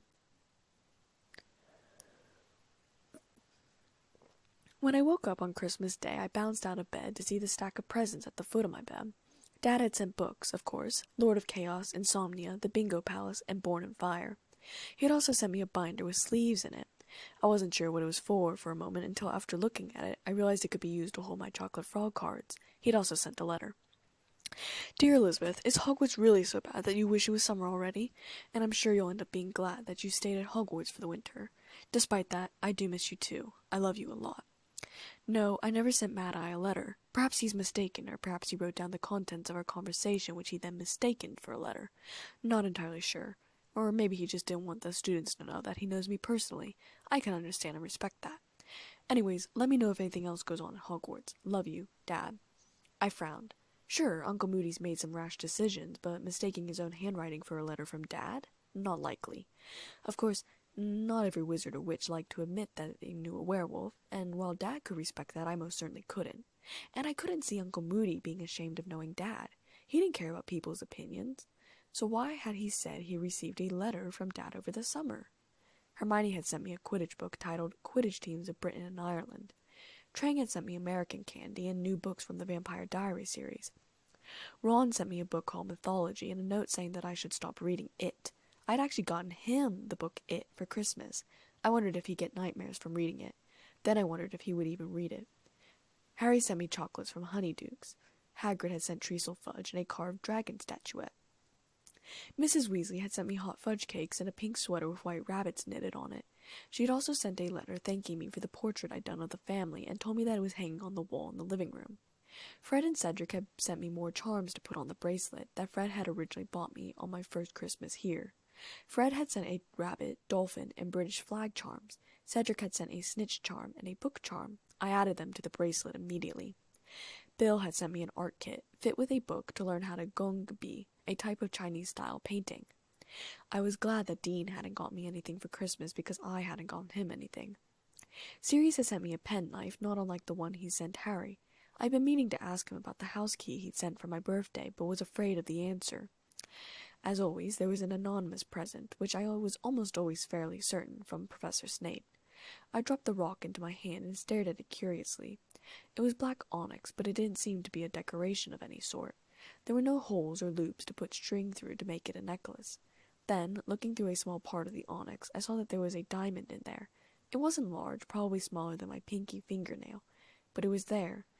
It had to have had hidden meaning. I just didn't know that what. I set the onyx down carefully on the table, not wanting it to get broken. Then I noticed there was one last present. It was wrapped in a sheaf of animal skin, and I carefully laid it on my bed and opened it up and gasped. It was a bow. It was beautifully crafted, obviously handmade, with a pink tint to the wood. There were about a dozen arrows with it as well. Everything about it was perfect. There was a handwritten note using berry juices on a leaf inside that read, "For my favorite human." I laughed and set the animal skin, bow, and arrows underneath my bed. I grabbed my cloak and scarf from the bedside table and raced down the stairs, out of the castle. I had to search a little before I could find Ferenz. He and Ronan were talking amongst themselves. Ronan bowed to me, and I bowed back quickly. "Hello, Ronan," I said. "How are you?" "Very well. And you, Elizabeth Kane?" "Decent," I said with a smile. "Merry Christmas." "Merry Christmas," Ronan said with a smile. He nodded to Ferenz. "I will converse with you later." Ferenz nodded back and then turned to me as Ronan galloped off. "Thank you for the bow and arrows, friend," I said, smiling still. I didn't want to use the word gift or present in case that was offensive to their kind. Friends already had animosity with Bane. I didn't want to create any more. "You are quite welcome," he said with a smile. I reached into my pocket and pulled out a drawing I'd done of him. There were actually a few sketches on the page. He took the page, looked at it, and laughed. "I think you've overdone my arm muscles a bit, Elizabeth Kane." It was probably true. I'd done up the muscles in his arms and stomach. I blushed. It's fairly realistic in my mind. Friends put a hand on my shoulder. "Thank you, Elizabeth Kane." Then, to my surprise, as he rarely showed any type of physical affection to me, he pulled me into a hug. I hugged him back tightly, savoring the moment, for I was sure that this was a once-in-a-lifetime opportunity. "You're welcome, friends," I said, smiling upwards. My stomach growled. He laughed again. "I suppose you came out here without breakfast." His teeth were absolutely perfect and white. We pulled out of the embrace and started walking back towards the edge of the forest. "First thing," I said. "Got a date for the ball?" he asked. I sighed. His name's Dean Thomas. It was a bit of an unexpected invitation, to be completely honest. I'd never gotten a vibe from him that he was interested in me, but I accepted as I didn't see any futuristic problems about going with him. Friends nodded. "That's fair enough, I think." "Anyways," I said cheerfully, "I think I'll go inside and get some breakfast. How clear do you think the stars will be tonight?" Friends stared up at the light sky. "Probably clear. What time does the old ball end?" "Midnight," I murmured. "Best time for viewing." My stomach growled again. I said goodbye and hurried back up to the castle to eat. The day passed quickly, most likely because I was dreading dancing. I forgot I didn't know how to dance. There was the normal Christmas lunch that took place every year. The tables looked weird because everyone was visiting different tables. There were Hufflepuffs sitting with Ravenclaws and Gryffindors sitting with Hufflepuffs. It was very bizarre to see, especially with the Durmstrang and Beauxbatons sitting throughout the 4 tables. Then afterwards I went outside with the Weasleys, Harry and Hermione. We had a snowball fight. We mostly targeted Ron. Ginny was very good at throwing snowballs, and more importantly, dodging them. Hermione, however, decided to watch on the steps. I would have thrown a snowball at her just to get her to join in, but I knew what she wanted to do with her hair, so I refrained from the temptation. She left a full 3 hours before the dance started. Ron shouted after her as she went up the steps. "What? You need 3 hours? And then, who are you going with?" But she didn't answer and simply disappeared into the castle. "Who is she going with?" Ron said in frustration, taking another snowball to the head. "You know," I said, "if she doesn't want you to know, you'll just have to find out at the ball." I ducked a snowball thrown at me by Fred. "And then you have to promise you're still going to dance with Padma." I threw a snowball at George's stomach, and it hit. I went in with about an hour and a half left, and I pulled Ron aside and said seriously, "I'm serious. You pay attention to Padma tonight. Do you understand?" "Yes, I get it," Ron snapped. "You're going to have to be looking for Hermione until you find her, and not paying any attention to Padma. Try and change the future and give her some attention. You better dance with her," I said and walked away, dodging one last snowball thrown by Fred. In the girls' dorm up in the Hufflepuff house, Susan was wearing green dress robes and Hannah was wearing pink. I quickly got into my own long purple dress. Susan zipped up the back. It took me about 20 minutes to finish my makeup. I played up the eyes and lips. Then with a bit of help from Susan, I finished my hair in an elegant bun with small braids circling on my head. I stuck in pearl bobby pins to keep everything in place. I helped Susan with her hair in return and then went over to my dresser and took out the silver heels I had saved for the occasion. As jewelry, I put on the black sunflower necklace that Snape had given me for Christmas last year, and the dragon ring that Dad had given me for a past birthday. I didn't wear the charm bracelet. It was too juvenile, I thought. I left my glasses off as well. My vision was a bit wonky, but clear. I'd been getting used to it. I walked down the stairs to the entrance hall. My vision was slowly adjusting. Dean came out of nowhere, wearing black dress robes. "You look lovely," he said, a blush creeping up his dark cheeks. I smiled at him. "Thank you." A moment later, Harry came down with Parvati, Ron trailing after him. "Hi, Harry. Hi, Parvati," I said in greeting. My arm was around Dean's. "Ah, you look so pretty," Parvati squealed. I blushed. "You look lovely as well." She really did. She was from India and had worn the traditional dress with a sash. The robes were a shocking pink. Her dark black hair was plaited with gold, and she wore gold bangles on her wrist and gold jewelry about her neck.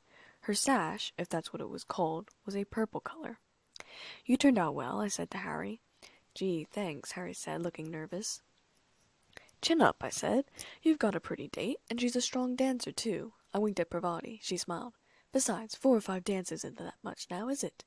Ron was looking around the crowd. Parvati found her sister and brought her over to meet Ron. "Hi," Ron said, and I was pleased to see that he was looking directly at her rather than around the crowd. Padma was just as pretty in her dress robes. They were the same style as Parvati's, but turquoise in color with a yellow sash. In my opinion, I thought she might even be prettier. She had slightly fuller lips than Parvati, and I preferred the colors of her robes. "Oh no!" Ron cried out and ducked his floor past with the Ravenclaw Quidditch captain Roger Davis. He stood up as she passed by without a single look at us. I ignored a group of Slytherins that had just come up from the dungeons. Instead, I focused on the front oak doors. A moment later, Professor Karkaroff entered, the Durmstrang students and their partners following after. Krum was at the front of the party with Hermione. Her hair was done up elegantly and sleek-looking. Her dress was a periwinkle color. I looked over. Harry had a blank look on his face, not knowing who she was. Ron, however, looked a bit sour, and I stomped on his foot and glared at him. He winced. I'd forgotten I'd been wearing heels. "Champions, over here, please," Professor McGonagall called from across the great hall. "See you later," Parvati said to Ron, Padma, Dean, and I. Dean gave me his arm, and I took it. Ron gave Padma his arm, and she took it delightedly. His robes, I forgot to mention, were dark maroon and looked well on him. No lace or nothing. We walked past the champions. I smiled at Hermione and nodded to Cedric as we passed. Cho looked absolutely beautiful, and I was glad I had declined. I wouldn't have looked like that next to Cedric. The two of them were made for each other. I found I wasn't jealous like I thought I might have been. After all, I couldn't be with all my crushes. On the other hand, Cedric scowled at Dean, looking quite jealous. I paid him no attention. Luckily, Cho hadn't noticed, looking at her Ravenclaw friends in the crowd. Ron and Padma followed. We made our way to a small round table in the back and joined Seamus, Lavender, Neville, and Ginny. Ginny looked lovely in her blue robes, and Lavender was wearing lavender robes. Us girls grouped together, and the boys all sat with each other. I didn't mind, though. The champions entered in a line, following Professor McGonagall up to the high table. She was wearing crimson robes, which I thought would have looked nice on her if she hadn't put such an ugly wreath of thistles around her hat. Everyone in the great hall started clapping, and I joined in. Ron wasn't looking sulky the way I'd seen before, but he was getting close to it, staring at Hermione and Krum with a look of distaste. But he looked at me and immediately turned to engage Padma in conversation. I turned my attention to the high table. There was Dumbledore, wearing robes of blue. Then Karkaroff. He was wearing a moody expression as he watched Krum and Hermione, to rival Ron's. I remembered his bias against Muggle-born witches and wizards. Ludo Bagman was in robes of bright purple with yellow stars, ugly to say the least. Madame Maxime was wearing a flowing gown of lavender silk, applauding politely and properly. Mr. Crouch, of course, was not there. The reason still remained unknown to me. However, in his place was Percy Weasley. I was slightly irked about Mr. Crouch not being here, as I wanted to corner him and see if he'd managed to throw off the curse. Or maybe he'd thrown off the curse and that was why he wasn't here. The thought made me uncomfortable. I looked over to where some of the other teachers were sitting. Professor Sprout had ditched her normal patched and frayed clothes and was now wearing clean dress robes of tinted gold. Professor Flitwick was wearing navy blue. Hagrid was wearing his usual horrible brown suit. Professor Snape was wearing black, but not his usual overflowing robes. He was wearing long black pants and a stiff white shirt which he'd covered with a long black coat. The edges of the bottom of the coat stuck out. The entire outfit was crisp. His hair looked exactly the same, and he was wearing an expression of extreme boredom. He looked extremely handsome, I couldn't help noticing. Professor Moody was wearing brown as well, with a white ruffled shirt.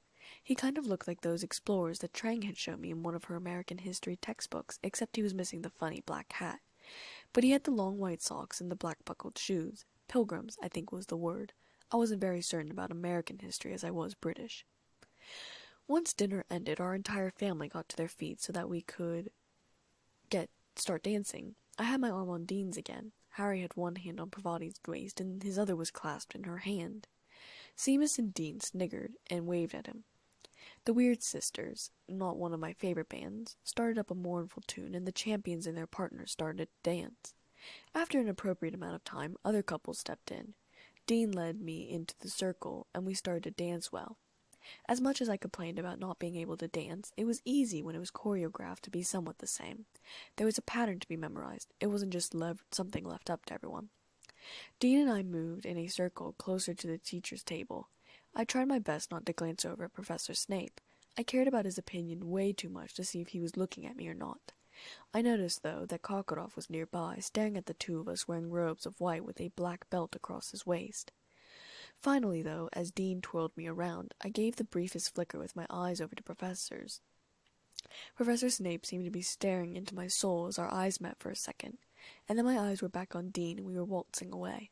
Another dance started up and my eyes darted over to where Harry and Ron were, but they continued to dance and I relaxed a bit. Both Fred and Cedric interceded with Dean to get a dance or two in with me. Angelina didn't mind so much with Fred, going off and dancing with George and Lee, but Cho was another story. She threw jealous glances, mine and Cedric's way, while talking to her Ravenclaw friends.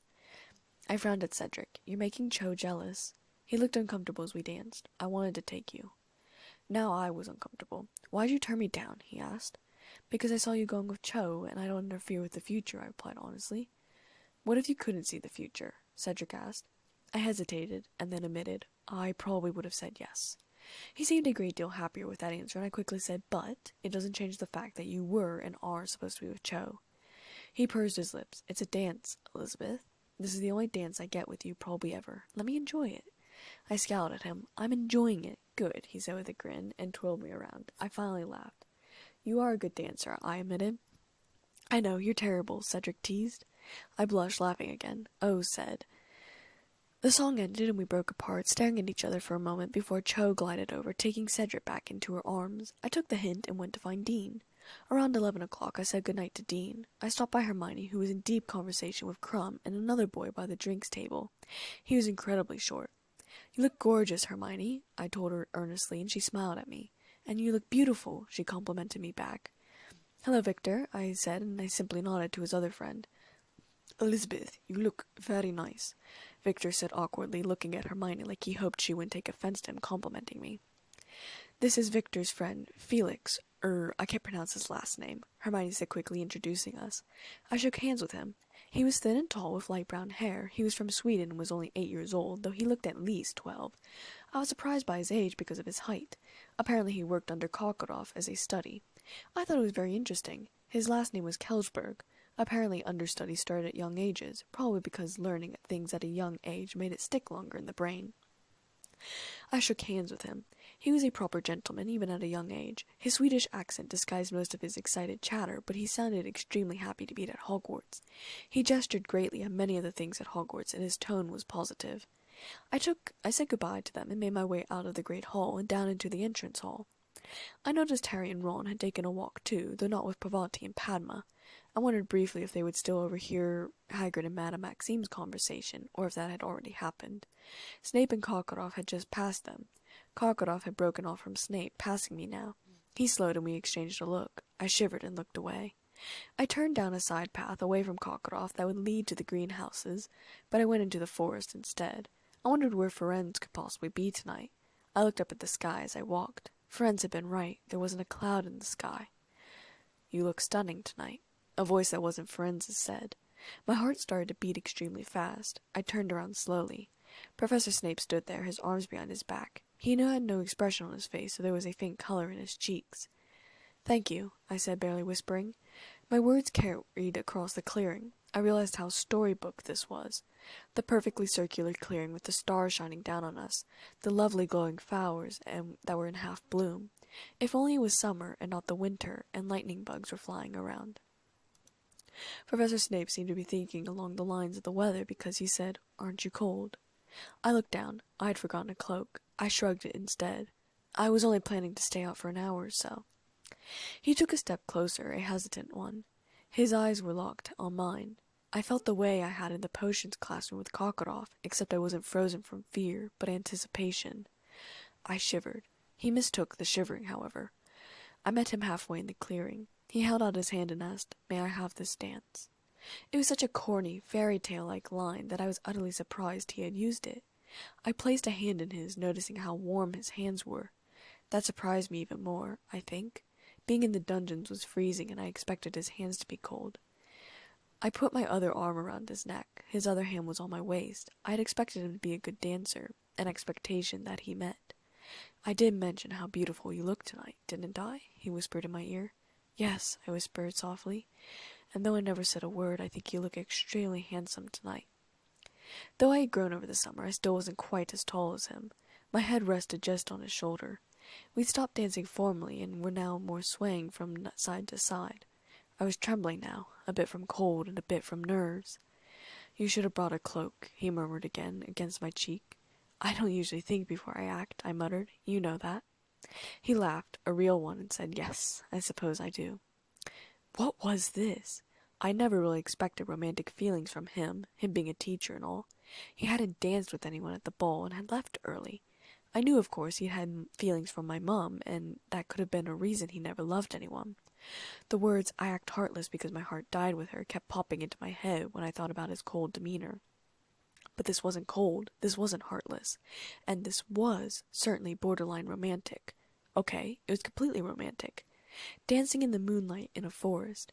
His hands were warm and so was his body. I was growing careless. "The stars are pretty, aren't they? I suppose that's the reason you came out here in the first place," he whispered. Did he just call the stars pretty? How completely unlike him. I opened my mouth to explain exactly why I came out here, but my brain didn't work, and instead I whispered, "I love you." We stopped dancing. He froze, and I froze, and then I clapped a hand over my mouth in horror. His eyes were locked on mine, looking almost frightful. Without saying another word, I drew away from him, dashing past him. Kicking off my heels, I ran back to the castle, leaving Professor Snape behind, in the clearing.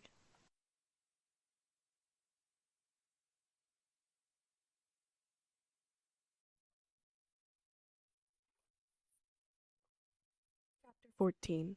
So, perhaps I overacted a bit. For the remainder of Christmas break, I stayed in the Hufflepuff common room. I only left to sneak down to the kitchens late at night to get food or get up early in the morning for breakfast. I was hungry most of the time, but I wasn't going to dare to show my face, at least not when Professor Snape might be around. I missed Harry, Ron, and Hermione. I missed the forest and I missed Firenze, but there was no way I was leaving the safety of the dorm. Every day I put off was another day to give Professor Snape time to forget what I said. I finished all my homework, and when I was done with that, I read and reread all the books I got for Christmas, and of course, it. Susan was the only one who asked me why I wasn't leaving the dorm. I didn't think anyone else really noticed. I just said I was feeling tired often and didn't want to move much. I think she was concerned about me not eating, though. I wasn't. Trang had sent candy from America for Christmas, and I had my hot fudge cakes from Mrs. Weasley. Besides, I didn't notice my hunger when I was reading or sleeping. I had, against my better judgment, drawn some scenes from that night. I had drawn Professor Snape and I dancing, mostly because I wanted to remember it one day. I had also drawn Harry and Parvati, Ron and Padma, Cedric and Cho, and Hermione and Crumb. When I woke up on the first day of second term, I summoned up my courage, packing my books, and made my way down the stairs to the Great Hall. I sat with Hermione, Ron, and Harry, carefully keeping my back to the teacher's table. Perhaps it was my imagination, but I couldn't help but think that there were eyes on me. More than one set. I ate 2 helpings of food. Meanwhile, Hermione, Ron, and Harry filled me in on what had happened.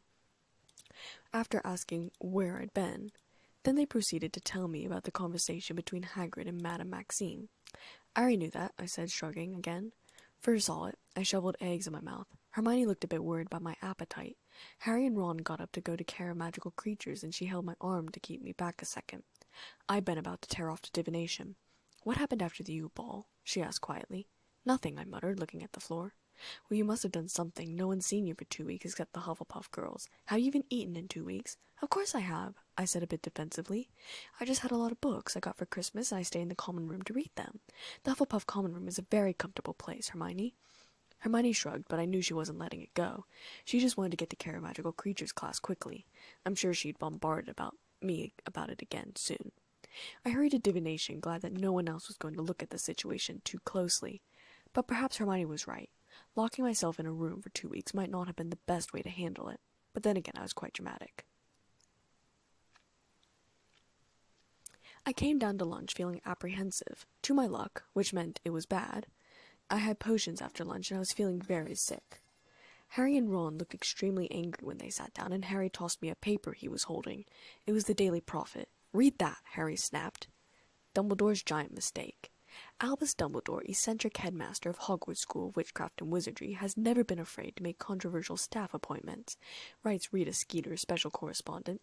In September of this year, he hired Alistair Mad-Eye Moody, the notoriously jinx-happy ex-Auror, to teach defense against the dark arts, a decision that caused many raised eyebrows at the Ministry of Magic, given Moody's well-known habit of attacking anybody who makes a sudden movement in his presence.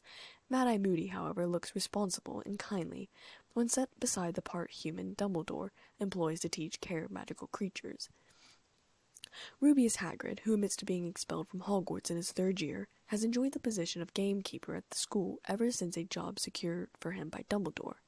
Last year, however, Hagrid used his mysterious influence over the headmaster to secure the additional post of care of magical creatures teacher over the heads of many better qualified candidates.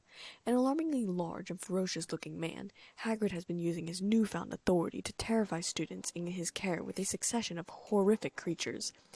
While Dumbledore turns a blind eye, Hagrid has maimed several pupils during a series of lessons that many admit to being very frightening. I was attacked by a hippogriff, and my friend, Vincent Crabbe, got a bad bite off a flobberworm, says Draco Malfoy, a 4th-year student. We all hate Hagrid, but we are just too scared to say anything. Hagrid has no intention of ceasing his campaign of intimidation, however. In conversation with a Daily Prophet reporter last month, he admitted breeding creatures he has dubbed blast-ended scroots, highly dangerous crosses between manticores and fire crabs. The creation of new breeds of magical creature is, of course, an activity usually closely observed by the Department for the Regulation and Control of Magical Creatures. Hagrid, however, considers himself to be above such petty restrictions. I was just having some fun, he says, before hastily changing the subject. As if they were not enough, the Daily Prophet has now unearthed evidence that Hagrid is not, as he has always pretended, a pure-blood wizard. He is not, in fact, even pure human. His mother, we can exclusively reveal, is none other than the giantess Fridwulfa, whose whereabouts are currently unknown. Bloodthirsty and brutal, the giants brought themselves to the point of extinction by warring amongst themselves during the last century. The handful that remained joined the ranks of He Who Must Not Be Named, and were responsible for some of the worst mass muggle killings of his reign of terror. While many of the giants who served He Who Must Not Be Named were skilled by Aurors working against the dark side, Fridwulfa was not among them. It is possible she escaped to one of the giant communities still existing in foreign mountain ranges. If his antics during Care of Magical Creatures lessons are any guide, however, Fridwulfa's son appears to have inherited her brutal nature. In a bizarre twist, Hagrid is reputed to have developed a close friendship with the boy who brought around You-Know-Who's fall from power, thereby driving Hagrid's own mother, like the rest of You-Know-Who's supporters, into hiding. Perhaps Harry Potter is unaware of the unpleasant truth about his large friend, but Albus Dumbledore surely has a duty to ensure that Harry Potter, along with his fellow students, is warned about the dangers of associating with part giants. I stared blankly at the last sentence and then looked over where Draco was sitting with the other Slytherins, and I made to get up, but Hermione held my arm. "Must you always act so dramatically?" Hermione asked. "Yes," I thought. "We've got to go see him," Harry muttered, putting beef casserole on his plate. "This evening after divination. Tell me we want him back. You do want him back," he shot at Hermione. Hermione blushed and said, I'm not going to pretend it didn't make a nice change having a proper Care of Magical Creatures lessons for once. But I do want Hagrid back, of course I do," she said quickly, changing her tune at Harry's glare. He looked at me. I shrugged. He won't answer the door, if he's even in the cabin when you go. Harry still decided he was going to go after dinner anyways. I shrugged again, dreading potions. Maybe I could keep turning back the hours so I never had to go, but I decided I was going to have to face him eventually. I was nearly late to class and took my customary seat, staring down at the wooden table, as though it was the most interesting thing I'd ever seen. Did you know you could find patterns in wood, just like in clouds? He addressed the class normally, and I focused completely on my potion, blocking him out. The one time that I looked up at him, he had his back to me, and I breathed a little easier. I finished my potion before the bell rang and was packed and ready to go by the time the bell rang. I dashed from the classroom and headed to the Great Hall for dinner. I went down to the cabins with the other three, and as predicted, Hagrid never answered the door. Over the next week, we didn't see Hagrid, and part of me had to agree with Hermione, as Professor Grubbly-Plank went over lessons with unicorns. I had, of course, seen unicorns before in the Forbidden Forest, but it was different seeing them like this, sadder in a way, in a pen instead of free. I had half a mind to open the gate and let it run away. I wondered if I'd get a bad grade. There was a Hogsmeade visit halfway through January, and Harry wanted to go. We had left the castle in our cloaks when I looked over the Durmstrang ship. Victor emerged onto the deck, dressed in only swimming trunks. He dived into the lake. "He's mad," Harry cried. "It must be freezing. It's January." I looked on with interest as Crumb continued to swim in the water. I should really try that out. "It's a lot colder where he comes from. I suppose it feels quite warm to him," Hermione said reasonably. "Yeah, but there's still the giant squid," Ron said, sounding hopeful. Hermione and I both frowned. "He's really nice, you know. He's not at all what you'd think, coming from Durmstrang. He likes it much better here, he told me," Hermione said. "He told me the same thing on the first day here," I said. "And he certainly isn't anything like how they portray the Durmstrangs to be. Karkaroff wasn't happy at all when he invited you to the dance, you know. Durmstrang has a very high anti-muggle policy." Ron kept quiet. I scanned the streets for Hagrid, but didn't see him. Harry suggested we go into the Three Broomsticks, and we agreed, eager to get out of the cold. We went up to the bar and ordered 4 butterbeers. Madame Rosmerta peered very curiously at me, probably trying to figure out what made me so special that the teachers back up to the school. Meanwhile, I stared at the decorations hanging around until she handed us our drinks. "Doesn't he ever go into the office?" Hermione whispered. "Look." She pointed into the mirror behind the bar, and we looked into the reflection, where I saw Ludo conversing with 3 goblins. The goblins looked menacing, their arms crossed over their chest. He seemed stressed, too. Then he looked up and saw us and quickly came over to us. "Harry, how are you? Been hoping to run into you. Everything going all right?" "Fine, thanks," Harry said. "Wonder if I could have a quick private word, Harry? You couldn't give us a moment, you two, could you? I also need a word with you, Elizabeth, if you'd just wait over to the side." Okay," Ron and I said together. Ron and Hermione headed to find a table, and I took a few steps back, leaning against the wall.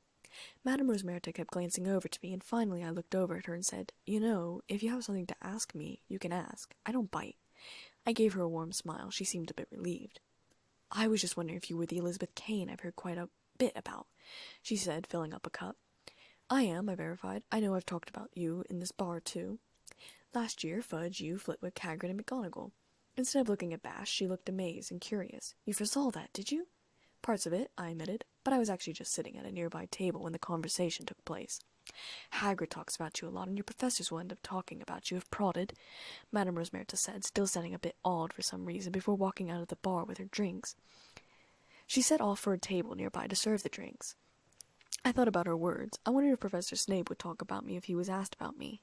Then I remembered I was trying not to think about him, and I quickly set my eyes on Ludo and Harry. They seemed to be wrapping up their conversation. Harry walked off a few seconds later, and Bagman approached me. "So, Elizabeth, I was just wondering, you're out betting wrong," I finished for him, taking a sip of my drink. He looked guilty, dropping his voice, and said quietly but urgently, "I'm in trouble." "I know." We stared at each other for a moment, and then I sighed. I was too nice. "If you bet that Harry and Cedric tie the competition, I think you have a higher chance of winning your gold back." "But there can't be a tie," Ludo said, frowning. I shrugged. "I'm telling you what my gut feeling is, but it'll be either Cedric or Harry or both, and as for now, my gut says both. Now you need to talk to the Weasley twins, too, and just come clear, alright? I'm going to go find my friends now. Take care." I walked away, leaving him there, at the bar. Fred and George were eyeing Ludo and me with vivid interest, and I smiled at them as I passed by. Fred seemed like he was wanting to talk, but I really wasn't in the mood. For Crouch, according to Bagman, he's still ill, hasn't been into work, Harry was saying. "Maybe Percy's poisoning him. Probably thinks if Crouch snuffs it, he'll be made head of the Department of International Magical Cooperation," Ron said. "Not funny," I snapped at him. "Funny, goblins looking for Mr. Crouch. They normally deal with the Department for the Regulation and Control of Magical Creatures," Hermione said, frowning.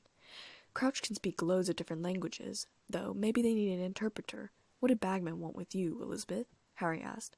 I rolled my eyes. He's having money troubles, wanted to know a future bet. Hermione scoffed. "Uh-oh," Ron said, staring up at the door. I looked up briefly and felt my annoyance leave replaced by anger. She was wearing yellow robes, and her nails were hot pink.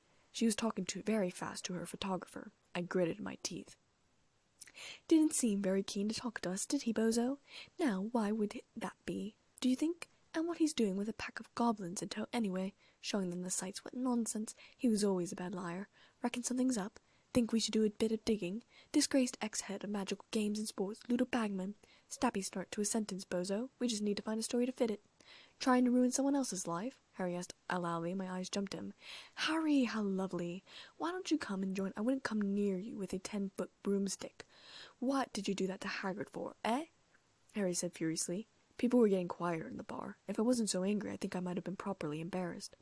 Our readers have a right to know the truth, Harry. I am merely doing my who cares if he's half giant, I said scathingly. No one who actually knows him sees him as any of the ways that you portrayed him in the article. There's nothing wrong with him, Harry assented. The entire pub was silent. Madame Rosmerta was still filling a full cup of beer. It was about to overflow. Rita pulled out her quick quotes quill.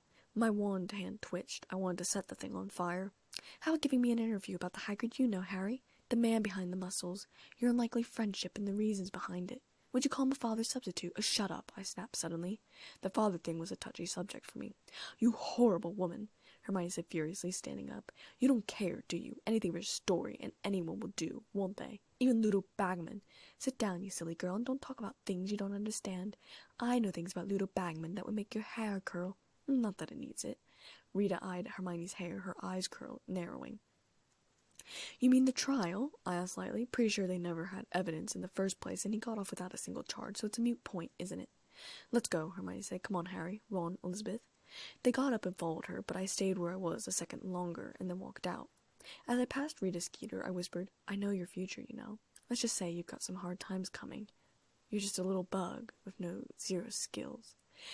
I looked up at her, smiling wickedly, and walked out of the pub. She didn't look intimidated. Hermione, Harry, and Ron were already halfway down the street, and I ran to catch up with them.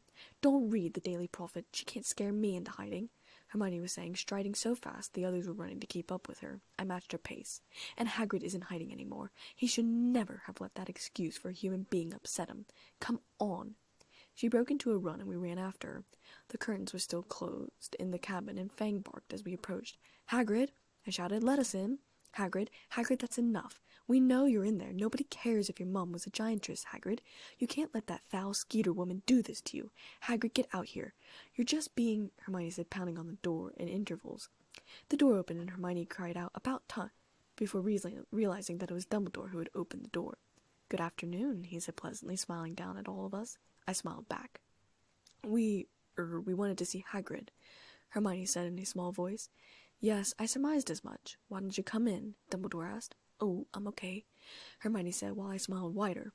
Hagrid was sitting at the table. There were 2 large mugs of tea on the table. His face was blotchy and his eyes were swollen. His hair was all tangled in a complete mess. Hi, Hagrid, Harry said. Hagrid looked up. Lo, he said in a bit of a hoarse voice.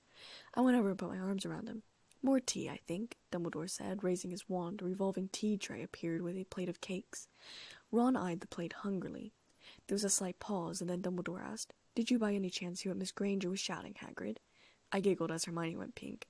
Hermione, Harry, Ron, and Elizabeth still seemed to want to know you, judging by the way they were attempting to break down the door. Of course we still want to know you, Harry said, staring at Hagrid. I laughed. You don't think anything that Skeeter cow wrote really means anything to anyone, do you? I asked. Pardon my American, Professor. I'm a bit angry with her. Understandable, Professor Dumbledore said, sounding extremely amused. Hagrid, how could you think we'd care what about that woman wrote about you? Harry asked more civilly. Living proof of what I've been telling you, Hagrid. I have shown you the letters from countless parents who remember you from their own days here, telling me in no uncertain terms that if I sacked you, they would have something to say about it. Not all of them want me to stay, Hagrid said hoarsely. Hagrid, you've known this already, I said, trying not to sound exasperated. None of the Slytherins want you to stay. But that's never stopped you from teaching us Hufflepuffs, Ravenclaws, and Gryffindors. Come on now. Not a week has passed since I became headmaster of this school where I haven't had at least one owl complaining about the way I run it. But what should I do? Barricade myself in my study and refuse to talk to anybody? Dumbledore asked. Unable to help myself, I asked cheekily, Are all the letters from Lucius Malfoy? Dumbledore's eyes twinkled and said, A large majority. You're not half giant, Hagrid said. Hagrid, look what I've got for relatives. Look at the Dursleys, Harry said furiously, but I wasn't sure what it had to do with anything. Look at my dad, I said softly. An excellent point, Dumbledore said. My own brother, Aberforth, was prosecuted for practicing inappropriate charms on a goat. It was all over the papers, but did Aberforth hide? No, he did not. He held his head high and went about his business as usual. Of course, I'm not entirely sure he can read, so that may not have been bravery. I giggled. Come back and teach, Hagrid. Please come back. We really miss you. Hermione pleaded. I refuse to accept your resignation, Hagrid, and I expect you back to work on Monday. You will join me for breakfast at 8:30 in the Great Hall. No excuses. Good afternoon to you. At that moment, an owl flew and tapped on Hagrid's window. I opened it up, and a tired Sadie came into the cabin. Thanks, girl, I said, taking the letter from Sadie, seeing that it was from Trang, and I opened it up right there. As I read it, the blood drained from my face. Elizabeth? Dumbledore asked in mild concern. It's nothing, I said bitterly, as I read over and over about how Trang's mother had written to Trang, asking if she could ask me about how my dad was, because he'd been all over town trying to find a job, unsuccessfully. Just be glad you're not a werewolf, Hagrid. I angrily stuffed the letter in my pocket. Your dad's having a hard time finding work? Hermione asked. Dumbledore observed me with a serene look, a look that I couldn't read. I nodded, jaw clenched. I'm used to it, of course, but he told me he had a job, and we said we weren't going to lie to each other. I know he doesn't want me to worry, but still. I ran a hand through my hair. I'll see you in class Tuesday, Hagrid. I need to go write some letters. Bye, Professor. I left the cabin and strode up the hills. I went up to the gallery, pulling Trang's letter out of my pocket again. Dear Elizabeth, thank you for the Christmas present, of course. I found the peppermint imps to be absolutely fascinating. I nearly burned the small shed down we, that is to say my American host family, have in the backyard down. However, my mom has been writing to me quite frequently, asking me if I've heard anything about your dad from you. I guess she said he's been going around town looking for jobs. Apparently he's staying home a lot, so I guess he didn't get a job? I don't know, you haven't talked about him a lot. I can't very well tell Mum that werewolves have a hard time getting a job, and I know you probably didn't want to mention it to me. I know our families are very different when it comes to money. If you want, I can help out. I know you mentioned he wouldn't take money from your vault. I'm sorry for bringing this up, and hopefully it gets cleared up. Maybe by the time my letter gets there, he'll have had a job, and this letter won't mean anything. Or maybe my mum's wrong, and he's always had a job. Anyways, you don't really have to let me know, of course. Your dad is your business. But I just wanted to let you know Mum's worried about him. Keep in touch. Love, Trang. I put my face in my hands, laying the letter down on the ground. I didn't cry, but I felt horrible. Then I pulled out a piece of parchment and tried to figure out what I was going to write. Dear Dad, I just got a letter from Trang. Apparently her mom wrote her to ask me if you're okay, because according to her, you're having a difficult time getting a job. I know you don't want me to worry, but I can't help it, and if she's right and you don't have a job, I don't appreciate the lie. We said we weren't going to lie to each other. I'm sending money with this letter. I'd rather you just suck it up and use it than starve or whatever you're doing to save money.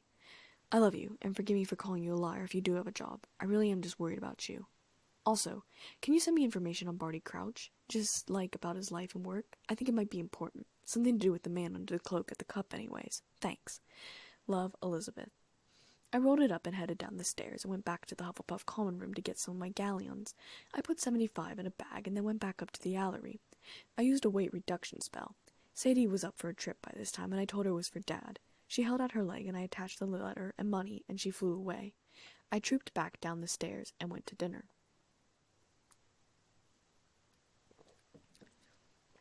Hagrid continued Professor Grubbly-Plank's lessons book and had baby unicorns called foals. They were pure gold. They were lovely, and a majority of the Ravenclaw and Hufflepuff girls dissolved into squeals at the sight of them.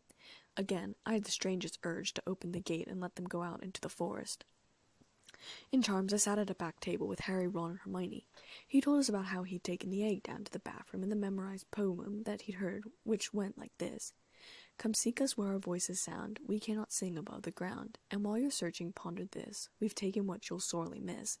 An hour long you'll have to look, and to recover what we took. But past an hour the prospect's black. Too late, it's gone, it won't come back.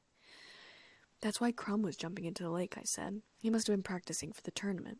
Anyways, Harry said quickly with a look at Ron's face, when I was coming back, I fell on the trick stair and dropped the egg in the Marauder's map.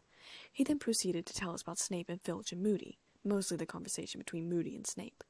Snape said Moody searched his office as well. What? Do you reckon Moody's here to keep an eye on Snape as well as Karkaroff? Ron whispered, trying to banish his cushion. It did fly across the room, knocking Parvati's hat off her head, but not land in the box he was supposed to be aiming at. I had already banished all 4 of my cushions to the box. Of course not, I scoffed. Well, I don't know if that's what Dumbledore asked him to do, but he's definitely doing it. Moody said Dumbledore only let Snape stay here because he's giving him a second chance or something, Harry said, trying to banish his cushion, but it only flopped on the desk. What? Harry, maybe Moody thinks Snape put your name in the Goblet of Fire. Ron said his next cushion bounced off the chandelier and landed on Flitwick's desk. I scoffed again. Of course not. We thought Snape was trying to kill Harry before, and it turned out he was saving Harry's life, remember? Hermione asked. I don't care what Moody says. Dumbledore's not stupid. He was right to trust Hagrid and Professor Lupin, even though loads of people wouldn't have given them jobs. So why shouldn't he be right about Snape, even if Snape's a bit evil? Ron asked. Come on then, Hermione. Why are all these dark wizard catchers searching his office then? Why has Mr. Crouch been pretending to be ill? Hermione said, changing the subject. "It's a bit funny, isn't it, that he can't manage to come to the Yule Ball, but he can get up here in the middle of the night when he wants to?" I frowned at this phrase of questioning. It was bizarre, wasn't it? And why had I foreseen the conversation but not the robbery? I was sure someone had taken something from Snape's office, but what could it have possibly been? Potion ingredients, most likely, but for what? "You just don't like Crouch because of that elf, Winky," Ron said scathingly. "You just want to think Snape's up to something," Hermione retorted, sending her cushion into the box. "I just want to know what Snape did with his first chance, if he's on his second one," Harry said, his cushion following Hermione's into the box. "Nothing," I said. "It's a matter of opinion in which direction you look at it from. But you'll find out about it anyways, so I won't tell." "Typical Elizabeth answer," Ron snorted as his cushion was banished far away from the box. Harry, Hermione, Ron, and I searched endlessly in the library for something to help Harry breathe underwater. "You know," I said, slamming a book closed in frustration, "if you could swim on your own and hold your breath for long periods of time, you could just swim along the top. The only problem would be seeing. If you had night vision or underwater vision, then we might get lucky." "I can't swim well," Harry said, gritting his teeth.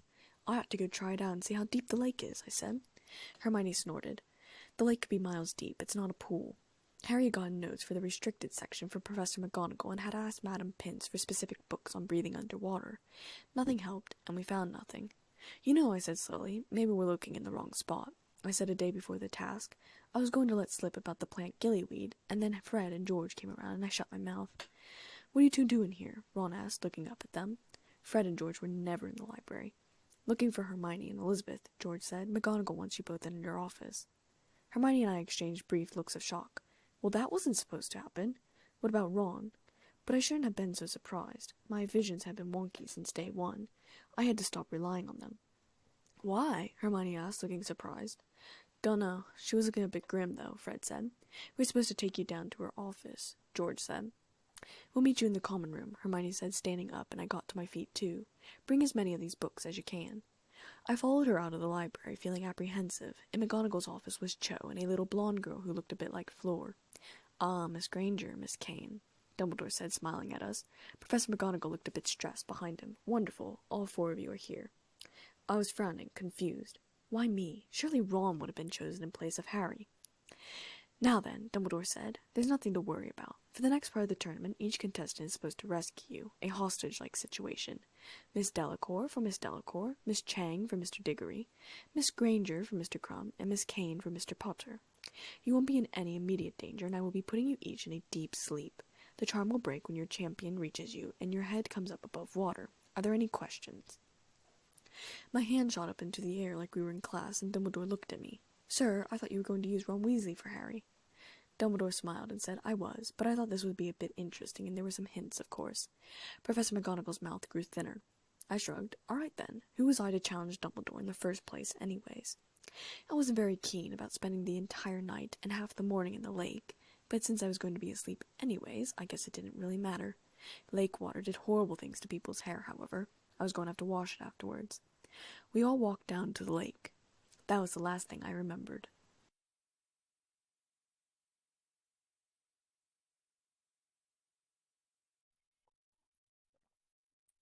Chapter 15. I felt sun on my face, and I was soaking wet when I woke up.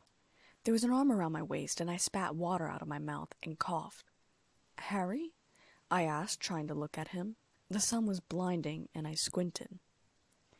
"Yeah, it's all right," he said, struggling to keep the three of us afloat.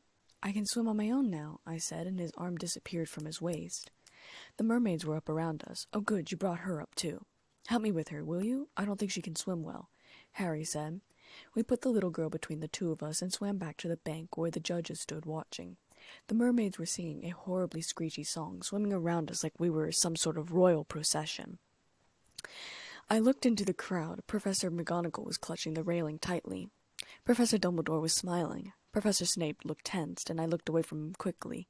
Uncle Moody looked grumpy, leaning on his staff, the way he always did, I guess. I stumbled up onto the bank. My legs had been working for about 18 hours, and helped the girl to the banks as well.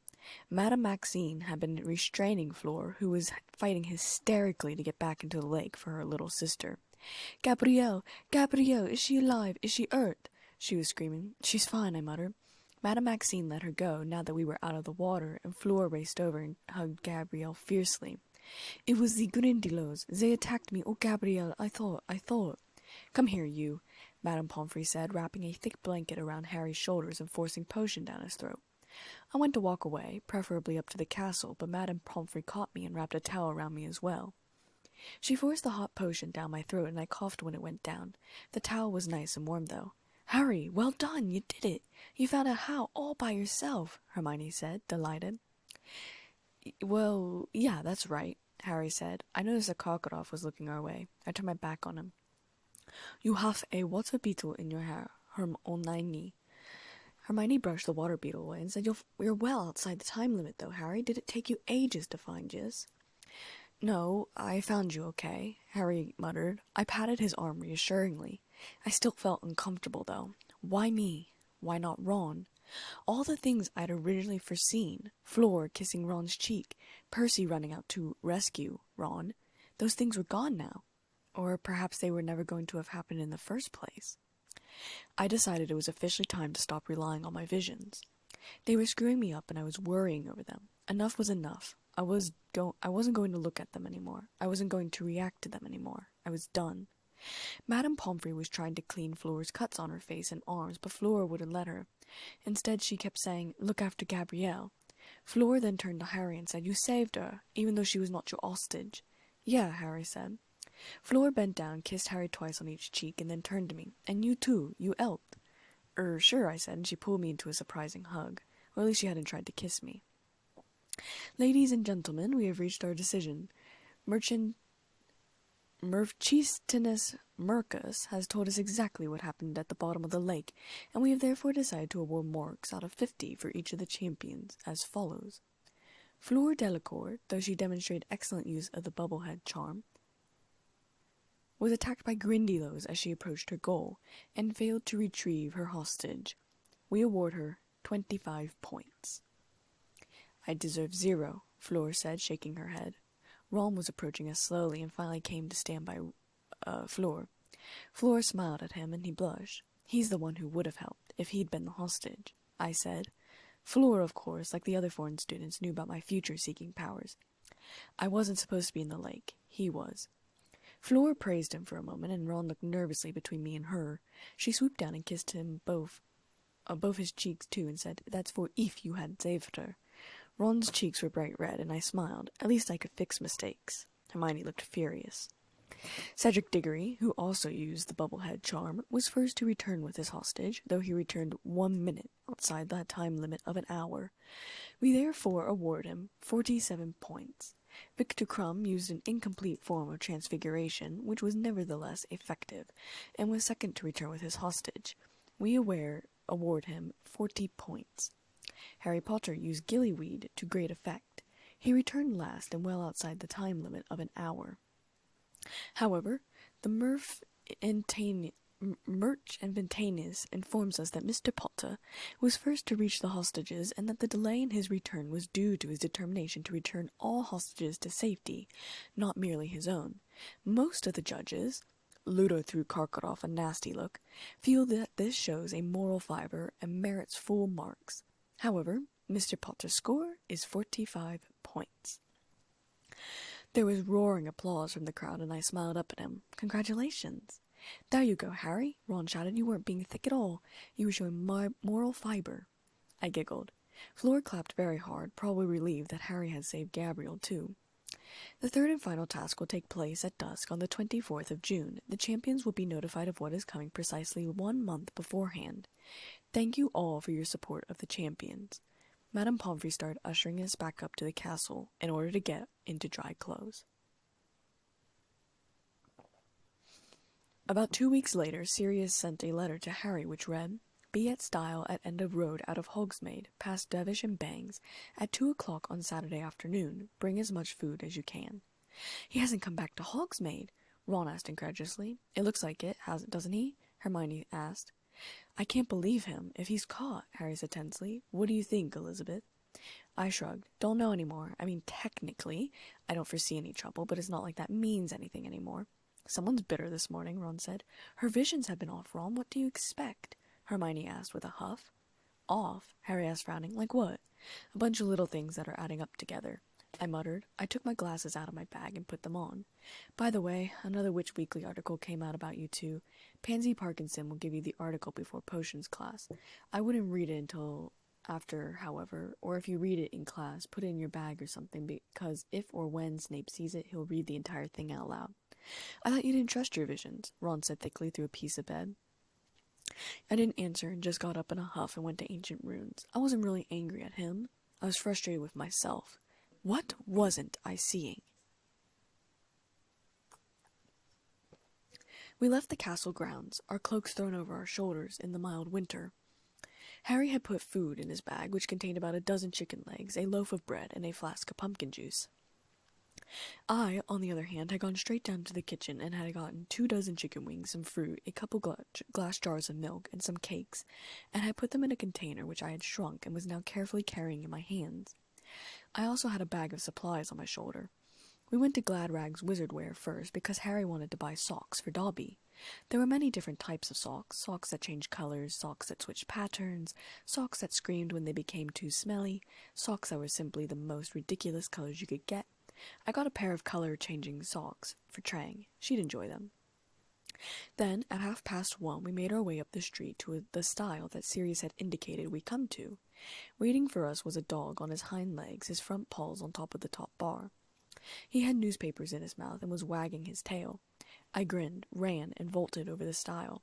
Landing on the other side, I carefully put the box down and petted Sirius's head and scratched behind his ears. "Hi, puppy," I muttered quietly. "Hello, Sirius," Harry said as the other three reached the stile. They climbed over. Sirius sniffed Harry's bag and wagged his tail again. Then he started to trot away into the Rocky Mountain ranges. I picked up the box and hurried after him.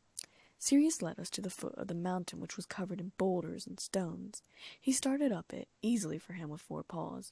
The rest of us staggered behind, climbing over the boulders and trying to find an easy footpath.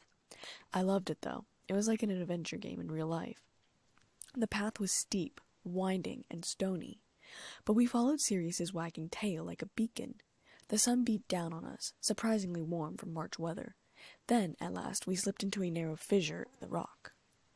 I looked around the dimly lit cave. At one end was Buckbeak, the hippogriff. We all bowed to him. Buckbeak lowered himself into a bow. Hermione rushed over to pet him. Harry turned to our godfather, who had turned human, spitting the newspapers out of his mouth. I launched myself into his arms, and he gave me a huge hug, chuckling. He was wearing his ragged gray robes from Azkaban still. His black hair was longer than before, which I was glad about, but it was matted again. He looked very thin. "Chicken," he said hoarsely after I released him. Harry pulled the food out of his bag and handed over the food. "Thanks, I've been living off rats mostly. Can't steal too much food from Hogsmeade. I draw attention to myself," he said as he ripped into the chicken. I sat back, grabbing the small container and tapping it with my wand. It grew into the large-sized box that it originally had been, and pushed it over. "That's more food, and—" I rummaged in my bag, pulling out multiple items and announcing them as I pulled them out. Robes, parchment, ink, quills, water bottles, blanket, and pillow. Harry, Ron, Hermione, and Sirius all stared at me in various shades of amazement and amusement. "Where did you get all this?" Ron asked, raising his eyebrows. "House elves," I said, pointing to the food. "Dad refuses to wear those robes. He hates the color. Bit stupid, really. Just some spare parchment, ink, and quills I had, and the blanket and pillow are duplicates from the storage bin." Sirius chuckled. "What are you doing here, Sirius?" Harry asked nervously. "Fulfilling my duty as godfather. Don't worry about it. I'm pretending to be a lovable stray," he said, gnawing on the chicken in a dog-like way. Sirius was still grinning, but he could read the anxiety on Harry's face and said, "I want to be on the spot. Your last letter. Well, let's just say things are getting fishier. I've been stealing the paper every time someone throws one out, and by the looks of things, I'm not the only one who's getting worried." He nodded to the papers. I'd already read most of them. They were talking about Mr. Crouch being ill and Bertha Jorkins disappearing. "What if they catch you?" Harry asked as Ron picked up the papers. Hermione was still petting Buckbeak. I got up to go pet him as well, and he greeted me cheerfully. "What if you're seen?" I heard Sirius behind me say, "You four and Dumbledore are the only ones around here who know I'm an animagus." There was a bit of silence and the shuffling of the newspapers, and Harry said slowly after a few moments, "They're making it sound like he's dying. But he can't be that ill if he managed to get up here." "My brother's Crouch's personal assistant. He says Crouch is suffering from overwork," Ron informed Sirius. "Mind you, he did look ill last time I saw him up close. The night my name came out of the goblet," Harry said. didn't he, Elizabeth? Bit like a dead man walking, I confirmed, and while I didn't stay around, I know for a fact that, from my vision, that Dumbledore was a bit alarmed at his condition as well. I think he was under the Imperious Curse, too. Getting his compliments by sacking Winky, isn't he? I bet he wishes he hadn't done it now. Bet he feels different now that she's not there to look after him, Hermione said with an edge to her voice. Hermione's obsessed with house elves, Ron muttered. I stopped petting Buckbeak, kissing the top of his head, to go and sit down next to Sirius. Crouch sacked his house elf? Sirius asked in interest. Yeah, at the Quidditch World Cup, Harry said, and quickly told Sirius what had happened, in the clearing at the cup. When Harry had finished, Sirius was on his feet, pacing up and down the cave. Let me get this straight. You first saw the elf in the top box. She was saving Crouch a seat, right? He asked, brandishing a fresh chicken wing in the air like a wand. Right, all four of us said at once, but Crouch didn't turn up for the match. No, I think he said he'd been too busy, Harry said. Harry, did you check your pockets for your wand after you'd left the top box? No, Harry said. Elizabeth already said she believes it was taken in the top box. Winky didn't steal that wand, Hermione said hotly. The elf wasn't the only one in that box. Who else was sitting behind you? Loads of people, Harry said. Bulgarian Minister, Cornelius Fudge, the Malfoys. The Malfoys! I bet it was Lucius Malfoy, Ron said extremely loudly. Anyone else? Sirius asked. No one, Harry said. Yes, I said. There was Ludo Bagman, Hermione said. I don't know anything about Bagman except that he used to be beater for the Wimberone Wasps. What's he like? Sirius asked. I snorted in distaste, and Sirius glanced over at me. He's okay. He keeps offering to help me with the Triwizard Tournament, but he keeps asking Elizabeth for gambling advice, Harry said. Does he now? I wonder why he'd do that, Sirius said with a frown. I wonder which part he was referring to. Says he's taken a liking to me. Apparently he's having financial problems, Harry said, answering both. Sirius said. We saw him in the forest just before the Dark Mark appeared, remember? Hermione asked the three of us. Yeah, but there was the person under the invisibility cloak, too, I pointed out. As Ron said, yeah, but he didn't stay in the forest, did he? The moment we told him about the ride, he went off to the campsite. How do you know? Hermione asked. How do you know where he disapparated to? Come off it. Are you saying you reckon Ludo Bagman conjured the Dark Mark? Ron asked. It's more likely he did it than Winky, Hermione said. Told you she's obsessed with house, Ron started, but Sirius held up a hand to stop him. When the Dark Mark had been conjured and the elf had been discovered holding Harry's wand, what did Crouch do? Sirius asked thoughtfully. He went to look in the bushes, Harry said, but there wasn't anyone else there. Of course, he'd want to pin it on anyone but his own house elf. And then he sacked her, Sirius asked, frowning. Hermione answered in a heated voice. Yes, he sacked her, just because she hadn't stayed in her tent and let herself get trampled. Hermione, will you give it a rest with the elf? Ron said, exasperated. Sirius shook his head, however, and said, She's got the measure of Crouch better than you have, Ron. If you want to know what a man's like, take a good look at how he treats his inferiors, not his equals.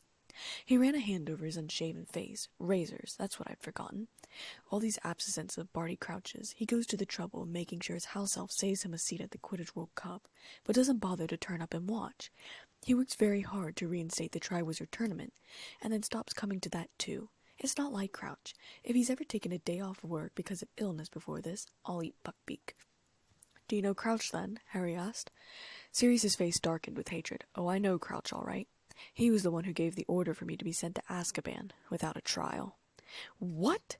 Ron and Harry asked together. You're kidding, Harry said incredulously. I said nothing, just looking at him. No, I'm not. Crouch used to be head of the Department of Magical Law Enforcement. Didn't you know? Sirius asked, taking another bite of chicken.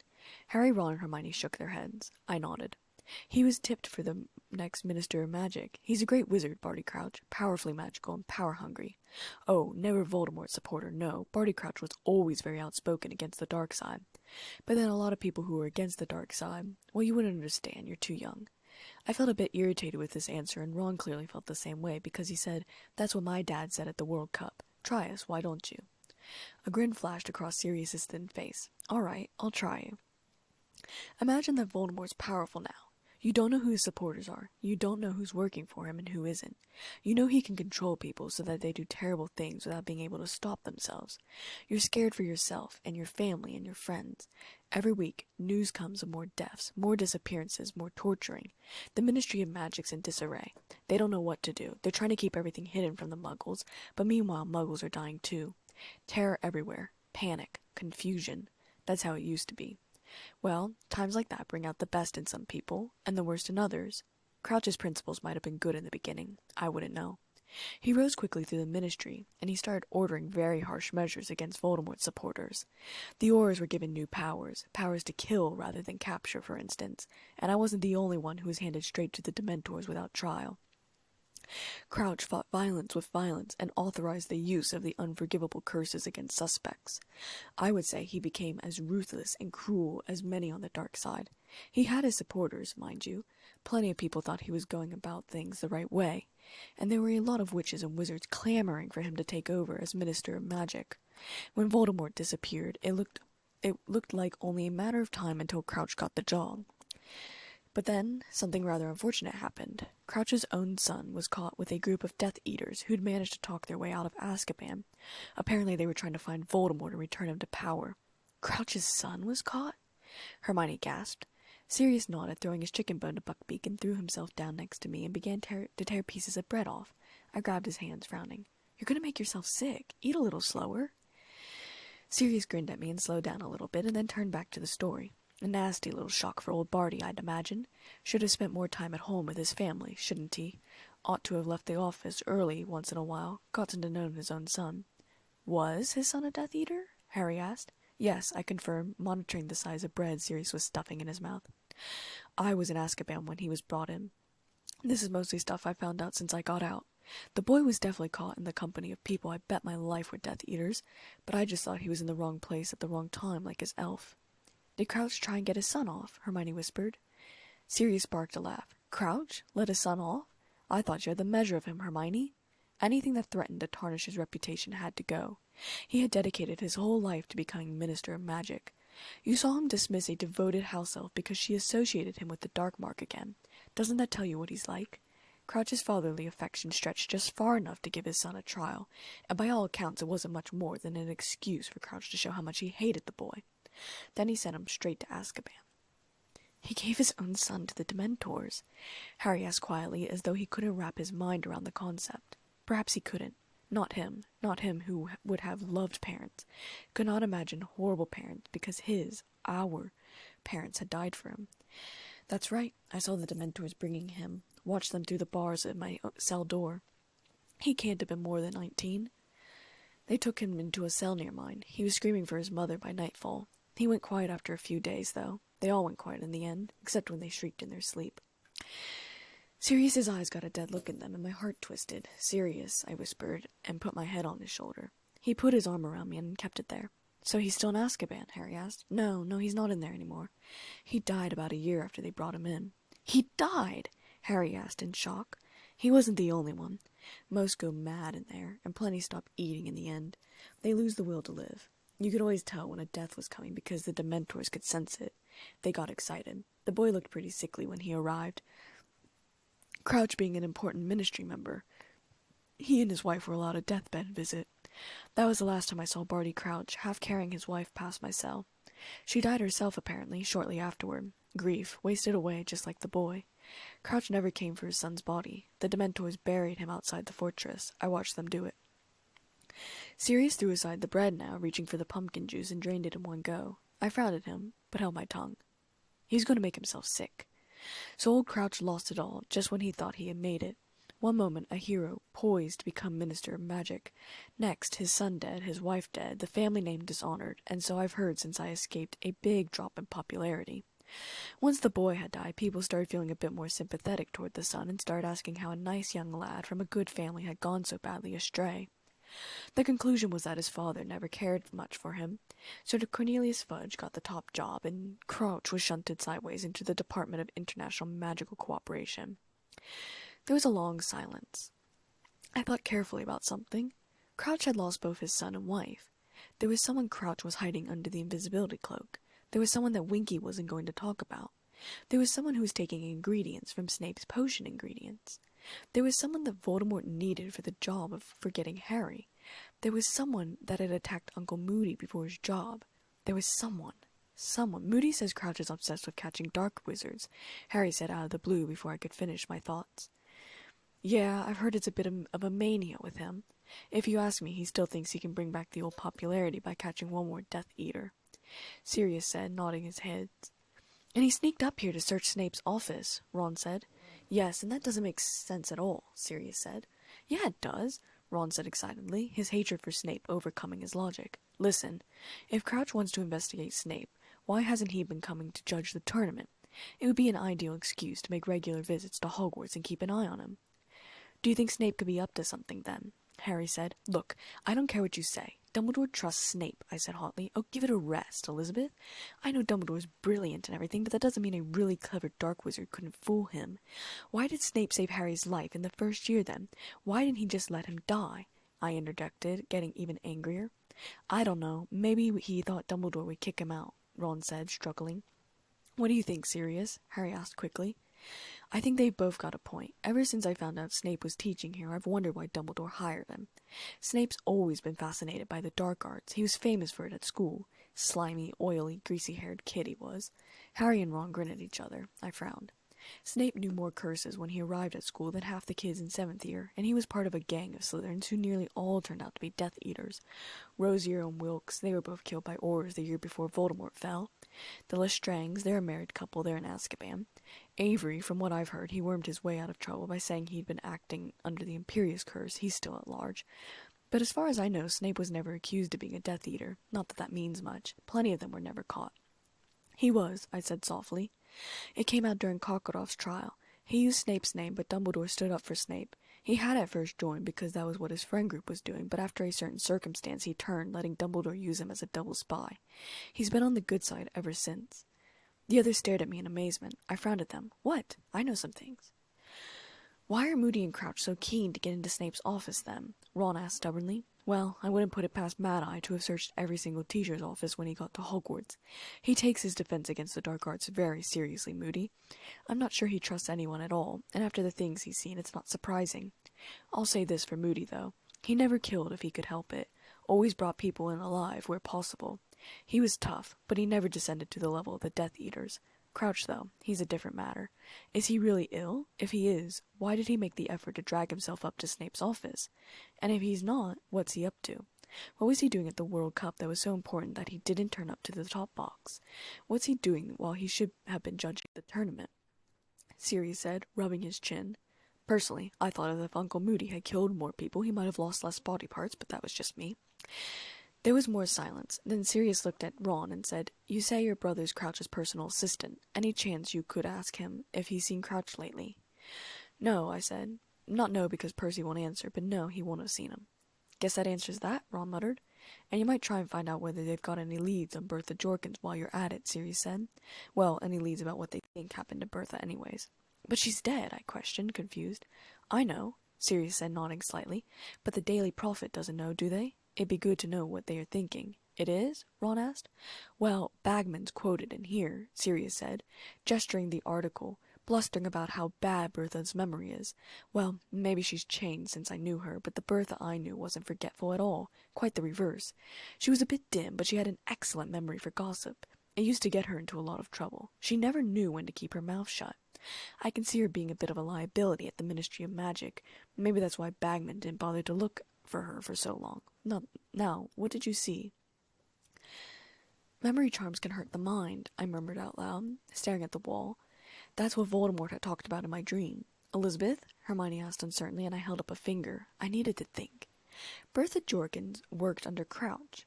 What if she'd stopped at the house and seen his son, if per se the son had been taken from Azkaban? But I didn't know yet. But assuming the son was out of Azkaban, Bertha Jorkins finds out, confronts Crouch, he erases the memory with a powerful spell. So powerful, in fact, that her memory was damaged. Hypothetically, of course. Everyone would think she had a bad memory afterwards because the spell had affected it. It changed her personality. So if the boy had been a Death Eater, which I was sure he had, he would have wanted to return to Voldemort, especially as his trial where he'd been arrested was him being part of a group trying to find Voldemort in the first place. He could have potentially been the one to sneak up on Moody, which meant... And Moody was trying to get into Snape's office where potion ingredients are kept. Potion ingredients for the Polyjuice Potion. A man that lived in Crouch's house that Voldemort would want back. His son had been on trial. "Elizabeth?" Sirius asked, alarmed, as my face paled. "Are you all right?" And Percy had said his father that Mr. Crouch was taking a special interest in Bertha Jorkin's whereabouts. Of course he would, if he had indeed put her under a spell or erased her memory. He didn't want anyone getting to her first, didn't want anyone finding out about his son. Huh? Oh yeah, fine, I'm just trying to digest some information. The theory is a work in progress, I said quickly. What time is it? Sirius asked, rubbing his eyes. 3:45, Hermione said, checking her watch. You better get back to the school. Now listen, I don't want you lot sneaking out of school to see me, all right? Particularly you, Elizabeth. I know how much you wander about outside. Just send notes to me here. I still want to hear about anything odd. But you're not to go leaving Hogwarts without permission. It would be an ideal opportunity for someone to attack you, Sirius said, getting to his feet. No one has tried to attack me except a dragon and a couple of Grindylows, Harry said, and I laughed. No one has tried to attack me, period, I said before remembering that I'd been attacked once before. Sirius scowled at both of us. I don't care. I'll breathe freely again when this tournament's over, and that's not until June. Harry, Ron, Hermione, could you give Elizabeth and I a second? Sure, Hermione said, and the three of them left through the fissure. Sirius turned to me. What's wrong? It's just a hypothesis, and I could be wrong, I said, frowning, but I think I know who put Harry's name into the Goblet of Fire. It's only a guess, though, so I don't want to say in case I'm wrong. Sirius measured me with his eyes. You aren't going to confront them, are you? I'm not stupid, I said defensively. I just need solid proof that this isn't guesswork or coincidences. Sirius kissed my forehead. I hugged him tightly. Thanks for everything, Eilish. Of course, I said. Then we went outside. Sirius turned back into a dog, and we headed back to the stile as fast as possible so that we could get back to Hogwarts. He allowed Harry, Ron, and Hermione to each pat him on the head, but I got on my knees and pulled him into a hug and kissed the top of his head. I know I smother you with love, I whispered in his ear, but I can't help it. And then I stood up and joined the others on the other side of the stile. Wonder if Percy knows all that stuff about Crouch. But maybe he doesn't care. It'd probably just make him admire Crouch even more. Yeah, Percy loves rules. He'd just say Crouch was refusing to break them for his own son, Ron said, making up his mind. Percy would never throw any of his family to the Dementors, Hermione said severely. I don't know, if he thought we were standing in the way of his career. Percy's really ambitious, you know, Ron debated. Little did we know there was a bit of truth to that.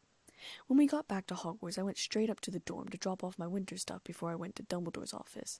There was a pair of heels on my bed. Purple heels. The one I'd left in the forest. I touched them briefly. Severus must have sent them. I smiled. I really hoped I wasn't going to die.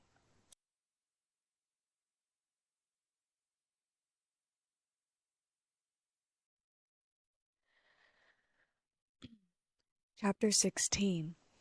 This chapter contains sensual scenes. If you are under the age of 18 or aren't comfortable with sensual readings or sexual harassment, might trigger something, please skip the chunk part. Not smut, non-con touches. I decided that I needed to figure out the mystery and fast. If Crouch's son really was playing the part of Uncle Moody, I needed to figure it out without alerting him first. It made sense too, really, when I thought about it. Each vision that had changed, Moody had been a part of. The polecat, the house elf club. I'd walked past him before I had foreseen my name coming out of the goblet. He could have easily put it into my mind with a spell. He'd been going into my mind constantly because of occlumency. But was I becoming paranoid for no reason? After all, Fred and Cedric had asked me to the ball and I hadn't foreseen that, and no one had interfered with that. No one would have had to ask them to ask me to the ball. They had done it on their own. I knocked on the door to Dumbledore's office, and a voice said, "Come in." I pushed open the door and, surveying the room, saw that it was just the two of us. "Ah, Miss Kane, to what do I owe the pleasure?" Just a quick question," I said. "I was wondering, for the second task, I had foreseen Harry saving Ron, as the hostage. You said that someone prodded you into using me instead. I was just curious who it was." Dumbledore looked at me lightly and said Professor Moody. He believed it to be another add-on to the challenge, considering Mr. Potter, Mr. Diggory, and Mr. Crumb all had some sort of connection with you, just to make it a little harder. Is there something wrong? No, I replied, because I wasn't sure there was anything wrong. It was a very solid argument about why I was used. I'm just piecing a puzzle together. I left after that, having nothing else to say. I had a private lesson with Uncle Moody tonight, if he really was Uncle Moody. I wondered if it would be possible to get a look at Harry's map. Surely he wouldn't have it out in the open. But perhaps if I could get into his office before he was there? Was he carrying the map on him? I doubted it. Harry hadn't told him how to use the map, so he'd want to keep it locked up somewhere special. Perhaps in the trunk he had in the corner of the room? And if Crouch's son was impersonating Uncle Moody, well, where was Uncle Moody then? It also explained, in my mind at least, why Mr. Crouch wasn't going to work. Was his own son controlling him? Or perhaps Voldemort had him under an Imperius curse? Or Peter? There were a number of possibilities, of course. And of course this must be what Mr. Crouch wanted me to stay out of, what I was about to do right now. When dinner started, I made sure that Moody was sitting up at the teacher's table, and then I carefully made my way to his office. I slipped inside, unlocking the door and locking it behind me. I searched the drawers and cabinets carefully, though much slower for my liking, and finally found the map in one of the bottommost drawers. I pulled it out, observing it. I found the great hall and searched the tables, and found that between McGonagall and Flitwick was Barty Crouch. I held my breath and looked down at Moody's office. It said he was in here. I looked wildly around as though he would be standing somewhere. My eyes fell on the trunk. That could wait until later. I had to go to Dumbledore now. I carefully put the map back in the bottom drawer, and I listened at the trunk. I didn't hear anything, but it was possible the trunk had been magicked like the tents at the Cap. For all I knew, the trunk contained a maze, or had obstacles. I looked around to make sure nothing was out of place, and then went to unlock the door when it opened on its own, and Moody was standing there on the other side. He didn't look surprised to see me, though I was quite startled to see him. "Thought it might be you," he said, closing the door behind him and locking it. I swallowed hard. Even though this wasn't the real Moody, he was sure to know a lot of spells. This man was dangerous. Would I be able to defend myself and get to Dumbledore in time? "So you figured it out," he continued slowly, both eyes on me. "I wasn't sure if you would or not, but I thought it was a possibility. You've been talking to my dad too much." I kept silent. He drew out his wand, and I raised my own higher, a determined look settling over my face. A twisted smile appeared on his face. "You want to fight?" he asked in a dangerous voice. I licked my lips in a quick, nervous motion. I was actually a bit angry. How dare this man wear my uncle's body like this? It wasn't right. Crucio! I ducked out of the way, and the spell hit the desk, instead, ungraded papers flying down to the floor. I blocked his next spell, and sent a spell of my own. The duel continued, fear fighting through my veins the entire time. But there was adrenaline as well, and I was hoping that it would be enough to get me through this alive. Imperio! The spell hit. I stopped moving immediately and then dropped my wand. I tried to fight the spell with all my might, but I'd been drained throughout the battle. I couldn't fight. It was too perfect. He knew all my weaknesses. I'd been taking lessons with him for over half a year. I dropped to my knees, and he approached me, putting his wand to my throat. "Well, this will be more difficult than I thought," he murmured, almost to himself. "I'd expected you to fight, of course. You have a lot of fire in your soul, but I didn't think you'd fight so hard." I didn't say anything. I couldn't. I was forced to remain silent. "I could kill you. You'll foresee the rest of the plan, but the Dark Lord needs you. There must be some way. Legilimens." I seized, trying to keep him out of my mind. But he was searching, pressing deep into my mind. I fought back.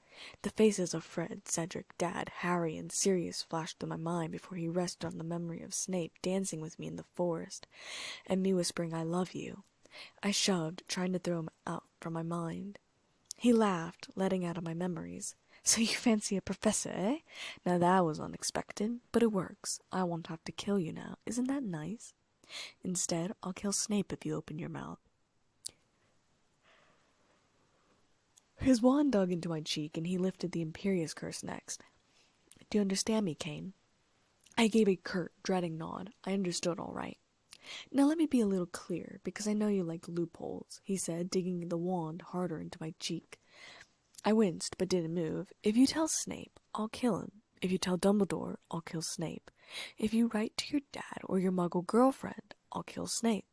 If you talk to the centaurs in the forest, I'll kill Snape. If you tell a single soul, animal, plant, the air, if you mention it to anyone that I'm an imposter, I will kill Snape. Now do you understand?" My heart sank lower than it had been moments ago. There was no loophole, and I wasn't going to risk Snape's life. I gave another less vigorous nod. My plan had not gone as planned. I felt a flash of pain, realizing that I hadn't got my promise. "We're serious." "Stand up," he said. I got to my feet, leaving my wand on the floor. I glared at him defiantly. Take your wand and get out. I'll be watching, Kane. I picked up my wand and felt that sense of calm drift over me again. I tried to fight it again, he laughed. Always monitored, Kane. I walked out in a daze, still trying to fight the imperious curse and being unable to. I found myself walking down to the great hall. I found myself eating stuff I didn't normally eat.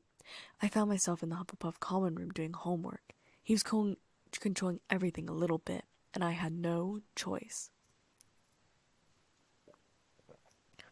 A few days later, I was sitting at the Gryffindor table, still trying to fight the ridiculous imperious curse. It was like a heavy weight on my shoulders that I couldn't lift. I was able to do what I wanted and go where I wanted and say what I wanted. But if I got close, my tongue seized up, and I usually ended up saying something much different. When the post owls arrived, Hermione looked up eagerly. Percy won't have had time to answer yet. We only sent Hedwig yesterday, Ron said, looking at Hermione. No, it's not that. I've taken out a subscription to the Daily Prophet. I'm getting sick of finding everything out from the Slytherins, Hermione said, still looking expectant. Good thinking, Harry said, looking up at the owls too, and I looked up briefly before flicking my eyes towards Imposter Moody. His magical normal eye was on his food, and his magical one was on me. I gritted my teeth and turned back to Harry, as Harry said, Hey, Hermione, I think you're in luck. It hasn't got a newspaper, though, she said. It's... The gray owl landed in front of her plate, and then 4 barn owls, a brown owl, and a tawny. I had a bad feeling about this. How many subscriptions did you take out? Harry asked, grabbing Hermione's goblet before it tipped over. Not subscriptions, I said dreamily. My voice had started sounding dreamy under the imperious curse, and I hated it. What on earth? Hermione asked, opened the letter, and started to read. Oh, really? She went rather red. She thrust the letter at Harry, and I read over his shoulder. You are a wicked girl. Harry Potter deserves better. Go back where you came from, Muggle. The words were made out of separated letters from a newspaper. She opened another letter, and yellowish-green liquid smelling strongly of petrol gushed over her hands. Undiluted bobaturber pus, Ron said, sniffing the envelope. I opened the last envelope, which opened with a bang, and I flew out of my seat, cracking my head on the tile. Elizabeth! Harry gasped. Hermione was running towards the hospital wing, yellow boils on her hands. I sat up, rubbing my head. Are you okay? He asked, helping me to my feet. I gingerly sat back down at the Gryffindor table, quite aware of the stares I was getting. Fine, I muttered, wincing at my hurting head. My head was spinning from a combination of the fall and the curse. Hogwarts should get the mail checked before they let students get mail. Harry, Ron, and I headed down to herbology. I was still holding my head in pain. Maybe you should go to the hospital wing, Harry said in concern. I was going to ignore that, but I felt that I should. Tell Professor Sprout for me, I said, and hurried back into the castle. I took my hand away, so my head was bleeding. How bloody wonderful. I was intercepted by Professor Snape at the entrance of the great hall. What are you doing inside? He asked, his eyes glancing from my face to my hand covered in blood. Never mind. Let's go to the hospital wing. You don't have to accompany me, I muttered as I continued on my way to the hospital wing. I think we have some things to talk about, Professor Snape said, his cheeks coloring. We don't, okay?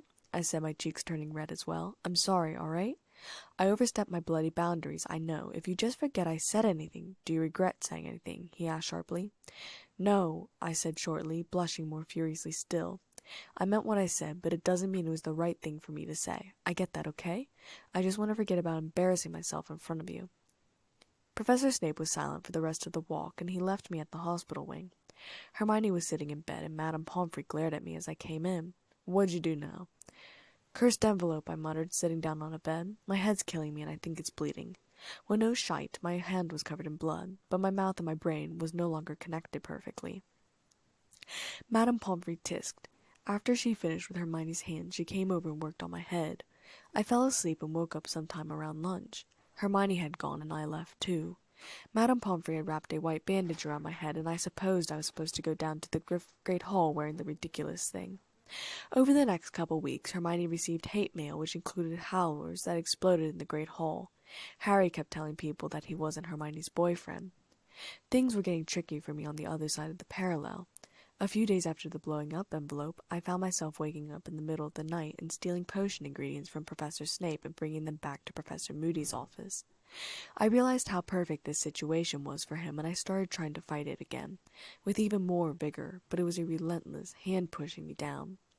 Enter April, and Percy had sent back a letter. It was short and bitter, and read, "As I am constantly telling the Daily Prophet, Mr. Crouch is taking a well-deserved break. He is sending in regular owls with instructions.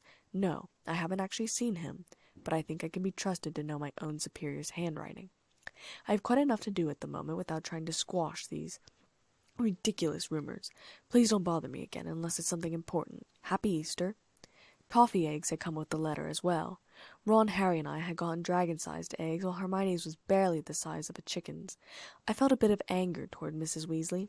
She really ought to know better than to believe the ridiculous stories written in there. Things continued to go downhill from there. A week after April, things got dicey under the Imperious Curse. I was in Snape's office again, stuffing ingredients in my bag, when Snape came running into the room. His wand raised at me. He looked shocked to see me, and he asked, "You've been stealing from me?" The impostor took over on the Imperious Curse real quick and made me bolt from the room, something I wouldn't have done. Professor Snape, however, gave chase, bellowing my name as I sprinted down the hallway. I found myself running towards the astronomy tower, which would have been abandoned at this point in time. Why was he making me go here? It was a dead end. I skidded to a stop by the window and found myself on the window ledge. I held my breath. Professor Snape stopped in front of me, frowning and perhaps a bit frightened. "Elizabeth, get down. What are you doing?" "Get away," the impostor spoke through me. "Get away from her, Snape, or I'll make her jump." My eyes had gone all out of focus, and I couldn't see Snape's reaction. I could hear him, though. "What do you mean?" he asked suspiciously. "Oh, is it not even a bit clear to you, Severus? I wouldn't dare steal the ingredients myself, so I acted through students. She was a bit difficult, of course." I felt a smile go over my face. "She's still fighting, but I thought it would be nice if you caught her stealing. Of course, it goes a bit against my plan, but considering you're not seeing my face, only my object, it's not that big of a deal to me." My eyes focused back on him, and his face was expressionless. "Now leave, Severus," I said mechanically. "I'm sure you wouldn't want her to slip now, would you?" I felt my foot move of its own accord, going backward. Professor Snape took a step back. "Oh," I said, "before I forget, I should probably mention that if you mention any bit of this to anyone, and I mean quite literally anyone, a student, a professor, writing an owl, I'll kill her. She means nothing to me and everything to you. You've been warned. Now you'll stay here and count to 150. I will know if you follow her. I suggest you do what I've told you." I started walking, and I walked past him. I was fighting, just as he said, and for the briefest moment I froze, free for a second, and said, "Professor, he's—" I looked up at him, still fighting, and his hand reached out. But then the impostor was back in control. My face smoothed over. I turned on the spot and dashed away. I laid the ingredients out on the impostor's desk back in the office. He was smiling, and that was enough to throw the spell off completely. Full of rage. He didn't feel it, though. I lifted my wand as he turned his back, but I'd forgotten he could see behind me. "Avada!" I started, but he turned around and lunged at me, knocking the wand out of my hand. "You want to play games, Kane?" he asked in a deadly voice, all humor gone. "You think you can kill me, eh?" I struggled against his body mass. I pulled me up, dragging me over to the trunk. He picked up my wand and stuck it in his pocket. He unlocked the trunk and dragged me down the ladder and threw me to the floor. I landed hard, the breath knocked out of me. It took me a moment to sit up and look around. It was just a box. The real Moody was sitting in a corner, stunned. "Crucio!" he shouted. There was a pain unlike any other pain. It was so painful it was nearly painless, an exploding, white-hot sensation that couldn't be described. Like being on fire, being drowned, being stabbed with knives, being punched, having limbs broken all at once. But it was worse than all that, at least 10 times worse. I knew I was screaming, but the pain was so bad I couldn't hear myself scream. My senses seemed to have cut off. He moved his wand away, and I lay on the floor of the trunk, panting, sweating, gasping for breath. I wanted to curl up into a ball, but I was afraid that if I moved a limb, the pain would start up again. "How did that feel?" he hissed. "Ready to try and kill me again, going to sneak up on me in the middle of the night. Crucio!" I felt that my body might be flopping up and down like a fish. There were tears in my eyes and did nothing to stop the pain. My throat hurt from screaming, my body was on fire, my eyes were having nails shoved into them. The curse lifted a second time. I was trembling in pain on the floor. He knelt down, cupping my face in his hands. "Now then," he said, "I've given you a little taste of what might happen." He let go of my face, moving his hand down my neck. His hand slipped under my shirt and bra, squeezing my breast in his hands. He twisted my nipples between his fingers, and I yelped in pain, tears streaming down my face. He gave a harsh tug, causing a muffled scream to burst from my lips. I tried to struggle away, not wanting his hands on my body. He slammed me against the ladder rungs, causing my head to spin as his hands continued to explore my body. I was lucky he didn't dip down into my pants, but my breast hurt when he finally let go. Then he stood up abruptly and yanked me to my feet. I stumbled a little bit, leaning against the wall. My legs felt like jello. "Go now," he hissed in my ear, "and let's see if you're so confident to try and kill me another time." I climbed up the ladder, my wand in my pocket, and hurried back to the Hufflepuff common room. I ignored the workload of homework I had and curled up in bed and fell asleep. 2 weeks later, in the beginning of May, I found myself on another nighttime wandering. I was headed to the dungeons, though I wasn't sure why. Perhaps I was going to steal more ingredients again. However, when I entered the office, I closed the door behind me, locking it. Professor Snape was asleep in bed, and though I was under the Imperius Curse, I was able to see again how peaceful he looked when he was asleep. "Wake him up," Crouch's voice whispered in my ear. I approached the bed and very roughly woke him up. His eyes popped open and he reached for his wand, but my wand was at his throat and he didn't move. "Get out of bed, Severus," I hissed. Slowly he got out of bed, eyeing me warily as he did so, keeping a space between the two of us. "Incarcerus," I said calmly, pointing my wand at him. Rope sprung out of my wand and bound his wrists to the chair and his ankles together, and he fell to the floor. I knelt down, grabbing his shirt front and propped him up. "You've made a mistake, Severus," I whispered in his ear. "I know you thought Moody was a good person to go to, and you were probably right. It's too bad he makes it so obvious when he's looking for an imposter. But I thank you for not going to Dumbledore. It makes this much easier." Professor Snape didn't answer, his teeth gritted tightly together. "Well," I said slowly, setting down the wand. I lifted my shirt over my head, tossing it to the floor, revealing nothing underneath. Professor Snape's eyes widened in shock and then flicked away towards the wall. "Now you're going to pay, aren't you?" I smiled an evil smile. "Or at least she'll pay for you." "No," Professor Snape protested angrily. "Too late," I whispered, pulling down my pajama bottoms. "You should have thought of the consequences before you went to Moody for help." I was completely naked now, and if I hadn't been under the Imperius Curse, I would have been blushing like crazy. I picked my wand up again. "Now let's see. Where is it going to hurt the most?" "Diffindo." I pointed my wand at my own arm, and a deep gash appeared there, blood streaming down the cut. I felt the pain, but couldn't react to it. "Stop!" Professor Snape almost pleaded. "Not yet," I whispered. I didn't say the incantation the next few times, simply pointing my wand at different places on my body, cutting them open. I winced in pain, the pain showing on my face, for effect, I think. Tears started to stream down my face in rivets, though I didn't sob. Professor Snape looked tortured. "Now," I said, leaning close to him, dripping blood and tears over his nightdress. I'd cut myself in at least 20 different places.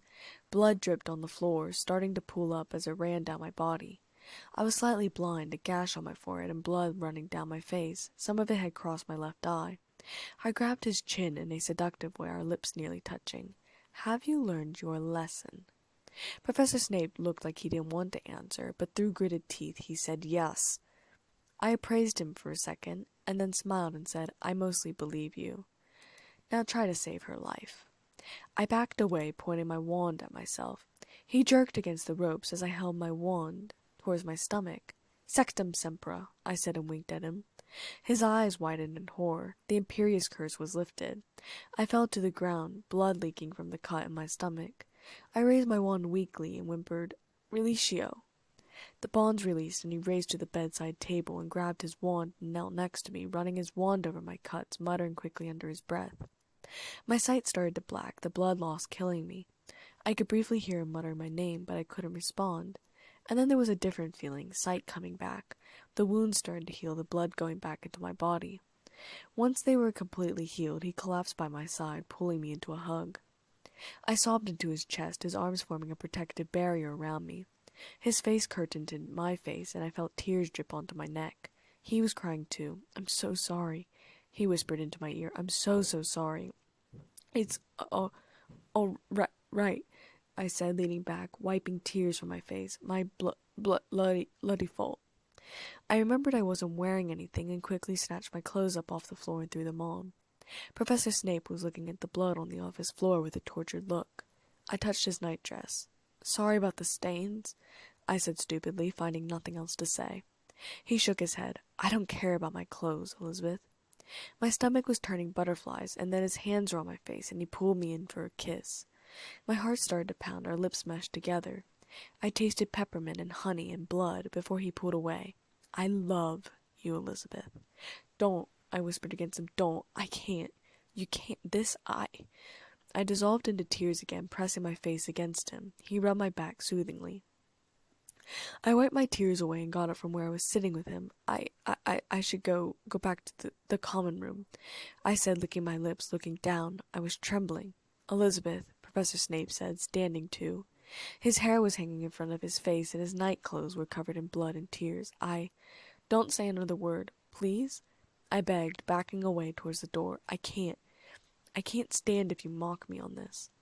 I turned and fled the room, tears streaming down my cheeks. What a nightmare.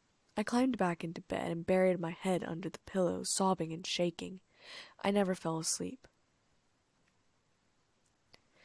The next day I sat pale-faced at the Gryffindor table. I was very subdued. Professor McGonagall came over and told Harry he was to go down to the Quidditch pitch at 9 o'clock to meet Mr. Bagman. I knew that Mr. Crouch would make an appearance tonight, or at least if my visions were right, that was. I went into the forest to find Firenze. When I couldn't find him, I put my back against a tree and fell asleep.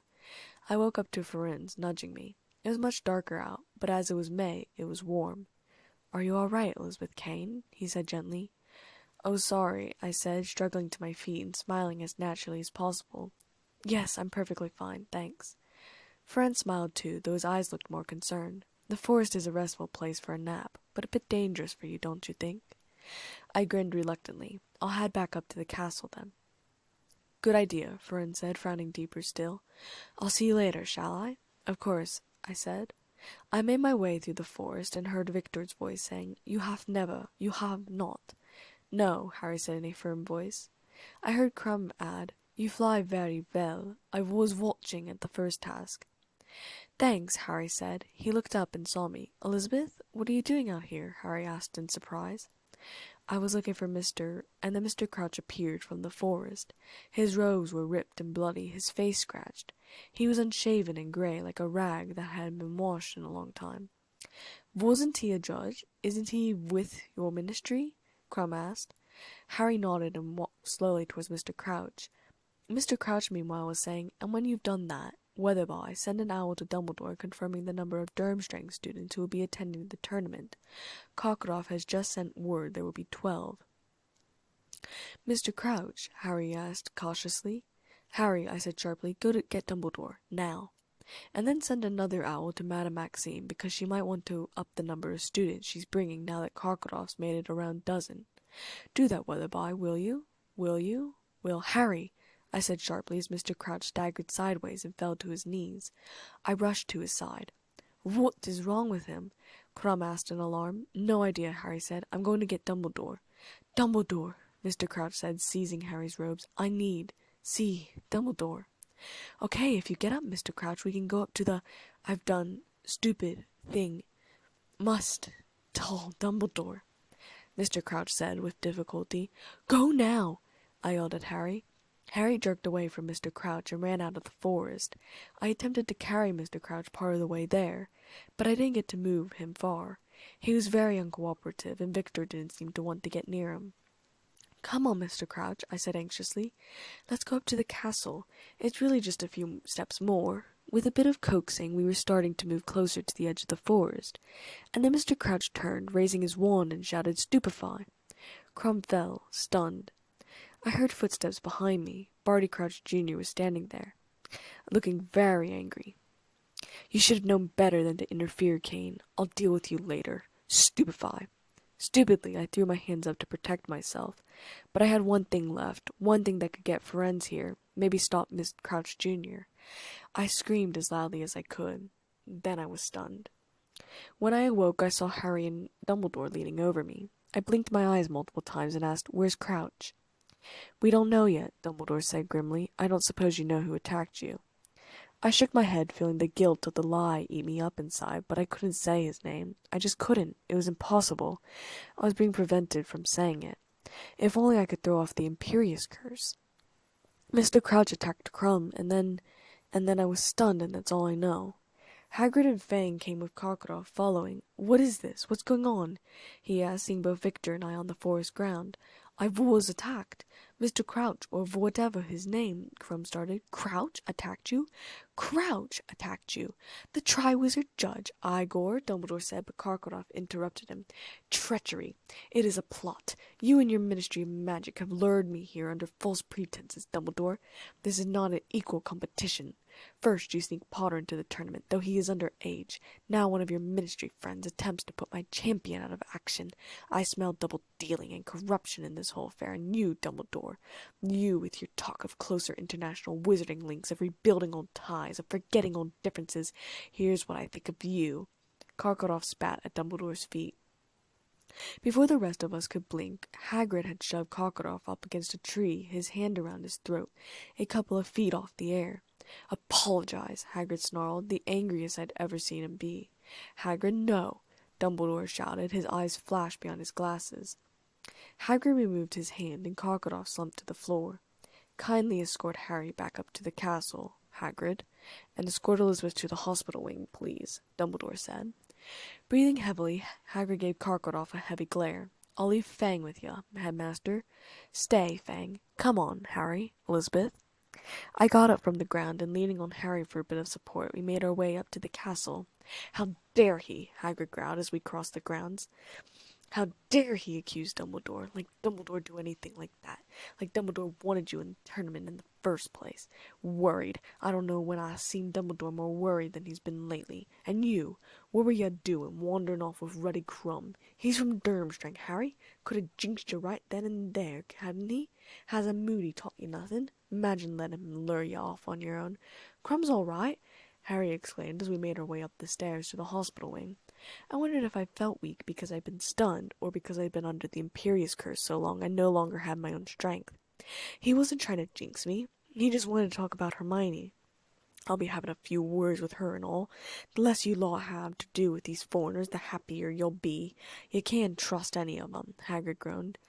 I went into the hospital wing. Madame Pomfrey threw her hands up in the air upon my arrival, though after Hagrid explained what had happened, she looked concerned and helped me into bed, giving me something to drink.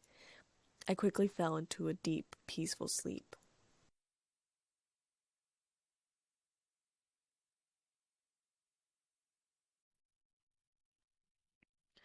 Chapter 17. There was a pain like nothing else. Fire, ice, and lightning striking my body. Of course, I'd felt this pain before, twice. But somehow it seemed almost worse this time. Perhaps because he was angrier than before. Perhaps he'd been amused, but this time I could have screwed things up for him. He lifted the curse and I was able to breathe again. It was the end of the day, fairly close to curfew. Uncle Moody, the real one, had woken up sometime throughout my torture, looking fairly tortured himself just from watching. "Let her go," Uncle Moody croaked out, his voice barely a whisper. "She hasn't done anything to you." Barty Crouch Jr. ignored him completely, grabbing my hair and slamming me against the ladder bars. I gritted my teeth in pain as the rungs dug into my back. "I suppose I didn't warn you enough. You didn't tell anyone, but you interfered. Damn it! Crucio!" I screamed at the pain. I remembered that this was the man who, alongside the Lestranges, had tortured Neville's parents into madness. When he let the curse up, he let me lay there for a moment, going up the ladder and closing the trunk lid. "Elizabeth," Uncle Moody croaked from the corner, "what happened to you?" I trembled, unable to answer for a moment, and finally made it into a sitting position and hugged my knees. "I found out he was the impostor," I muttered. "I tried to go to Dumbledore, but he intercepted and threatened someone's life that I love." Tears dripped down my face, along with sweat. "I can't tell anyone now, or he'll kill them." Uncle Moody put a gnarled hand on my own. "I'm sorry." "I'm sorry, too," I said. "If I didn't love him so much, you'd be free by now." I snored shakily. God, I'm pathetic. "Love isn't a bad thing," Uncle Moody said dreamily. I knew he was under the Imperious curse and probably so tired he couldn't fight it. He was probably going to drift back off to sleep any moment now. Indeed, he was soon snoring lightly. I got to my feet, stamping out the sleepiness. I wasn't sure why Barty Crouch Jr. had left, but I wasn't all that sure I was supposed to leave. The torture still fresh in my mind, I sat back down in the opposite corner from him. However, Crouch Jr. returned fairly soon and set the curse on me again. After 20 moments, he told me to leave. My limbs were shaky, my face wet with salty tears, and my voice hoarse from screaming. I nearly fell, climbing the ladder, and had to stop several times on my way to the common room. Once in the common room, I had to avoid Cedric and get up to my dorm so I could fall asleep. Cedric called my name as I slipped through the door, but I didn't turn back. I didn't want him to see me like this. Over the next few days, I helped Harry get ready for the third task. I was thankful that the third task was coming soon and exams were almost here and I could leave this horrible place. I would make Snape come home with me so I could then send a letter to Dumbledore about Moody and Barty Crouch Jr. It was a daydream, a stupid one, but it gave me a bit of hope. Harry had worked on the stunning spell, mostly, and kept stunning Ron over and over. Hermione and I watched. When the bell rang, Hermione headed off to arithmancy. I went down to care of magical creatures, and Harry and Ron went to divination. Hagrid had us dealing with fairies today, which was a very interesting experience. They were very vain creatures, fairies. They liked mirrors and other shiny things. Hagrid had us building small houses for them. Each one had to have a mirror, for we were going to have a fairy farm. I made 4 before class was over and set them with the other ones. When I went back up to the castle, Ron and Hermione were sitting at the Gryffindor table. Harry was nowhere to be found. "Where's Harry?" I asked, my voice trembling just slightly. I was very near tears most of the time, along with being shaky and terrified all the time. "Hospital wing," Ron said in a worried voice. He had a sort of fit in the divination classroom. "I see," I said, pulling over a plate of cakes and taking one. After dinner, I went with them up to the Gryffindor common room. I had opened a big Defense Against the Dark Arts spellbook and was looking for more spells for Harry to try out, writing them down on a list. Harry came in and sat down near us. How's Dumbledore's?" I asked without looking up. Hermione and Ron's heads turned to me and then back up to Harry. "Interesting," Harry said. "I was listening at the door first because Fudge, Moody, and Dumbledore were all in there talking. Fudge reckons that it was Madame Maxime because of her possibly being half-giant. Of course, Dumbledore wasn't happy with that." Harry looked in the fire and said Dumbledore told me to wait in the office and there was this thing he called a pensive. "Memory catcher," I said aloud to Ron, who looked confused. "Yeah. Anyways, I accidentally went into some of Dumbledore's memories," Harry said, looking pretty thoughtful. "The first trial was Karkaroff's. It was pretty much as Elizabeth said, back in the cave. Most of his names were useless, and he tried to use Snape's name. Dumbledore stood up and confirmed that Snape had indeed been a Death Eater, but that Snape had been on our side. The second trial was for Ludo Bagman. Apparently he'd been caught passing information to Rookwood, who turned out to be a Death Eater. But none of the witches and wizards seemed to want to convict him. Instead, they seemed a bit outraged he was even on trial. Bagman said that he thought he was on our side collecting information. Anyway, Mr. Crouch seemed to be the only one that wanted to convict him. The third trial was his son's trial. I don't know if he really ever did it. Harry looked at me for a second. I put the book down. Of course I knew that he had. He'd been an evil little git, but still. Harry continued saying Crouch's son kept yelling that he didn't do it. He begged his mother and father not to send him to the Dementors, but he did. Mr. Crouch really didn't care about his son. Harry seemed lost in his thoughts and then continued, saying, "That was when Dumbledore showed up to take me out of his memories. I asked what it was, and he told me it was a pensive, and that the stuff was his memories." Harry paused, running his hands through his hair, looking frustrated. He showed me an example by taking his thoughts out of his head and putting it into the basin. It was a memory of Snape saying, "It's coming back. Karkaroff's too, stronger and clearer than ever." I don't know what he was talking about, though. Dumbledore then brought up a girl, Bertha Jorkins. Of course, he hasn't told the Ministry about her death. "He hasn't?" I asked sharply. "Well, why not?" "Evidence, or something like that," Harry said. "He doesn't think the Ministry will listen to him." I then told him about my dream where Voldemort was torturing Wormtail because he'd failed or something, but it was fixed because someone had died. I don't really know what that was all about either. "Isn't it obvious?" I asked, frowning. "He must have been talking about Mr. Crouch. Wormtail must have been keeping an eye on Mr. Crouch for some reason, but if Wormtail took his eye off him or something and he managed to get up here, well, it was a blunder on Wormtail's part, wasn't it? And if Mr. Crouch is dead, then the blunder is fixed." There was a silence for a moment. "Continue, Harry. I didn't mean to interrupt." "No, that's okay," Harry said. "It's just another thing to think about. isn't it? I asked Dumbledore if he thinks Voldemort's rising again, and he said he believes he is. He thinks Bertha Jorkins, Crouch, and a muggle named Frank Bryce are all connections. Apparently you confirmed that Frank Bryce was the muggle in our dream? Harry asked me. I nodded. I didn't know his name, of course, but I recognized him when Dumbledore showed me his picture on the paper. Hermione and Ron looked back and forth as we talked. Dumbledore also thinks Crouch's son might not have been part of the torture they did either, Harry said, and I knew he was editing because Dumbledore had told him not to tell us about Neville's parents. He said Bagman was never convicted of any dark activity and that neither was Snape. Harry finished. Dumbledore reckons you know who's getting stronger again as well, Ron whispered in horror. And he trusts Snape. He really trusts Snape even though he knows he was a Death Eater. Yes, Harry said. I felt a bit annoyed with Ron. I know you guys don't like Professor Snape, but he really isn't as bad as you guys make him out to be. Just because he has a soft spot for you. Ron started disgruntled, but Hermione interrupted him. Rita Skeeter, Hermione muttered. How can you be worrying about her now? Ron asked in disbelief. I'm not worrying about her, I'm just thinking. Remember what she said to me in the Three Broomsticks? I know things about Ludo Bagman that would make your hair curl. This is what she meant, isn't it? She reported his trial. She knew he'd passed information to the Death Eaters. And Winky too, remember? Ludo Bagman's a bad wizard. Mr. Crouch would have been furious if he got off. He would have talked about it at home, Hermione said, talking to her knees. Yeah, but Bagman didn't pass information on purpose, did he? Ron asked defensively. Hermione simply shrugged. He could have been under the Imperious Curse. No one can really detect when people are under it, I said, and then realized I sounded a little bitter and stopped talking. My throat cut off, so I almost choked on my own spit.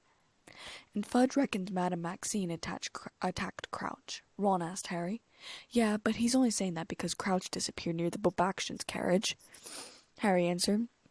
We never thought of her, did we? Mind you, she's definitely got giant blood, and she doesn't want to admit it, Ron started.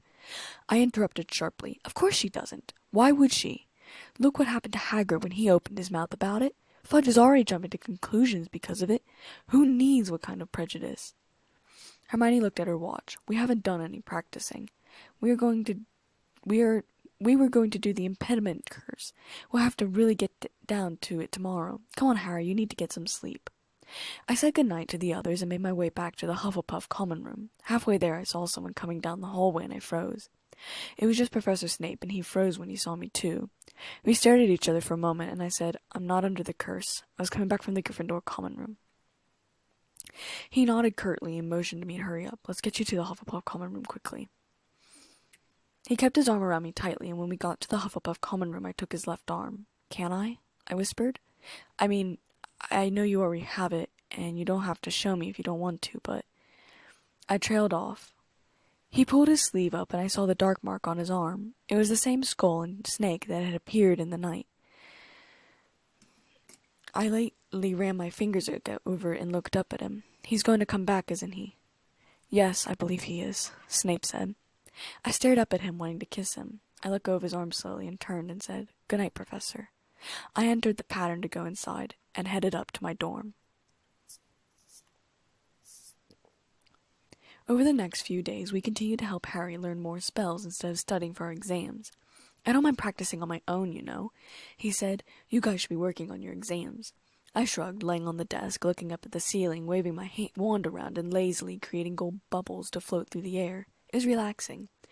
What's there to study? Besides astronomy, I mean, and no one expects me to get a good grade on that exam. Besides, Hermione said, crossing off another spell on the list, we'll get top marks in Defense Against the Dark Arts. We never found out about all these hexes in class. I'm not so sure about that. I muttered under my breath. Good training for when we're all Aurors, Ron said happily. June entered and I was much happier. Though I was still carrying heavy burdens of a secret, I hadn't been tortured recently, which was a nice plus for me. However, at breakfast one morning, a screech owl arrived for Hermione. She read the front lines and spat out a mouthful of pumpkin juice all over it. What? Harry, Ron, and I all asked together. Nothing, Hermione said quickly, shoving the paper away, but Ron grabbed it and said, No way, not today, that old cow. What? Harry asked. Rita Skeeter again? No, Ron said, shoving it out of sight. It's about me, isn't it? Harry asked, almost amused. No, Ron said. Hey, Potter, how's your head? You feeling all right? Sure you're not going to go berserk on us? Draco Malfoy called over from the other table. Let me see it. Give it here, Harry said. Ron reluctantly handed over the paper, and I looked over Harry's shoulder to read the following. Harry Potter, disturbed and dangerous. The boy who defeated he who must not be named is unstable and possibly dangerous, writes Rita Skeeter, special correspondent. Alarming evidence has recently come to light about Harry Potter's strange behavior, which casts doubts upon his sustainability to compete in the demanding competition, like the Triwizard Tournament, or even to attend Hogwarts School. Potter, the Daily Prophet can exclusively reveal, regularly collapses at school and is often heard to complain of pain in the scar on his forehead, relic of the curse with which you-know-who attempted to kill him. On Monday last, midway through a divination lesson, your Daily Prophet reporter witnessed Potter storming from the class, claiming that his scar was hurting too badly to continue studying.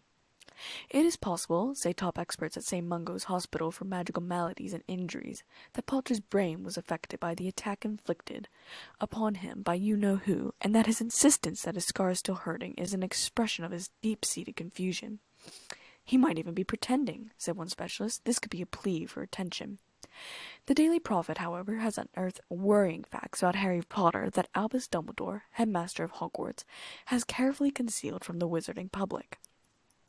Potter can speak Parseltongue, so can his friend/sister Elizabeth Kane, reveals Draco Malfoy, a Hogwarts fourth year. There were a lot of attacks on students a couple years ago, and most people thought Potter or Kane were behind them, especially after they saw Potter lose his temper at a dueling club and set a snake on another boy. It was all hushed up, though. But he's made friends with werewolves and giants, too. We think he'd do anything for a bit of power. Parseltongue, the ability to converse with snakes, has long been considered a dark art. Indeed, the most famous Parselmouth of our times is none other than you-know-who himself. A member of the Dark Force Defense League, who wished to remain unnamed, stated that they would regard any wizard or witch who could speak Parseltongue as worthy of investigation. Personally, I would be highly suspicious of anybody who can converse with snakes, as serpents are often used in the worst kinds of dark magic, and are historically associated with evildoers. Similarly, anyone who seeks out the company of such vicious creatures as werewolves and giants would appear to have a fondness for violence. As Elizabeth Kane lives with a werewolf, this causes for major questions about why she stays so close to Harry Potter. Albus Dumbledore should surely consider whether a boy such as this should be allowed to compete in the Triwizard Tournament. Some fear that Potter might resort to the dark arts in his desperation to win the tournament, third task of which takes place this evening. Gone off me a bit, hasn't she? Harry asked lightly, shooting me a glance. I was holding my knife so tightly I'd cut myself. He reached over and pried the knife out of my fingers. Blood dripped down my palm. Not all werewolves are vicious, I snarled and stood up abruptly and made my way off to the chamber, behind the teacher's desk, ignoring everyone's glances. In front of the fireplace was Mrs. Weasley and Bill. They both looked at me in surprise. "Elizabeth," Mrs. Weasley said, and giving me a hug. "What are you doing back here?" "Well," I said a bit sarcastically, and I tried to change my tune because I wasn't upset with her. "The Daily Prophet seems to make it out that I'm Harry's sister, so it's my sisterly duty to be here for Harry." Mrs. Weasley seemed stunned, and I smiled in a stressed way and said sorry. The Daily Prophet's been driving me crazy with all its fake news, and they just attacked Dad, and I'm a bit put out. Yeah," Bill said, grinning at me, and a light blush crept over my cheeks. "I believe your dad's the dangerous, violent werewolf, no?" I scowled at him, even though I knew he was joking. "Lighten up," Bill said, nudging me with his shoulder. "You'll get frown lines easily." I stuck my tongue out at him. He took my hand and said, "Ferula." Bandages wrapped around the cut. "Thanks," I said. Cedric came in and waved at me and went over to where his parents were standing. Fleur was talking with her mother in fast French, and Crumb was talking to his mother and father in Bulgarian. I picked up a few phrases, but none of it made much sense to me. Harry entered only after Cedric went back out to get him. I supposed he didn't think any family was going to be there. He waved at Gabrielle, who was holding her mother's hand, and had waved at him first. "Surprise!" Mrs. Weasley said excitedly as he smiled broadly at us and walked over. "Thought we'd come and watch you, Harry." She kissed his cheek. "You all right?" Bill asked, shaking Harry's hand. "Charlie wanted to come, but he couldn't get time off. He said you were incredible against the Horntail." "This is really nice of you." I thought for a moment. "The Dursleys," Harry muttered. "Hey, Bill," I whispered, nudging him. "That girl over there is interested in you, and I think I foresee a future between the two of you." My eyes twinkled. Bill glanced furtively over at Fleur, who quickly looked away, a blush creeping up on her pale cheeks. "Not bad," he said softly to me. I laughed. I hugged Harry. "I have to go, of course. I'll have to turn time back a little to make it to exams. You'll do wonderfully tonight." I kissed his cheek and waved to Cedric again and dashed from the room. I turned back time for 30 minutes outside the Transfiguration classroom and then went inside just before the bell rang to start my exams. And then I saw the vision. Oh, I wish I hadn't seen the vision. At lunch I ate with the Hufflepuffs instead. I sat near Cedric and his parents. His father had a lot to say about the Harry Potter situation, but if I hadn't known that there was a possibility Cedric was going to die tonight, I would have snapped at him. As it was, I was trying very hard not to break out into tears. There wasn't much I could do. It was either Cedric's life or Snape's life, and I was going to have to choose. I dug my fork into the potatoes I wasn't eating and tried to figure out a way that I could save both of their lives, and it dawned on me. "Ced," I whispered in his ear when I got up, "can I talk to you for a moment?" "Sure," he said, and he followed me out of the great hall. I went into an abandoned classroom, closing the door behind us. "What's wrong?" I was trembling, and Cedric put his arms around me. "Elizabeth, what's wrong?" I can't say," I said, forcing the words out through gritted teeth. "I literally can't say." I looked up at him with pleading eyes. "But I feel that this could be the last time I see you." My eyes welled up with tears, "and I need you to know that I do love you, Cedric. Perhaps not the way Cho loves you, but I do love you." Cedric looked down at me with mixed emotions, panic, confusion, worry, and also something that looked a bit like love as well. "Elizabeth, I know," I said a little easier. "I know you don't love me that way, that you love Cho. I know that, but I need you to know in case things don't work out how I want them to." I took a deep breath. The Imperious curse weighed heavily on me now. I'm not going to tell him, I thought. The Imperious curse lifted a little bit more. Cedric took my face in his hands and smiled. "Don't worry, Elizabeth. Everything's going to work out fine. I'm always going to be here." I smiled up at him sadly and put my lips against his and pulled away. "Good luck, Cedric." I left the room, leaving him behind, perhaps seeing him for the last time. I couldn't look back. I walked as innocently as possible out the front doors and down into the woods. My heart was pounding, and it felt that it might be in my throat. I just had to hope. I just had to pray that he wasn't going to be nearby. I knew any moment the champions would be coming down to the Quidditch pitch. I had to act quickly, and I had to act without Crouch Jr. finding out my plan. I slipped my wand into my hand, wishing I had an invisibility cloak or a map. The map! I started sprinting through the forest. If he saw me on the map, well, he could only guess what I was doing. I had never run so fast in my entire life. I shouted "Accio clean sweep" and started to run, and about a minute later the broom caught up to me and I grabbed it and swung my leg over and flew up over the pitch. The hedges were about 20 feet tall and I zoomed across them searching for the cup. I knew Moody had already placed it in here. I knew that the spell was already on it. All I had to do was grab it, show up, kill Pettigrew, and destroy what was left of Voldemort. Difficult, but not impossible. I wished I'd learned to become an animagus so that I could hide as some sort of animal, but it was too late now. I saw the cup in the middle of the maze and quickly flew down to it. I propped the broomstick up against the hedges and it got sucked in. The hedges sometimes changed shapes, I knew. I hurried over to the cup, and on the other side, Moody appeared looking livid. "Oh shit," I whimpered, clutching my wand. "This is the last time, Kane. I will not let you interfere with this." He shot a non-verbal spell at me, and I dodged it. If I could just get to the cup. I ducked another spell, and threw one of my own. It hit him, and he flew back 10 feet. I rushed forward for the cup, ignoring him, and my fingers reached out to grab it, and then everything went dark.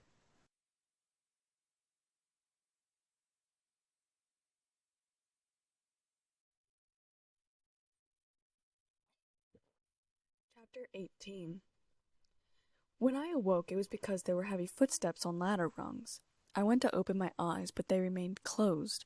I wondered if I was under the Imperious curse, unable to move, and then realized I must have the full body bind curse on me. My wrists felt like there were circles of cold around them. I felt wood between my right hand, my wand most likely.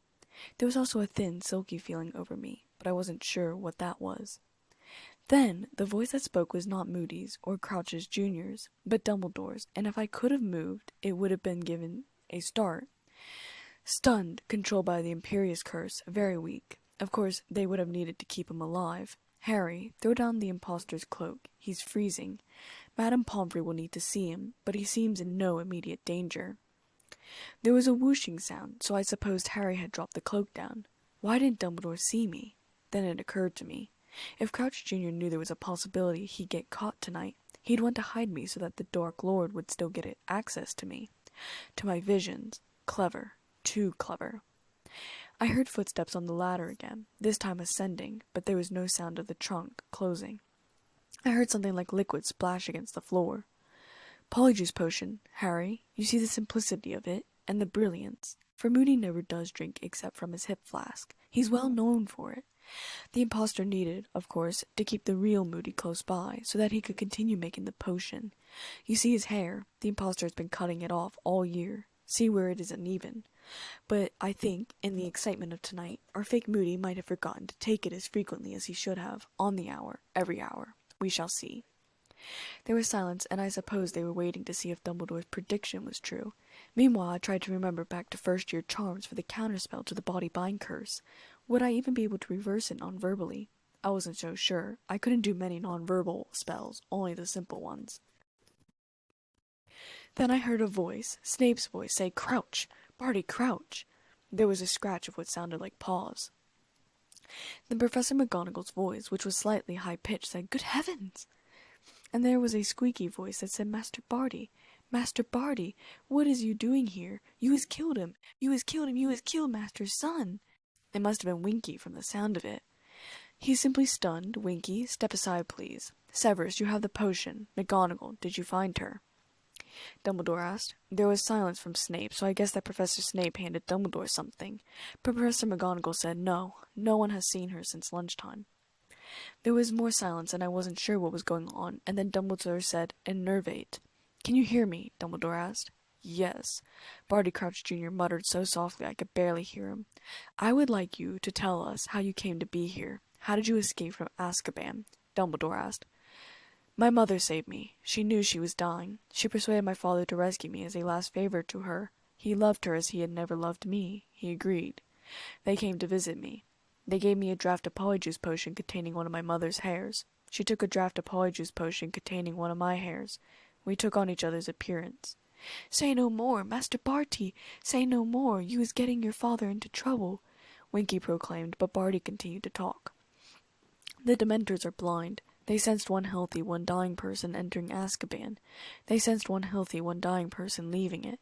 My father smuggled me out, disguised as my mother, in case any prisoners were watching through their doors. My mother died a short while afterward in Azkaban. She was careful to drink the Polyjuice potion until the end. She was buried under my name, and bearing my appearance. Everyone believed her to be me." "And what did your father do with you when he had got you home?" Dumbledore asked. "Staged my mother's death. A quiet, private funeral.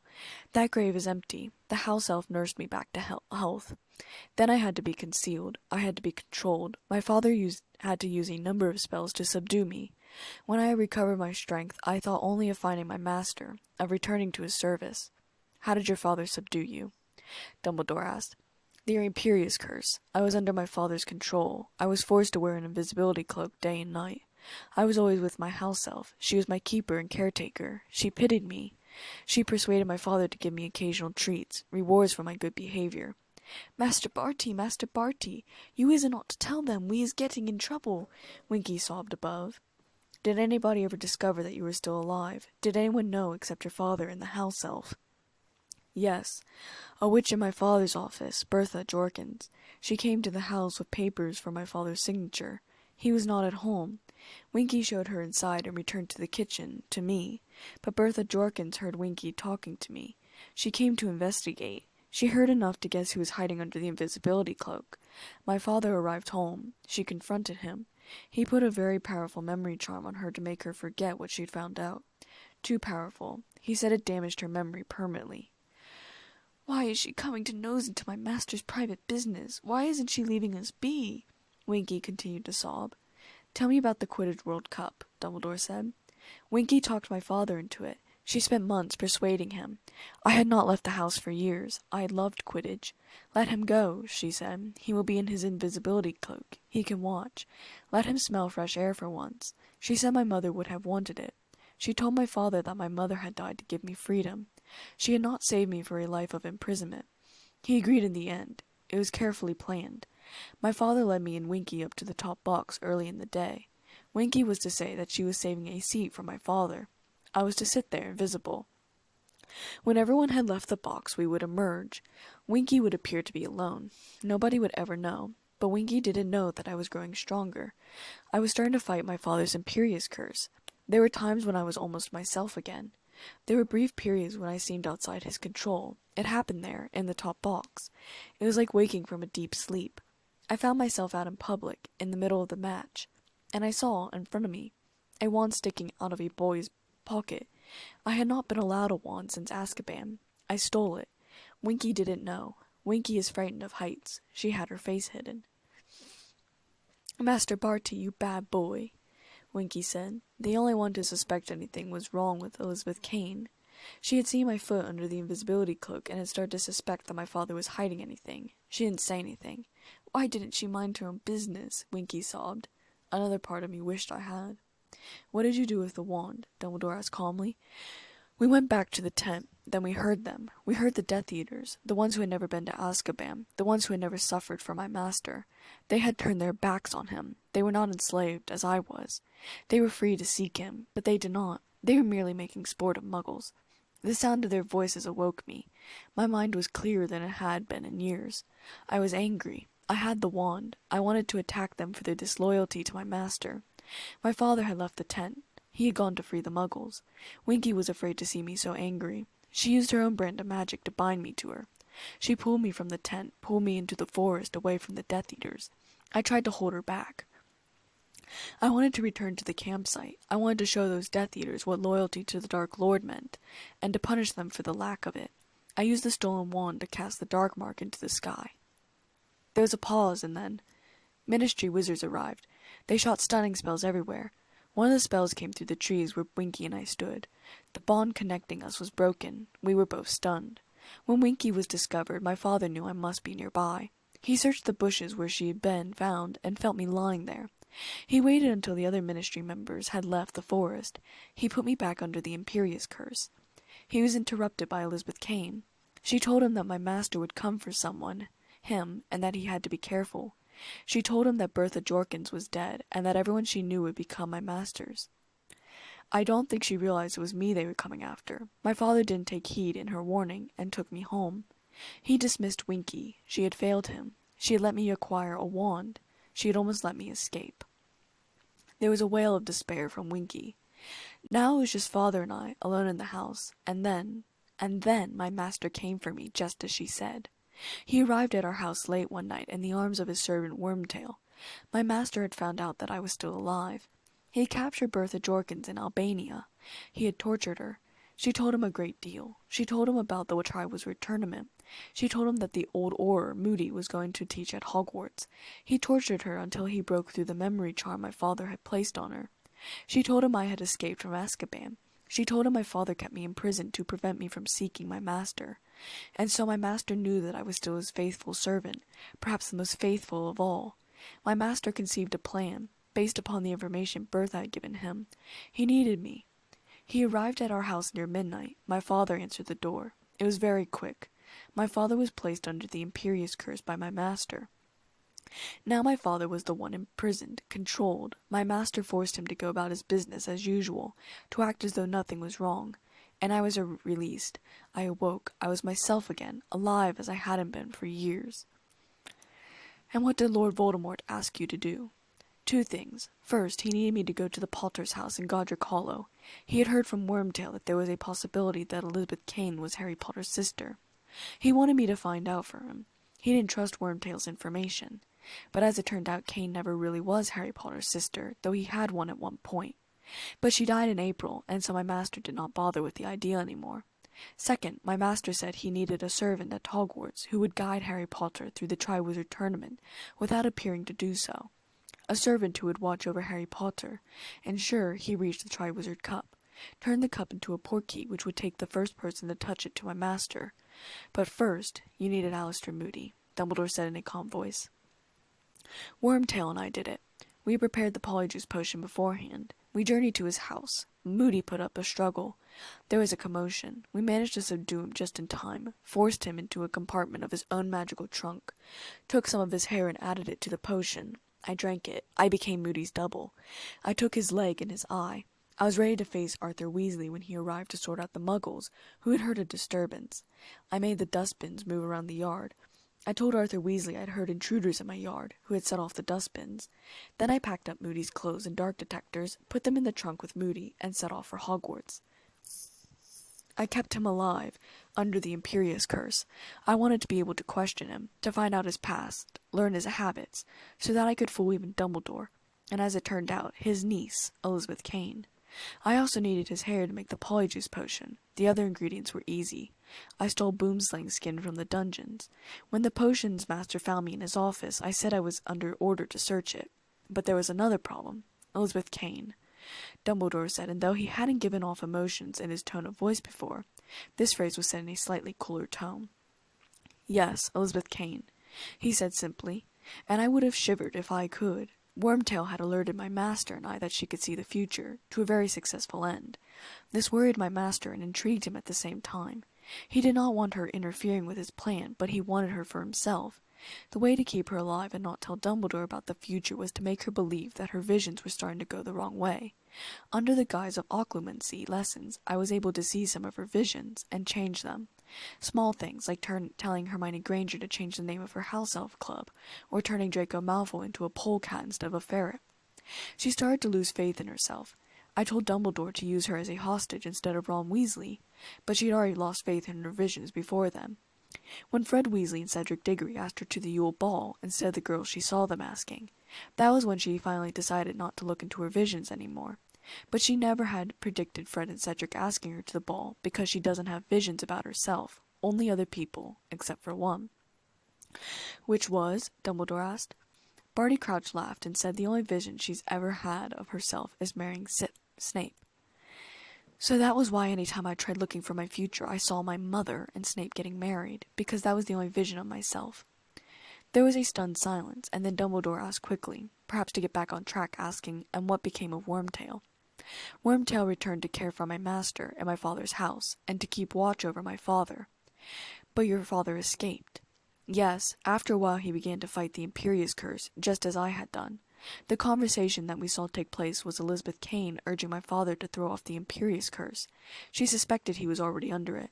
Because of her, he started to fight it. There were periods where he knew what was happening. My master decided it was no longer safe for my father to leave the house. He forced him to send letters to the ministry instead. He made him write and say he was ill. But Wormtail neglected his duty. He was not watchful enough. My father escaped. My master guessed that he was heading for Hogwarts. One look in Elizabeth Kane's mind confirmed that suspicion, for while she no longer trusted her visions, I knew they were correct. My father was going to tell Dumbledore everything to confess. He was going to admit that he had smuggled me into Azkaban. I was ready for when my father came through the forest, and yet another complication with Elizabeth Kane. Elizabeth knew who you were, didn't she? Dumbledore asked. Yes, Crouch said. She had discovered my secret back in April, after a visit to her godfather, Sirius Black, though she had started piecing it together with conversations with my father. Black had shared some of my history with her, and she managed to piece together from the Quidditch Cup to his illness to mine and my mother's deaths. I had slipped up during class as well, saying that I had received a letter from Professor Lupin, her father. But Moody had gone to her father over the summer. She knew that. She wrote to her father, asking if he'd sent me a letter. He said he had not. She realized that every memory that had been different I had been a part of. She went into my office at dinner one night, looking for Harry's map. Map? What map? Dumbledore asked. Potter's map of Hogwarts, Crouch said. Potter saw me on it. Potter saw me stealing more ingredients for the Polyjuice potion from Snape's office one night. He thought I was my father. We have the same first name. I took the map from Potter that night. I told him my father hated dark wizards. Potter believed my father was after Snape. Continue about Elizabeth. She found the map and realized who I was. She was going to go straight to Dumbledore, and I barely made it to the office in time. She was just leaving. I put her under the Imperious Curse. She was under it for weeks, but she was strong, too strong, and she threw it off after Snape cornered her in the astronomy tower. She attempted to kill me. I tortured her under the Cruciatus Curse multiple times. Here there was a sound of a dog growling, and I realized Sirius was above me with the others. The only thing that really worked at controlling her was threatening Snape's life. She didn't dare say anything to Dumbledore if his life was on the line. When my father came, she attempted to change the future by trying to carry my father out of the forest. She nearly did it, too. I had the map with me. Potter was in the castle getting Dumbledore. I stunned Crumb and Kane. I killed my father." "No!" Winky wailed. Master Barty, what is you saying?" "You killed your father," Dumbledore said in a hard voice. "What did you do with the body?" "Carried it into the forest, covered it with the invisibility cloak. I watched Potter run into the castle. He met Snape. Dumbledore joined them. I watched Potter bringing Dumbledore out of the castle. I walked back out of the forest, doubled around behind them, went to meet them. I told Dumbledore Snape had told me where to come. Dumbledore told me to go and look for my father. I went back to my father's body, watched the map. When everyone was gone, I transfigured my father's body. He became a bone. I buried it while wearing the invisibility cloak. I tortured Elizabeth Kane again for interfering. I put her back under the Imperious curse." "And tonight?" Dumbledore asked, over more growling from Sirius. "I offered to carry the Triwizard Cup into the maze before dinner. Turned it into a portkey. Elizabeth tried to interfere. She knew Cedric was going to die. She was going to take the cup herself and go to where my master and Wormtail was waiting. She had the foreknowledge. She was going to kill Wormtail and destroy my master's body. I dueled with her in the middle of the maze. She nearly reached the cup before I stunned her. I used the broom that she had used to bring her back up to the castle. I would have killed her, then, except for the fact my master needed her. I erased my memory of where I put her, sending a message to Wormtail about her whereabouts if I got caught, and couldn't deliver her to my master. But she doesn't matter now. My master's plan worked. He's returned to power, and I will be honored by him beyond the dreams of wizards." I heard a sound of frustration that I was pretty sure came from Professor Snape. I wish I could make a noise, let them know where I was, but I couldn't. "How are we going to find her?" Professor McGonagall asked in a strangled voice. To my surprise, but also pleasure, it was Harry who came up with the solution. "The map!" he exclaimed quietly, his voice sounding dead. "If we could find the map, and she is on Hogwarts grounds, it will reveal her location." "Where is Harry's map?" Dumbledore asked Barty Crouch Jr. "Top drawer of the dresser on the left," Barty Crouch's voice said. It still sounded rather unemotional, so he must have still been under the truth potion. I heard footsteps, either Professor Snape or Professor Dumbledore's, crossing across the room. A drawer was opened, parchment was rifled through, and the drawer was closed. "Harry, how does this work?" Professor Dumbledore said. Another set of footprints crossed the room, and there was a bit of silence. I supposed Harry was searching for me. I waited anxiously. I knew that Harry could find me. I had found Uncle Moody on the map. But they realized that I was in the trunk, especially after Dumbledore had already been down here, checking on Uncle Moody. It took maybe 3 minutes before Harry said, "It says she's in this room." "But that's not. The only place she could be is the trunk, and Dumbledore's already been in there," Professor McGonagall said, her voice sounding faint. There was another pause of silence. I wondered if they were looking around the room. "He could have transfigured her into anything," Professor Snape exclaimed, spitting angrily. There were loud sniffing noises, and I wondered if Sirius was trying to sniff me out. I think I would have laughed if I could have. "I don't think so, Severus," Dumbledore said calmly. "Moody had an invisibility cloak, and I didn't explore the entire trunk." I heard hurried footsteps on the ladder again. Someone was on their hands and knees, searching. From above there was a concerned whining sound. Then someone's hand found the invisibility cloak and pulled it off. There was a tap of a wand, and my body relaxed, free from the curse. "Elizabeth?" Professor Snape's voice whispered. "Elizabeth." I moved my lips, my eyes fluttering open. Professor Snape's face was closest to me. Above, looking down into the trunk, was Professor McGonagall, Harry, Dumbledore, and a familiar black dog's face. I turned my attention to Snape. "Cedric," I asked hoarsely. "Where's Cedric?" Professor Snape hesitated and said, "Come on." He scooped me up in his arms. I clutched my wand as he hauled me back up out of the trunk. Professor McGonagall helped me out, her face white. Dumbledore looked furious. I stood on shaky legs, leaning against Professor Snape. Sirius came up to me, whining, and prodded my leg with his nose. I put a hand on his head and then dropped down next to him, unable to stand any longer. "Minerva, could I ask you to stand guard here while I take Harry upstairs?" Dumbledore asked, his voice almost trembling with anger. "Of course," Professor McGonagall said, looking nauseous. "Severus, please tell Madame Pomfrey to come down here. We need to get Alistair Moody into the hospital wing. Bring Elizabeth with you. Then go down into the grounds, find Cornelius Fudge, and bring him up to this office. He will undoubtedly want to question Crouch himself. Tell him I will be in the hospital wing in half an hour's time if he needs me. And then send a letter to Remus Lupin. He'll want to come up to the school immediately." I looked up from Sirius's eyes and choked out, No, he'll be so upset and angry. I don't want him to know." Dumbledore knelt gently in front of me. "It's all right, Elizabeth. Your father has to know." My fingers tightened in Sirius's fur, and he nudged my ear in encouragement. I struggled to my feet, grabbing Snape's arm for support. Snape led me out of the room as I struggled to walk. I wasn't sure what was wrong with my legs. I also couldn't tell if Snape was angry or relieved.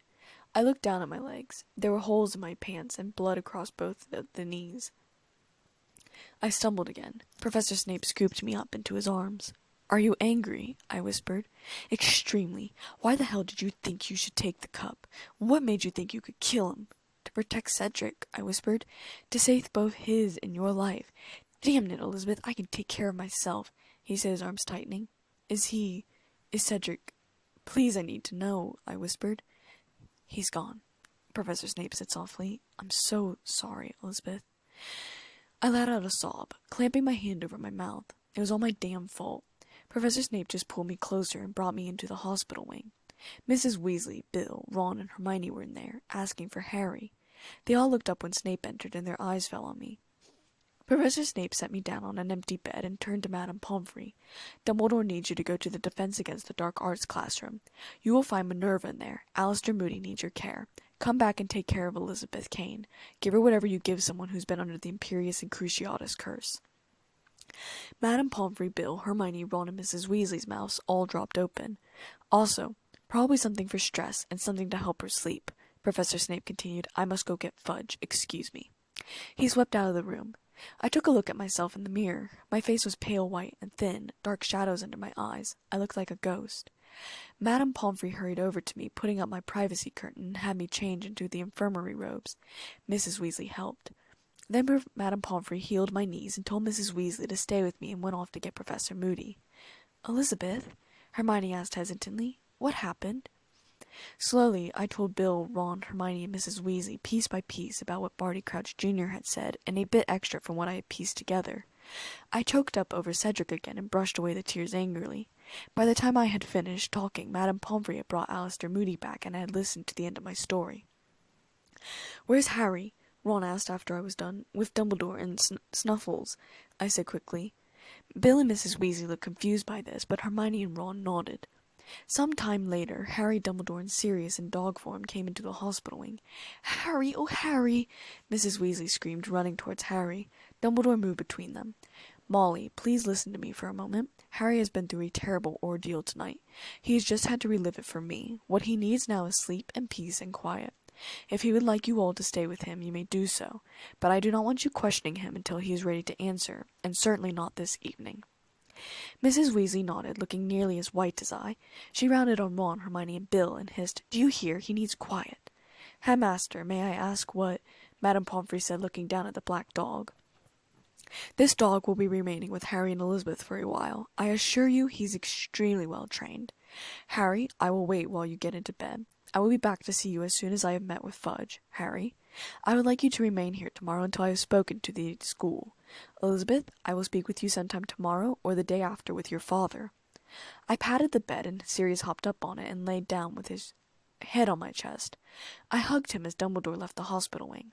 "Is he okay?" Harry asked. "He'll be fine," Madame Pomfrey said it, so I assumed that she meant Moody. She came over to Harry, giving him pajamas and pulling a privacy screen around him. Meanwhile, she came over and gave me a potion. "This'll help you sleep." I took it with trembling hands, nearly dropping it. Sirius whined with worry.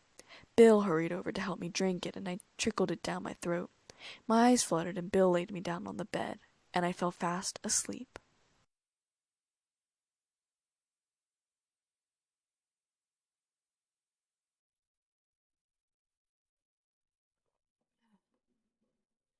Chapter 19. I woke up feeling warm and happy, and it took a second for everything that had happened to crash down on me. I felt Sirius's fur in my hands, so I knew he was still in bed with me. I could hear people whispering around me. "They'll wake them up if they don't shut up," Bill said, sounding extremely annoyed and a bit worried. "What are they shouting about? Nothing else can have happened, can it?" Ron was asking now. "That's Fudge's voice," I heard Mrs. Weasley say. "And that's Minerva McGonagall, isn't it? But what are they arguing about?" I could hear them now, their voices getting louder. "Regrettable, but all the same, Minerva," Fudge was shouting. "You should never have brought it inside the castle.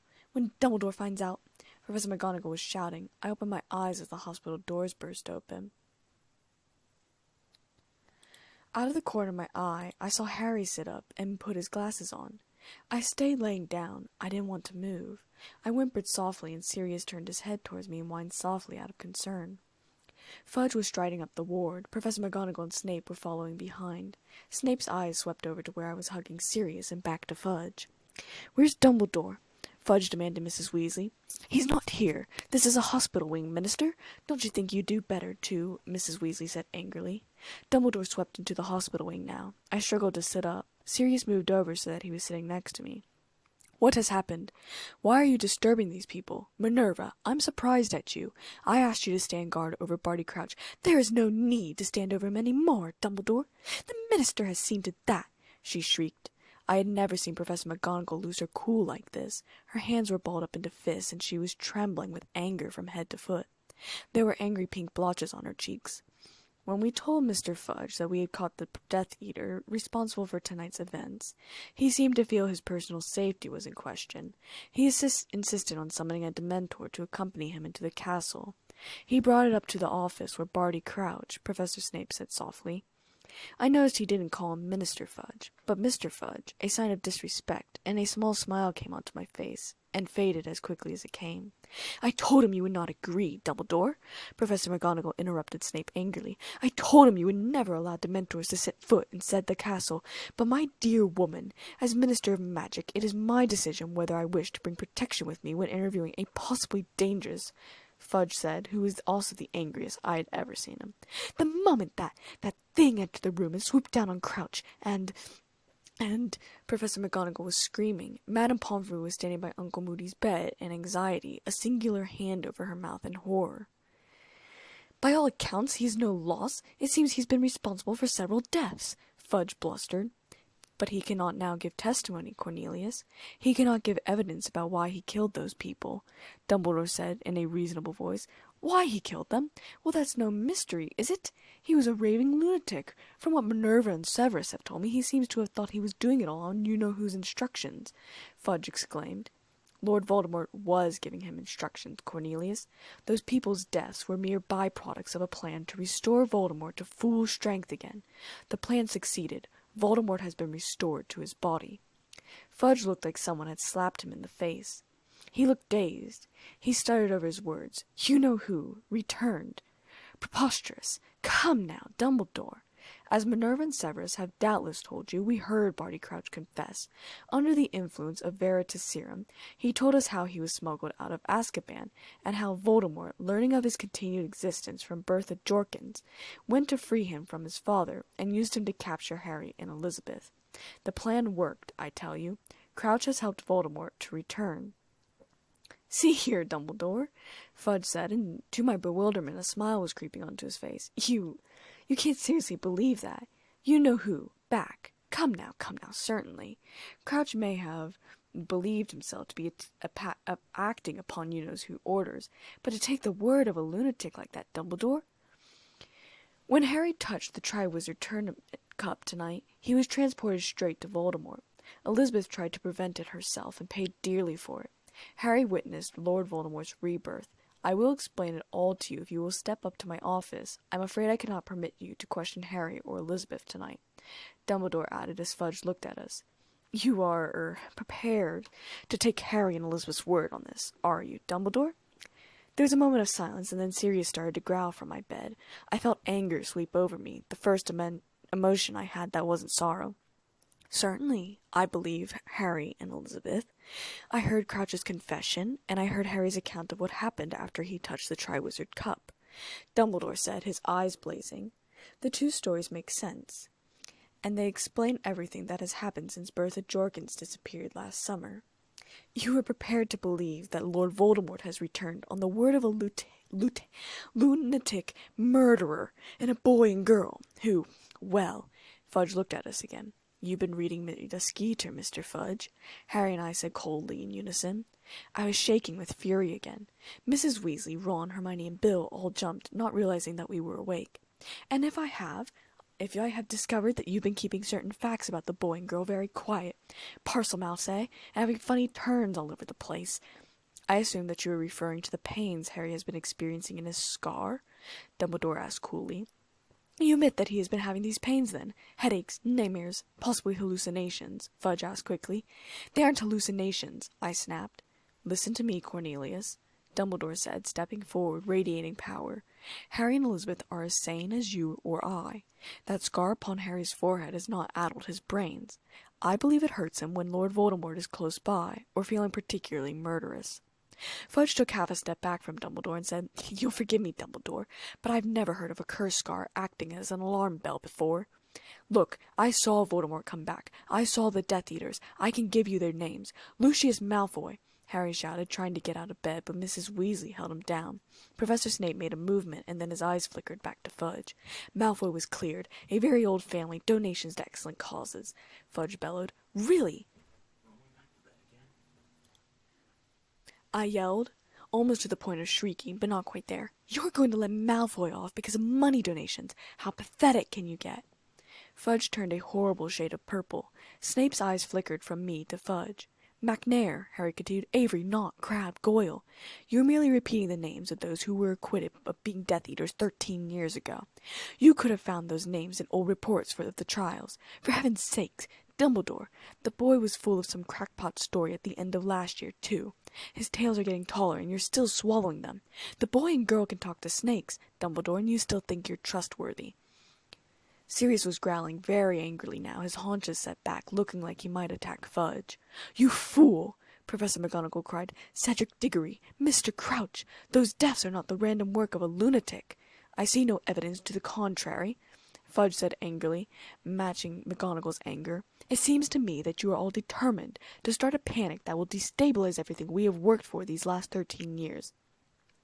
You fucking moron! I shrieked, and my tone was so piercing everyone stared at me in shock, even Dumbledore. I had leapt out of bed, and my legs were still shaking. Cedric's dead! Sirius leapt down from the bed, pulling on my nightgown to get me into bed. I was shaking in anger. Cedric's dead, and you stand there, doing nothing. You stand there, a coward. You stupid man. I knew you were going to be a letdown of a minister, but by Merlin, I didn't know how horrible you were going to be. I was shrieking mostly nonsense. Pomfrey, Mrs. Weasley, Bill, Ron, and Hermione all had their mouths dropped in surprise. Dumbledore looked worried, Snape looked tense, McGonagall a mixture of something that was perhaps pride and also shock, and Sirius still had my nightdress in his mouth, trying to pull me back into bed. Madame Pomfrey was hovering near Moody's bed, trying to figure out if she should come over or not. Voldemort's back! I shrieked, tears falling down my face. Peter Pettigrew killed Cedric because Voldemort is back. But you wouldn't listen last year. If you'd listened, Peter Pettigrew could have been caught. Peter Pettigrew would have brought Voldemort back. It's your fault. Cedric's death is your fault.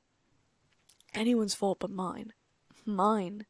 You are grieving, Fudge said, purple in the face with anger, bellowing right back at me. Now stop spreading these lies. The teachers might believe you, but you could get away with anything by using your visions, couldn't you? I took a step forward in anger and stumbled, nearly falling. Madame Pomfrey and Professor Snape both dashed to my side and put me back in bed. I collapsed back into the bed, shaking in anger and exhaustion. Fudge turned back to Dumbledore. Voldemort has returned. If you accept that fact straight away, Fudge, and take the necessary measures, we may still be able to save the situation. The first and most essential step is to remove Azkaban from the control of the Dementors, Dumbledore started. Preposterous! Remove the Dementors! I'd be kicked out of office for suggesting it. Half of us only feel safe in our beds at night because we know the Dementors are standing guard at Azkaban, Fudge said. I opened my mouth to argue back, and Snape pinched my lips together between his thumb and forefinger, shooting me a warning glance. The rest of us sleep less soundly in our beds, Cornelius, knowing that you have put Lord Voldemort's most dangerous supporters in the care of creatures who will join him the instant he asks them. They will not remain loyal to you, Fudge. Voldemort can offer them much more scope for their powers and their pleasures than you can. With the Dementors behind him and his old supporters returned to him, you will be hard-pressed to stop him regaining any sort of power he had 13 years ago. Fudge opened his mouth and closed it. Dumbledore continued. The second step you must take, and at once, is to send envoys to the giants. Envoys to the giants? What madness is this? Fudge shrieked. Extend them a hand of friendship, now, before it is too late, or Voldemort will persuade them, as he did before. That he alone among wizards will give them their rights and their freedoms, Dumbledore exclaimed. You cannot be serious! If the magical community got wind that I had approached the giants, people hate them, Dumbledore. End of my career, Fudge blustered. Then it should be the end of your career, I spat out angrily. I heard Snape sigh behind me. You are blinded by the love of the office you hold, Cornelius, Dumbledore said, raising his voice. You place too much importance, and you always have done, on the so-called purity of blood. You fail to recognize that it matters not what someone is born, but what they grow to be. Your Dementor has just destroyed the last remaining member of a pure-blood family, as old as any, and see what that man chose to make of his life. I tell you now, take the steps I have suggested, and you will be remembered, in office or out, as one of the bravest and greatest ministry of magic we have ever known. Fail to act, and history will remember you as the man who stepped aside and allowed Voldemort a second chance to destroy the world we have tried to rebuild. Insane. Mad, Fudge muttered. Madame Pomfrey was now standing at the foot of Harry's bed, her hands over her mouth. Mrs. Weasley had her hand on Harry's shoulder. Bill, Hermione, and Ron were staring at Fudge. Sirius was still standing by my bed. Professor McGonagall had unballed her fists. Her arms were now crossed. Snape stood next to me, his hand on my shoulder. If your determination to shut your eyes will carry you as far as this, Cornelius, we have reached a parting of ways. You must act as you see fit. And I shall act as I see fit, Dumbledore said coolly. Now see here, Dumbledore, I've given you free rein, always. I've had a lot of respect for you. I might not have agreed with some of your decisions, but I've kept quiet. There aren't many who'd have let you hire werewolves, I bristled, and Snape pressed his hand farther down on my shoulder, or keep Hagrid, or decide what to teach your students without reference to the ministry. But if you are going to work against me, you are not a king, I spat out. Snape squeezed my shoulder, telling me to shut up. The only one against whom I intend to work is Lord Voldemort. If you are against him, then we remain, Cornelius, on the same side. Cornelius stayed quiet, and Snape let go of my shoulder, striding forward and lifted his left sleeve up and shoved it under Fudge's nose, who recoiled. There, Snape said in a harsh voice, there, the dark mark. It is not as clear as it was an hour or so ago, when it burned black, but you can still see it. Every Death Eater had the sign burned into him by the Dark Lord. It was a means of distinguishing one another, and his means of summoning us to him. When he touched the mark of any Death Eater, we were to disapparate and apparate instantly at his side. This mark has been growing clear all year. Karkaroff's too. Why do you think Karkaroff fled tonight? We both felt the mark burn. We both knew he had returned Karkaroff's fears, the Dark Lord's vengeance. He betrayed too many of his fellow Death Eaters to be sure of a welcome back into the fold. Fudge stepped back, shaking his head. I don't know what you and your staff are playing at, Dumbledore, but I have heard enough. I have no more to add. I will be in touch with you tomorrow, Dumbledore, to discuss the running of this school. I must return to the ministry. You're being stupid, I said. The evidence is right in front of you, all of it, and you won't listen to it, will you? Well, Fudge said, I've never trusted what I can't see anyways. He strode to the doors and then came back, dumping a bag of gold on Harry's bedside table. Your winnings. 1,000 galleons. There should have been a presentation ceremony, but under the circumstances.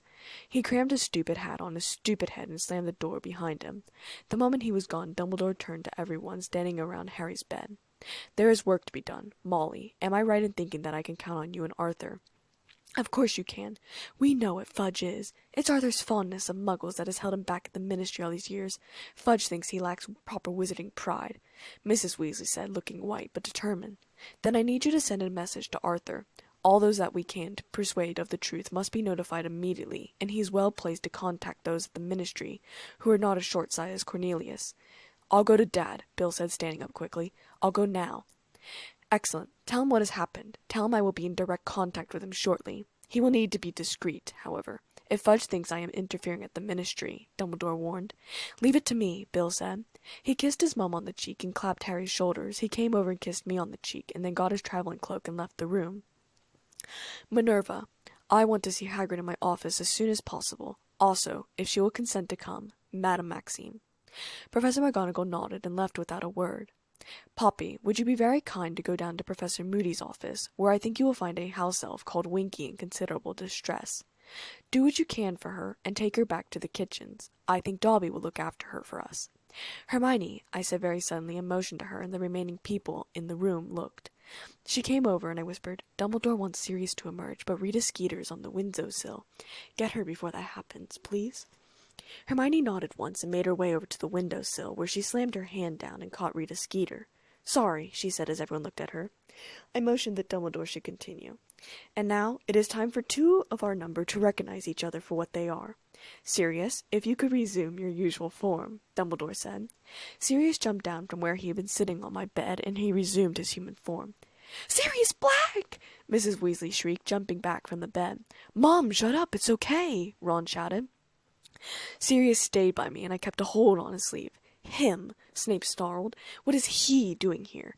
"He is here at my invitation, as are you, Severus. I trust you both. It is time for you to lay aside your old differences and trust each other," Dumbledore said. "I will settle, in the short term, for a lack of open hostility. You will shake hands. You are on the same side now. Time is short, and unless the few of us who know the truth do not stand united, there is no hope for any of us. Elizabeth, you'll need to let go of Sirius for a second."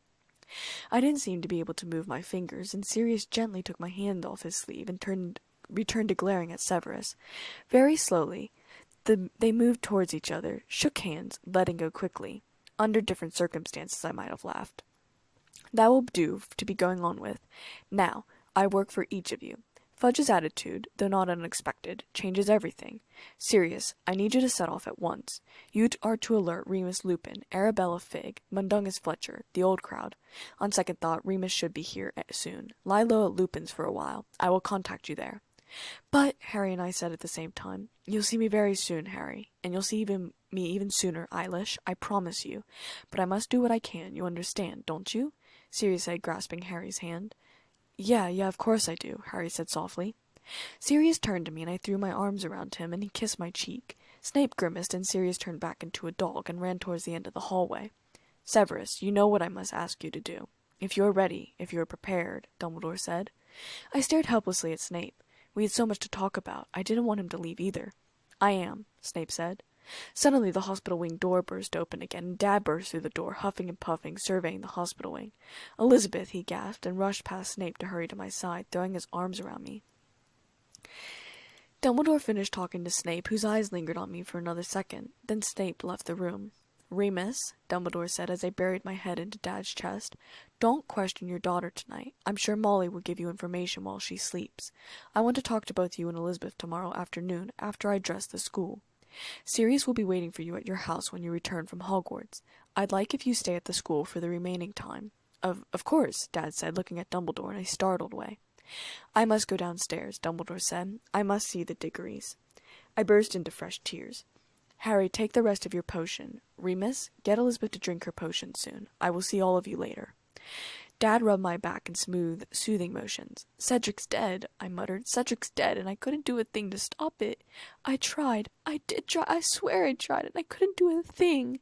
I sobbed, tears streaming down my face. I had sworn I would never let Dad see me cry again, but now I couldn't stop. "Shh, Elizabeth, shh," Dad whispered, holding my face in his hands, putting his lips to my forehead.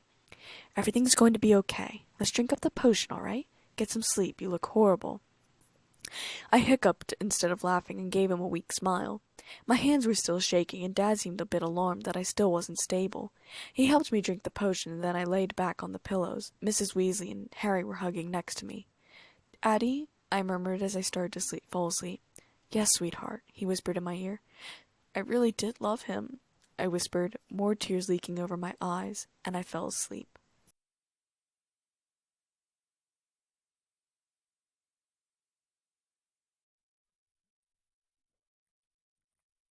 Chapter 20.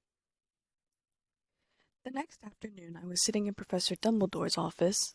He had just finished telling my dad everything that Barty Crouch had done and said, not bothering to gloss over the fact that he had tortured me or that I had no visions about myself, and most embarrassingly of all, he told Dad about the only vision I had ever had about myself. Dad seemed a bit horrified by that. "Severus is my age," Dad hissed, a drawn look on his face, now on his feet suddenly. "Elizabeth, what? I don't." Dumbledore looked tired and sad, but he smiled. I understand where you are coming from, and I have no idea how it will work out, but rest assured there must be a reason that it happens, and I can't think that it is a bad one. But now I have a question for just the two of you. It has been avoided for enough years now, especially with the recent turn of events. I believe you, Elizabeth, to be Harry's sister. I looked up at Dad, who had turned a bit pink. I knew that he deeply admired Dumbledore, and the last thing he wanted to do was lie to him. I stared down at my feet. It's obvious now, isn't it? Dad finally asked. I've known about her existence for about 15 years now, Dumbledore said lightly, though I have respected the decision the two of you have made of keeping the secret. Dad and I looked at him in amazement. I felt guilty for lying in my second year now. How? I asked.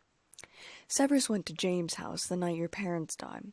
He stayed outside the house and saw Sirius coming out with a second child, a girl. When you showed up to school, well, you look extremely like your mother, except for James' eyes, of course. But what Severus recognized was the locket you wear. It was your mother's. I believe he had given it to her himself in their 4th year. Professor McGonagall recognized it as well.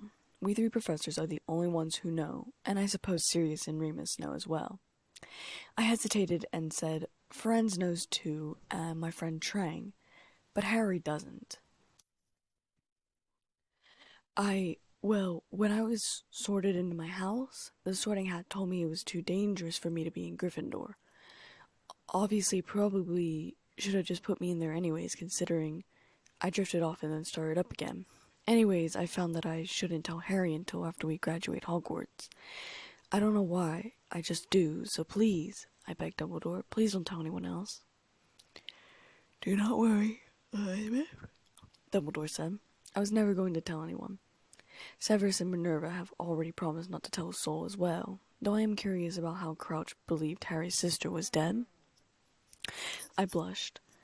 Well, I told you my dream I had over the summer. Dad and I thought, well, I mostly thought it up, if we put something in the house that showed there was a daughter, but that she had, I couldn't put forth the words, and Dad finished for me. Elizabeth wrote up a sign that stated the birth and death of herself, though under a different name. We put it in the crib in case Voldemort came checking on Pettigrew's story. I didn't want Elizabeth taken from me because she was Harry's sister, though of course I knew Voldemort was more likely after her visions anyways. Dumbledore nodded. Ingenious and well thought out. You do seem to have tricked him. And Crouch tortured you, Dad said with a pale face. You didn't say anything. He was going to kill Professor Snape, I said softly. Dad snorted. Could have taken care of himself, I would think. You don't understand, I said, twisting my hands in my lap. When I was under the Imperius curse, he made me steal from him, and he caught me and gave chase, and he spoke through me, saying he would kill me if Snape said anything to Dumbledore. So Snape went to Moody for help because Moody was an Auror, but of course Crouch was Moody. He made me go to Snape's office in the middle of the night. If he was going to kill him, he could have done it right then and there. But instead he made me wake him up, and I drifted off. And, Dad prompted me sharply. I blushed and edited a little bit. Made me torture myself in front of him. As punishment for Snape going to Moody, I couldn't do anything to risk him dying, and when it was a choice between Ced and Professor Snape, tears started up again and I wiped them away angrily. I would have rather risked myself than the people I love. Dad looked at me in anxiety, worry, and pain. I knew Dad was probably torturing himself for not being able to protect me. Dumbledore, however, leaned forward and said, I admire your bravery, Elizabeth. I am sorry about Cedric. He's my only friend in Hufflepuff, I whispered. I still couldn't save him. Dad put a hand on my shoulder and Dumbledore looked at me and said, Do not blame yourself, Elizabeth. There is nothing you can do. But I sat up and reached under my shirt and pulled out the time turner, but Dumbledore was already shaking his head. There is nothing we can do, Elizabeth. We cannot turn time back on death. I lowered my hand, disappointed. Remus, Dumbledore said, I would be much obliged if you stay at the castle until term ends. I think Elizabeth's going to need your support as much as she likes being on her own. And I think there will be several students here who will be happy to see you. I believe Alistair might be happy to have you around as well. Of course, Dad said, though he looked a bit surprised by the request, like he had last night. Dad and I left the office after that. Dumbledore had been right. Multiple students had come up to Dad and asked him questions, whether about what Dumbledore had said, or classes, or just to ask how his summer had been. Moody, who's very paranoid now, seemed to be staying very close to Dad as well. I spent time with either Dad or Harry, Ron, and Hermione. Hermione had shown me the trapped Rita Skeeter in her glass jar, but she hadn't shown Harry or Ron yet. She said she would wait because she knew Harry was grieving. She said she knew I was grieving too, but that she thought I would like to see. It took all my strength not to grab the jar and shake it up and down. Harry, Ron, Hermione, and I went down to visit Hagrid on one of our lessons off. It was a bright and sunny day, weather that I did not think was appropriate for morning. Fang bounded out the door, and Hagrid said, "Who's that?" "Harry!" He strode out to meet them and pulled Harry into a one-armed hug. "Good to see ya, mate. Good to see ya." Then Hagrid pulled me into a hug, and I closed my eyes so that I didn't cry. "Been having a cuppa with Olympia. She just left," Hagrid said, motioning to the large cups and saucers on the wooden table. "Who?" Ron asked stupidly. "Madame Maxine, of course," Hagrid said. "You two made up, have you?" Ron asked inconsiderately. "Dunno what you're talking about," Hagrid said as he reached into the cupboards for more cups. He made tea and gave us doughy cookies. "You all right?" Hagrid asked Harry gruffly. "Yeah," Harry said. "No, you're not. Of course you're not. But you will be. So will you, Elizabeth," Hagrid said. I wrapped my arms around my stomach so that I wouldn't cry. "Don't know about that," I muttered. Harry said nothing. "Knew he was going to come back," Hagrid said suddenly, and Harry, Ron, and Hermione looked up at him in surprise. "Known it for years, Harry. Knew he was out there biding his time. It had to happen. Well, now it has, and we'll just have to get on with it. We'll fight. Might be able to stop him before he gets a good hold. That's Dumbledore's plan anyway. Great man, Dumbledore. So long as we've got him, I'm not too worried. No good sitting worrying about it. What's coming will come, and we'll meet it when it does. Dumbledore told me what you did, Harry. You did as much as your father would have done, and I can give you no higher praise than that." Harry gave Hagrid a smile and opened his mouth, but Hagrid wasn't done.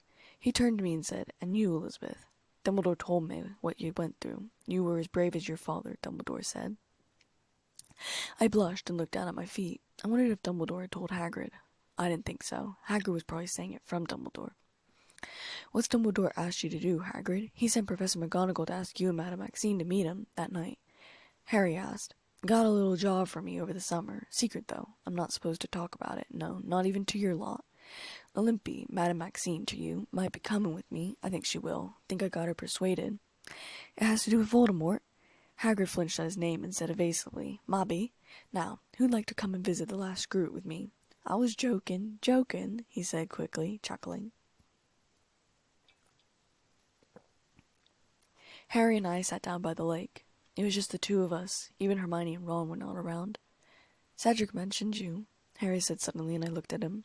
"What did he say?" I asked. "He told me to tell you that he loves you too," Harry said. I blushed, tears flying down my cheeks. "About your visions," Harry hesitated. "About the one where you and Snape get married. You aren't going to follow through with that, are you?" I don't know," I muttered, blushing. "I mean, if it's the only thing I've ever seen about myself, doesn't it mean I should do it? And as stupid as it sounds, I do really like him. But I don't see how it could come true. I mean, he's never really shown great interest in me, has it?" This was a huge, fat lie, and we both knew it. "He does treat you differently from any other student," Harry said lightly. "Yes, I suppose that's fair," I muttered. There was some silence, and then I said, "You really were brave, you know?" I kissed his cheek, and then I got up from where I was sitting and walked away, tears falling down my cheeks still. Cedric had loved me. Love hurts. I hesitated, standing outside the potions classroom door. I made up my mind, pushing it open. Professor Snape was sitting behind his desk, looking worried, his head in his hands, and he looked up as I came in. "How'd it go?" I asked softly. "You obviously aren't dead." Snape stared at me for a moment and said, "No, I'm not." He listened, he believed. I closed the door behind me and strode up to the desk and stood in front of him. He was still sitting down and looking at me with apprehensive eyes. I squeezed my hands in fist and relaxed together. "Did he hurt you badly?" I asked softly, twisting my fingers together. "Not much more than I'm used to," Severus said softly. "A few rounds with the Cruciatus curse, and that was about it." "I'm sorry," I murmured. "I know how it feels." "It's one of the worst feelings in the world," Severus agreed, sighing. "But what's done is done. Was there any specific thing you needed from me?" I hesitated before I relaxed again. I had already resigned myself to doing this, and now was my chance for it. I leaned forward and kissed him. I had surprised him, as his hands jerked a little before he relaxed. His hands came up to my face, pulling me in farther. My hands went onto his chest, balancing myself, and then he pulled my face back and asked, "Did you change your mind, then?" I hesitated, then said, standing back, "I needed you to know how I felt. I mean, besides words.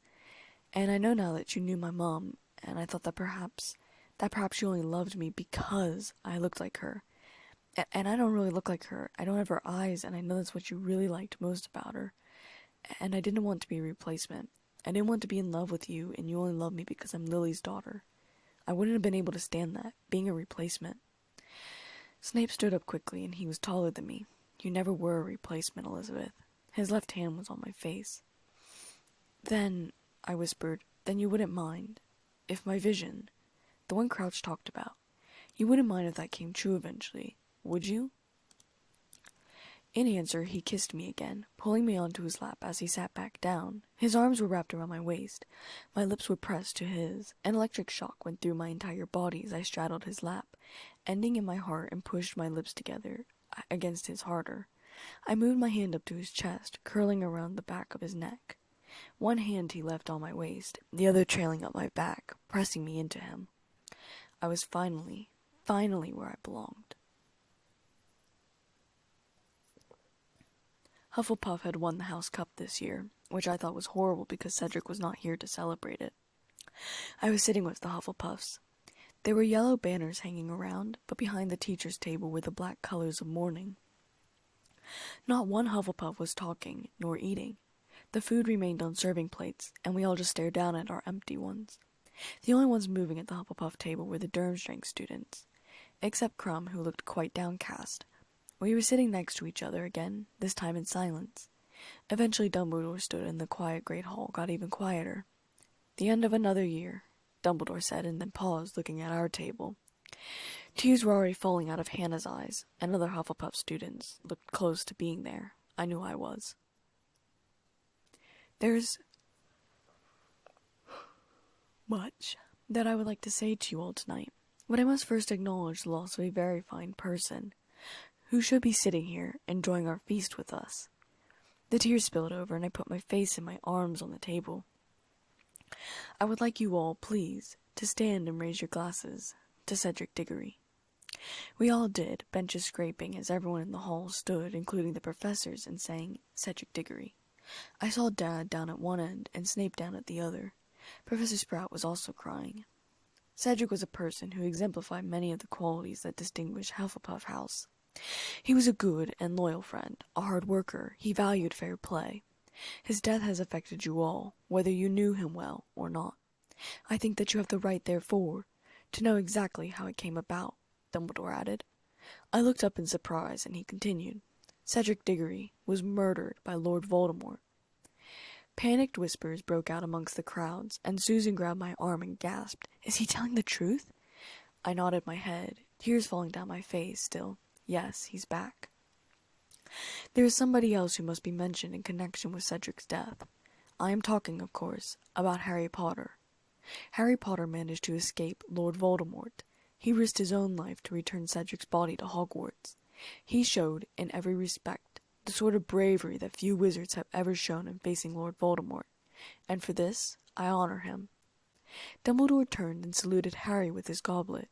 Nearly everyone followed suit, raising our glasses and murmuring Harry's name. Even Snape, and through my tears I smiled at him. His cheeks colored, and he looked away from me. Dad's eyes narrowed, watching the exchange between the two of us. I quickly looked away. Dad might have a heart attack if he found out me and Professor Snape were kissing each other. Your life. The Ministry of Magic does not wish me to tell you this. It is possible that some of your parents will be horrified that I have done so, either because they will not believe that Lord Voldemort has returned, or because they think I should not tell you so, young as you are.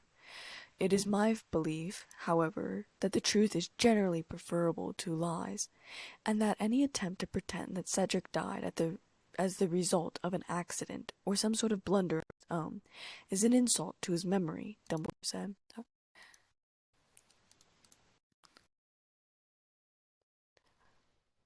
I'm sorry, my friend. I kept my head high, though tears were streaming down my face. Voldemort was going to pay, and I was going to make sure of it. How? I wasn't so sure, but he was. I looked over at where Dad was sitting, looking at Dumbledore with rapt attention. Professor Snape was looking at me anxiously. I looked back at Dumbledore. Is a lasting reminder. The Triwizard Tournament's aim was to further and promote magical understanding. In the light of what has happened, of Lord Voldemort's return, such ties are more important than ever, Dumbledore said, looking at Madame Maxime and Hagrid, then the Bobaxians at the Ravenclaw table, and the Durmstrang at the Hufflepuff table. Crumb was sitting on the other side of me, looking sober. I will fight until the end. Crumb looked almost frightened, as though he thought Dumbledore was going to say something horrible about the Durmstrang students. I put a hand on his arm and squeezed it gently, giving him a watery smile. He smiled hesitantly back. Little Felix looked confused and sad, and I wondered what would happen to him. Would he continue being the apprentice of the new headmaster? Or would he leave Durmstrang until he was old enough to come back as a student? Or death? Every guest in this hall will be welcomed back here at any time, should they wish to come. I say to you all, once again, in the light of Lord Voldemort's return, we are only as strong as we are united, as weak as we are divided. Lord Voldemort's gift for spreading discord and enmity is very great. We can fight it only by showing an equally strong bond of friendship and trust. Differences of habit and language are nothing at all if our aims are identical and our hearts are open. It is my belief, and never have I hoped that I am mistaken, that we are all facing dark and difficult times. Some of you in this hall have already suffered directly at the hands of Lord Voldemort. Many of your families have been torn asunder. A week ago, a student was taken from our midst. Remember Cedric. Remember if the time should come, when you have to make a choice between what is right and what is easy. Remember what happened to a boy who was good and kind and brave, because he strayed across the path of Lord Voldemort. Remember Cedric Diggory, Dumbledore finished. Built over me. The Hufflepuff table was crying. Most of us already had our heads down on the table, or held high like mine, just letting the tears flow. We left the great hall as we were dismissed. Instead of going to the Hufflepuff common room, I went to the potions classroom and sat on Snape's bed until he came in. We see you in limelight. I thought you might be waiting for me, he whispered, sitting on the bed next to me. He put an arm around me and fell back, laying down on the bed. I laid down next to him, burying my face in his robes, but didn't cry, as burnt out from crying. Dad's not happy about a certain vision, I muttered. You told him? Snape asked lightly. I snorted. No, Dumbledore did. What's it to him? Snape said lazily. He's my dad, or the closest thing to a dad that I have, and has been for 14 years, Professor. I think he has a right to worry about who I date. I said this very lightly, so that he might miss the word date. He frowned. Date's a light word, isn't it? And don't call me Professor, that's too weird. I laughed a little. What do you want me to call you, then? He went bright red and said, Geez, Elizabeth. He sighed, pulling his arm tighter around me. Just call me Severus. Severus, I repeated softly, tasting the word in my mouth. He shivered, squeezing me tighter. I've always wanted to call you that. And then I reached up and kissed him on the lips. Forever remember Cedric Diggory.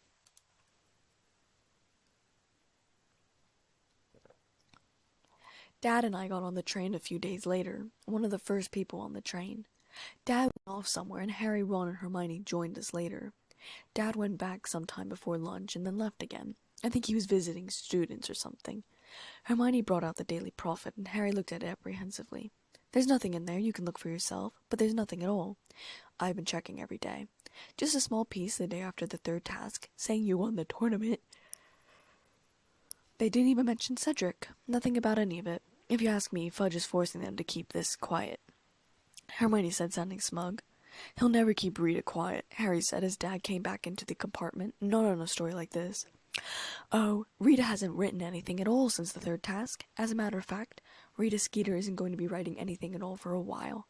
Not unless she wants me to spill the beans on her, Hermione said in a trembling voice. What are you talking about? Ron asked. I found out how she was listening in on private conversations when she wasn't supposed to be coming onto the grounds, Hermione said in a rush. How was she doing it? How did you find out? Well, it was you, really, who gave me the idea, Harry, Hermione said. Did I? How? Bugging, Hermione said happily.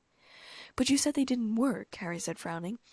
Oh, not electronic bugs. No, you see, Rita Skeeter is an unregistered animagus. She can turn into a beetle, Hermione said, reaching into her bag and pulling out the glass jar. You're kidding. You haven't. She's not, Ron said. Oh, yes, she is, Hermione said, shaking the jar. Ron raised the jar to his eyes, saying, That's never. You're kidding. Dad was sitting mildly in the compartment, looking at the jar with interest. No, I'm not. I caught her on the windowsill in the hospital wing. Elizabeth told me where she was. Look very closely, and you'll notice the markings around her antennae are exactly like those foul glasses she wears. There's a beetle on the statue the night we heard Hagrid telling Madame Maxine about his mum, Harry exclaimed. Exactly. And Victor pulled a beetle out of my hair after we'd had our conversation by the lake. And unless I'm very much mistaken, Rita was perched on the windowsill of the divination class the day your scar hurt. She's been buzzing around for stories all year. When we saw Malfoy under the tree, Ron said slowly, he was talking to her in his hand. He knew, of course. That's how she's been getting all these nice little interviews with the Slytherins. They wouldn't care that she was doing something illegal, as long as they were giving her horrible stuff about us and Hagrid. The door of the compartment slid open, and I got to my feet immediately. Elizabeth, Dad muttered, and I shook him off. Very clever, Granger, Draco said, not seeing Dad because I was blocking him from view. So, you caught some pathetic reporter and Potter's Dumbledore's favorite boy again. Big deal. Try not to think about it, are we? Trying to pretend that it hasn't happened? Get out, Harry snapped. You've picked the losing side, Potter. I warned you. I told you ought to choose your company more carefully, remember? When we met on the train. I lunged at him, but Dad caught me around the middle, wrestling me back to my seat to sit me down. Cool off, he muttered gruffly in my ear. Draco sneered while the other two cracked their knuckles. They didn't seem to care Dad was there. I told you not to go hang around with riffraff like this. Too late now, Potter. They'll be the first to go, now the Dark Lord's back, Draco said, jerking his head at Hermione, Dad, Ron, and me. Mudbloods and muggle lovers and part humans first. Well, second. Diggory was the third. There was a blinding flash of a dozen spells zooming towards them. Hermione, Ron, Harry, and I had our wands out. Thought we'd see what these three were up to, Fred muttered, stepping onto Goyle and into the compartment. George followed, who stepped multiple times on Malfoy. Interesting effect, George said. Who used the Furnunculus curse? Me, Harry said. Odd. George said lightly. I used jelly legs. Look as though those two shouldn't be mixed. He seems to have sprouted little tentacles over his face. Well, let's not leave them here. They don't add much to the decor. Ron, Harry, and George kicked the bodies out of the compartment and then shut the door. Hello, Professor Lupin, Fred said lightly. Don't suppose you sent a hex of your own now, did you? I giggled against my better judgment. Dad ignored him, pulling out a book. Exploding snap, anyone? Fred asked. I won 3 of the 4 games, and we were in the middle of the 5th game when Harry asked, You gonna tell us then, who you were blackmailing? Oh, George said, frowning, glancing up at Dad, who had appeared over his book. That. Just tell them, I said lightly. Ludo Bagman, Fred said. Bagman? Are you saying he was involved in? Harry asked sharply. Nah, nothing like that stupid git. He wouldn't have the brains, George muttered. Well, what then? Ron asked. You remember that bet we had with him at the Quidditch World Cup about how Ireland would win, but Crumb would get the snitch? Fred asked slowly. Yeah, Harry and Ron said slowly together. Well, the git paid us in leprechaun gold he caught from the Irish mascots, Fred said. So, it vanished, didn't it? By next morning it had gone, Fred exclaimed impatiently. But it must have been an accident, mustn't it? Hermione asked hesitantly. Yeah, that's what we thought at first. We thought if we just wrote to him and told him he made a mistake, he'd cough up. But nothing doing. Ignored our letter. We kept trying to talk to him about it at Hogwarts, but he was always making some excuse to get away from us, George said, laughing bitterly. In the end, he turned pretty nasty. He told us we were too young to gamble and he wasn't giving us anything, Fred asked. So we asked for our money back, George said, glowering. He didn't refuse, Hermione gasped in horror. Right and one, Fred said. I snorted. But that was all your savings, Ron said. Tell me about it. Of course, we found out what was going on in the end. Lee Jordan's dad had a bit of trouble getting money off Bagman as well. Turns out he's in big trouble with the goblins. Borrowed loads of gold off them. A gang of them cornered him in the woods after the World Cup and took all the gold he had, and it still wasn't enough to cover all his debts. They followed him all the way to Hogwarts to keep an eye on him. He's lost everything gambling. Hasn't got 2 galleons to rub together. You know how the idiot tried to pay the goblins back? George asked. How? Harry asked.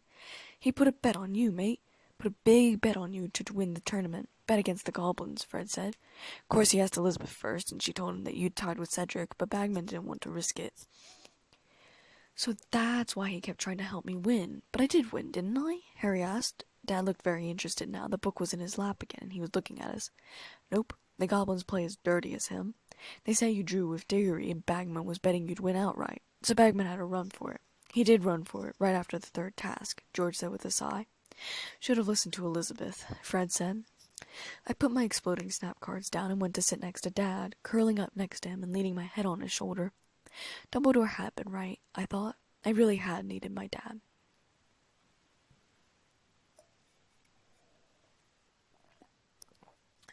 When Dad and I got home, Sirius was laying in dog form in the garden. Trang was sitting next to him, scratching his head. Elizabeth, she said, jumping up and hugging me. Oh, it's so good to see you. Hey, Trang, I said softly, hugging her back. Trang took one look at me and her smile fell. Let's go fly, shall we? She asked, her way of saying she wanted to talk to me. Sure, I said, feeling a bit better. Let me get my broom out, okay? And put my stuff away? Trang nodded. I'll meet you back here. She dashed off down the road. Dad unlocked the door and Sirius trotted inside, and Dad and I followed. I hope you weren't waiting long, Sirius, Dad said as Sirius turned into the human. I noticed he was wearing Dad's robes. I'd given him back in the cave. Where's Buckbeak? I asked. Out of the garden, Sirius said. You have high enough fences that he ought to be okay out there. Dumbledore said he'd be in touch, so we probably won't be here long. I nodded and carried my trunk up the stairs and tossed it into the corner. Then I grabbed my broomstick and went over to the top of the stairs and listened. Worried about her, Sirius? Dad was muttering. I've never seen her so upset. She just lost her best friend, Remus. Don't you remember how you felt when you heard about James? Sirius said. And you weren't there when Crouch explained what he had been doing. He's been tortured multiple times and was under the Imperius curse. She hasn't had a good year, and I know her, Remus. She's blaming herself for her friend's death, and nothing either of us say, or anyone for that matter, is going to convince her otherwise. I know that. I just feel so helpless, and I can't tell her that. She hides her feelings when she knows I'm worried about her. If I tell her I feel helpless, she'll just pretend she's fine. She hid the fear that I didn't love her for nearly 8 years, Sirius. Dad sighed, and oh, Merlin's beard. The vision she had about herself and Snape. Sirius snorted, please, she's better taste than him. A smile twitched across my lips and then faded. Dad sounded frustrated when he answered, I'm not so sure, Sirius. The way they look at each other when no one else is looking, or at least when they think no one else is looking. And I know she's been going to his office often after the incident. I mean, by Merlin, Sirius, he's our age. That's like if she married you, or me, or Wormtail. I mean, Severus is the same age as her father would be. How can I, as her father now, be okay with that? With anyone marrying my daughter? Sirius chuckled. I knew you'd be a good dad, Remus. You'll figure it out. The doorbell rang, and I stomped down the stairs and opened the door. Sirius had turned back into a dog. Trang stood there with her broom. Come on in for a second, I said. Elizabeth, I don't think this is a good idea, Dad said sharply. Sirius, I said, ignoring Dad, can you please revert to your usual form? Sirius stayed a dog, and my lips twitched into a smile. All right, fine, just turn into a human. Sirius did as I asked, and I turned to Trang, whose mouth dropped and then recovered, and she said, That's so cool. Who are you? This is my godfather, Sirius Black. Trang blinked and then held out her hand to shake it and said, Cool, Elizabeth talked about you. I'm Trang Nugan. Sirius looked a bit stunned, but shook her hand. All right, let's go fly, I said, and we turned out of the house. I looked up at the setting sun. The sun would have turned into the night sky, and the sky would be filled with stars. Stars, the imprint of people's lives, people who remembered. Your life, I'm sorry, my friend, is a lasting reminder that I will fight until the end. I would remember the boy who gave me my spot on the Quidditch team. I would remember the boy who came and visited me in the hospital wing after the Dementors made me faint. I would remember the boy who cared about whether I got enough sleep or ate that day. I would remember the boy who asked me to the ball. I would remember the boy who loved Quidditch and life. I would remember the boy I had kissed goodbye. Your death, it pours guilt over me. We see you in limelight forever. Remember Cedric Diggory. I would remember Cedric Diggory. I would fight until the end.